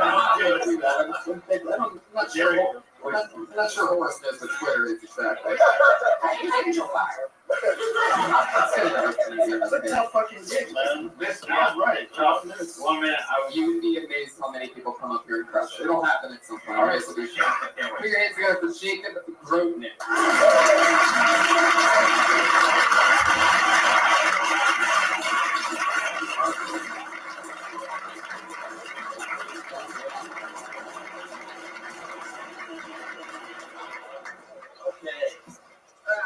A lot of grinding going on at the club. You guys notice this? A lot of grinding. A lot of people trying to go out there, find someone to rub up on. Not a fan of grinding. Like, I like when grinding's happening to me, but the main reason I do not like grinding is because it is impossible to enact the grind without being creepy. It's impossible. It can't be done, right? Because, you think about it, and, you used to actually ask girls to dance, right? You go up to them and be like, hey, would you like to dance? Maybe they say yes, but now you kind of just time your assault. Right? The girl's kind of dance in her own world, and you got to kind of just, pinpoint her out, like, okay, and don't freak out! Plus, you need a half jump in order to grind correctly. I mean, you can't go in there unarmed, backing up on you, not feeling anything, thinking you're a unit. That's not a bad thing. You can't go in there guns blazing, right? You're not trying to knife the girl in front of you. You need the half jump, because if you think about it, it's the Goldilocks of the group. Yikes. Okie dokie. Second round, everybody.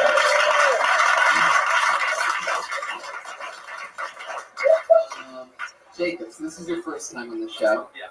You gotta speak out of the microphone. Yeah, it's the whole thing.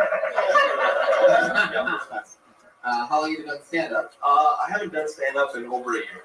You haven't done it in a year, but how long? Before then? Yeah. Off and on for maybe a year in college. Off and on is something no one should ever say. Yeah.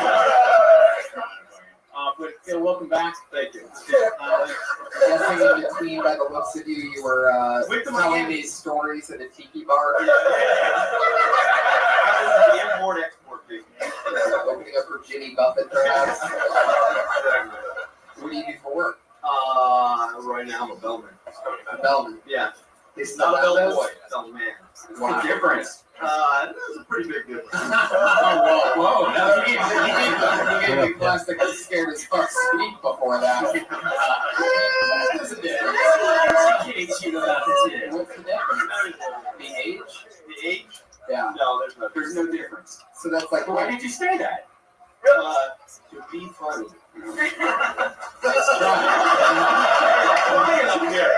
Were you once a bellboy? Did you grow into it? No, I didn't even know. Is that the only job you had? In the bell service, yes. Wow. So this is at a hotel? This is at a hotel. Holy shit. Yeah, right? Wow. Yeah. Do we say the hotel? What hotel? Yeah, Hotel Angelino. Is that nice? No. A lot of people are saying no to that, right? What? So, a lot of people carrying their own bags. It's all mostly foreign people that come stay there because they see on some website that it's nice, but it sucks. Every room faces the freeway. You take people to the room and they're like, "Do you have any rooms that don't face the freeway?" And they're like, "No."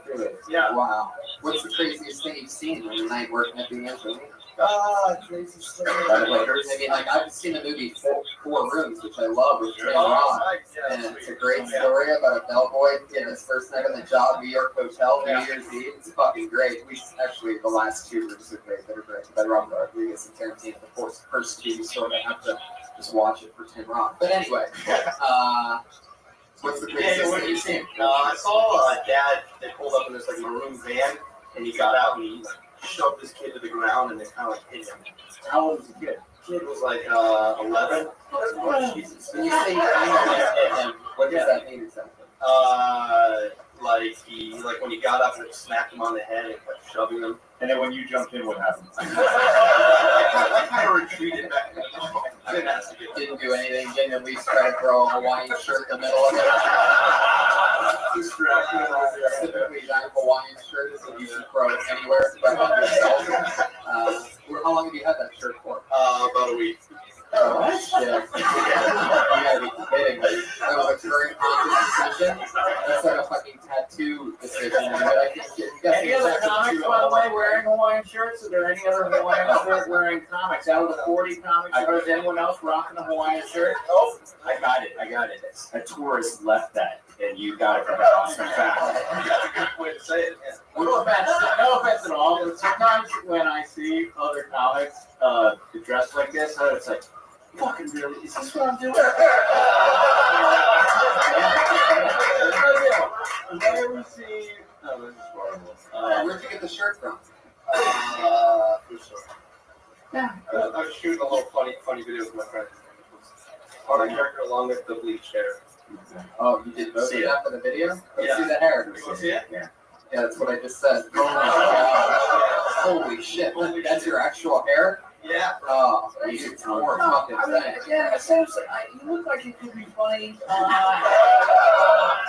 should really try to stick around and come out every single night. I don't know what to can I give some serious advice? Absolutely. Just keep going. Like, I was talking to these guys. These guys are in fucking Sweden, and they're out here tonight. Like, I mean, again, you know, I've worked all day fucking long, and I'm here. Like, what's going to separate you from everybody else is not doing this fucking off and on. You got to be sincerely dedicate your life to this shit, and then fucking 10 years later, we'll see what happens. But fucking to say off and on, and fucking, yeah, I can't help you.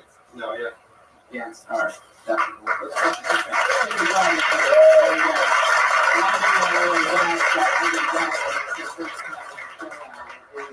is there something that you did when you very first started? Or something you did or said that you can't believe that you did or said?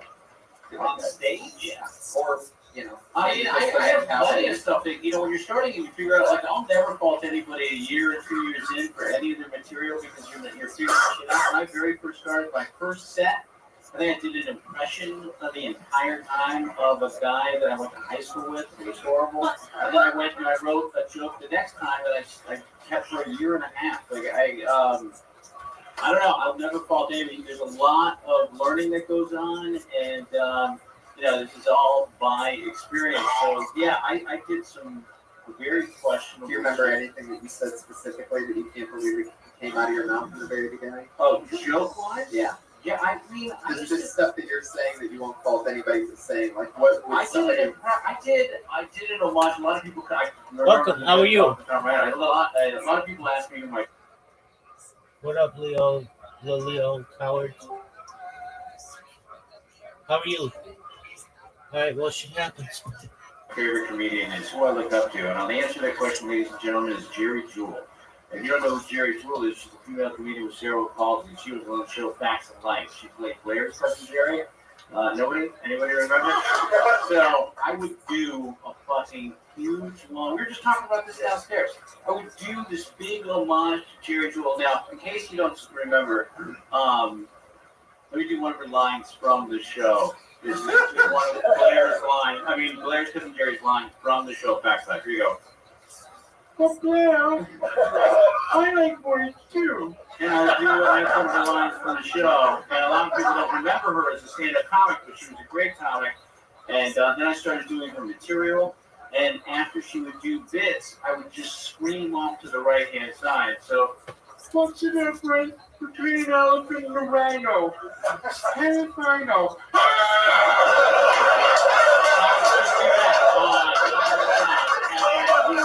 That's amazing! She gets super dirty and weird, and a lot of people don't know this, but she was really a blue. Like when I would see, I'd work with David Cross, and all these people would, and the wait staff just fucking loved it. So the bartenders at the San Francisco Punchline were like, dude, please do fucking Jerry Jewell, and I did it for like 2.5 years. This is hilarious. And a woman choked me at Little Cops when I got off stage, and I was like, it went incredibly well. And then this woman comes up to me, I'm like, in front of my good friend, and just standing in the back. And it's like, oh, this lady's gonna give, you know, props for a good set. Started choking the shit out of me. I got 4 comics that would pull her off. But yeah, I did that. Like, there's a lot of stuff. Like, yeah, I don't fault anybody for choices, but to not, like, the thing is I really wanted to get better, and I worked with a lot of people that, I went to the Cobbs of the San Francisco Punchline every single night. I walked to each club. I lived in between, and I walked there every single night. I sat and I saw every fucking headliner that walked in that place. And I looked and saw exactly what they did well, and then I knew to really try it. I really wanted it. So I just like, I don't know, and effort-wise. Well, some people just have difficulty committing to anything in life. They just have difficulty following through. And I think stand-up is one of those things that you kind of have to be obsessed with it.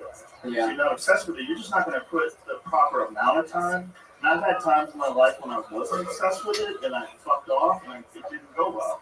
You know, it's one of those things where you have to be on it. It's just too complex and weird. Do you remember me asking you at the Ice House, the other episode that you did, if there was something that you can't believe you said or did in the very beginning? I don't know what I said. I don't remember. Do you remember any? Doesn't help. Is there something that you can't believe you said or did in the very beginning that I had stands out? some awful shit about Corky from Life Goes On. Wow, look at you guys both going to your sitcoms in the I beginning. get terrible evil bit. It was such an evil bit. Because Corky from Life Goes On was a guy who had Down syndrome. And he was on a television show. And the idea was like, I go, it's a kind of a fucked up, dirty trick. Because they're making you watch the show because you feel bad about the kid. Like, you know, I did a thing about this, which actually kind of happened. And my girlfriend was like, let's just watch the end of the show. He's got Down syndrome. Like, she wanted to watch. She goes, I think it's so sweet that they're doing the show. And I sit there and watch the show. I go, but he doesn't know that. I go, he thinks he's a fucking star. That's part of having Down syndrome. You don't know what the fuck is going on. He's in a limo with his posse. All his white kids, they all got bibs on. They're drinking champagne, getting blowjobs. Fucking up it. And it was like, nice all downfield from here, right, Corky? Smooth sailing, boys. On the triple threat, right? Correct, produce, stop it. And it was just a horrible, horrible bit about how they fired him from the show. The show got canceled, but his agent says, but listen, Corky, I got this movie for you. It's an independent film. It's a hidden camera movie about a guy who works in McDonald's. No script. I just want you to be real. It's never about the money, Bob. It's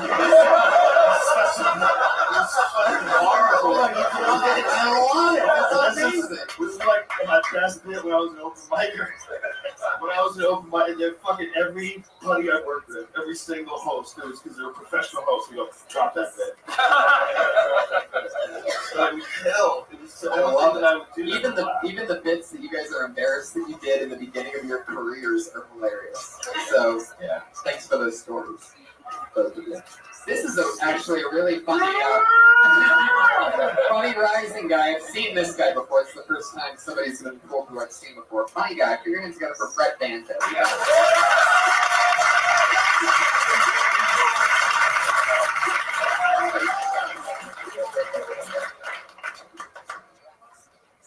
Hi, my name is Brett Banso with a 1T. I just went back to Austin to visit my family for the holidays. We had a big dinner and Christmas dinner. I always like sitting at the smaller table with the convicts and the kids and my Aunt Joanna, because she has Alzheimer's. She sits there. They put her there, and she's always saying interesting stuff to me, like, Brett, what grade are you in now? I'd be in the 32nd grade now. Anyway, she's always you have to be on the ball really to talk with her, and she will whenever I talk to her, she'll just I can't really remember most of the story, but yeah. See what you did there. Yeah, you committed to the Alzheimer's thing.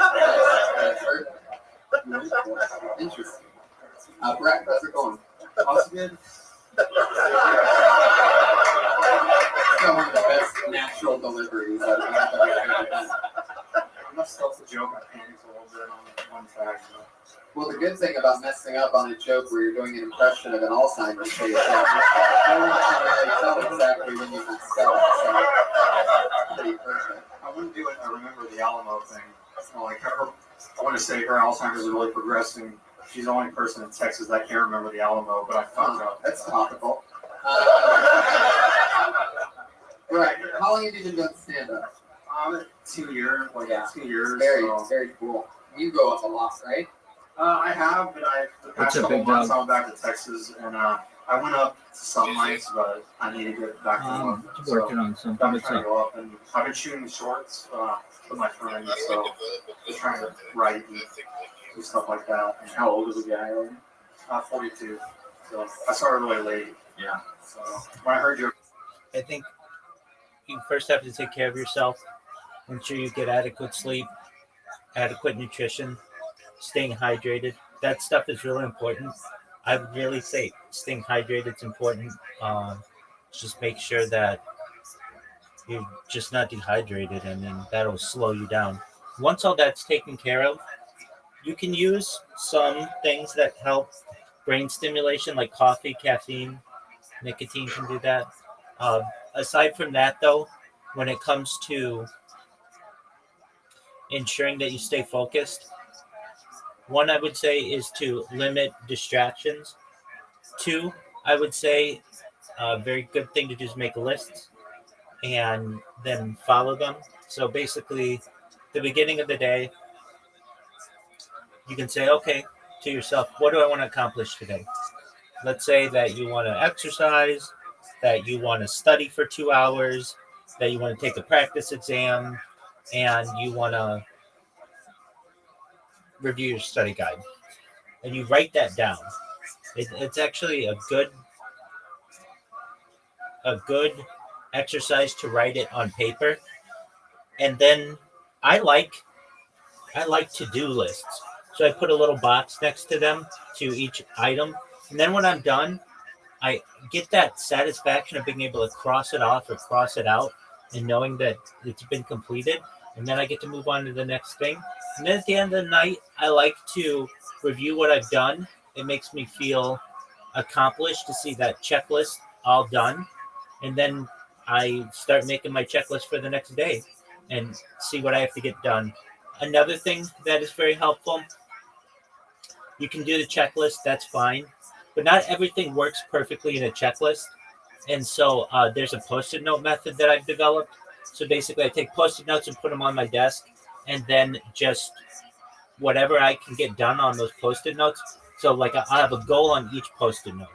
And then when I'm done doing something, I am able to remove that Post-it note and throw it out. And then I look at my desk, and my desk kind of becomes my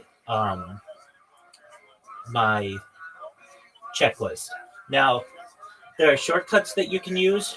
I think a really great one is text-to-speech. I have poor vision, and so it's easier for me to listen to things.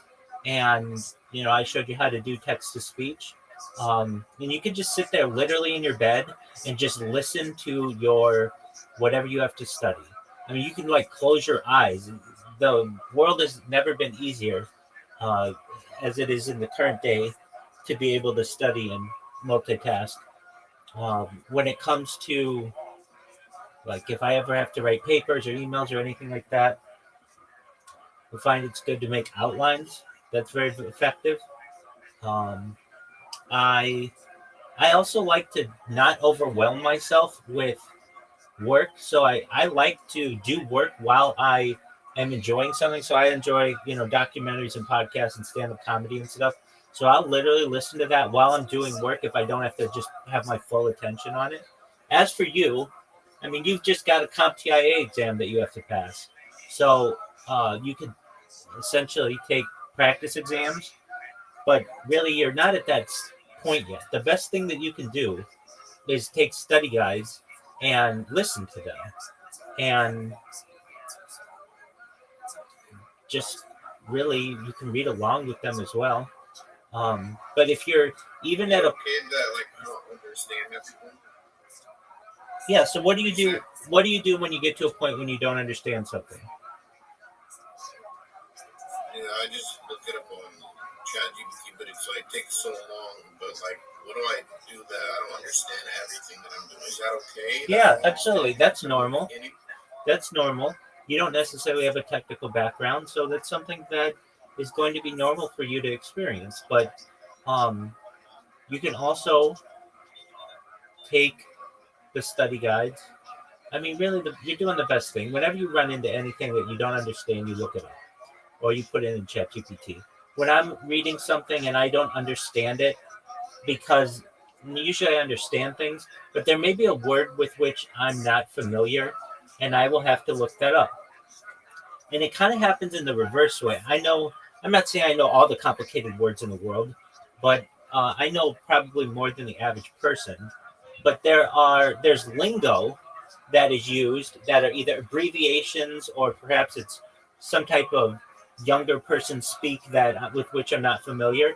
And so I'll go and I'll look it up using the appropriate dictionaries. There are abbreviation dictionaries. There's Urban Dictionary, and then a key thing to do, if you don't do this, once you look it up, write it or make a Word document or something and collect that information, and then just listen to it because it was obviously something that with which you weren't familiar at one point, and you need to become more familiar with it. So let's say there's a phrase, let's say a or an acronym perhaps. So let me think of one that would be a good example. Something like a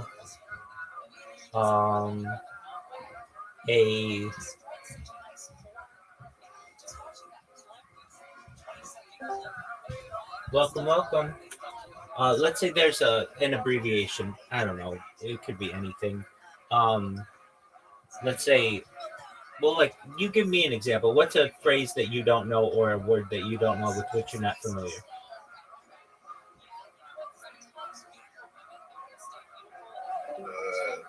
CMOS battery in a computer. Okay, CMLS battery in a computer. So what? CMOS. Okay, CMOS. Okay, so what you do is you go to ChatGPT and you say, what in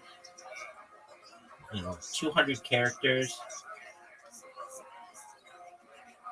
is CMOS battery? What was the other thing you said? CMOS battery in a computer. In a computer. And the CMOS battery in a PC is a small battery, usually CR2032, that powers the CMOS complementary metal oxide semiconductor chip. It stores BIOS settings and system time when the computer is powered up. So this is an important battery. Essentially, this is the thing that ensures that when you turn your computer on, that the time is accurate. And it runs in a lot of other devices as well. So you don't need it to be like 2 pages worth of information. It's pretty simple. It stands for complementary metal oxide semiconductor. What you want to do with that information is put that in a Word document, and you just copy and paste it in there.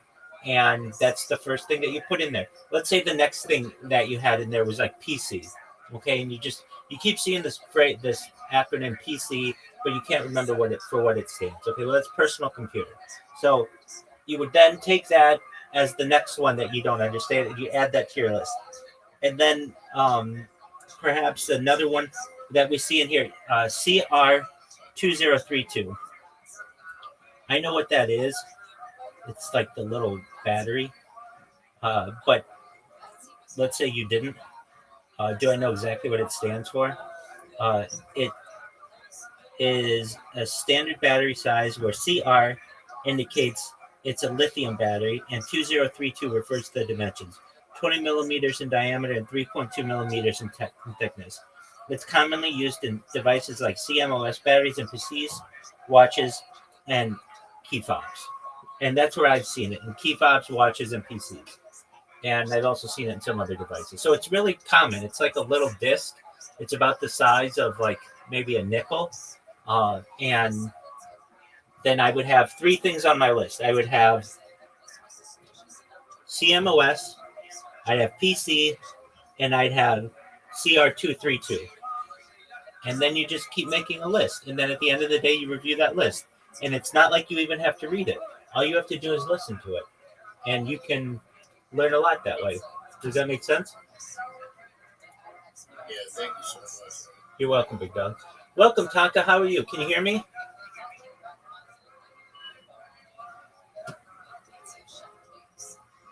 Tonka, we hope you're having a good day. We're just talking computers. Feel free to join in if you want. We're happy that you're here.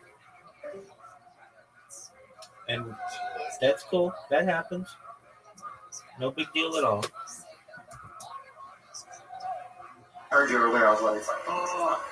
Robert Schimmel didn't start till he was either 34 or 36. Robert Schimmel. Oh, wow. How do I? I started at 38. 28?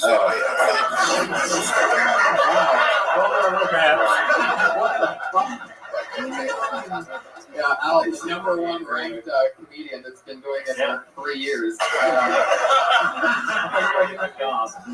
So, you know, have to be a certain age. No. It just gets a little tougher on you. Like you know, I think responsibility wise, you can only You guys spoke about that on a podcast. affect that which is within your I was kind control. of impressed, but then I just try and divide my time as quickly as I can. You know, It never ends, by the way. You know, I started at 22, and when I found out that Chappelle and Eddie Murphy had started at 14 or 15, I'm like, that's it. I mean, how can you know? There's definitely something. Those guys have a thing where there's a lot of guys like that. When they started before college, like that 14, 15, 16, there's sort of a major difference in their bleed, you know? Like there's something to Chappelle where you could sort of tell that.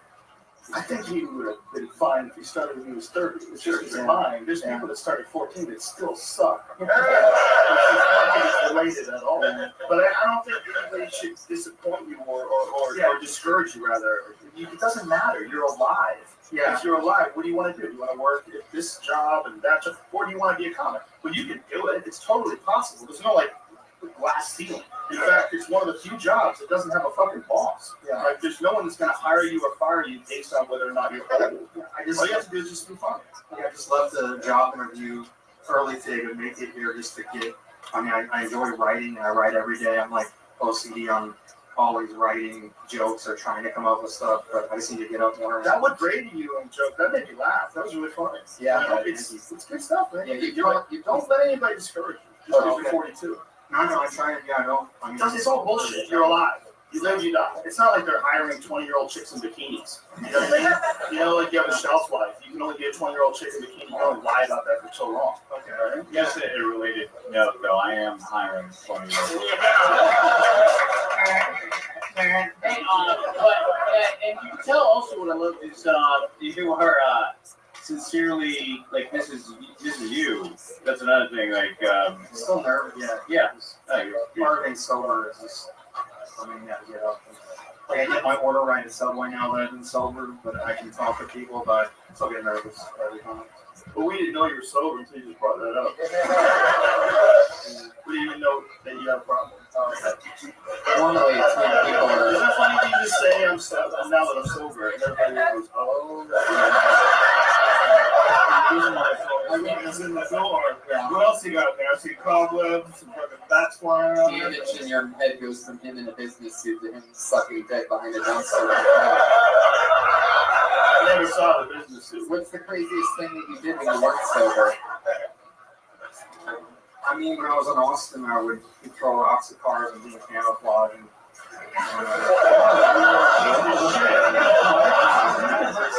What kind of drugs did they throw rocks at cars? I never did any drugs. I just I would drink beer. Whoa. When I had surgery on my leg, I started drinking. I started smoking pot. A surgeon was like, off the record, Mr. Bannon, marijuana can help you with nerve damage. And so I guess I'm sober light. I'm kind of Nickelodeon sober.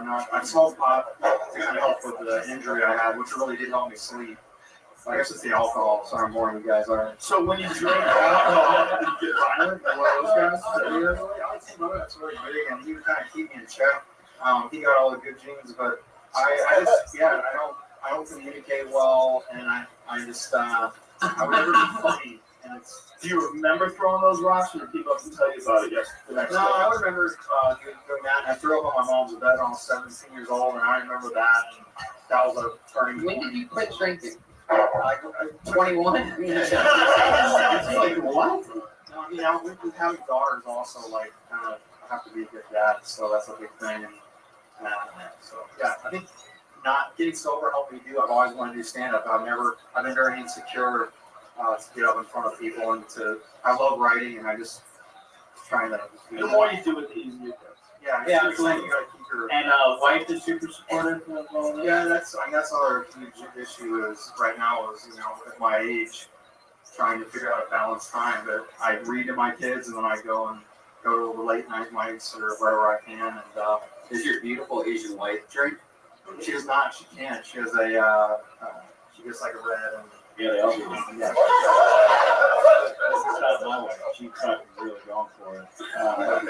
So what was the job interview for? I went to NBC to do some design stuff. So it's really just freelance. I'm kind of scraping by doing freelance. And yeah, just been doing that and trying to get enough to pay the bills. Fuck yeah, Brett. You have the personality of a fucking stool, but I just did 2 shorts with my friend Jeff Rowan. Oh, Jesus. Unless those shorts are 4 seconds, I don't think anybody's going to give a shit. No, This is a brain show. I hosted shows. I'm sort of a bad guy. Brett, where can they find that? The actual this part without all the promo ahead of it. On Funny or Die homepage. Now this would be the most important time to talk to them. I'm sorry. Terrible advertising, Brett. Well, they can find it at Funny or Die. On the homepage. And what do they search on Funny or Die? Banta Shorts, Foxhole. Banta Shorts. Yeah. Foxhole. It's a design for a lot of Asian women. They better be funny or the death squatters are going to leave terrible comments. One of the shorts was absolutely terrible, but one they put on the homepage, so I'm excited. So thank you guys very much. Thank you. Brett Van.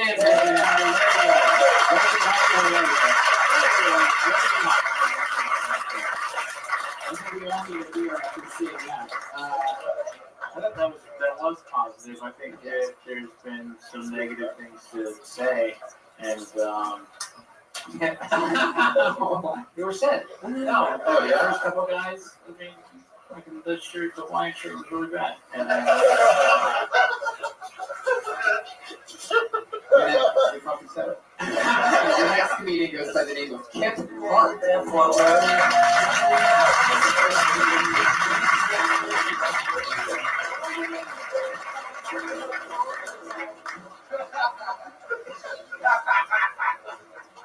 So I recently failed a pregnancy test. I was in line at the grocery store, and I asked the lady in line behind me what she was doing.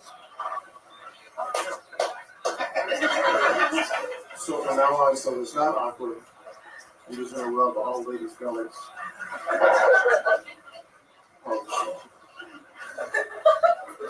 I told a friend of mine that story. He said, perhaps I should have suggested a lap dance to the lady.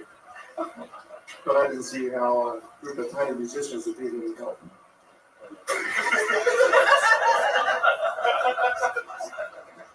I was waiting downstairs to come up, and I got a text from my wife.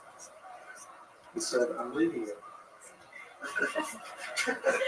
Then I got another one right after that that said, "Sorry, that wasn't meant for you." there you go. Damn hard.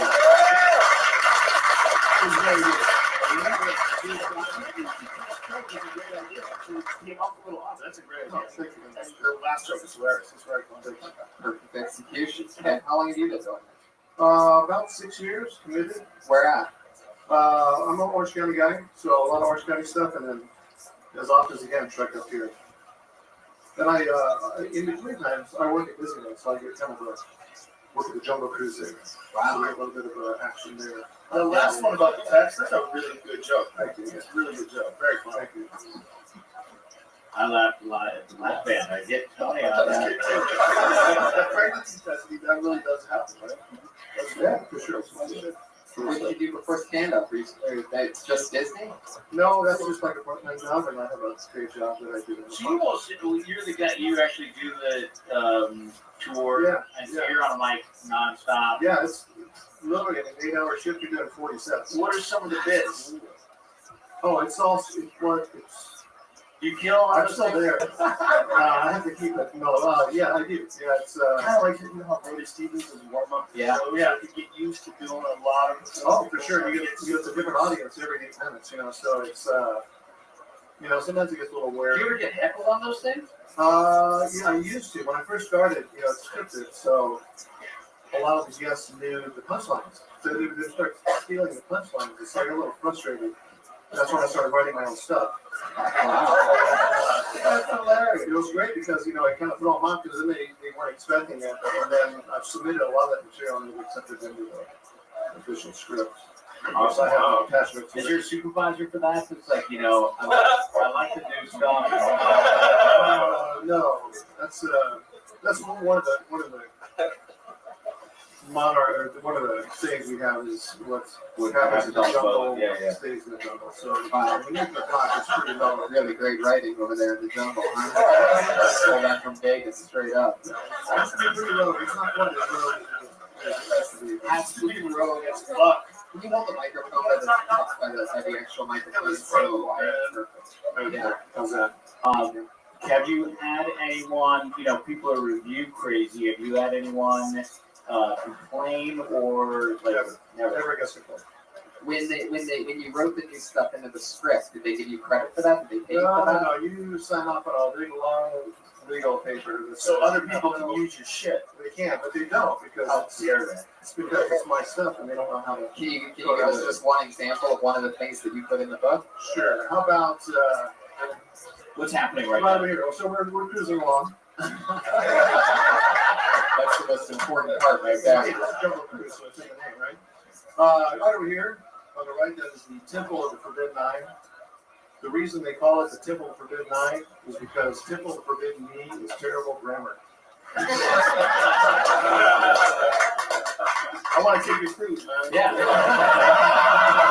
Seriously, I'm going to go. I think it's my daughter's birthday, and we're going to be there on February 14th. I'm coming. All right. I'm there in the Come on, next come to the exit, ask for Kip. I'm there most of the time. Kip. Yeah, Kip. Are you the only Kip on the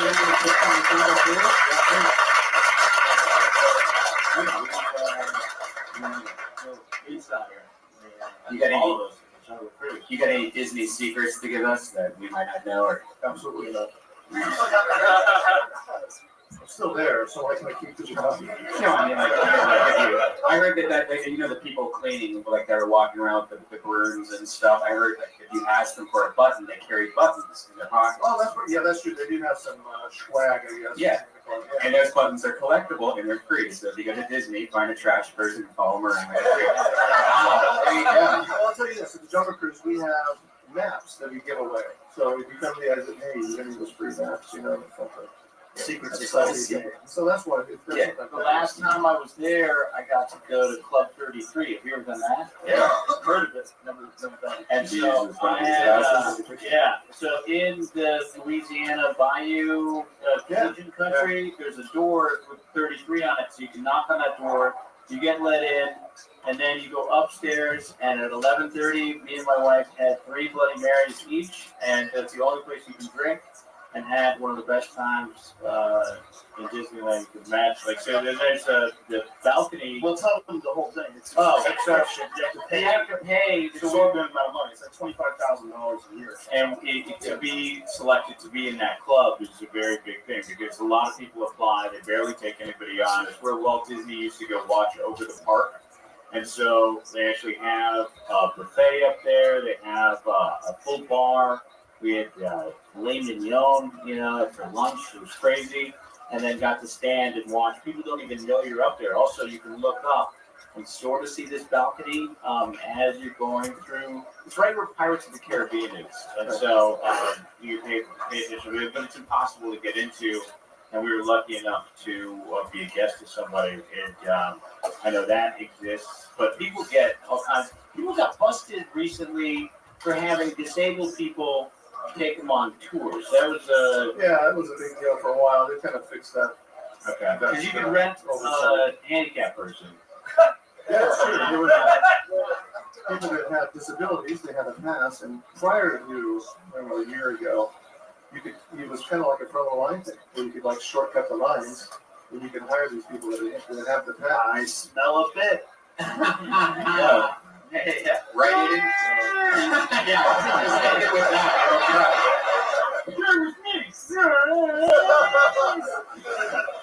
Yeah, so you can't do that. Okay, what, a year and a half in? I know. Kid, are you married? Oh yeah. How long have you been married for? 31 years. You have kids? I do have 3 kids. Okay. Yeah. What made you want to get into stand-up? Well, I've been married for 31 years. Wow. You know, it's funny. I got started. A friend of mine used to work with Jungle Cruise, who was doing comedy, and he quit. And he thought it'd be fun to have skippers, Jungle Cruise skippers, do comedy because he got kind of a leg up, you know, kind of a start on it. So he put together a show called Skipper Stand Up, and he asked me to do it. And I said, I never even thought about doing comedy before, other than we just struggle. It was kind of a, you know, a job, and it was fun. But so I wrote 8 minutes, and it was pretty successful, and I kind of got the bug. And then so I did the skipper shows for, you know, it was only 1 or 2, 3 shows a year. And every time I did a little more new material, and it worked every time. So I got kind of hooked on it. And I stepped out, and I went to David Mary's. Does this story have an end at all? No. I mean, that's how people start. Yeah, you That's right. how it's going to do the Jungle Cruise. We just go and tell you, there you go. I love your style. Yep. You should have left on the claps, dude. You Yeah. was fucking killing it. Yeah. Get hard, everybody. Very good.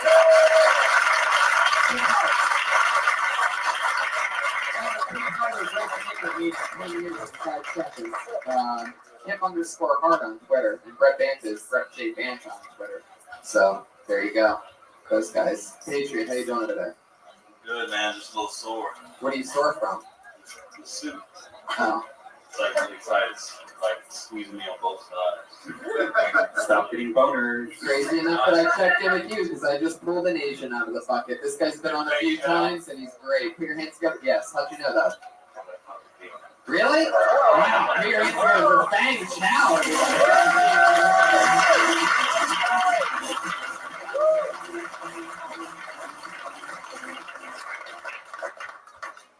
How are you guys doing tonight? Are we good? I woke up this morning looking like this, and I speak broken English. So get ready. The Patriots don't like Asians. Sure, of course. Right in your face. I hope you take ham too. But nevertheless, I still love fried chicken.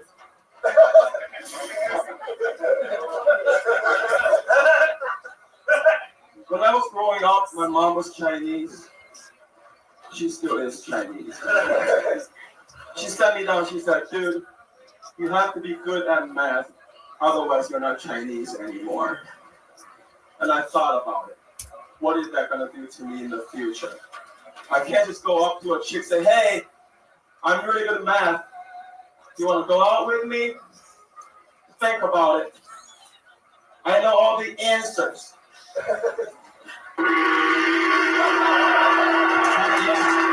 Thanks out, just checking out the stereotypes for that one. I thought you were going somewhere with that chicken thing. You weren't, huh? Well, I am kind of racist.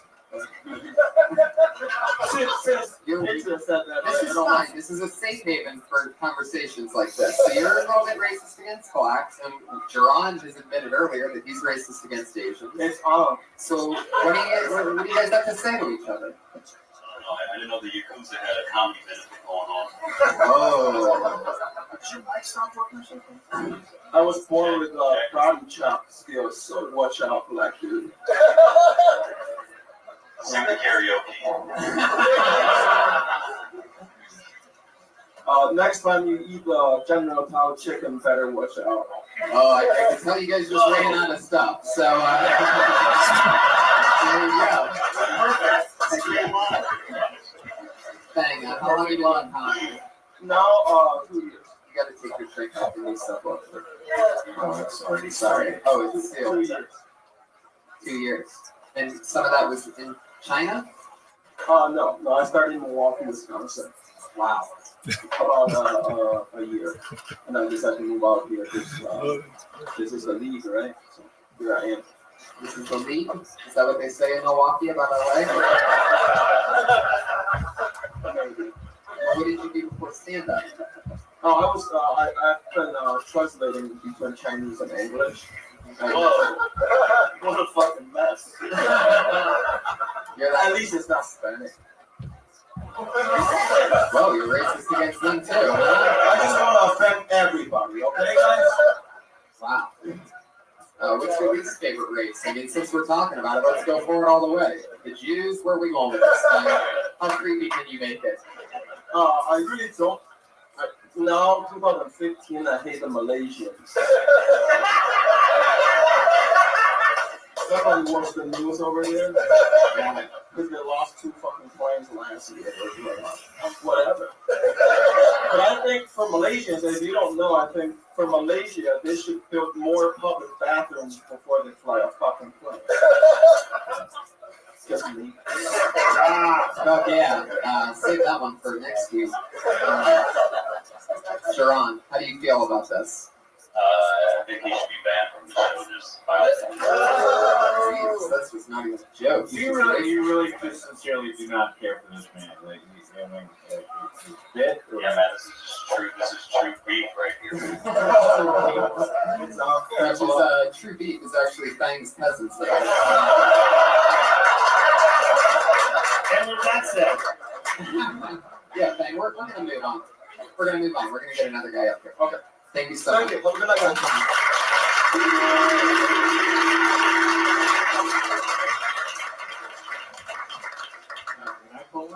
Yeah. Yeah. A lot of names. you really not like that dude, or you just fucking around? Nah, I just fuck. I love Frank, man. Oh, okay. That's what everybody does. Yeah, look at that. Want to read it? Most people I just pulled Alice Borsian.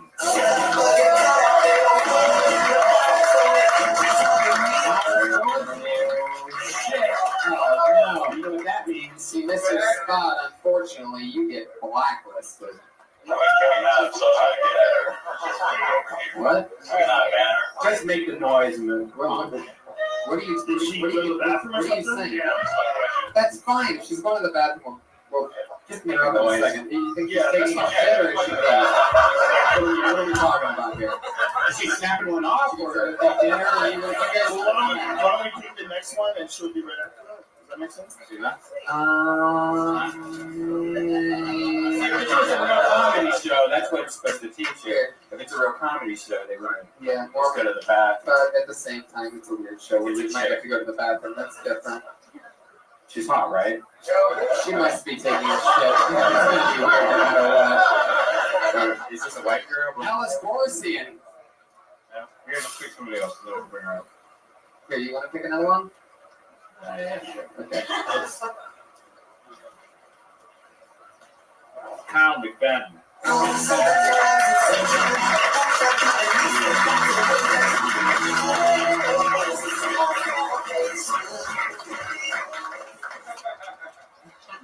Already started. By definition, I don't have a girlfriend. It's my fault.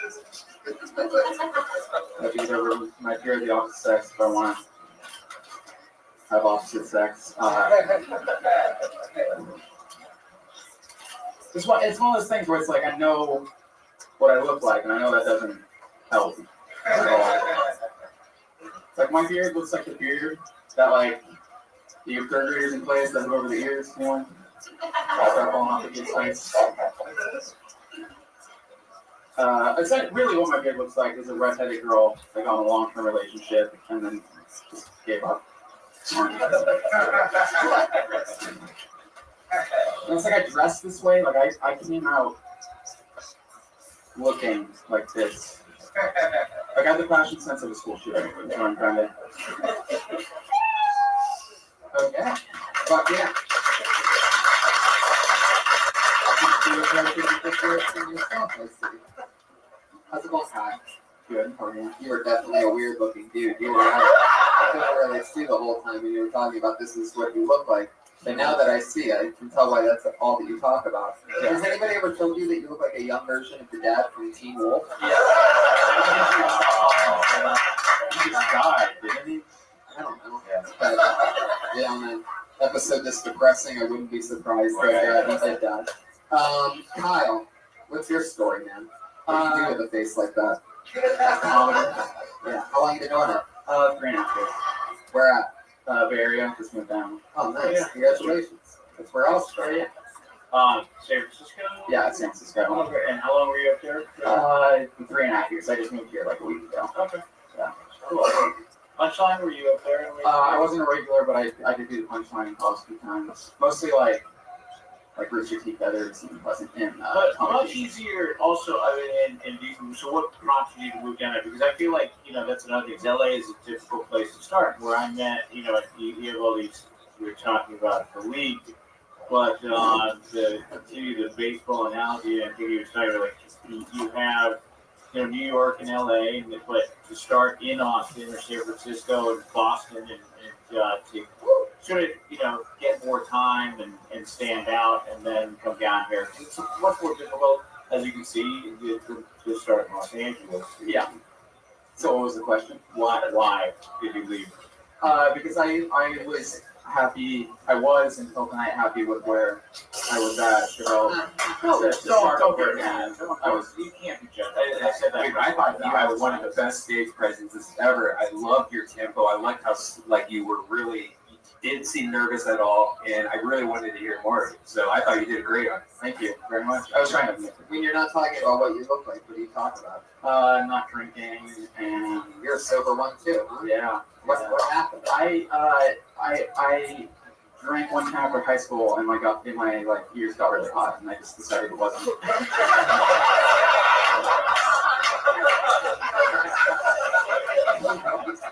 That was it. And then you and the two guys that have said they're sober, I'm like, geez, what went wrong? They're like, I didn't feel so good one night. Kind of joke, I'm pretty sure that's a joke.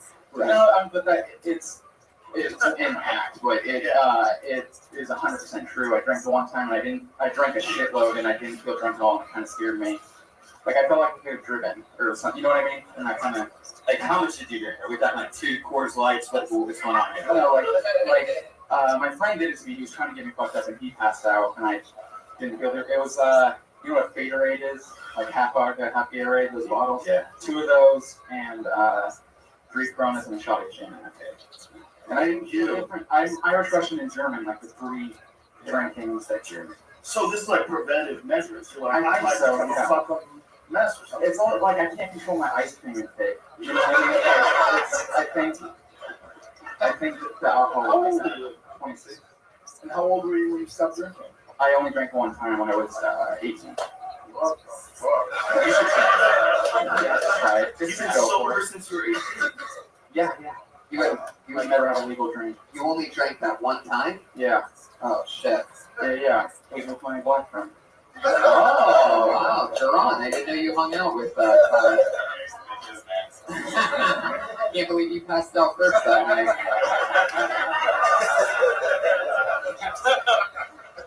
Yeah, things are good then, right? Yeah, they're great. I'm loving it. It's awesome down here. How long have you lived here?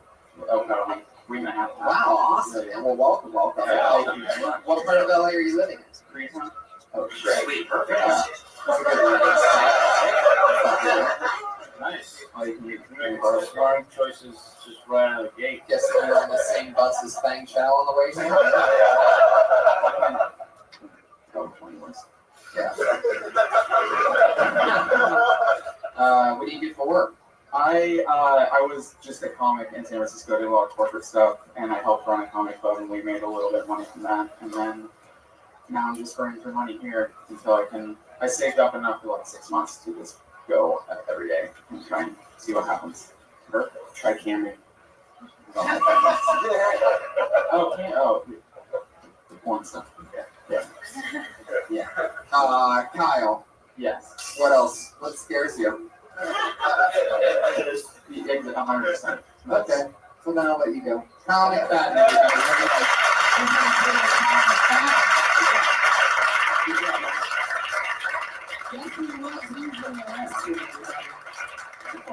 Put your hands together for Alice Dorsey.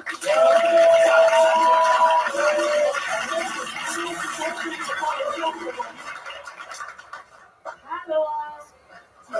I'm here to kill the Tony.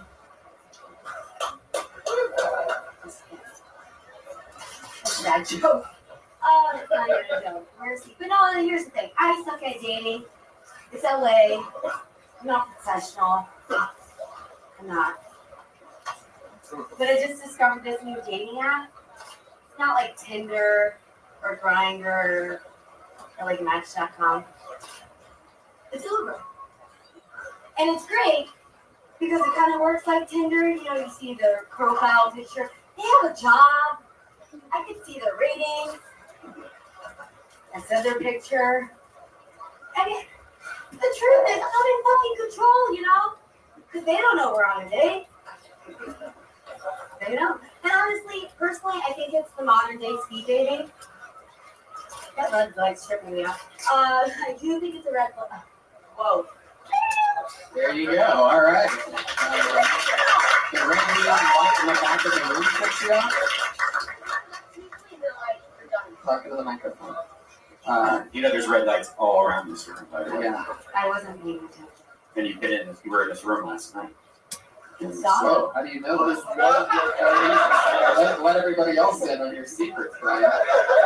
You weren't supposed to say anything. Okay, I didn't finish it. Whatever, it's horrible. Go ahead. How long have you been doing this? On and off for 5 months. Not 5 months. I just couldn't say that. 5 months. Wow. In one day. The thing in the beginning where you did the accent, you always open up with like an accent and say something about the room and then just go straight into dating material. Is that what you always do for the 5 months? Just out of curiosity. Are you also an actress? Do you do acting? You have to respond. This is a live show and a podcast, so you can't. Nobody's going to hand you a script right now. I don't always do that. It's always awkward. That's what I asked you. It shouldn't be an A and a B. You should have answered that when I asked you the question. I'm working on talking. I don't know how to speak. The truth is, I don't always open that way, but I felt like I needed to warm you guys up, not mine. And that usually warms people up. It didn't. I do act, but obviously I'm bad at it. No, I'm not sure. I mean, again, you do get a little bit of a heads up. Unlike anybody else, you know, we, your friend, they would warn you and say, hey, you're fucking next. I'm sure you've heard from people that you were able to see. You have some time to think about it. And, you know, I was excited that when I pulled to Alice, that happened a lot. It's a girl. Yeah, no, I was excited. You know, it's a lot of we had all guys, and you know, I see some other female comics here, so I was, I was excited about that. The diversity aspect. No, and I think the 5 months is just really tough. But again, what I said in the beginning is you really have to be yourself, and I think that helps. And you can see Kit was being himself, and you could see that what was the other guy? Thanks, Chow.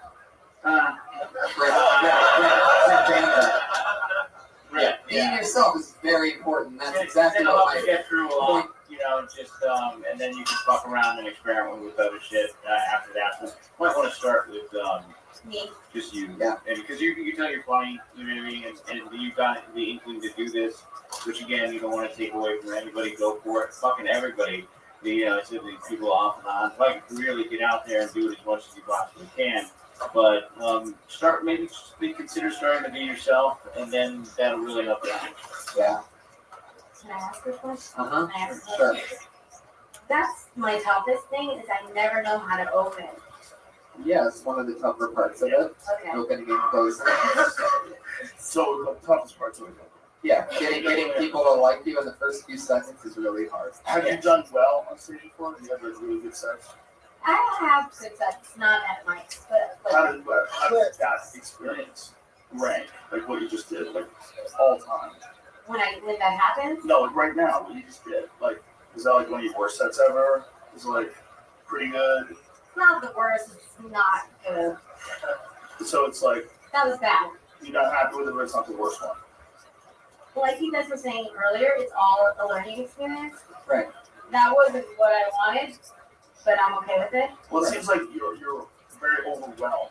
Like you seem like you're having. Oh no, I have a hard time being calm all the time. Like I have anxiety, like it's not even funny. I know it was the 60 seconds that you talked earlier. But it sounds like it could be funnier since you can actually talk about it and relate to it. That's stuff that's happening in your real life. The laugh that you got just really good. Well, you got that laugh because of exactly what you were saying. You became yourself. Right. So like the pressure was off to do material, and now you can be why probably a lot of people told you should do stand up in the first place. You can be funny because you can be yourself. Like your whole demeanor has changed now. If you watch this tape and watch how you were when you first got on stage and right now you're relaxed and you're smiling. It's an earnest smile. You don't feel any pressure. When you're first up there, there's this tension that everybody else feels. And that's like one of the hardest things to get over is people are there, they fucking feed off of what you put out. And if you put out this crazy nervous energy, they're like, oh, because they're pulling for it, they're like, keep it together. It's like you feel with that person. That's why it's when it works so well. Because if you're laughing and you're having fun, everybody else has fun as well. And the more connected you are to what you're saying, the more you're going to project that. So like right now, you're totally connected to like what like when you were talking about being nervous and that. Like you gotta laugh. It's because you were totally connected to what you're talking about. And that's a huge part of that. Yeah, so you proved right here that you can do it. Yeah, just in that one brief moment. So you have like an ember.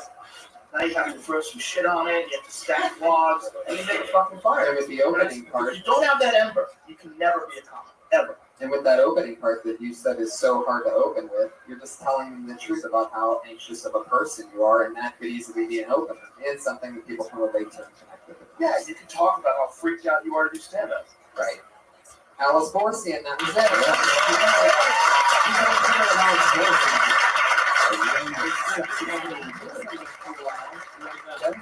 Every week since this show started, we have 2 female comedians who have done a new minute every single week on this show. This is this part of that show. Oh, great. Awesome. Going up first tonight, doing a brand new minute once again. She was with us and she dropped out of the University of Florida a year and a half ago. Put your hands together for Kim Congdon.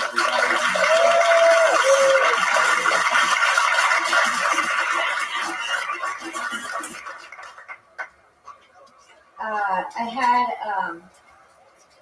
first time experience the other day. I want to talk about something new I did.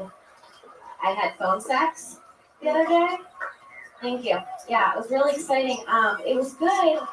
Hurt a little. I think next time I might take the cover off.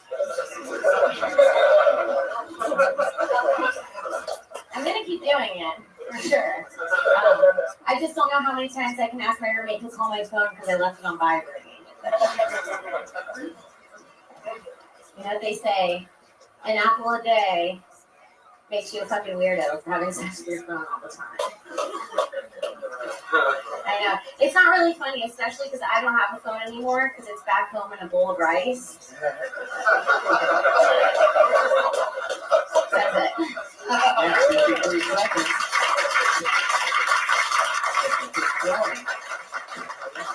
Another one.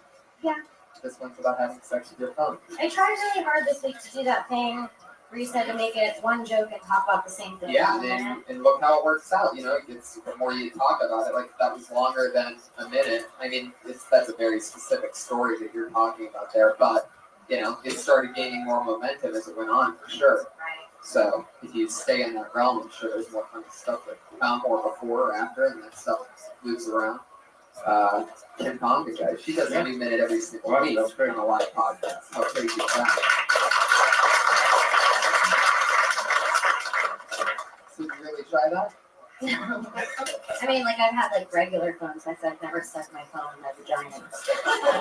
You had regular phone sex? Oh yeah, I guess people do that. For sure. You didn't just Skype or the FaceTime sex yet? Yeah, for sure. Really? You don't think he screen captured that? He did. Holy shit. I'm guessing, a couple. Kim, what's something crazy that happened this week? Anything in real life that's been going on? I had a couple friends come down from Texas. I don't really want to talk about what happened on Friday. I mean, we went out and like we partied a lot. More partying than I'm used to. This sounds like some kind of Pulp Fiction overdose story. So there's a lot of fun. Wow. All right. Now, why Kim? What? Why did she get to do this? How did you decide that you were going to? It just so happened. She's hot. Yeah, she was here, and no, she was here, and she was around when we figured that part of everything out, that, you know, it'd be worth investing in someone to so the listeners can watch them grow. And over a year and a half, people have watched her go from, you know, somebody who was brand spanking new, her first time on stage, to, you know, she's been doing cool things recently, like opening up for Sebastian. It's really motivating you to write as well. Oh yeah, I write so much. Great. Every week. Yeah. At least a minute. No, you're lucky. Yeah.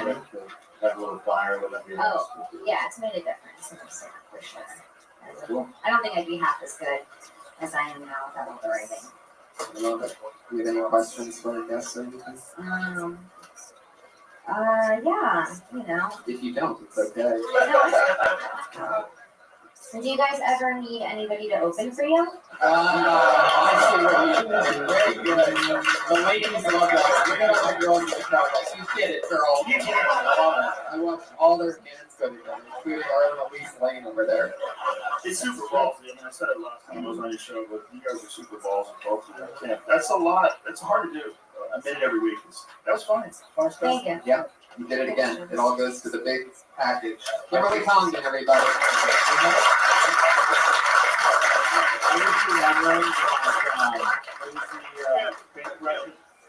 Big Russian accent. I had to remember this. When me and Tripoli, when I first got to LA, I met Sam Tripoli just immediately, and we became instant buddies. And then somebody asked us that owned a comedy theater to teach a comedy class. So like we did it one time. We went in there and fucking there's these students, and there was this one Russian guy who was really funny. But then everyone got mad at the comedy class because we told them they had to be in like a 7 to 15-year plan. And like this is not something you can just fucking dip your toe in. Like we were just being, you know, trying to be honest. And then the other thing that we did was recommend 2 books that I will recommend if these haven't been mentioned before. The War of Art by Stephen Pressfield, and then Comic Insights by Franklin Ajay. That he taught at UCLA are great books if you are starting. So I will recommend. Indeed, and on top of that, I'll also recommend On Writing by Stephen King. You ever read that? Yes. Yeah. Mostly, even though he's sort of just talking about writing novels, even though he's not too specific about it, but just about his work ethic, about all the work. One that he cigarette, puts in. Marvel Red, after finishes every single novel. That's all that. Cool. Who's next? Your final comedian of the night. We're going to go for Sarah Weinstein.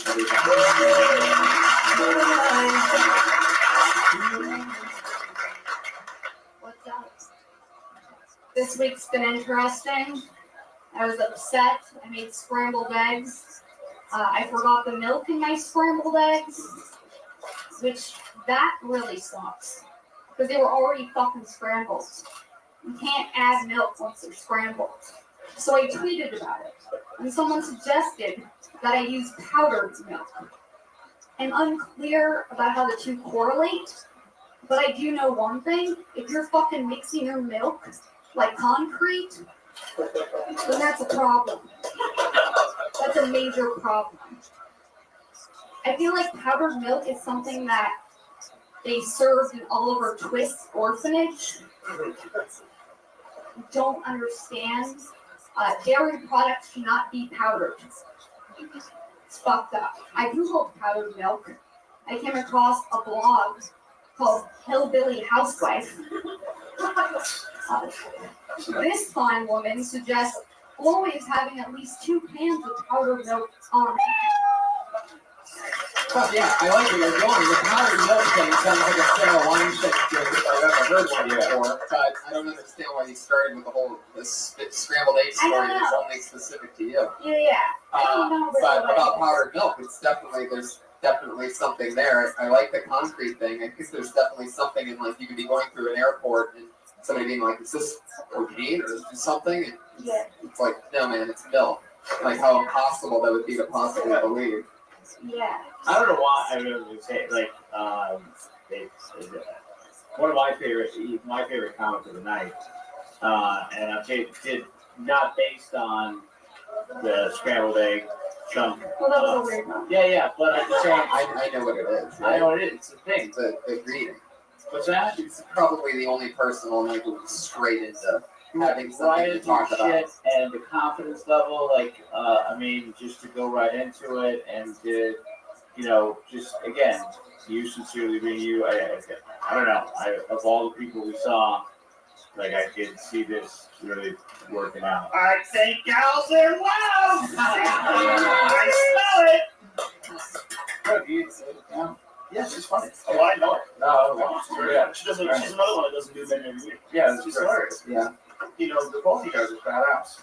Did this powdered milk thing, did it actually happen, or did you just see it at a grocery? I get the feeling from watching it, she's someone who takes little things and like talks about it, like corn holders and powdered milk, and like I get the feeling that you do all your writing like walking down a grocery store aisle or like stuff like that. You just see powdered milk. Somebody tweeted to me and said to put powdered milk in my eggs that I already made. That's what I meant to say. It's disgusting. Yeah. I would immediately block that person on Twitter. Oh, you mean like after you cook them? Right, and that's why I started with that, and I didn't really express that correctly. You just go straight into powdered milk. Yeah. I've seen you come up here and just say the words and everybody laughs because you obviously have an issue with it. Powdered milk. It didn't make any sense to me because I scramble eggs all the time with no powdered milk. Really? Or no milk at all. No milk. Yeah, I didn't get that. Yeah, I think a lot of people do, right? Thanks, guys. I just put it in the microwave for like 3 Everyone's like, yeah, me too. It's one of those things where people think that it's, some people do it, so they think that everyone does it. You only put it in there to make it fluffy. Yeah, I don't ever. Somebody makes the lovely lady's breakfast in bed. Yo, baby, I need some fluffy eggs. Sarah, you were great. Thank you so much.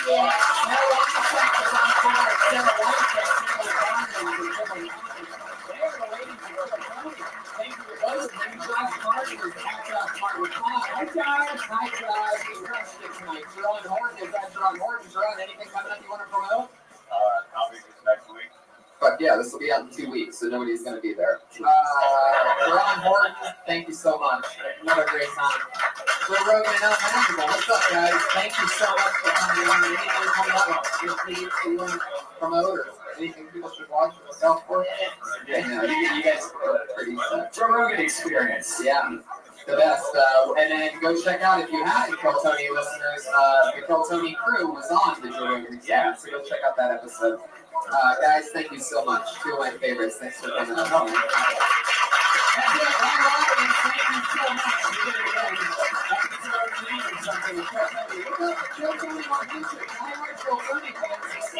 In the main room, we are going to do Kill Tony 100 live from the main room. It's going to be insane. It's going to be our biggest show ever. So why not fly out where you are and come do that show?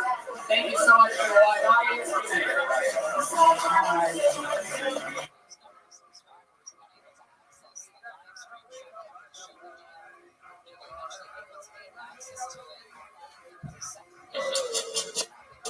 Hey, this is Redman coming to you live from the Road Famous Comedy Store for a brand new episode of Kill Tony Volume 2. Give it up for Tony Hinchcliffe! What? Holy shit, everybody. Welcome, everyone. Happy Tuesday evening for you. A rare Tuesday edition of Kill Tony. Happy to be preceding the great other Comedy Store show known as Roast Battle. Happy Tuesday to you all. Welcome, everybody. How are you guys? This is like a real live show in here. Yeah. Speaking of live show, you guys that are live here in the audience are part of episode 91, which is basically the first live streaming Kill Tony ever. And HD. You guys are double live. There are people around the world that can hear your laughs and your reactions. So thank you for being here. Yeah. This is very exciting. We've always wanted it this way, a new sound system, a new streaming live show out of an old historical club like the Comedy Store. And as of right now, it's bumping. I'm looking at it. Yeah, and just to note that there's going to be 2 versions of Kill Tony, at least for a while. What you're watching online is the live streaming one. That's just so you guys get a taste. You get, so you get your episode the day it comes out. But then we also are going to be releasing a 4K version of Kill Tony with better sound, better video, about a week to 2 weeks after. So it's going to be a whole different new thing. But if you higher quality, higher quality for all you listeners that I got to meet another group this week in Vegas. Yeah, we have 110 people watching right now. Wow. We are over capacity of the fire hazard of the belly room. And I just tweeted it, so it maybe more people will be joining us. So let's do it. It's fun. We have it again. We have one sponsor only. Her name's Elise Lane. She cooks us a meal every week. She's at the Girl with the Pan on Facebook and Instagram. She's Elise Lane on Twitter. Tonight she made us grilled chicken caprese sandwiches. I had some weird tofu thing. It's good. It's great, except my hands have oil all over them. Well, you pretend like that's anything different from your usual creepy self. Right. Guys, it's a live show, and anything could happen. Like, normally, we would have cut that beginning part of banter out completely, but no, you saw it. It just happened. We talked about Brian's greasy hands for a second too long. Guys, every week lately, we've had a musical guest, and some of you guys that are here in the actual room got to hear him earlier because he plays while the audience gets sad. He puts on his own little cool concert here, because why not? While people are seating, have a live show already going on. He's one of my favorite artists that I came across in 2014, one of my favorite new musical guests. Put your hands together for the great Pat Reagan, everybody. With a brand new song every week. Kill Tony exclusive, the musical work of Pat Reagan. Hey guys. The audience, I don't think is very happy to see me, Tony. I think they're like, you already did your part on the show. Because as Tony was saying, I warmed it up. Here's a song, though. You guys want to hear a fucked up song?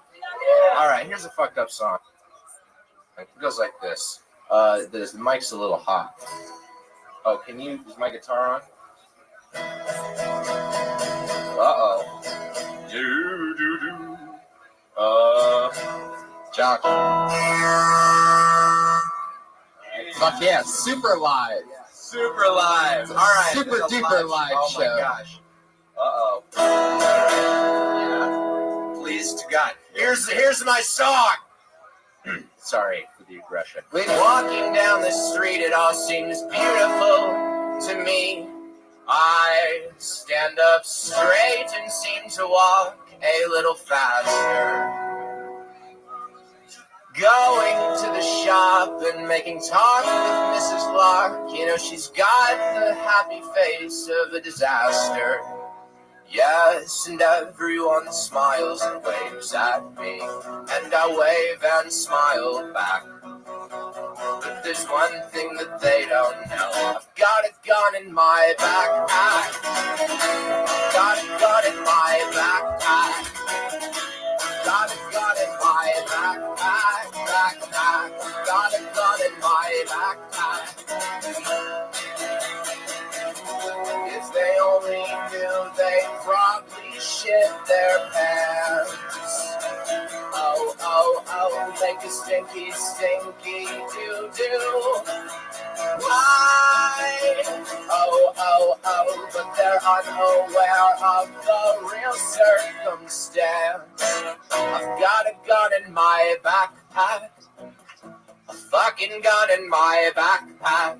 I stole it from a dead man, and now it's in my red backpack. Nobody knows I got a gun in my backpack. Nobody sees I got a gun in my backpack. I'm walking down the sidewalk with a smile and a gun in my backpack. Oh, a gun in my backpack. An ounce of weed in my backpack. A bag of jizz in my backpack. Pat Reagan with another brand new song that we've never heard before. super live streaming. He's on Twitter at Patty Reagan. And buy his album. Pat Reagan is a piece of shit. Pat Reagan Smells Like Shit. That's available on iTunes and Spotify for free. And check out him and Jeremiah Watkins. You might know him from Thunder Pussy. He did a great video for Funny or Die or something like that. It was really great. Yeah. The drug video. Video. Yeah, they're hilarious, and we're very excited about Pat Reagan's new Kill Tony presence. Guys, every single week on this show, we have a head of security. Normally, it's a young rising comic coming through the ranks who is a head of security for us, keeps us safe, and asks questions, tries to learn with the rest of us. This week, we have our most credited patriot of all time. He's actually a Kill Tony super regular guest, a Death Squad powerhouse, one of the most credited comedians we know and get to work with, one of my very best and funniest friends. Put your hands together for the great Stephen Brody Stevens, ladies and gentlemen. Wow, our best patriot ever. Chelsea Lately, Hangover, Hangover 2, Due Date. Enjoy it on Comedy Central, his own Comedy Central half-hour special. You got it. Push and Believe. And then present. Yes! Live in the flesh. You've seen him on everything. Comedy Central, HBO, HBO Go. Here, check 2. There he is, live in the flesh. He's our patriot. Excited to be a part of the first online show. You know, Tony, I have HD also. I finally got HD. You did? Yeah, heart disease. You did it again. Brody's already on fire. Have a seat. It's great to be playing the role of Iron Patriot when I work with Iron Man. Due date, you got it. Robert Downey Jr. opening scene. Oh yeah, you were in that. Yeah, thanks for not applauding. How do you want me to sit? What about after the opening scene? What happened after that? I went home. It was after that. Yeah. Did you come back or anything? No, I was one and done. Oh, okay. I do one scene and I get out. I love it. You know, that's how I do it. I'm excited here. Hello, Internet. Hello, High Definition. I'm excited. Welcome to Us Stream. You could probably just turn off your little microphone thing. You don't really need to wear it if you're screaming into the microphone. So I'm getting yelled at for screaming after I did 2 hours of professional audience warm-up today in front of 150 people. That's right. So I come in here and I am up maybe 2 percentage points than I normally am, and I get beat down. You don't do that to me. Brody's got a little bit of a soft side. He's such a rugged patriot. Yeah. Brody, I'm really excited to have you on. You're talking about your 2 hours of crowd warm-up that you did on At Midnight today. Yeah, I've been fired up recently. You know, people don't see the dark underbelly of show business and what it takes to make an Emmy-nominated television show. You got it, At Midnight. Nothing. Great.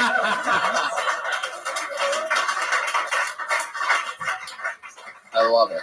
Well, Brody. Yeah, I'm excited to see the fresh crop of talent. Yeah. And I'm excited to work with your 2 guests. Me And too. it is always an honor to be here with Tony Hinchcliffe and Red Band. That's right. Here we go. Every week we have 2. Josh, just unplug that microphone. That's ridiculous. Every week we have 2 new guests come on. And yes. Say one thing. Yeah. You know, I'm here being positive. Uh-huh. You know, I'm being a good sport. Uh-huh. But let's keep, you know, the headpiece in. I'm doing this. Let's be nice to me. No. But the headpiece goes to a speaker that's on your kneecap. Right. So they can't hear any of that. Well, why am I doing that? What? So this is just what it is, man. Grind. You know, you funny. You're just funny without bits. Look at you. Huh? Is the couch that you're sleeping on? I didn't hear him. Is the couch that you're sleeping on in the kitchen of the place that you're sleeping? Like, why are you losing so much sleep over the thought of food?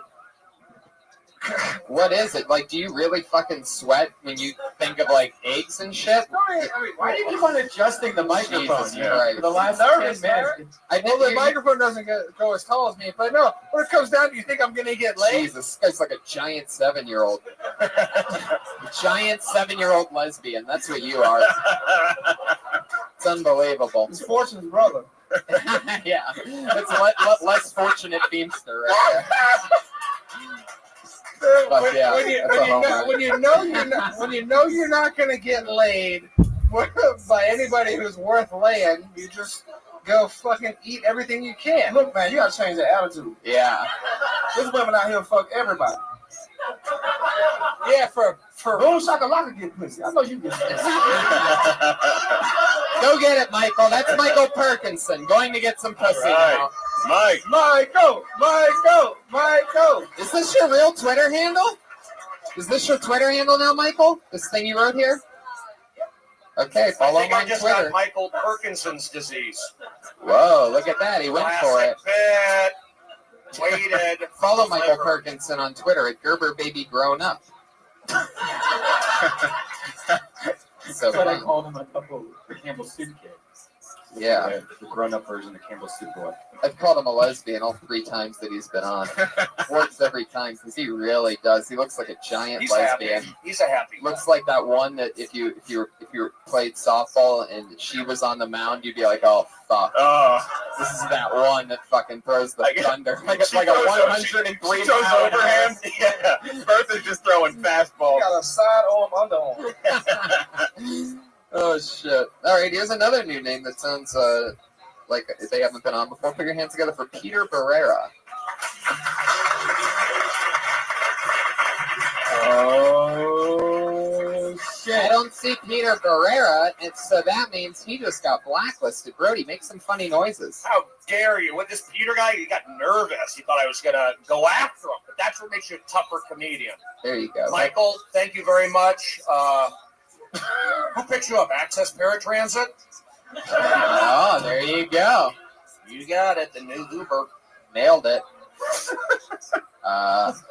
Fuck yeah. So yeah, let's do it. Your next comedian goes by the name of Eric Carter. We know this guy. Hillbilly. This guy is a real hillbilly from the South.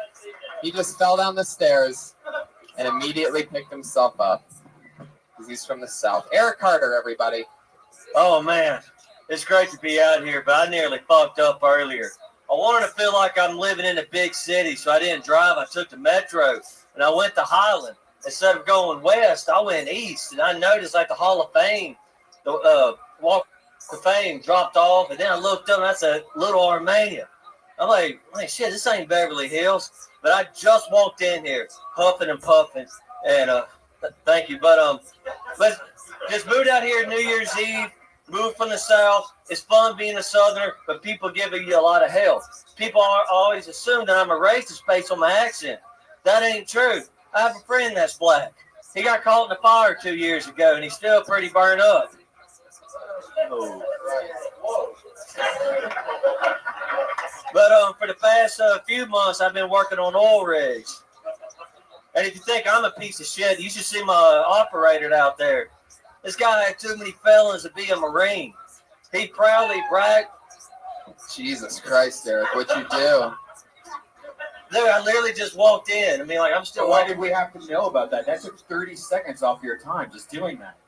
30 seconds. And then you did a joke about, are you saying that your only black friend is a white guy who got in a fire a couple years ago? Is that what you said? He's 1 out of 3. Wow, you went for it, huh? Yeah. He's 1 out of 3. Were the other 2 white burn victims as well? The other one has frostbite of the entire body, and the other one... No, they're legit black guys. They use oil. They're legit black guys. They use our oil. Oh, okay. So, work on an oil rig. So are your black friends, or could one say that your black friends are some riggers? Yeah. That's good. That is, whoa. Why did you think of that? Yeah. You should have wrote that down while that fire was happening. So, Eric, you're from the South. You're flustered. I just walked. Where'd you walk from? Why I got off at Highland, and I walked the opposite direction for 5 blocks. And then I saw the 101. I said, shit. And it was like 7:40, and I walked basically 4 fucking miles. huffing and puffing. Why'd you keep walking? Why didn't you take a bus or something? I don't like buses. What about a lift? That would have been $3. Why didn't you jump off that bridge? The 101, baby. Even if you survive the landing, a car's gonna hit you any second. But it would have been way funnier than what you did up here. Yeah. Yeah. I was excited for your material initially because it was a great bit. Like, oh shit, I walked the wrong way on Highland. I got to Little Armenia, and little Mark Ellis, who likes a happy ending, is like, oh shit, here comes a punchline. And then you just went into your first joke, and I'm like, wait, that was like half your set. It was just the setup to why you're on stage, and there was no joke. As a Southern, I like the accent. I like it. Is it real? Yeah. Yeah. You put 2 syllables in oil. That's What part of the South are you from? Mississippi. Yeah. That checks out. That part. So when did you see your first black person? 3 years ago. Really? Holy shit. So y'all ain't got no TVs now? Black and white. They still show up as black, like, but they still don't show them as black on the black and white TV. On those black and white ones, they're still ain't white. no black programming on black and white TV. Oh my God, Eric. I think the Simpsons Mexicans. So you were on an oil rig for a few months. What's that like? It's hell, especially up in North Dakota. 6 inches of snow, below 20 degrees. So like, what do you do? How many hours a day are you working out there? 12 to 18. Right. Then what do you do after work? Just go to sleep and do it again. Yeah. That's all there is to do. So what would you do for fun while on the oil rig? Because you were out here for a while. You got a taste of the Hollywood life, and then all of a sudden you're on an oil rig in North Dakota, deep in snow. What'd you do to entertain yourself? Well, they set us up a nice cabin, so if I was off, I just... A nice cabin to you? What's that, like a Famous outhouse, trailer. a Job Day John, one of those fucking, like, what do you consider a nice cabin? That was a double-wide trailer. Right, That's fuck right. yeah. Exactly double the size of a trailer that you're normally used to. So, did you have any prostitutes out there? No, it was like the Wild West. There were a bunch of them, but I stayed away from them. STD's really high in that area, higher than Hollywood. Have you ever got an STD? Shit. No, look, look, Google Blue Waffle. I heard it. I saw that. What's a blue Don't waffle? put the image in my head. Blue waffle disease. Oh shit! What the hell is Google it? blue waffle disease. I told me to Google it, and it's really high in North Dakota. That's not a real thing. Yes, it is. No, blue waffle is not a real disease. That just Yes, it looks is. like a blue waffle, and somebody called it. I hear Megasha Jackson saying yes it is, and by the look of her lips, she knows about blue waffles. Yeah. If there's blue waffles happening, Megasha Jackson knows about it. Eric, have you ever been with a black woman before? Yes, I have. What was that like? Oh, look how intense. Right, exactly. I've had 3 of them. Did she know What? she was with you? Yeah. Sisters love me. No, shut the fuck I believe up. that, yeah, 3 yeah. sisters? No, they do. Yeah. Oh, I see what you're saying. Soon as he Sisters. found out. I thought he was saying that all 3 black women that he hooked up with were sisters. I forgot that they called themselves sisters. I thought people were actually He buying. just went from sisters. room to room to Right. room in a house. Like, Yeah. can I get your grandma too? Eric, tell us about being with a black woman. Yeah, What was that like? How was it to see that nappy, like that hair for the first time? That patch of like pubic hair. Well, I was fortunate enough these shaved. These shaved. These shaved. These Not they shaved. You said these shaved. Yeah. As in, no, like, they're not even human beings, is that what you're saying? These shaved. That's like saying this bucket shaved. Like, it's like you can't believe that they would do that themselves. I missed this shit. He says it right, exactly. It's just so natural. He doesn't even know what's wrong. No, Look at no. it. He doesn't even see what could possibly be wrong. It's like you're describing the ordering experience on Amazon. Like Yeah. you're just like, nah, I'll go not shaved. I don't want to deal with that shit. No, they had pretty asses. They were shaved. And, Wow. Dude, there's a black guy right behind you who's going crazy right now. Right. Hey, you ate that pussy, didn't you?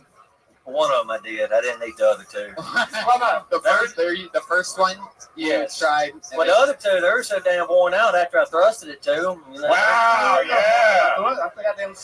Jimmy locked that pussy. I thought Jimmy threw that pussy. It was so. What was your favorite thing about being with a black woman that you don't get when you're normally with white men? That's gonna sound kind of crazy, but I like that coconut smell. Like black girls have good scents. Oils. It all comes back to the oils. Vacation sales just went up again. This oil totally drowns out the smell of blue waffle. This stuff right here. And racism. No, it doesn't do that. Doesn't do that. No, not that strong. Smell of coconuts that you Yeah, like. it's yeah, I get it sometimes. Mm-hmm. What's the longest relationship you ever been in? Have you ever been serious about a young lady? Just a year. Yeah. I travel a lot, so I'm never in one place for too long. Oh, you're a player. Look at you. You're a walking Allman Brothers song. You just keep moving from oil rig to oil rig. And now you're here. How long are you going to be here before you go back to rigging? I guess whenever I run out of money. Do you have a date yet? Do you have a prognostication as to when that's going to be? No, I just got a serving job over at City Walk at a Mexican restaurant. Hola. How you doing? Oh my God. Me llamo. Hey, Mexican women love What it. you want? Some kind of burrito or something? I like the tacos Bel Grande. These cooks speak English back there. These cooks speak English. Try the blue nachos. Yeah. What can you tell us the restaurant? Can you give us a little pitch? Like what if you came up to us as a table? Like what would be your I opening haven't line? started yet. I just filled up my W-2s, but Is it Camacho's? yes. I've been to City Walk. You just 10 or 20 You times. just guessed the restaurant? Holy Yeah, shit. Camacho's, it's right there. It's next to they got an IMAX I've worked there. at Mexican restaurants before. I bet you have. One in Dana Point, one in Waco, Texas. He busted the place. So give us All your, right. give us your opening line. What's it gonna be? Talking to the mic. How are y'all doing today? Y'all welcome to Camacho's. Let's go to another restaurant. Let's get out of here. Eric Carter, there he goes, everybody. It's on Twitter at Call Me EC. Anything else for Eric? Oh man, I'm upset when he was serving. He skipped me. He said he went over me. He didn't look at you at all. He knows where his tip's coming from. Come on, Byron. We got a different water fountain for your friend. You know, guys, I was saying we're talking about oil, and Mark's a big football fan. There's a football player who's really into oil. He was on the Redskins. John Riggins. Diesel. Yeah. Guys, I knew you wouldn't get that joke, but assume when I say something and then I'm done, then you laugh. That's called a joke, and that's why I hang out with Major League Baseball players and whoever I want to, because I'm positive energy, and I look for the funny. Hey, Brody, there was a pitcher that was really into oil, too. Do you remember him? Oil Cam Boyd. Wow. All right? Thank you. I got it. Why did I get that? Ask me something not about sports. Eric Carter's on Twitter at Call Me EC. That was Eric Carter, everybody. Eric Carter, everybody. What'd you think? Yes. What'd you Good think of Twitter Eric, handle. Brody? What's the Brody report on a Southern boy like that? I worked at Red Robin. I understand what he's going through. I like this. I like how he put down his coasters. That's his table. They'll check back after 2 bites or 2 minutes. Those are the rules. Always keep the water. Always filling up water. You're gonna do good there at Camacho. Is it Hector Camacho's? Is that who owns it? Yeah. Hector Macho Man Camacho. Macho. Do you guys read newspapers or anything at all? Because I'm throwing out basic stuff and I'm getting zero. I pulled another name out of the bucket. Go ahead. This I'm guy going to start getting sexual, all right? That's where we're going next. Because that's what you sickos respond to. Jesus, Brody. You are Masturbating. all right. So you know it's a good live show when Brody starts threatening to masturbate. I pulled another name out of the bucket. We know this young man. He just had his head shaved on this show a couple weeks ago. So you know he's going to be hilarious. Put your hands together for Kenny Lyon, everybody.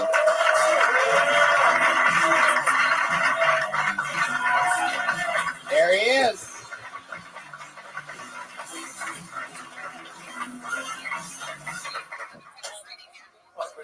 I got straight A's in school, straight absences.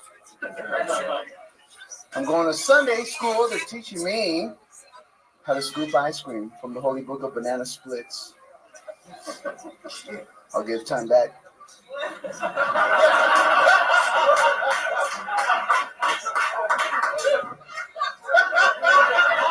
What? He's offering to give time back to the show so Oh, other okay. people can use it. Oh, I see what you're doing there. Say the banana splits one again. I'm attending Sunday school. They're teaching me how to scoop ice cream from the Holy Book of Banana Splits. Michael Perkinson's just clapping because you said banana splits.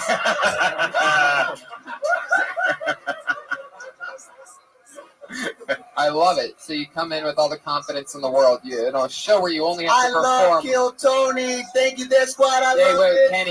Kenny. Just stick with me. Over here, buddy. I got a sponsor. Just relax, Kenny. Just take it all in, okay? You did 13 seconds now. He on his way. Now, did you come out here with the intention of just doing 13 seconds? Like, if you get picked, you're like, I'm gonna do the one thing about the A's and the absences, and then that joke about banana splits that makes no sense whatsoever. But I'm gonna sell the dog shit out of it and just go, I'm giving my time back. Like, you thought, like, was that the plan the whole time? That and now this. I'm talking. Well, yeah. Well, I know this is the part of the show where we do that, but I'm talking about during your set. You know, You just felt that in the moment.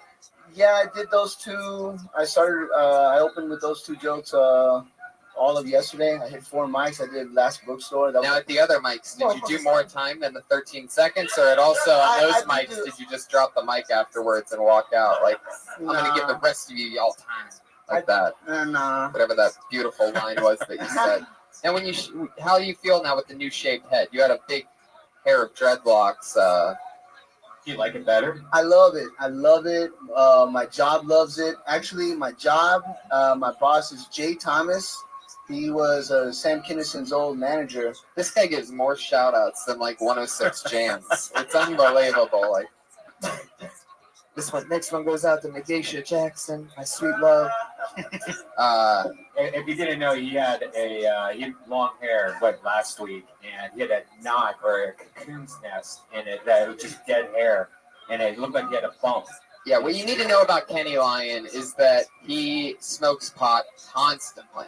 Like, he's a really big freeloader of pot, and he just stands around anywhere around the Comedy Store where he thinks people are smoking pot, and he'll just join you if you start smoking pot. That's just exactly what he does. And so he's trying to clean up his life a bit, so he got rid of this disgusting, matted, wormy-looking dreadlock that he had. He shaved his head on this show. For an astounding 3 minutes of complete silence. It was a total failure. I never should have booked it that way. And so now, Kenny, this is what's happening. What's the job that you work at? I'm an usher at the Dolby Theater. You're an usher at a theater. They do the Academy Awards there. Wow, that's cool. Did they recognize you when you came back to work after you shaved your head? No. They thought that they were doing a. They're like, that guy, he kind of looks like that guy we fired last week. Hey-o. Kenny, did you get to work the Academy Awards? Yeah. What was that like? Yeah, man, it's the best, man. It's the best. 3 years in a row you've been working there? I try to hook up with chicks, the whole thing, man. How does that work out for you? Yeah, I kind of got close because, I'm right there guarding the doors. Wow. You know, hot gossip? Yeah, what you see at the Academy Awards? It's all old popcorn. Did any hot starlets try to have sex with you? Was anybody like, oh shit, Manny? No, I want to fuck Manny Pacquiao with leukemia? Hey-o. You can't just hi-oh really great jokes. Manny, that doesn't. You can't hi-oh 2 jokes that went more than your entire set. That's kind of illegal. So Kenny, hey-o. During the Academy Awards, do you ever get mistaken for Maddox, Angela Jolie's child? Now that's a joke. There you go. That felt good. Thank you, Kenny, for being a part of that movement. I love when you guys gotta watch Brody when he closes the window. Kenny, they know. You and the shout-outs, Jesus Christ. Non-stop. I don't know what to say. Now, you live with your mom, and you said that she was going to be really happy if you cut your hair, and this is like the update on that. How's mom feel about the new haircut? She's still mad that I don't have a full-time job. Right. She lied to you. Wait, but you got the theater gig, so how many, did you just work the Oscars? Pretty much. And then you're off the rest of the year? Yeah. I'm clocking out, bitches. See you in 2016. You see people in a theater one day a year? Wow. How can you? Hey, I don't know what your mom think as an immigrant, but where we from in America, nigga, you made it. Yeah. You living a dream. Yeah, you made it, Nick. You made it. Whoa, Brody, I getting almost said it. excited over I there. almost said, I'm sorry, guys. Be careful. The guy from Breaking Bad sitting right next to you, the black guy. Oh shit, there he is. I saw him eating potato chips out of a backpack earlier. It was the highlight of my night. I know there's just one little bag of potato chips in the backpack, but I was picturing like if the whole backpack was just potato chips when he was eating it. It was like the most adorable thing, but I didn't want to draw attention to it. It's like a kid's book. It's a magical backpack that keeps creating potato chips. It's never ending. There he is, everybody. All right. Kenny, thank you so much. Thank you. Solid. Once a year? Shit. I just want to say it's an honor sitting over here with former Major League Baseball player Tony Gwynn. There he is. May you rest in peace. Yeah. Did you get that? You got the rest. Thank you. Yeah. Brody Stevens. On John Riggins and a. So you're through athletes that are still alive. So now we're just going to reference dead athletes. A question that I always ask my guests when they're on for the first time is, was there anything you said or did when you very first started stand-up comedy that you can't believe you did? You know, like how probably at some point, like Megasha is going to look back on tonight's set and wish that she said other things. You know what I mean? Like probably. There were a lot of Hawaiian shirts in my past. Whoa! There's a lot of Hawaiian shirts in my past. That's a classic youthful. When I landed at the Comedy Store 10 years ago, I had a lot of Hawaiian shirts when I do the open mic. It was like, that was my funny shirt. Like, how would everybody know I was funny unless I had the Hawaiian shirt? And on really big Saturday nights, I had the Hawaiian shirt with a Van Halen shirt underneath the Hawaiian shirt just to double up how much I fucking love to party. Ooh, shit. I get the feeling Byron's not going to have the same answer as that. Hawaiian shirts and Van Halen t-shirts underneath them for you, Byron? Fuck them. No, I say pretty much fucked up things like I still do. I called a lady a gook one time. Ooh, wow. Whoa! Wow, was she Asian? Yeah, she was a Was she Asian? That's like the Asian N-word. Yeah, she was a Vietnamese woman. She was talking during the show. She was Vietnamese talking during the show, and I was like, "Hey, shut up, gook." Damn. And she was like, "You shut up, nigga," and the whole place got silent. Everybody else was white, and it was like a standoff. And I was like, you know what? I deserve that. I apologize. Always let the Vietnamese win. That's just the American way. Yeah, I fucked up. I guarantee you, right after that set, they set up a white kid in a Hawaiian shirt to clean up the room, just to put everything back together. Oh, you know how many people it takes to kick out an Asian woman? Vote. Here's a mistake. Doing the Gong show in Atlanta was a mistake because they booed. They like to boo. And I was on stage and a gong just flew at my feet. Instead of them hitting it, they was like, "Nigga, you know what to do with it." Ooh. Oh my God. Myself, you know what I mean?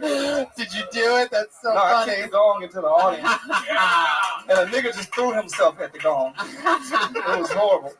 Wow, that's amazing. I hear horror stories out of Atlanta. Are we going to bleep out the N-word on this podcast? Because I'm an audition. I'm an audition. All right, Brody. This is like a no-win situation for me. You're you guys killing. know that, right? You're killing. People are going to rave You're about doing how well. You're you're doing well. crushing. Yeah, you crushing. We have a great synergy, Brody. We work I together. don't know. I'm on the chat room. It's not looking good. No, don't worry about that. You know what? I'm loving the show. Let's keep pushing. Here we are. We're at the part of our show where every week we have two regulars that go up and do a brand new minute every single week. It's insanity. All of our fans have gotten to watch them grow. Like over the last year and a half, a brand new 60 seconds each week. They do it as well. So put your hands together for your first comedian going up tonight. You know her as the college dropout. Dropped out of her senior year at the University of Florida. Once she started stand-up comedy here at the Comedy Store on this show. Brand new minute from the very funny Kimberly Condon, everybody. Here she is. Yeah.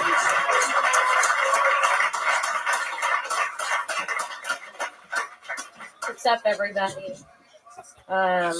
50 Shades of Grey is coming out pretty soon. And a lot of girls were really into that book. That was a really big thing a few years ago. A lot of chicks masturbated to 50 Shades of Grey. Not me. I couldn't. Too many paper cuts. I'm just kidding. I really don't know how people do that. Like, I don't know how people masturbate to books. Like, what are they like? Ooh, words. I like that noun. Like, I don't get it, you know? I'm starting to realize that I have a type of guy, and that type is unavailable. And I don't know if I like unavailable men because my father was unavailable, or mean guys just get me wet. It's too real. The other day, a guy messaged me on Facebook, and he said he would give me $25,000 if I gave him a blowjob. And I'm not a prostitute, but I feel like $25,000 buys a lot of Listerine. Mm-hmm. Kimberly Condon. A brand new minute. That's fun. Thanks. You did it again. Thank you. Anything for Kimberly, guys? What do you think? Brand new minute each week. How would that affect you? How would you guys handle that? Have you used the previous minutes in other sets, or was it just like now is it just a challenge to do this show and then it's like fuck that minute, it's not that good? Wait, I don't understand the question. Well, do these minutes translate to other shows you do? Oh yeah, I use them in some of them. Yeah, the good Yeah. ones. The good ones go to the overall. I go back and I look at them and I pick the ones I like, and now they're all starting to connect. They talk about a lot of the same things. Yeah, like I saw you before. I definitely think it's good. And I think what they doing is a good exercise. Like, I wish I would have had this when I started. I'm probably be like a paid regular right now. You are a paid regular. You're not a paid regular? You've been a paid regular for like 6 months. Yeah. Like 2 years. Yeah, there you go. Even Brody's a defendant. They pay attention. Basically, what I'm saying, I think it was a good training ground. Absolutely. Totally. They weren't booing the shit. There ain't nobody booing you. You know what I mean? This is great. I would love to come in this environment. Have you ever read 50 Shades of Grey? I tried to. That's why I made the joke, because I just don't get like how people could get. You tried to read the actual paper version of it, or Yeah, and then it was just like really sexual on paper, and I was like, you could just watch porn. Right. Do you think you've gone so far down the porn path that now a mere book can't get you off anymore? I'm pretty deep in the porn path. Probably. Well, this is interesting. I don't know, books. I found a book in the sister's drawer. You know, they got that drawer with all the condoms and shit. And they do? Yeah, they do. Women condom drawers, they condoms don't match. You know how we got a box, all the condoms got the same wrapper. Female condoms, they don't match. You just be like, which size is my size? You know, right? Like going to the all the Foot Locker options. and shit. Yeah. It's weird, man. 2 vibrators, because one broke. Sorry, in a book. Is this true? Are all the drawers the same? Do you have a drawer like that? I don't have a book in mine. Oh. Or a broken vibrator. But I do have different condoms. And a vibrator. We do. Interesting. So if you get a guy back to your place and you like him enough, do you just like go to the drawer? Yeah, I send them to the drawer. Send him to the drawer. And he's like, there's no fucking books in here? You're like, sorry. Kimberly? Yeah. A personal question. Yeah, did you happen to lose your virginity at Barnes & Noble? There you go, Brody. That's You're a nailing great- it. Yeah. That's going on my demo reel. Yeah. I'm back.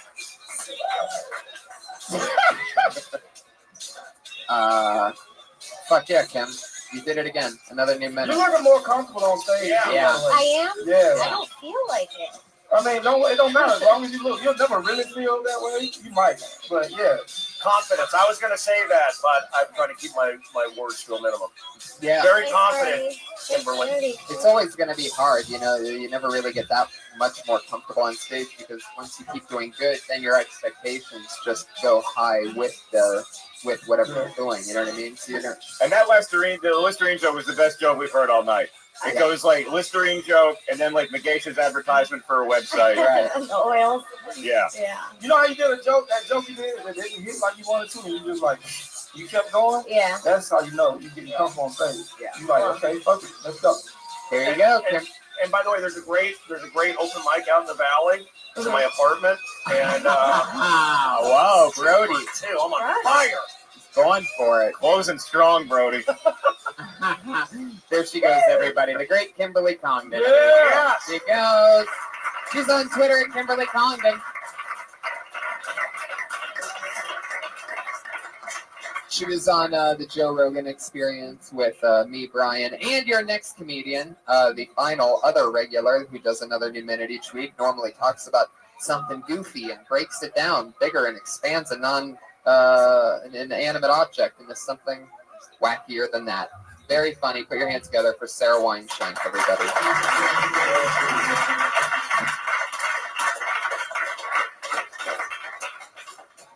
I don't understand people who have spice racks. I just don't feel like it's necessary. I feel like they want to be taken seriously in the culinary world. There is no need to have 16 spices. There just isn't. What the fuck is coriander? Why do you have that?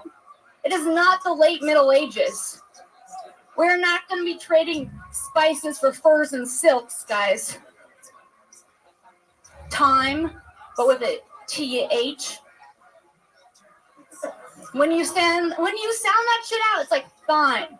Like you have a lisp. Makes no sense. Saffron? What do you use saffron for? Cumin? Spelled like cumin? C-U-M-I-N? It's confusing. Alright. Crush Fest, all on one thing, stayed in the pocket, spice rack all the way. That's great. I had no time for that, or no time for that. I was Yeah. waiting for that little time. Yeah. You're totally right. I mean, at first I was like, wait, now you're going to talk about spice? And I love nutmeg and like cinnamon, you know, and that little thing here. But then you're right. There is so many fucking spices that just suck. That what are you even using for? You did a great job of picking out the obscure spices that people have still heard of. Right. Like nobody knows what the fuck coriander is or what it's doing in your food, but we've all seen it there before. Right. A lot of people think that cinnamon and saffron are just Megasha Jackson's sisters. But the truth is they're spices as well. I like that one. What again? You really need to have like a kitchen set sometime where you do like a 15-minute joke of all the different things like Tupperware. Yeah, we've heard a lot of this kitchen stuff, and that's why it's really exciting for me to see Spice Rack and see that it's like already sort of ready to go. Like that's what's crazy about what they do is writing a new minute each week is 52 writing minutes a year. So if only half of that sticks, that's amazing. There's your half hour. You can wire it together. If the stand-up doesn't work out, do you have a background in culinary arts? I mean, I can fuck around in the kitchen. I can like make it taste decent, you know. Michael Perkins. Hold on, Michael Perkinson just came in his pants. Once you say the word, the roof too. You literally raised your hands like you were on Space Mountain when you just heard about a girl that might be able to cook you halfway decent shit. Yeah. Anytime a girl says the word kitchen twice, Michael freaks out. Look at that doofball. What is he? You're gonna make it, man. I can't believe you brought down the security at Jurassic Park by yourself. Like, that was so crazy. That's not it. That's not it. That's not it. Damn you, Newman. Wait, we got a show. I think that you and Michael should go on the road together and you just say, what the fuck is coriander? Then he tells everybody. Yeah, exactly. That actually goes well in Blue Waffles. You guys just united. You guys would be a great team. Nothing better. Nothing better. I was going to call him a pig again. Forget it. Seasonings on it. You're not that fat, by the way. Like there's a lot of... But your face is, so don't clap that hard. Guys, I love it. That's Sarah Weinshank crushing for a Nicely minute. done. Nicely Her done. and Kimberly Congdon. We're watching monsters grow here week after week with those two. She's Sarah Weinshank. Princess Shank on Twitter. Like to see her spice rack. Whoa, Brody going for it again. Somebody let Brody jerk off on them, please. He's getting a little horny over there. Brody, you're on Twitter at what? All Things Brody? Brody is me friend? What is it now? Brody is me friend on Twitter. Thank you very much. And once I settled in here, I felt we all connected. Totally. Great synergy. Thank you, Brody. You're one of our best patriots ever, especially on this first ever live streaming episode. Big shout out to @Josh Martin Comic. Josh Martin sitting right over there in the ugliest t-shirt in the world. He has been hustling around all day, setting everything up. Panicked at one point. We've done 91 episodes. He's never panicked to me before. Was panicking before this one. Told me that I should give him the information about the Patriot not dressing up earlier than 10 minutes before the start of the show. Is that me? Josh, I think you might be taking things a little too seriously. It's okay. Yeah, he was upset that you were only wearing gloves. You're mad at me, Josh? No, it wasn't that. He called it unprofessional. Yeah. When he told everybody. Yeah. Well, but thank you guys. well, maybe it was. And to our amazing guests, 5150 Ellis on Twitter, Byron Bowers on Twitter, Schmoes Know. Go get that on iTunes. Subscribe on YouTube. Yes. Schmoes Know is unbelievable. That's where I check into for all my fun movie reviews because I love fucking movies. How great was Birdman? You with me? Love Birdman. Think it should win Best Picture. I totally agree. Nightcrawler. Hopefully, when Kenny Lyon's seating people at the Kodak Theater, you can slip that in the envelope. Byron, anything else you want to promote? We are live. Sky Code every Wednesday at 11:30. Oh, that's a popular show. Wow. And the Eric Andre show. Well, that just ended. So tune in. I'm gonna film something else this year because I will. ByronBowersLive.com and Facebook and Twitter and all that shit. Lovely. Thank you guys so much. I am doing the 311 cruise at the end of February. What is that, Tony? 311 performs on a cruise ship with like 4,000 of their biggest fans. There's a bunch of other shows that go on. I'm opening for 311. Wow. A band that I love. No big deal. Congratulations. Just getting paid to perform with a band that in high school I would save my money to go see, which is pretty fucking surreal. So I'm excited about that. 420 Vancouver, guys. Guess what? 420. Tweet at Comedy Central that you want to see Tony Hinchcliffe on the hashtag Bieber roast. Annoy the dog shit out of them until they simply can't take it anymore. Do whatever it takes to try to get me on that thing so that other people that don't watch podcasts know how amazingly hilarious I am. 2 million total views tonight on our live stream. 2 million. I'm pretty sure we went over the fire capacity of the belly room. Thank you so much, live audience. Red Band, anything else? Love you guys. Thank you. Roast Battle is next. Roast Battle.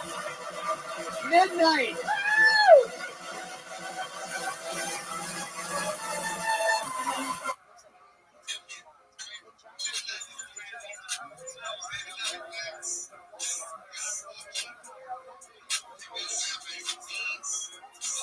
Comedy Store for a brand new episode of Kill Tony Volume 2. Give it up for Tony. Yo. Fuck yeah, everybody. Here we are. Happy Monday to all of you. How exciting. I'm glad that so many people were able to make it out. Welcome to Kill Tony, everybody. Here with the one and the only Brian Redband. Brian. Hi. How you doing, buddy? Horrible week this week. Oh. I got roofied.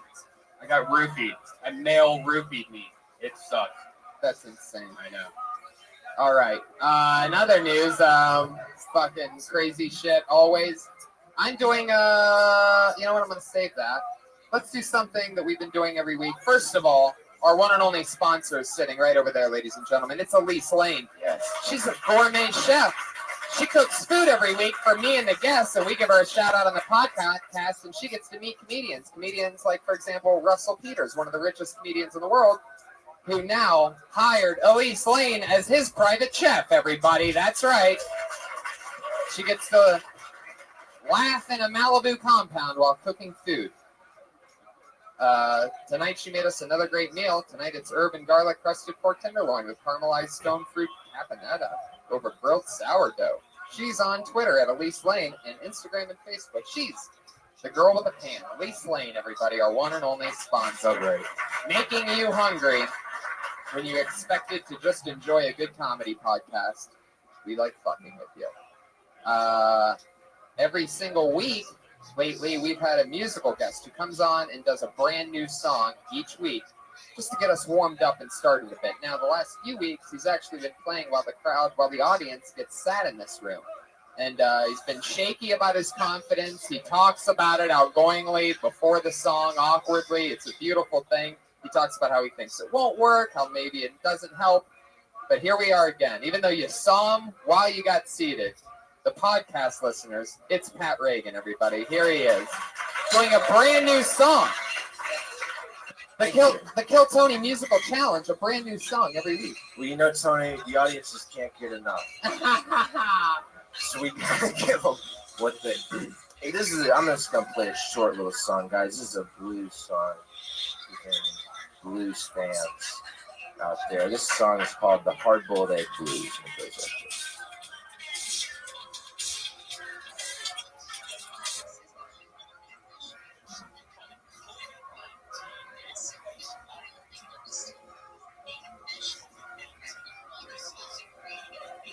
Hard-boiled eggs.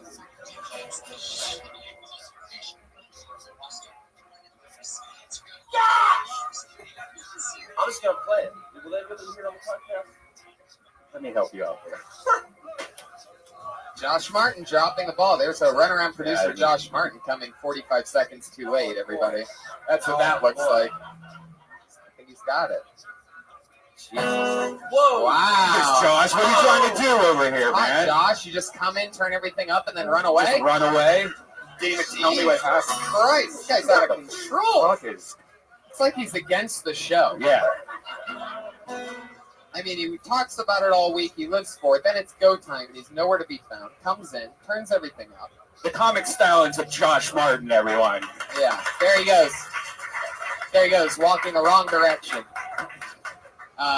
Ladies and gentlemen, our musical guests tonight. We've done something fun the last few weeks, so we're going to edit all that out. No, I'm kidding. We actually don't edit it. Pat Reagan, everybody. Here he is. The Hard-Boiled Egg Blues, ladies and gentlemen.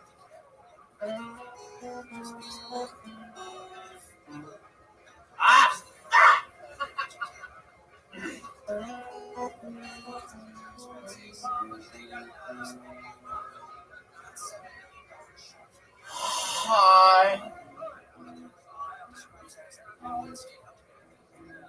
boiled eggs. I spread my legs and pop one in.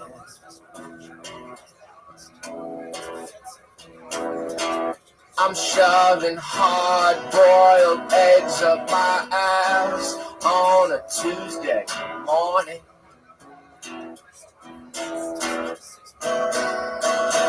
Well, these hard-boiled eggs drive me crazy. I feel like such a dirty little whore. One egg feels good, but two's amazing. I want more. More, more, more, more, more.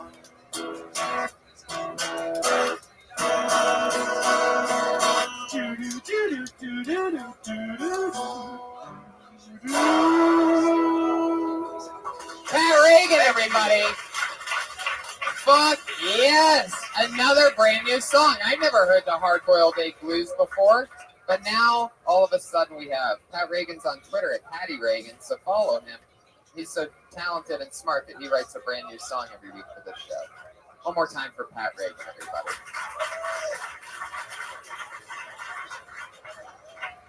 Every single week we have a new head of security who keeps us safe. This week will be no different. This guy is hilarious. Normally, it used to be a guy in an Iron Patriot suit. It's evolved so much that this guy's just wearing a set of gloves tonight. Funny guy, one of my good pals. Put your hands together for George Perez, everybody.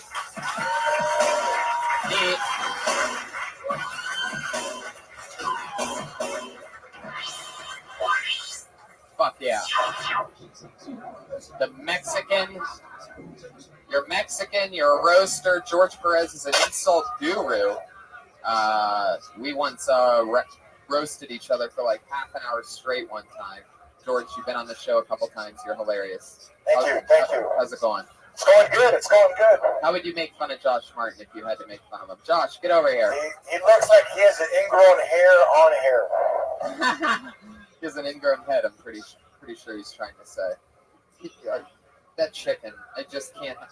There's a weird smell going on, Brian. Like you have to eat before the show from now on. You can't just eat and breathe in my face. Like this is out of control. This whole thing's backfiring. I'm like, we'll have a food sponsor. It's gonna be great. I didn't actually expect you to start like eating dinner right in front of me on the podcast. I think it helps. And the way that you eat, it's just unbelievably disgusting. Have you not realized I do it on? This is the first time you. No, it's not like a funny. Oh, I do it on purpose. It's a joke. Like I don't know what it is. It's terrible. It's food. I know, Brian. But since you're vegan, I thought it'd be funny if it has nothing to do with the fact that I eat healthy and I'm in good shape. It has nothing to do with that. It has everything to do with the smell of pork being blasted on my face. You're facing this way. Trying to talk to George over here. Guys, back to the show. I guess it's that caramelized stone fruit campanetta that I'm smelling. Oh, shit. George, are you excited about tonight's show? I'm excited, bro. I never had gloves that lit up.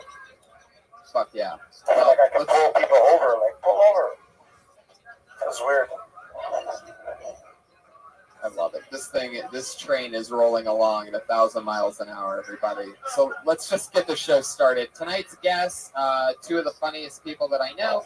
Doug's been on the show a bunch of times. It's Andy's first time. We're so excited to have him. Get good and loud for our guests. It's Doug Benson and Andy Haynes, everybody. Here we are.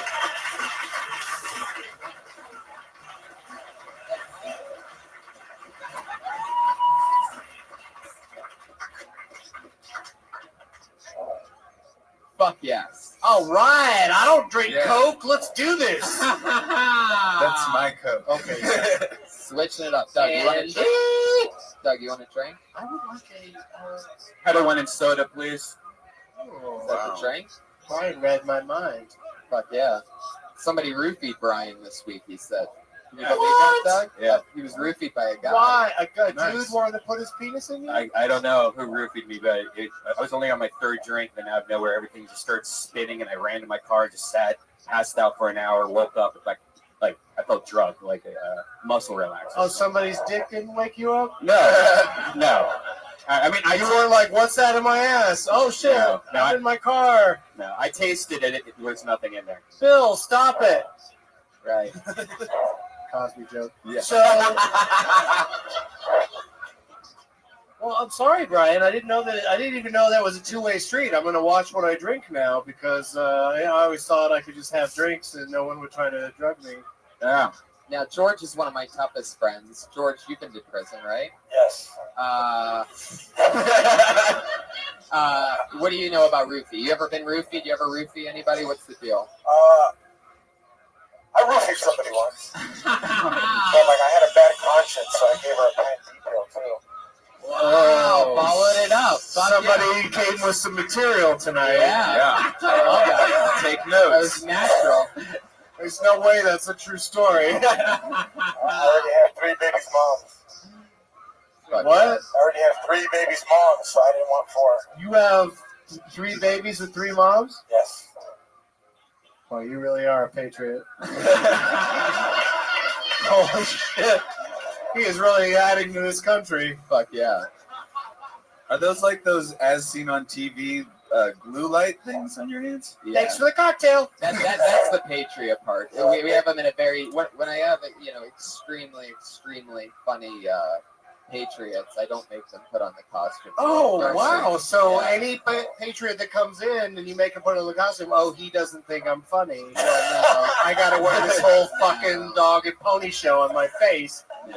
The funny guys get to come on, just have wrist things that are really cool, and just go pew pew pew pew. Yeah, like this is amazing. Yeah, I'm fucking scared of you. It's perfect. You should have another one on your chest. That I wasn't in the budget. Okay. Right.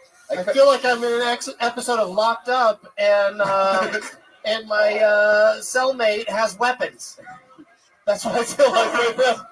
Well, no. The audience isn't feeling it, so let's move on. Yeah. Everyone's scared of you. That's my point. George, what's your every week the Patriot asks the guest a question? What do you got for tonight's guest? Mr. Benson. Oh shit. That's you. Nobody says Mr. Benson unless they're going to rape you. Yeah.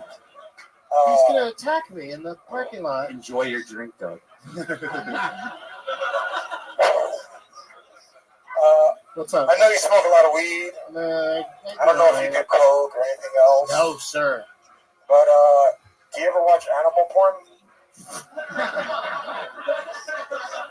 Isn't that just I wild? thought he would ask me something challenging, but it's true and also just the right thing to say. No. I'm sorry, I meant yeah, see, I'm going to judge the other comedy that comes up on stage because I am a pro that said nay. I got some groans from the audience. That's no matter how long. This is my lesson for everyone here tonight. No matter how long you've been doing it, you're not above getting a fucking groan. Right. From a bullshit crowd that got into a free show. No doubt about it. George, what's your question for Andy Haynes? You done a lot of late night? Wait a second. I get animal porn, and he gets a question about his career? Unfair. Because also you said you smoke a lot of pot and then went to animal porn. What's the connection there? Do you think pot smokers are into disgusting things? Yeah. We were wrong. Yeah, you got booed by a lady. That's okay. How does that feel? Not so iron. Feels soft and sad. God, there's a lot of sexual tension between Doug and George. Because he kind of reminds me of, I don't want to get into it, but... Whoa. Somebody wants to steal your wallet or something? I came in here with a beef with the whole Patriot premise. That's right. Because I think the original Patriot deserved to have what he did just die. Right. And you guys think of something new. Right. Instead of making him want to kill himself because he quit a successful podcast like 2 seconds before it became successful, and now has to watch it all the time while other guys pretend to be him. And one of the people that pretends to be him doesn't even have to wear the outfit. Right. Just gets to do his job. Right. That fucking guy came here on a bus every week. Yeah. Where he had to just stand on the bus because he couldn't sit down in the outfit. Yeah. This guy gets to wander in, throw on a couple of gloves, and pretend it's winter while it's 80 degrees out fucking side because we're in Southern California. How weird is this weather? But Doug, it is. Doug, Patriot can now watch it live streaming. Yeah. So it's like he's That's here what I'm with saying. us. It's even worse. You're just rubbing it in like fuck you, guy who used to do this job that we just didn't get along with. It wasn't like he did anything horrible. No, we got along with him. You did anything horrible. You just didn't vibe with him. No, we did vibe with him, but you came on my podcast and it was a train wreck because then we were done. That was it. That was it. That was the That's what moment you were finished. You killed the Patriot. Now you have a guilty conscience. We I do never. have a guilty conscience, but I won't put him on my show. You realize we never talked to him again after your show. Like that was it. I've only talked to him in sad tweets I didn't respond He basically to. he basically quit Kill Tony live on Getting Dug with Hot. It was not a smart move on his part to do that. Yeah. Agreed. He was trying to impress you, I He think. should have hung in there. Well, he just didn't understand how the business works and thought that one appearance on my show that nobody enjoyed Right. would turn into a Especially new gig. us. Yeah. He thought he was in after that. Oh, and that was went scary. very poorly. Yeah, that's the worst thing. Like, if anybody ever says, like, if I'm on the road and they're like, hey, Tony, man, I saw you on Getting Dug with High, like, my heart just melts immediately. It's by far the worst thing that I've ever done in my entire life. I mean, that episode of that show, and I was so excited to do it, too. I'm like, I smoke pot all the time. I dare say part of the problem, other than him, Iron Patriot being annoying, was another big problem was you got more quiet than I've ever seen you in your life. Right. Yeah. Brian was not only up and into it and happy, he was blowing hits into Iron Patriot every single time he took a hit. He would blow it at him. And I think it was his girlfriend and they were trying to save money. I was so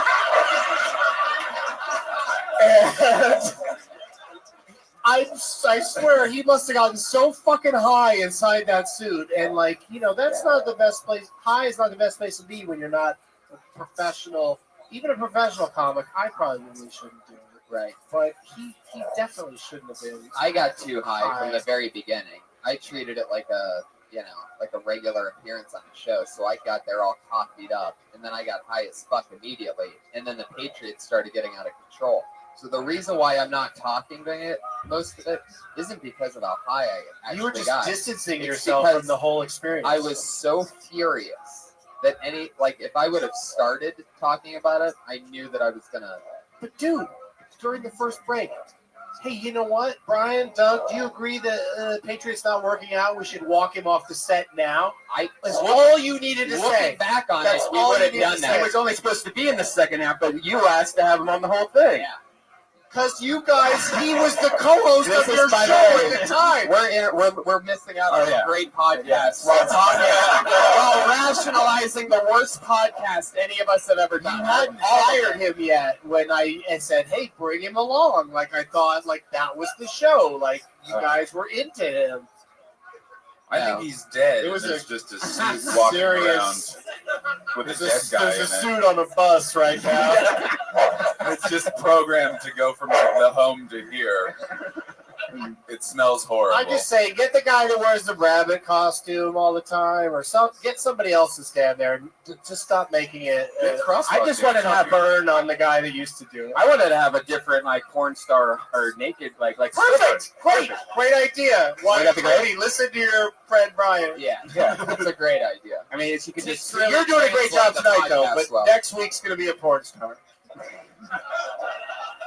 So get into porn over the next week. You can still do this. Porn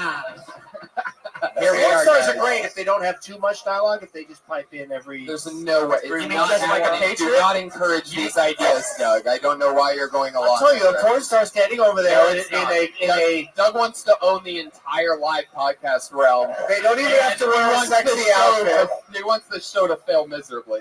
Put a porn star on the podcast. Nobody wants to listen to a porn star. You're right. No, You're but right. for small amounts of time, just to give a sentence here and there, that's perfect. Have somebody writing their microphone so they only get to speak when spoken to.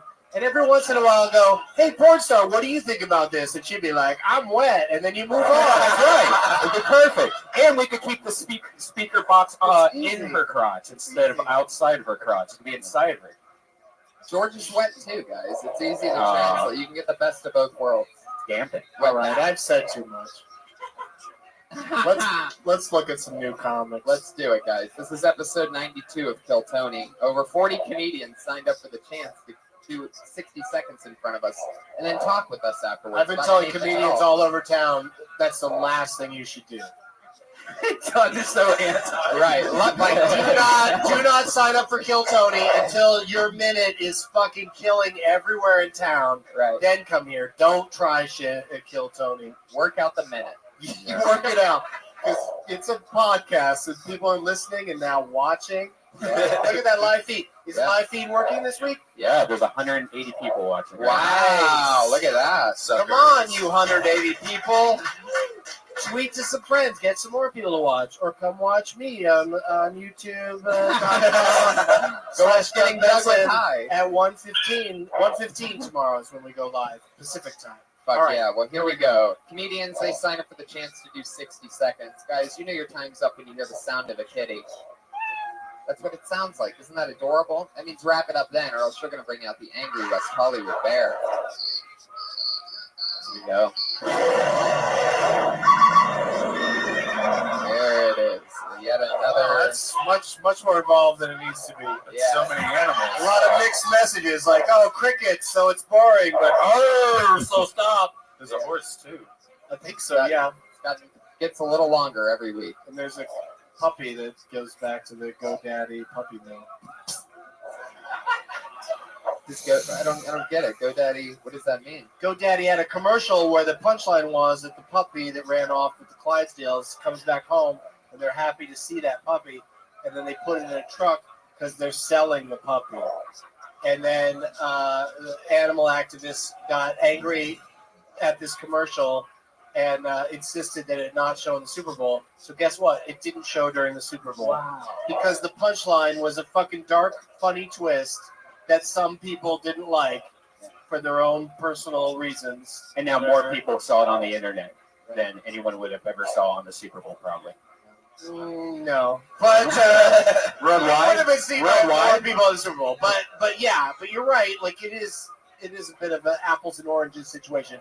They still got some publicity out of it for sure, and that commercial showed on a lot of I saw it when they told about how it got pulled from the Super Bowl. But that's just amazing that in this world where free speech supposedly reigns, a satiric commercial gets pulled from the Super Bowl. I bet you it got pulled, and I bet they didn't have to pay the $15 billion for the commercial, and almost the same amount of people, if not more, saw it. No, I bet the NFL and what network was it on this year? NBC, The Blacklist. That's what played after it. I bet you they wouldn't fucking give in for a second. They just say, "Fuck you, your commercial." I think they showed a. Did they show a replacement commercial? Oh, never mind. And what was it? Was it an old GoDaddy commercial? A guy sitting at a desk. Yeah. All right. I didn't say describe yourself during the Super Bowl. This is the part of the show where the comedians actually come up and do 60 seconds, everybody. You ready to get this thing started or what? And we talk to them. It's crazy. Your first comedian tonight doing 60 seconds. We know this guy. We're supposed to try to stop them from talking, right? We're supposed to yell over the entire thing. No, Doug. You've done this show 6 times. I don't get it. I don't get it. This is my impression of you when you play the games on Doug Loves Movies.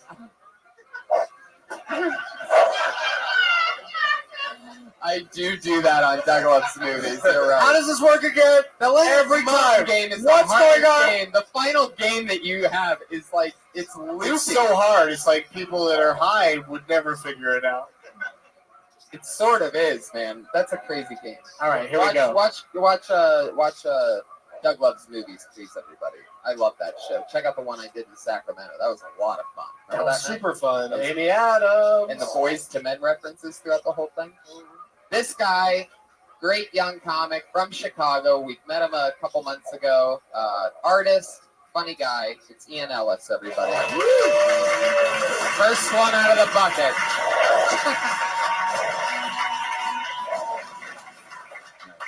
Stop fucking shit up, man.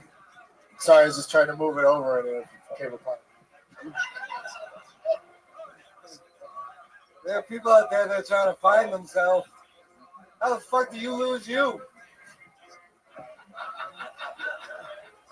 Seriously, I tried drugs, tried alcohol, I can't get rid of me. If you don't know who you are, I'll tell you, I'll save you the trouble. You're the person that gets to decide how you react to all of your own thoughts and emotions. That's it. That's as special as you are. A monkey that chooses. My philosophy is this. You're a monkey. You're not a gay, you're not a Muslim, you're not a Jew. You're a monkey. And unlike any other monkey on the planet, you can choose the right thing to choose love. And anything else, I'll let you do that. There you go. 49 seconds from Ian Ellis. Choose love. Giving time back to the room. Are you running for president? Or I think I just started my period. I got a question for you, buddy. That's part of why, the mics are acting weird, so that's why I tried to move it, just move a little bit over that way more. There you go. It's not a question, that's a direction. That's so great, the way you just said that. That's not a question, that's a direction. Are you familiar with a comedian named Mitch Hedberg?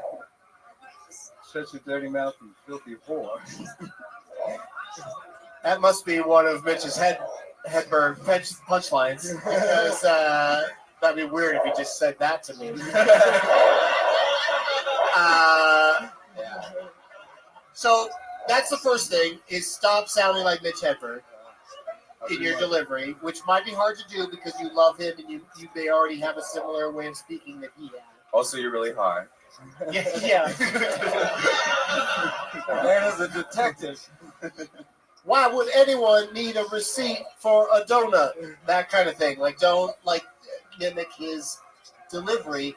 But that being said, you're clearly like professional and said some things that, like, even though the audience wasn't laughing, I pointed at you guys a couple times when I thought you should be laughing because there's some clever turn of phrase there. What do you think, Andy Hayes? I think there was a good premise there, but you didn't like turn it for me at all. Like, it was just, also for a while it sounded like you were gonna go on a racist rant. You're like, you're all monkeys. I was like, all right, I want to get off this stage while this is happening. Yeah. But I mean, obviously you got some good stoner vibes coming out, and you're like, you want to, but there was no turn. Like, we're monkeys that make choices, but what surprised me with how that revelation is made. Yeah, as high as you are right now, I'm guessing you were a lot higher when you wrote that. I'm trying to picture how high you must have been then, to where you're just like, you're not a gay, you're not a Jew. Like, I bet it all looked really clear then, huh? Then you did gay, which is sexuality Right. in two religions. Yeah, There should have been like you're not a paraplegic or whatever. I like how you're reacting to this part because it's been pretty insulting, and you seem to be having a good time. So you should definitely, hopefully you can sign up for Last Comic Standing, where they do this sort of thing to you, and if you can handle it, it's usually a virtue. Yeah. What is that? What are these weird attacks on Kill Tony? It's some weird sexual What's thing. going on? No, I was just comparing it to how on Last Comic Standing, they when they're doing their critiques, if you get offended, then you're out of luck because you have to hope that they'll change their minds because you're agreeable and are willing to take their notes. Yeah, their bullshit notes. Like nothing we say tonight is really, like, any little thing we say isn't gonna make them a stand-up comedian. Right. It's just all little building blocks. But you can pick or choose which criticisms to. You can definitely roll with the punches. Yeah, that's what I'm saying. You ever do a he's roast agreeable. before? He's agreeable, which could work out in the comedy world because that's part of, like, clubs will book you because you are not a pain in the ass to have around. Well, I can't feel anything, so that's probably. Do you listen to your own sets? I mean, do you listen to the podcast now? Do you How do listen you know to, he's high? Do you listen? I'm just saying, it might be his personality. Are you high on marijuana right now? I'm high as shit. Okay, good. All right. Just wanted to double check. Now attack. When you listen to it, do you ever listen to it sober? And when you listen to it sober, are you like, what the fuck am I talking about? Or are you like, oh yeah, that's so crazy? I should try that sometime. I should listen to it when I'm sober. But what do you think? Yeah, I mean, do you critique yourself and listen to yourself at all? What? That's what my podcast is. I put out a new. Wait, you have a podcast? I put out a new 7 minutes. What's your podcast called? It's podbean.com. Yeah, just blur it out and slur it out as much as possible. No one knows what you just said. IanEllis.podbean.com. Oh my God! What a complicated fucking name for his thing. Well, it's that easy to Look get for to. Ian Ellis on iTunes. Yeah, there you go. Hey, check out my podcast. It's singingfagandfarmers.com/Hotspot. Ian, what's the big twist on your podcast? What do you do that's different? I put it. Yeah, you gotta have a big twist these days. I'm not saying you would have to have a big twist. I'm leading it to yet another funny topic, Doug. Thanks. I put out a new 7 minutes of stand-up every week, and I put a beat under it, so it's like releasing a comedy mixtape. You put music behind the new 7 minutes of stand-up that you write every week? Yeah. It's a 7-minute podcast. Yeah. Why don't you have music under your set at a performance like tonight, for instance? If I could find some musicians. Wait, what musicians doing on your fucking podcast? Is it you? I go out and I record my sets, and then I put music under it like a mixtape thing. Yeah. So bring that music. You want me to take a fucking boombox with me? You can play it on your phone. Who the fuck needs a boombox? What are you talking about? You still using the boombox method, man? I did not know that You posting podcasts through your fucking boombox? auditioners on this show have so much to learn about how, like, I'm fucking old and I could pull this shit off. You're a young man. He's got a microphone that Yeah. records to a wax cylinder, and then he puts a boombox next to that, and then he plays his iPhone with his set on it, right? He edits it with 2 cassettes. You know, like the cassette player. You just. But that sounds really interesting to have like beats under whatever the fuck you were saying tonight.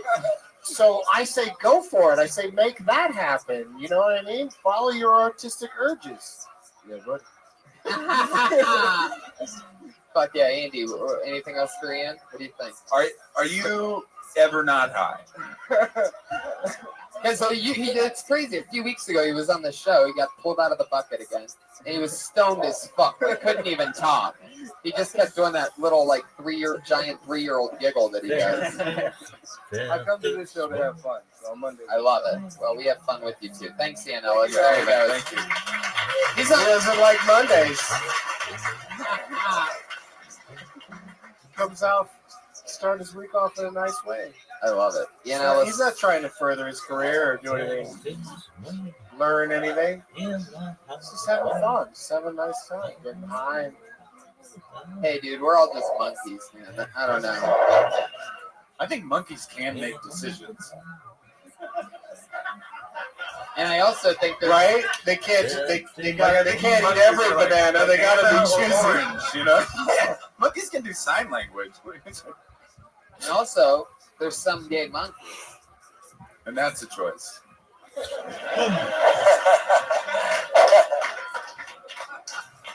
I pulled another name out of the bucket. Put your hands together for Darren Chase, everyone.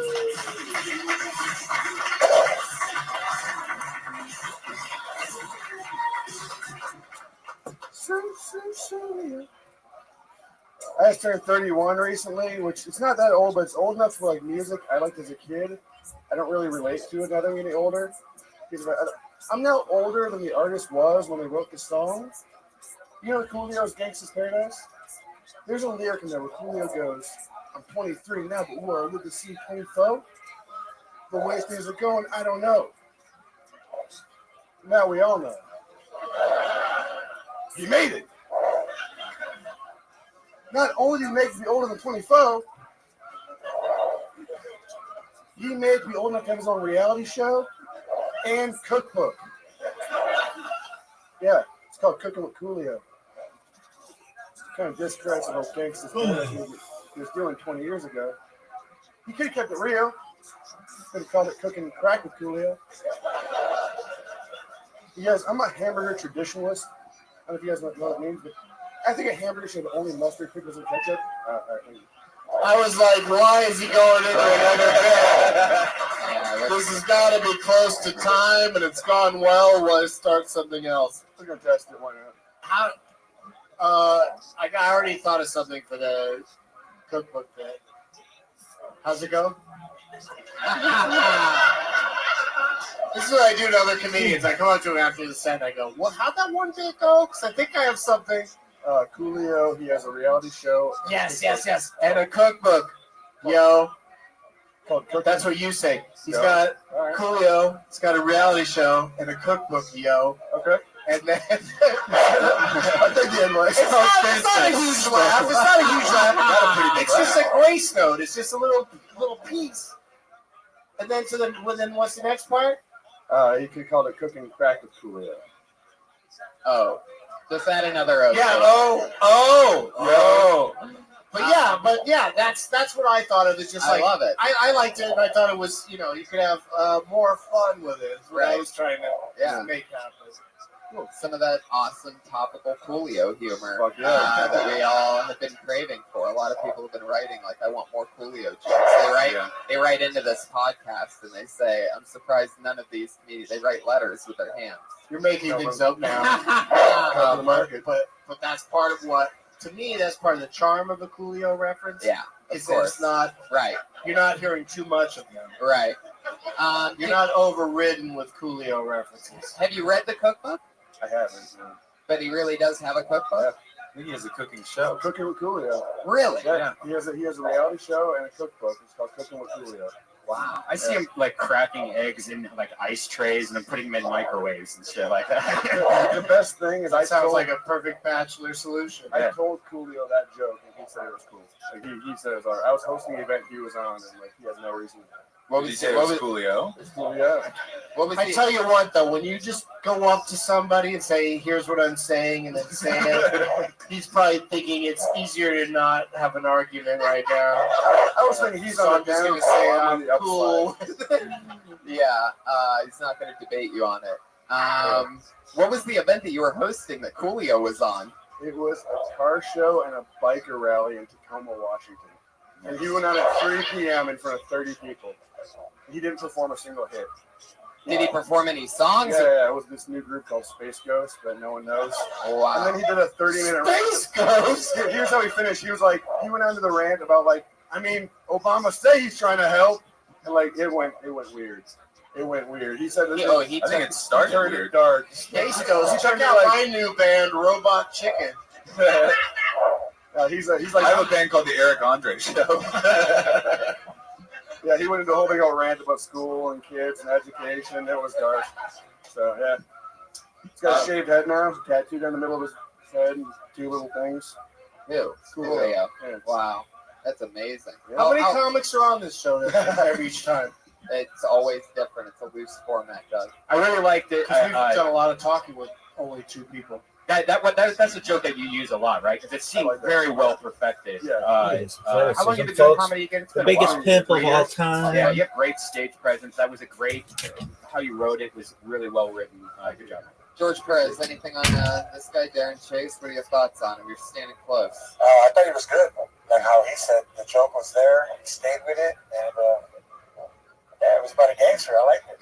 Yeah.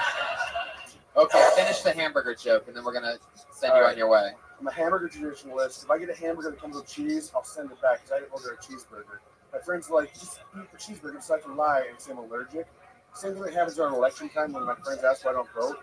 I have to lie and say I'm a felon. There you go. Thank you. Seriously though, the I don't want cheese thing is the weirdest thing I've ever heard. Yeah. I'm picky as fuck.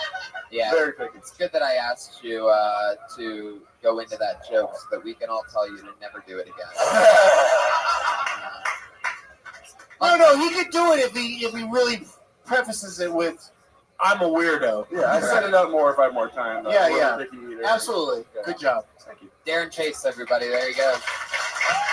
Darren Chase. He's on Twitter at Darren Chase.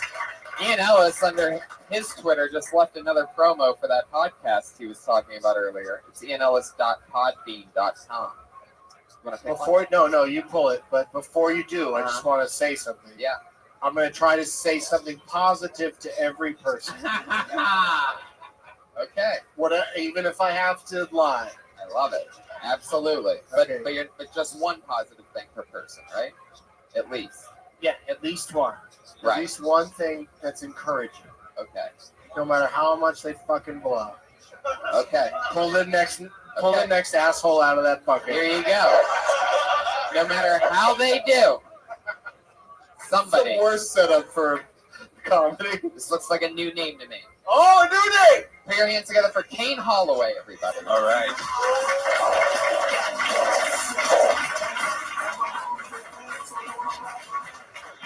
What's going on, guys? I for like the last couple of months, I've been trying to figure out if I want to marry my girl.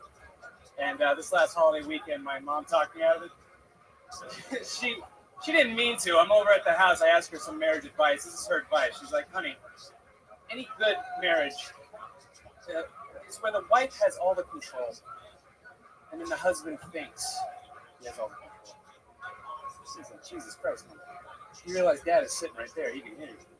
She's like, I know. And did you notice how he didn't say shit? I was like, oh. I don't want to be in a loveless marriage. Anybody in one of those? Everybody? Dude, I don't know. I've seen pictures of my dad. I've heard the stories of before he met my mom. Dude, he was a grizzly bear. He was walking through the forest. He didn't give a shit. Starting fist fights with bees, getting all the free honey and salmon that he wants. He has no idea where my mom is because she's this camouflage hunter in the brush, just waiting for him to find a spot to hibernate. And when he finally finds it, like, this might be all right. There's a fucking dart in his neck, and he goes down. And then he wakes up, and all of a sudden he's in a cave. Shit. Whoa, the bear came out at a minute and 8 You got seconds. close. You got close. And for my money, you're the winner of the Bill Burrow, like. Yeah, right. Yeah, no doubt about it. You win that. By the way, you're more Bill Burr than Ian Ellis was Mitch Hedberg. Like that. Yeah, that was super cool. It's very Bill Burr, but You're like a huge Bill Burr the fan, look, right? and then yeah, there's some similarities there. But that aside, that you could lose that over time. Yeah. Watch some Hedberg. Absolutely. I'd say in the early going, use like that, like you know, because the audience will sort of accept it at like open mics and stuff. They'll be like, "Oh, this feels familiar, so we like this." So I don't necessarily think it's a thing you need to drop right away. Yeah, you got to stop watching his stand-up if you want to do stand-up. Yeah. Just try to be less like him. You gotta take But the a little posters. bit of it gets some audience respect, I think. You gotta take the posters off the ceiling above your bed of Bill Burr, and That's super weird that you suggest that he has posters of Bill Burr. But I know it's super weird and wacky to say something like that on this comedy show, Doug, but it almost seems like we're in the middle of it. Is your normal conversation voice Burry? I mean, or are you like, no, this is Burry? Right. When I first started, I got a lot of Brian Regan was like my guy, the reason I started, and then I showed somebody. you got rid of that. There was no Regan I there. showed somebody a video of Regan. I was such a huge fan. He goes, "Wow, he sounds a lot like you." So over time, I've just like my influences have been, and then I'm just like weeding them out slowly. But those are going to exist. But the important part is like writing original jokes, which those felt like those were, and just sort of getting comfortable. And like sometimes the audience needs a little bit of that because it's comforting because they recognize the cadence. Yeah. So I'm not completely against it. Definitely I brought it up so that you would maybe lose it at some point. I think if you do, and But how don't long be have you too done conscious stand-up? of it. 6 years. 6 years. Oh. Wow. Where at? Seattle, Washington. Wow. How do you like it up there? It's all right. Yeah. How long are you in town for? No, I moved here. Wow. How long ago? 3 weeks. Congratulations. Bold ass move. Yeah. I wouldn't recommend to anybody to do stand up in LA unless they were like already had like a full headliner set ready to go.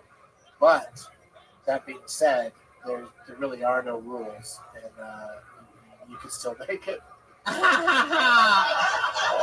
Why did I laugh at the end of that? It's so funny. You can totally still make it, dude. You can still make it. No, but it's absolutely true because that's what happened to me. Is I came here, I started stand-up comedy in LA, and that's why one thing that I regret about my career is that I didn't sort of work up to having enough material to show up in LA and sort of make a good impression immediately, instead of having to kind of convince people that the guy that they didn't think was that great because he was just starting out has advanced.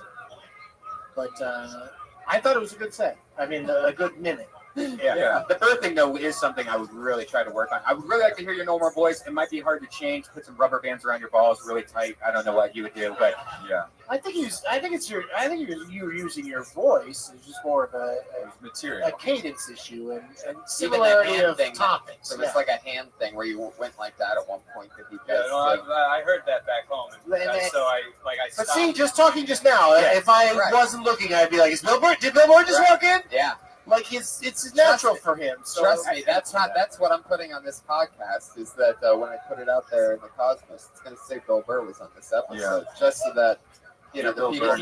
You got to watch out in the comedy roast. Get Bill Burr to come in and do this. Because one of the worst things is people over talking, like Doug Benson. But the other thing is that comics. I did what? comedians often attack other comics for stealing their essence that's been used a lot, which is one of the funniest essence. That's some bullshit. There is a lot of essence though. Like Yeah. you watched Phil's last special, right? Yeah. That's what I'm talking about. Like Yeah, just when you walked down here, you look like you were in black and white. you gotta. Yeah. I could tell that you just watched Phil's new special. Are you recently? Yeah. Right. Do you do a But lot it of red happens- stuff? Sorry. Sorry, but it happens to a lot of people. Like if I hang out with one of my good pals, Brody Stevens, like there's sometimes where I'll have lunch with Brody, and then all of a sudden we're at the same comedy club that night. Something the next day. If like you're around Brody for 24 hours or more, all of a sudden you're like, you gotta go for it. Positive energy. You got it. Hey, run. Hey, Reseda. But the thing is, I've been to the Comedy Store. believe in yourself. It's funny that Brian Regan came up because I did a week with Brian Regan, and at the end of the week, he's one of the most has his own personality thing going on comics of all time. And he said to me after working with me for a week, "Oh, I caught myself during my set doing some Bensonisms," and I was just like blown away that First of all, he's a fucking liar. He just has his own thing, but it was still nice of him to say that even entered his mind. You know, it's really, you do pick up on things. So be conscious of stepping away from Bill Burr. Record your sets and just try to step away a little bit. But I don't think you have to step away entirely because he's got a delivery that works. But also, do you do the road a lot? Yeah. You should make sure to go back home a lot. You know what I mean? I'm from Seattle. There's so many rooms up there. Oh yeah. You don't want to fail like this in front of everybody constantly in LA because they have memories. You know what I mean? So you gotta go fail somewhere else and then come back and surprise everybody with how good you got. Yeah. I think I said that earlier, but much nicer. Yeah. Did you say you said your one nice thing, right? What's your home club? I started in Giggles. It's dead now. Yeah. It was Jiggles for a little while. It became For a a strip little while. club, and then it Did it closed. really? Was it really? Are you Those serious? assholes really Swear just to drive God. by. Well, if we change one letter on the sign, that won't cost much. Dude, let's just turn the G upside down. Fuck it. Kane Holloway, thank you. Welcome to Cult Thanks, Tony. dude. Have a great Good day. luck to you. He's on Twitter at Kane M. Holloway. He did it. I think there's great ideas under that Bill Burr delivery. Yeah, I don't know. I sort of feel like that's the thing about this show is that if somebody does have the cadence of somebody, Look at this. they've What is done this, some folks? work, Look at this move. some homework, they're inspired by somebody. Yeah, you know what I mean? It's not like they're coming in here ripping somebody off. It's true. Right. As long as the words are different. It is weird though that there's certain comics that's always Mitch Hedberg, it's always Stanhope, it's always certain comics instead of you don't see somebody go oh he's totally ripping off Carrot House. That's Well, if anybody had the balls to do props at this point, then they'd say that. But yeah, you're right. That's a different thing. Ooh, I always get excited when people don't leave their Twitter. It usually means that they're balls for the wall. Anything can happen. But I don't know. Does that mean they're illiterate? But it seems like a safe name. Okay. So we'll see what happens. Or they're Amish. Could be. This is written in pencil. The first Amish comic on Kill Tony, ladies and Put gentlemen. your hands together for Tom Howard, everyone. Let's see what happens. Amish? Here he is. Tom Howard.